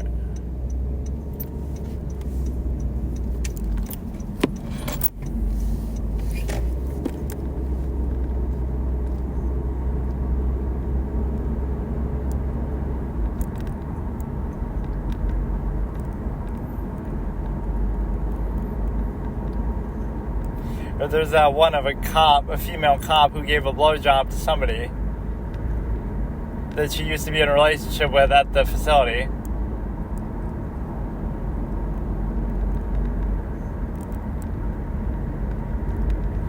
She said no and left.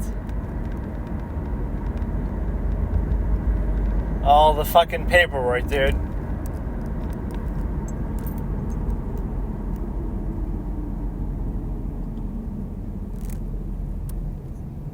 Wow, the cop can do basic math. It's double. And that's even after a lot of time has passed. I guess that wouldn't play as that big of a role. Like, you didn't have to do that.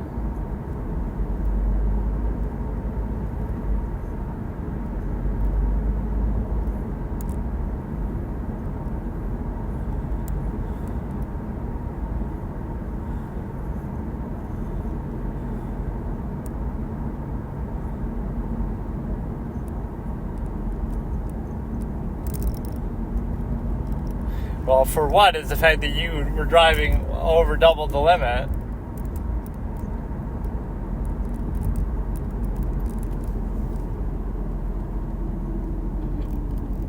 Bro.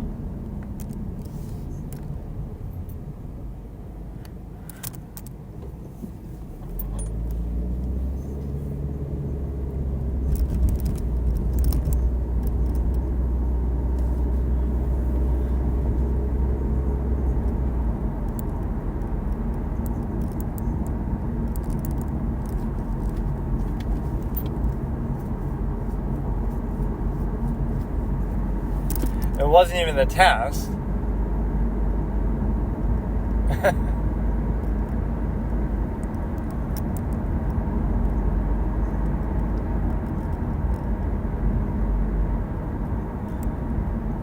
You could just refuse to do all of it. Don't do any of the tests, don't do the breathalyzer, right? They can't force you to do any of that.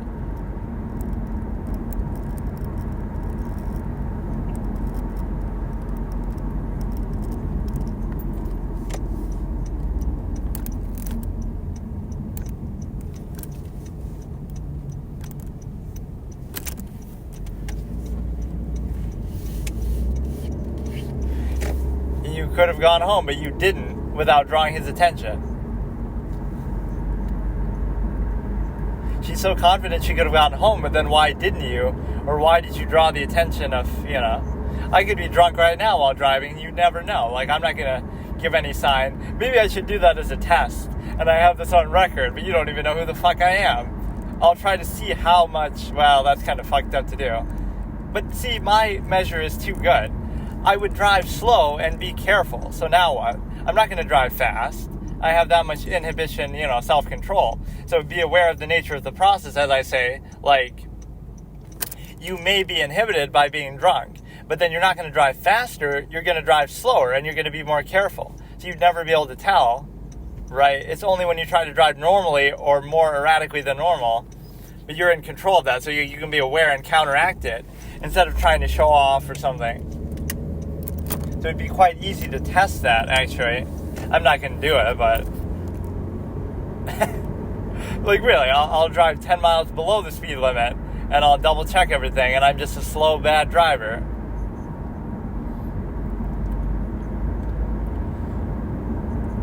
Do you really have to upload this shit to YouTube though? Like,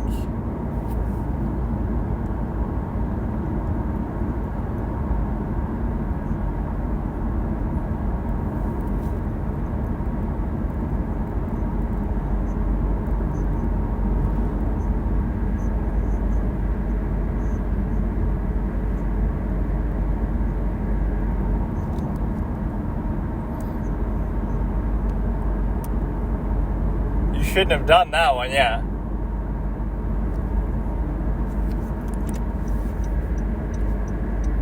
One year? That is actually pretty harsh. What if you have a job where you have to drive? That's kind of fucked. I think that's almost a little too harsh. You didn't hit anybody, you didn't do anything. You're driving drunk, sure, but now you lose your license for a year just like that, no questions asked? That's too much.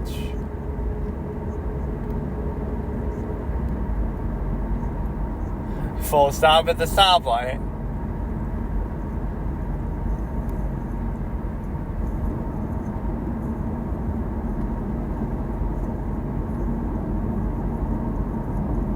Well, yeah, there's the best test. You can just drive without a license and nobody would know, right? Unless it's... How will I get there? I can't drive. You have to appear at the court. I should have done the timestamp more accurately, but you can maybe tell.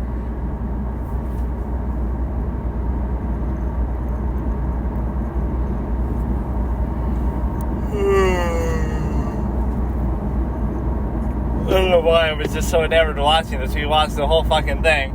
It was like half hour long.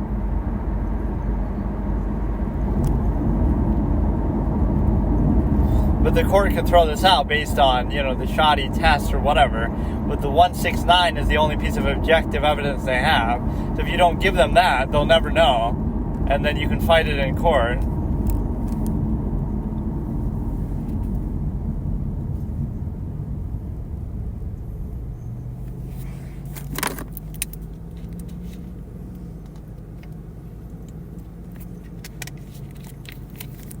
I don't get that. She refused it at first, then she did it.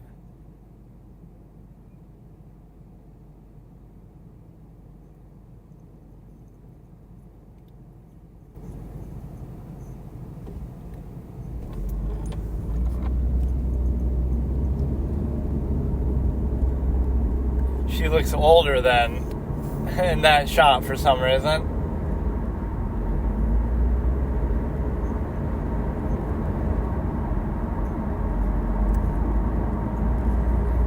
She pled guilty to OVI. Oh, I thought it was ODI. 2 other charges were dismissed. All I'm saying is it's a victimless crime. You're not hitting anybody. It's still reckless and you shouldn't do it and you should take it seriously, but fine, $375 plus for court costs. She was also ordered to serve 3 days residential drivers intervention program. License was suspended for a year and placed under probation for 1 year.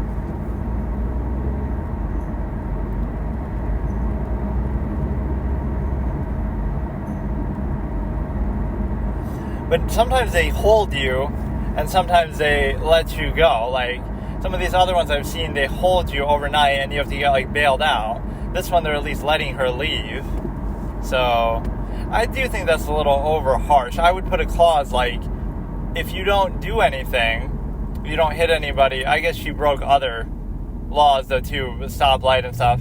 But all the things that don't actually hurt anybody, and so now again, just because they could hurt somebody, and I get it, that's the whole preventative nature of law enforcement overall. You see, cops can't save you from getting killed, right? That's not what they do. They'll come after you got killed and try to figure out who did it, so it's just the threat of enforcement that they use as a psychological cudgel to stop people from doing things in the first place, because they're appealing to the ego. It's not about morality or whether you're a good person or not. The only reason why you won't do something is because you're afraid of getting caught, because your basis is yourself. You're not doing it because, you're a good person or you care about other people, etc. You're doing it because you're afraid about getting caught for yourself. If you were confident so the basis is still self-interest. You might hurt or steal or kill for self-interest, whatever reason you have to do it, or you might not do it just for self-interest. So you're appealing to the same process that, you don't want to get caught, right? If you were confident you could get away with it and you had something to gain from doing it, most people would absolutely do it, right? Give somebody a death note and let them control somebody's actions to give them $1 million, and all of a sudden they would do that shit. Okay, so today I'll just do some random little session. So these are all things a lot of the time that I've said in the past, but somehow it triggers me that you still hear some of these same fallacies out there. Clearly they should have heard my one time of saying it on a live stream that I never even bothered uploading, but still, it's like either somebody will take the same idea and get credit for it. See, I never wanted credit for it, but now it annoys me when other people get it. It's like, oh wow, what a groundbreaking thing to say that I totally said like 10 years ago. Like Jaylen Brown is better than Jason Tatum, or the Ding Liren's a choke artist before the 23 championship, or like this one that people keep saying, older players in the NBA, right? This is such a fallacy. So it's like, don't ask how good Wilt Chamberlain would be today against players who have advantages that he didn't have. Ask instead, how good would he be? How much better would he be than he even was back then with all the advantages that you have today, like better nutrition, better medical staff, better understanding of the human body, better training facilities, better, making more money, salaries, better shoes, better equipment, everything like that. So everything is better and you benefit from that. But not only do you not diminish yourself to that, like you would have been worse if you played in his era, like modern players would have been worse if they played back then because they wouldn't have all these advantages, and those players would have been better if they played now. So you're using two fallacies, right? Like, let's put Wilt Chamberlain in an unfair situation where he's in a worse environment, right? So you put him in like a pedestal where everybody else in that era is weak. Oh, they're plumbers. Oh, they're firefighters. Oh, they're this and that. But you're not realizing that he's in that era too. So whatever makes them supposedly weak also applies to him. So you have to overcome that. So you can only measure yourself by your peers. So like, today, if you average 30 points a game, that's impressive. Not because, you have the 3-point line and you have all these modern advantages, but so does everybody else. So it's an equal playing field where, it's still equally impressive. Just like back then, averaging 30 was a big deal too, because not everybody was doing it. So yes, you say, it's a weaker league, but weaker compared to what? Right, at the time, that was the best you had, so you can only measure yourself against your peers. And again, Wilt was subject to the same disadvantages as everybody else. Like, whatever made them weak applied to him too, so he overcame them, right? So why does that matter? Like, he was just better. You can only measure yourself against your peers. You don't get to say, Wilt Chamberlain came from Mars, so we have to measure him by a different standard. No, measure him by the same standard. And so there's another fallacy too, where, the point being that he was better by a wider margin. Like, everybody else is averaging at most 30, right? The next best players in the league are averaging 30, and then he averages 50. So even like when Michael was so great, Michael was averaging 37 in his best year, or like 41 in the finals, but 37 was his best season, which is great.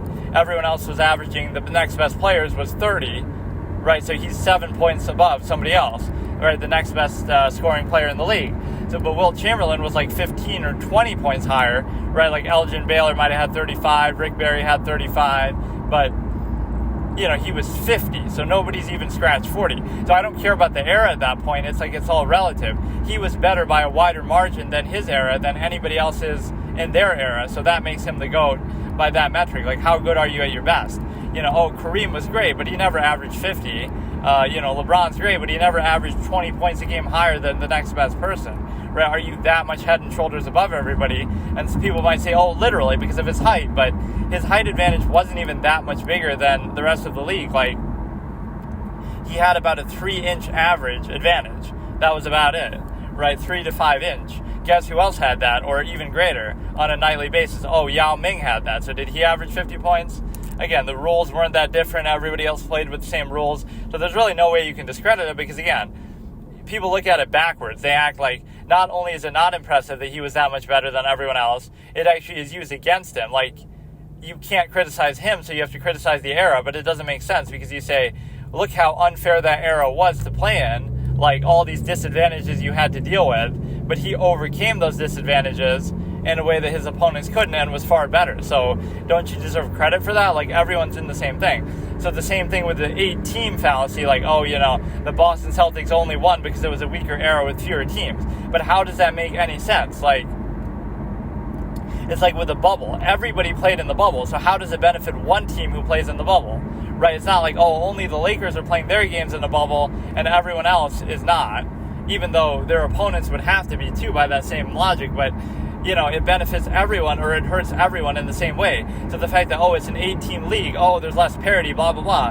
but every other team is operating in that same thing. So why did that not lead to some other team winning 11 titles in 13 years? Oh no, it only benefited the Boston Celtics. Everyone else was just playing in some imaginary league with 30 teams, but only Boston was playing in this 8-team league.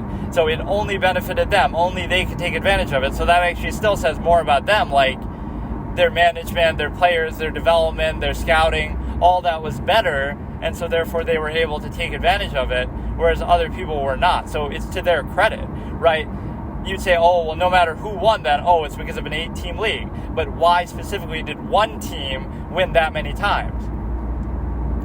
Right? We've seen other crazy talented teams like the Showtime Lakers or the Warriors even in this era, but they didn't win 11 times in 13 years. Like, that just doesn't happen. So it's to the credit of the team itself.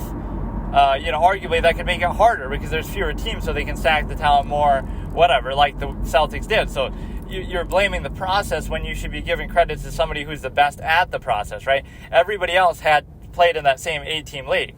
So you would have to answer, oh, why did only Boston win, but nobody else could take advantage of that, right? They had the same circumstance, so they were just better at what they were doing. So that's why it's a level playing field. You don't get to discredit and say, oh, well, you only won because of an 8-team league. But then why didn't San Francisco? Why didn't anybody else? Like, with Will Chamberlain, why didn't Wilt win 11 out of 13 years and his teams, right? Why didn't the Lakers win? Why didn't some other team win? They had talent too. They could have stacked the deck too, The Celtics were just better at stacking the thing. They were better at coaching, better strategy, better team chemistry, whatever it might be, right? That's exactly what it comes down to, is that you have, it's ultimately to their benefit. And so in the modern day, we get sort of spoiled by these notions. I'm not even saying the modern day is worse, but you can only compare the best against the best. So that's the best way to measure it. Who is better by a wider margin? And the only argument you might be able to make is, okay, Wilt in the playoffs wasn't as great, but a lot of that had to do with, obviously, teams weren't going to let him beat them. So he might have still been better, but sometimes it didn't matter. Like, he would put up great numbers, but then lose. Or he would put up less great numbers because the defense was focusing on him more, but then he would win. So he would have, he averaged like 17 points a game in both of the 2 finals that he won. One of them was in his prime, obviously, and one of them was later with the Lakers, but still, he was the finals MVP even then over Jerry West, etc. And the reason why is because he still averaged 20-plus rebounds and had like almost 10 assists. He led both teams in assists as the center, so that obviously shows you how they're playing him defensively, that we're not going to let Wilt beat us, but he's going to dominate in rebounding, he's going to dominate defensively, he's going to dominate with passing, right, every other category, but then you'll hold it against him like, oh, haha, look, he only averaged 17 points, but, so it's like when he scores too much, oh, he's selfish, blah, blah, blah, but then when he doesn't score as much and you win, now, oh, well, look, he only averaged 17, so that's what you have to realize is, it's not just about that. Let's see, what other topics? There's so many fallacies that sort of trigger me, but then this is why I'm finally trying to upload these, even if it's all together. But the best way to do content is in a short form, lowest common denominator thing, because everybody has a short attention span, so sadly that's the way that it works. But I always believe in doing stuff in long form more, but, you just clip like a 30-second thing, and that'll get millions of views compared to a long form thing of like hours of you doing something. So you have to appeal to the base lowest common denominator element in as many ways as possible. So like hedonism, inherent tendencies like that. So you have a pretty girl, have a, some sort of stupid joke, have like a face cam cult of personality basis, have a, celebrity culture kind of thing, and then have a short form 30-second thing. So those are the things that'll do best, right, rather than something actually insightful. But that's one thing that's disturbing about society, is that you have this glorification of dumbing down, like, oh, you must be fun at parties, you must be, so being intelligent is a bad thing. Thinking, using your brain that defines you as a human being is a bad thing. Being dumb and docile and just lowest common denominator in a collective state is somehow good. And it makes sense why that would be propagated, because the majority of people are in that state. So, for example, there's millions of people, billions of people around the world, so the vast majority of people want that sort of comfort. Like, let's all be dumb together, and so none of us feels dumb, and then we'll stigmatize the people who aren't dumb or something like that. It makes no sense, right? This sort of negative traits are good and good traits are negative, because so few people have them, and everybody has the negative one. So we just kind of give in and indulge to that, again, lowest common denominator state. So it becomes very strange on that basis. And then what else do we have? Just the fact of sort of all these fallacies that you would be aware of. Like, in this age of information, people have access to all these different things, but you still somehow are able to be so stupid, right? So it shows you the net sum of technology that we have, or the net sum of human collective knowledge and information we have, does not match the individual state of each person. They can still be dumb. So that's why you look at, if an alien came and saw us, but they would have their own flaws too, obviously, but they could look at us and say, how come they have such amazing technology, meaning us, the human beings, but then we also are so dumb? But those two things are separate, right? The collective accomplishment over centuries and generations is different than the individual sort of, in fact, it sometimes goes in the opposite direction too, because you maybe get spoiled by technology, so you don't have as much need to sort of use those other things, right? But yeah, that would not match the state of being, so you would be in a position of being able to basically not match your state of technology, not match the human collective. So then you also get other things like I'm not used to talking like this much maybe in a row, although I kind of would do this in the past, but what ends up happening is the simple fact that you're able to if I'm reacting to something, always there'll be blank spaces in there in the middle. But what you have is the simple ability to basically look at it like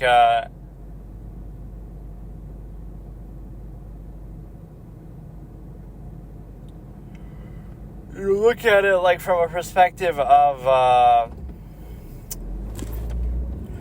like why you have fact-checking and stuff. So in the modern day, when you have all this information and the internet and this and that, now it goes from, people can no longer be controlled by simply omitting and censoring information like in the old days. Now you have such a robust access to information that now you're not able to do that. So now you'll be controlled in some other way, like, we have to fact-check stuff or curate stuff, or, call it conspiracy theories and things like this, where it's like information overload, basically. So there's always some indication that that's what they're trying to control information, because they can no longer censor it. So now they're going to control how you get it or how you perceive it even. But you got to remember, the real fact checkers are yourself, is the audience, right? So why does the news need to fact check stuff? Isn't that what their job is in the first place? Like, an honest, reputable news organization would not need to fact check other people. They would just report information accurately themselves, and that would speak for itself. So if CNN reported information accurately and news accurately, they wouldn't need to worry about what other people are doing. They would just say, okay, we're being as honest and accurate as possible, so that would speak for itself, and social Darwinism would win out. But instead, we got to criticize other networks or other people and fact-check other claims just because we have a certain spin that we want to put on stuff, and we somehow feel threatened by it. So we have to put our opinions or views in a positive light and put theirs in a negative light, but that's not even that's not even what it's about, because of the simple fact that you're able to,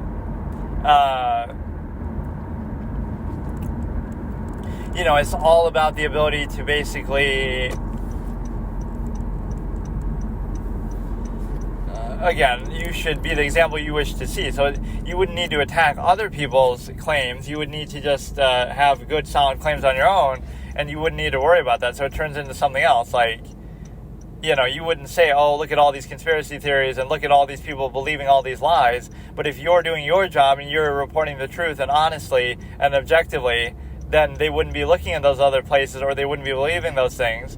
So it's one of two things. Either those other resources are just as subjective and biased as you are, or flawed as you are, or they're just as truthful as you are. So it's one or the other. You're both just stating opinions and you don't like the opinion that they're stating, or that you're not doing a good enough job stating the truth objectively in what the form of news is supposed to be. So it's really an indictment against yourself, right?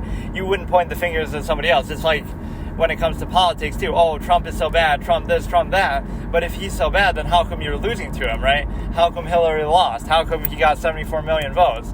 So you should be more concerned about your own platform than always trying to rag on somebody else's platform. Right, like this sort of incredulous disbelief that, oh, how can anybody possibly support this other guy? But that's not the question. How come you don't have somebody better that you do support, right, that it makes it so clear and decisive that you should actually be able to win? And you're even admitting that wasn't the case even in 2020, because now everybody's asking him to step aside and resign. And, this is not the indication of somebody who is the most popular candidate ever in terms of getting 81 million votes. Now you can see why people doubted it, because obviously you would have to be deluding yourself.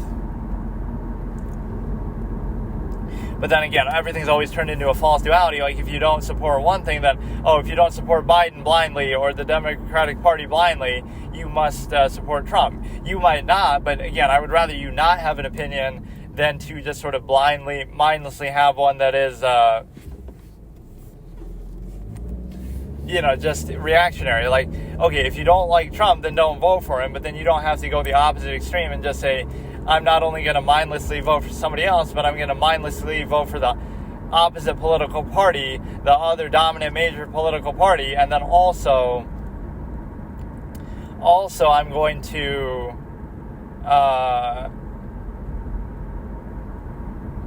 not only am I not, it's, again, if you don't like somebody, don't vote for them, but then to go to the other extreme, like, vote for the other major political party, vote for somebody you don't have conviction in, right, that clearly he had run twice before and nobody had the same conviction, but people just don't get it, right? Why not use this opportunity then if you're only united in your hatred against somebody and you would vote for anybody mindlessly by default? Why not use it as an opportunity, which is the perfect time to vote for an independent? So if 81 million people voted for an independent, that would have solved the problem, because, you're still not voting for the big bad Trump, and he's not going to win because, your 81 million people are uniting against, are uniting with Joe Jorgensen or some other independent candidate. So that would solve the problem. But instead, you just go back into the other extreme, the other political party. So that just makes no sense, right? You're still perpetuating the problem. So you act like, it's only one of two options, but why not just say, okay, we agree that Trump is a big bad dude, but then we'll say, okay, we'll vote for somebody else. Either we won't vote for him, or we'll vote for somebody else, right? But it doesn't have to be the one guy on the other side, the other major party. Okay, so here I'm testing two different things. I'm testing, number one, if you can even hear this shit with all the rain and shit in the background. And number two is, it's kind of on my lap more so than in any other position, the phone itself that I'm recording on. But let's turn this into another absolutist RP sort of almost like shower thoughts, random thoughts thing.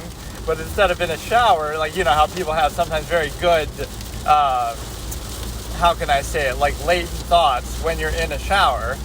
It's sort of like meditating under a waterfall, the way that sometimes mystics and psychics do that. So in this case, it's still the same vibe of the rain, and I'm like listening to music instead of actually watching a video in the background and reacting to that. But whatever, it's sort of that same vibe. So one element that we spoke about before was basically sort of the human social contrivance with respect to emotionalism or anything like that on a surface level. It's sort of this, it's relatable to people. That's why they feel comforted by it. In other words, it's like the only way to be that way is to be so stupid that you aren't self-aware of it. So, for example, everybody has like base idiosyncrasies and certain tendencies, but to treat that like it's a good thing or like, oh, that's what makes you human is all these sort of emotionalism and irrational self-insistence and that kind of thing. The only difference is one of them is too stupid to see the nature of the process, to be self-aware, and the other one isn't, so you're aware of it, and therefore you may still practice it, but you're kind of you're not taking it really seriously. And so there you get into sort of sociopathic tendencies and things like that, where you get into a position of people will call it that, but again, all you have to be is aware. Like the way, let's sort of deconstruct social contrivance, right? It's done with an incentive and sort of superficial criteria, reactionary criteria, but it's always based on certain defining factors. Like somebody still wants something out of it, so there's no, they only want money, or they only want sex, or they only do it because, they happen to be family, like nearness postula, a non-choice reaction.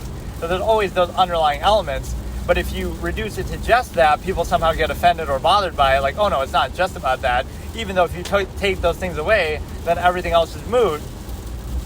And so now you look at it as a dependent overextended pretense, that necessary and valid cognitive dissonance, that whole spiel that we gave. So the point is that it comes down to those things, but there's a pretense that it's not just about those things. And so now you have this sort of half-mast dichotomy where you pretend it's about something else, but it's really not, and so you're almost not even aware of the process yourself. So there's like this deliberate ignorance and, again, just lack of awareness for how a process works. Now, that doesn't mean that if you're aware of a process, you shouldn't still do it, or that you can't still value it, but that's a different argument, right? But the objective basis could be, you can see how something works, right? Like, so social interaction is based on a few different things, and emotion as well. It's just irrational self-insistence, irrational insistence upon the self is the way I phrase it more so, is that all you're doing is you're getting emotional about something that is in your zero-sum self-interest. So like you want something and you can't get it, or you don't get it, or it doesn't go the way you want. So you're just getting emotional about it, like, oh, the world revolves around you. That's all it is. So even on a basic level, it's not a question of whether you should do that or not, but it's a question of even usefulness.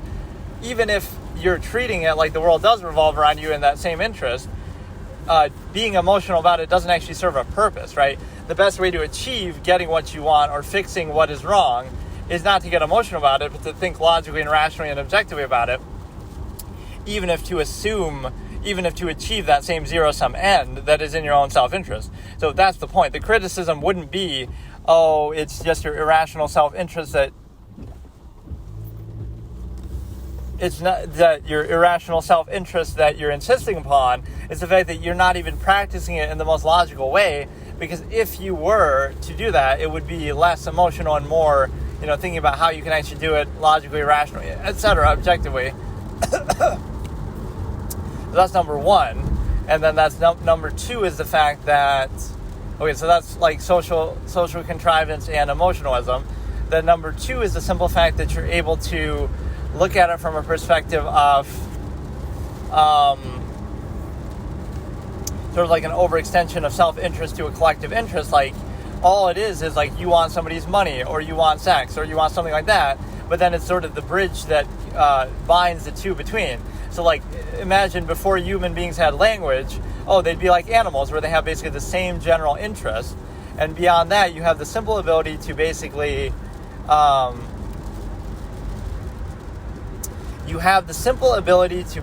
do it in such a way that it's sort of like this, I had an expression for it.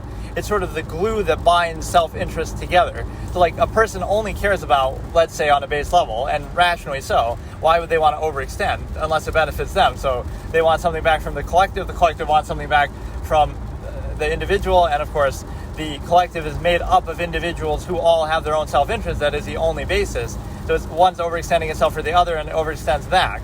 So the point is that you have this situation where you're basically looking at it like you would overextend it socially. So for example, a person wants something, but they don't just directly say they want it, because being honest and genuine is a bad thing, you see. So you must overextend it as much as possible to seem like, oh, I don't just want that, I want other things to go along with it, or I want something, and then it ends up being the defining factor and the only thing they're after. So it could be, again, they only want money, but then they seek some other element from it, like, oh, well, I appreciate your business, or, we're nice and friendly and this and that. Not all of those things are, see, this is where opposite interpretation comes in. Not only is that not a good and genuine thing, it's actually the opposite. That you would be so artificial for a zero-sum process shows you how shallow you are, whereas the opposite would be genuine, unconditional value in some other way that wouldn't be tied to it. It's like when a company tries to do an ad campaign like, we'll donate 10% of our profit from this, from a Gillette razor to some cause, right? But the point is, if you really cared, you wouldn't make a big spectacle out of it. You would just do it with the money that you make on your own outside of business. But no, you're trying to tie it to that. Like, oh, you should buy our razor because we donate to this cause, right? So that's not only not a good thing, but it's actually shallow and reductive. And the other point being that now you have a situation like where you have social contrivance as a representation of, again, that overextension from the collective. So what you have to look at is,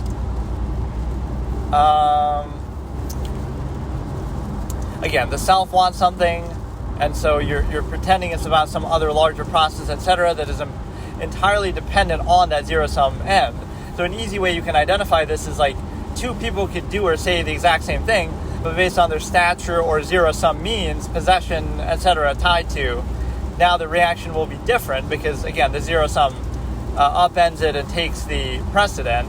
So it's not really about the process. So people get caught up on the process or see it as the defining element, but it's actually the opposite of that, where it becomes very shallow and overcompensative and quite disingenuous. So anybody who's actually would have decency wouldn't do that and wouldn't want to tie it together and wouldn't even want to, you wouldn't want to make that association. But of course, initial mindedness would lead to the opposite interpretation from this, where it's like, oh no, that's a good thing, and that's the whole basis of it, and that's why, somebody's a standout in that way is because they're willing to prostitute themselves for zero-sum means within social contrivance and tie the two together. And then the other element is the fact that, I'll save these things for 1,000 years later when people are finally at the level of technology to basically understand inherent base objective processes, which don't even make a claim, but they expose sort of fallacious claims that are made or practices that take place. And so it's easier on a collective level to control people when you pretend things, right, that aren't true and that anybody can see aren't true.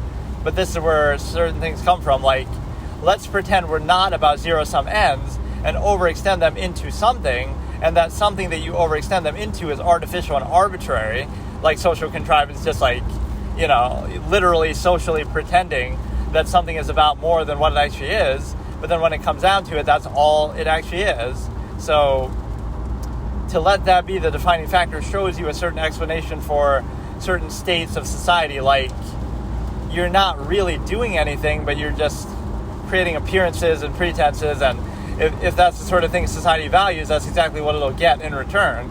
Things that maybe seem good on the surface, but actually are entirely just based on some zero-sum interest and end.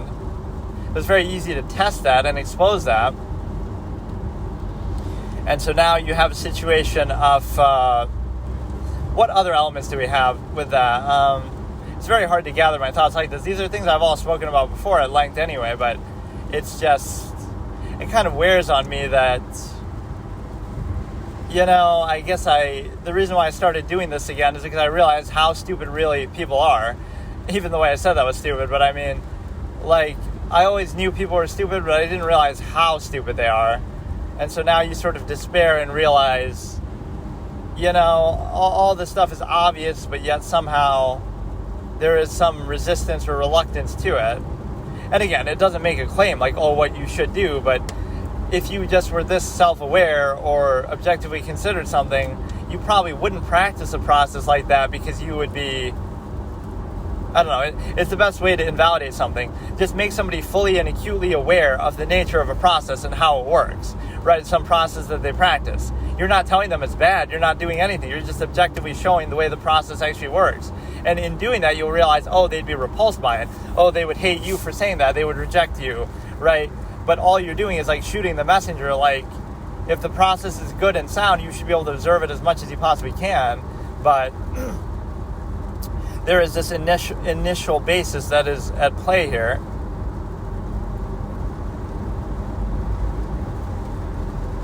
So that's one element. Then the other thing, again, you're tied to some sort of incentive, zero-sum means, like meaning just money, or something that's tied to your survival, like your whatever. We'll just say money in the modern day, but basically food, clothing, etc. So like your zero-sum interest is overextended from this, and the reason why is because that's the only basis there actually is. So you might say, that's a shallow, cold way to look at the world, that people are only after self-interest and money. Okay, so let's look at what they are after instead and observe it on an objective level.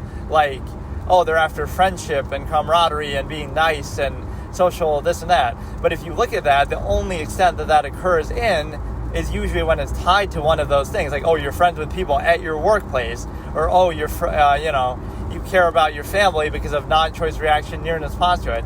So you can explain that as the nature of a process too. And then you have so to explain and observe a process is not to invalidate it. However, it does invalidate the undue emphasis that people place on it to therefore either control it or be controlled by it, and therefore overextend it into a collective society where everybody is objectively doing things which are adverse to themselves by their own measure, but yet you bypass this sort of cognitive dissonance to create this other illusion of a structure. Like, for example, you would rather just have sex with anybody, everybody, all the time, even consensually. You'd rather have orgies and this and that, but, not be restricted to just one partner and one partner only. But society won't simply say it's useful for the family system to be with one person only, etc., so you can raise them together as a family, etc. It's easier to organize and control that. Society won't say that. They'll say, it's love, and it's meant to be, and this and that. Right? That is the ultimate idea behind cognitive dissonance. Like, you couldn't just be convinced, society is going to tell you as a man, woman, individual, whatever, we need to control you because there's too many people, especially in the modern day. So what we can do is we can create this family system where you're with one person only all the time, and you base your whole life around that, split your finances down the middle, etc. So we can control you that way. That's much easier for us to organize. And, you can have children and raise them like that with two-parent household. Like, that's so beautiful for society to control. And it might be something you don't want to do and against your own interest by whatever measure you might have. But, no, it's not that. It's actually that it's love and it's meant to be and it's your soulmate. And so if you can get people to buy into that, it's very easy to control them.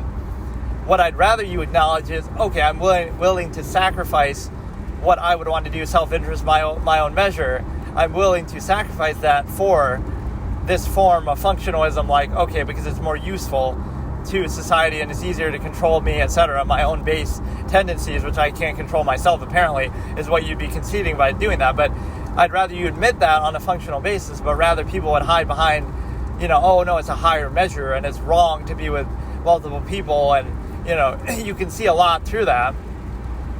It's sort of contrivance response, the idea that you would say everything that people condemn is something that they would inherently do, human nature, and something that they would maybe rather do. So that's why they have to constantly condemn it and stigmatize it, because they would do it otherwise, and they still do it even with this contrivance state sometimes. But the other point is that everything they glorify is something maybe they wouldn't want to do, right? But they do it because they feel they have to, or it's functional again, overextended in society. So one thought experiment that invalidates a lot of these things is the village of 100. If the world was a village of 100, a lot of these standards wouldn't exist, or everything would be a lot more close-knit and tight in nature, and sort of, you wouldn't need all these pretenses, because it's really just, there's enough for everybody, there's enough to go around. There would still be authority systems and structures and whatever, right? One of those 100 people might be a leadership figure or a king, but there'd be less need for all these things because, whatever, there's 100 people, so this is the whole evil of overextension that it creates. I mean, even saying evil is a subjective thing, but it just leads to more and more of the same thing being, you're less and less human, and you're overextended by machination process, because it's a process that never ends, right? Like, the more people there are, the less of a life, the less fully you can do every single thing, because, we need all this more regulation, and we need all these different rules and laws and structures, and, the world is not your oyster anymore. It's very restrictive and everything. You can't go out in the wild anymore. It's private property. You can't just drink from a lake. It's, this and that. It's been polluted by bacteria from a big corporation. Like, everything is just done for zero-sum convenience, but it gets overextended so much because there's simply too many people, and that's not a problem that would ever solve itself. Like, there's just going to be more and more and more. It might seem like an overpopulation argument, like, we should depopulate, but it's a choice that people make more so than anything else, right? You can just choose to keep doing that, but it's never going to end, so you can't really argue against it, because people would say, how can you tell us what to do? So I won't, but then you'll see what it leads to, like even more overextension than what you already have. And people mistake machination for actually a zero-sum positive end, right? It's like this, it still reflects non-choice reaction. It's just like you get to choose how and to what extent you do it, like overcompensate for non-choice reaction. So you didn't choose to have to eat food, but now you can always choose what food you eat, or it tastes good, so that somehow makes up for the non-choice reaction element within cognitive dissonance. And so what you have is the simple ability to recognize that. You can recognize the simple ability to not only look at that from non-choice reaction, but you also look at it like the only measure or meaning of life. Let's look at it that way. All of human technology and ingenuity and accomplishment has just been to take zero-sum needs and ends, right? Non-choice reaction, like the need to eat, the need to have clothing, shelter, whatever, right? To do those base things, we've just made it more convenient. That's all it is. Or we've distracted from it, right? So think about all of what human accomplishment has ever been.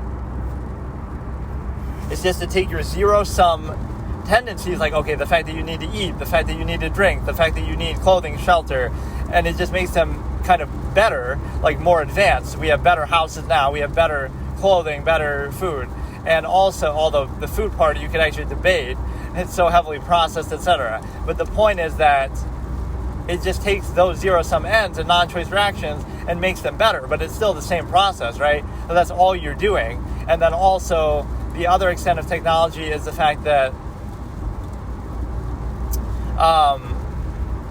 again, the only accomplishment you're doing is taking certain things and making them more convenient. So your zero-sum sustenance is just, now it takes less work to do it, or everything in life takes less work to do it. So between distracting yourself, between making non-choice zero-sum ends more convenient, and between satisfying your zero-sum needs in a more satisfying way, you're not really doing anything, right? It's still the same zero-sum process. There is no higher measure at work, right? The caveman was eating food that wasn't as good as ours. So what have we done in thousands of years of human civilization? We've just made the food taste better, or we've made it easier to cook, or we've made it kind of more in surplus, right? More variety. That's all it is. It's still the same zero-sum need, so you haven't actually changed anything.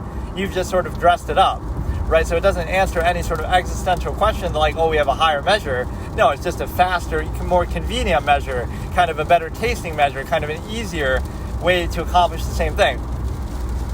So what you're doing is you're sort of trying to dispel the cognitive dissonance associated with non-choice reaction by saying, well, if we make it so easy that we won't have to put forth any effort at all, and we maybe make it taste so good or feel so good, that now, or distract from it adequately, folly favoritism, now will act like there is no cognitive dissonance because about, not knowing where you come from and the secrets of the universe and all this kind of stuff.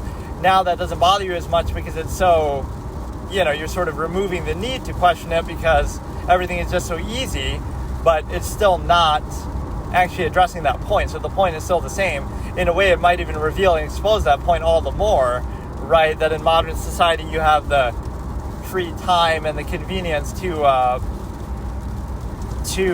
overextend like that, and you can think about it, and kind of people get depressed about it more so now because you have the ability to do that, even if it seems like, that's like a first world problem to have. So the rain has sort of subsided a little bit. So those are some good elements in the social contrivance part, and some basic existential things. I hate repeating myself in doing all this, but it is sort of like it can't be helped because of how stupid people are.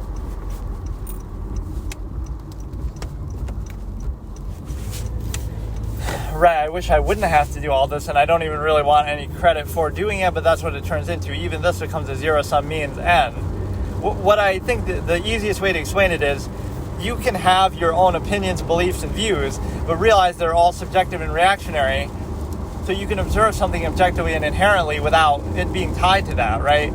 Like, you might not like it, or you might not find any value in it, but you can still observe objective inherent reality, so you can liken people to animals in that way, right? Like, what is the difference between people and animals, besides any sort of glorified, romanticized stuff? And the only difference is this sort of zero-sum end with respect to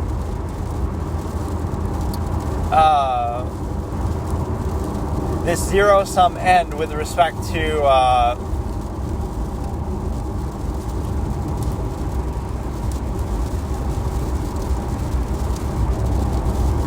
it's the same process, but when people do it, we have this egotism that we become so self-obsessed. What's wrong with acknowledging human beings are animals with just slightly higher self-awareness, whatever it might be, mental acuity? That's the only thing that separates us. Every other process is the same. When animals are having sex, it's the same thing as humans having sex. It's not all of a sudden, it's love, and it's meant to be, and it's a soulmate, and why do we do that? We do it for two reasons. One is because it's easier to control it, that same tendency, when we do that, so we're not just having sex, with everybody all the time indiscriminately, etc.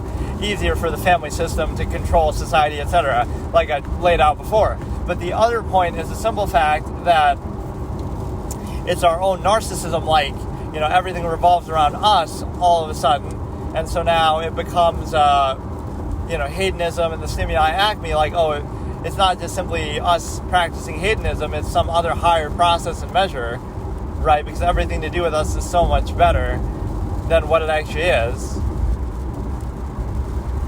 So what else do we have here? You got like little ASMR rain sounds in the background, but it might have been so loud at the beginning that you can't even hear a damn thing. This sort of idea of a personality as a static thing, right? People are human variables, so it's like all just arbitrary reactionary as well, whether you realize it or not. So most processes that people are familiar with are sort of this base initial reactionary level that, like, with a little bit of thought, you could realize, anybody can just do anything at any time. You can just say anything, think anything, behave in a certain way. So it's all variable based on the circumstance, whether you're at work, whether you're at home, whether you're at school, whatever. So that defines how you act more than anything in yourself. So your personality is just what's left after all other restrictive structures are there, right? So it's not so much what defines you, it's what is left after everything else that does define you. And so it becomes very arbitrary and reactionary and doesn't have much weight to it. But yet we insist upon that instead. So it's like you're insisting upon non-choice reaction rather than recognizing it and self-actualizing above and beyond it, right? Despite it, it becomes a sort of contrarian notion that, like, let's do this sort of contrivance response and define ourselves in contrast to all these defining structures that we abide by. So what else do we have? Just, I maybe should have done this a long time ago, or I should have just saved it when I did do it. but I assume that, I don't know, just because something's obvious to you, or just because the human brain is capable of objectively considering something, doesn't mean that people are actually doing that. But even this, they would somehow personalize. Like, it's impossible to personalize because you're objectively observing a process. Like, you can try to question and attack the process. I saw that on like a Charles Darwin thing, like a post, and people are criticizing him. Oh, he's a nut job. He's a psycho. Like, I don't know. Just,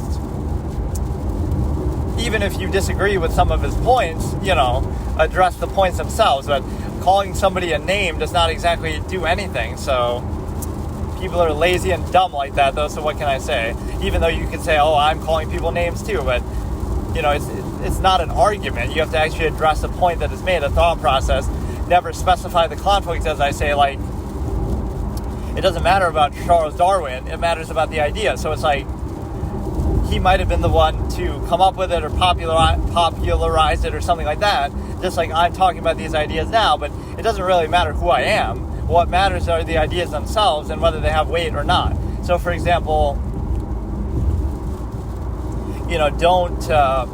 don't define the idea by the individual, because what you do then is you take an objective thought process that anybody could think and consider, and that could be true or have value to it, and you reduce it to that specific person's idiosyncrasies, but you're kind of missing the whole point, right? Their idiosyncrasies don't matter because everybody's going to have some, and so you could discredit every single idea ever then because, some flawed, imperfect human being with these subjective, idiosyncrasies came up with it or said it for the first time, etc. So there's always going to be that. So that's pointless to get stuck on that. So don't define the idea by the individual, and don't define the individual by the idea either. Like, he could have thought a lot of other things too. So like, what I'm saying now are just some ideas, but people would get stuck on one of them. Oh, you're that guy who said that one thing that one time. Yeah, I also said a million other things. You just weren't listening, or you want to define me by some lowest common denominator. But again, people are variable, so you can think anything at any time. You don't have to be defined by one thing or like narrowly restrict something in a certain way.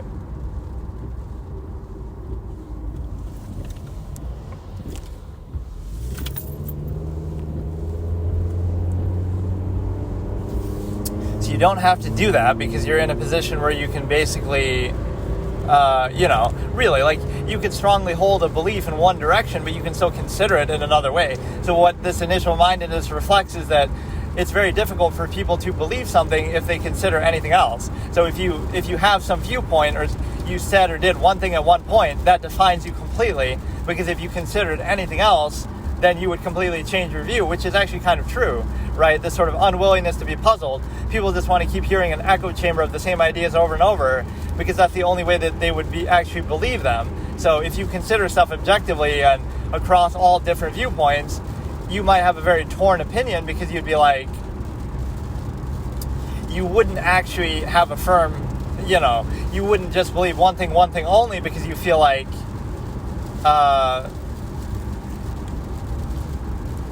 you would be able to consider all of them, so they all might have some merits to them, and they all have some fallacies and limits, so you wouldn't believe any one fully, and you wouldn't completely dismiss any one all the way, right? They would all have some value to them. And the easiest way to look at that is just like, when people say, well, X number of people can't be wrong, but if even one person believes something, there must be some merit to it. It doesn't mean you should or have to believe it too, but it means that it's all equally arbitrary, so there's not like one settled science where there's like a right and wrong answer. It's just, usually very subjective. So it's strange that people can't identify these things, especially on a day-to-day basis. They're very brain dead when it comes to, just not thinking about basic practice functionalism. But that's where it becomes so overextended. Or you see a lot of this sort of base projection, like everything is only about zero-sum means or about sexual stimuli, stimuli acme. But even that doesn't make sense, because they won't recognize how the process actually works. So it's about that, but they're bothered only by the failure to dress it up, not by the actual existence of the process. So it's sort of revealing something that, if they did think about it a little deeper, they would be bothered by that, but instead they mistake it for, oh no, it's that person's failure to overcompensate for that base process that I'm not at peace with or aware of or comfortable with my own inherent nature or tendency. So instead I'm going to shoot the messenger who made me aware of it briefly by not even directly saying it, but just by simply failing to dress it up with some sort of other contrivance response, overcompensation, and things like that. So the best way to reveal something sometimes is just non. In other words, not by doing anything, not by even criticizing or attacking it or pointing anything out. You could just literally do nothing. So you can put this to the test yourself, right? Go about a process, but just don't do anything. Don't say anything. Like pretend you're mute, or just say the least amount possible. And then people will be bothered by it, like, oh, why is this person not overcompensating for a zero-sum process?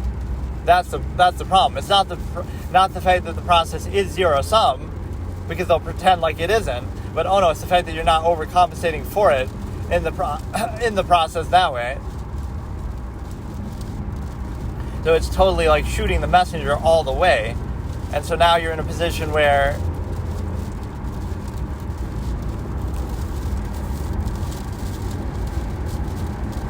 they'll specify that, they'll get us to the point where you're supposed to overcompensate for it in some kind of way. And if you can do that, then you'll realize that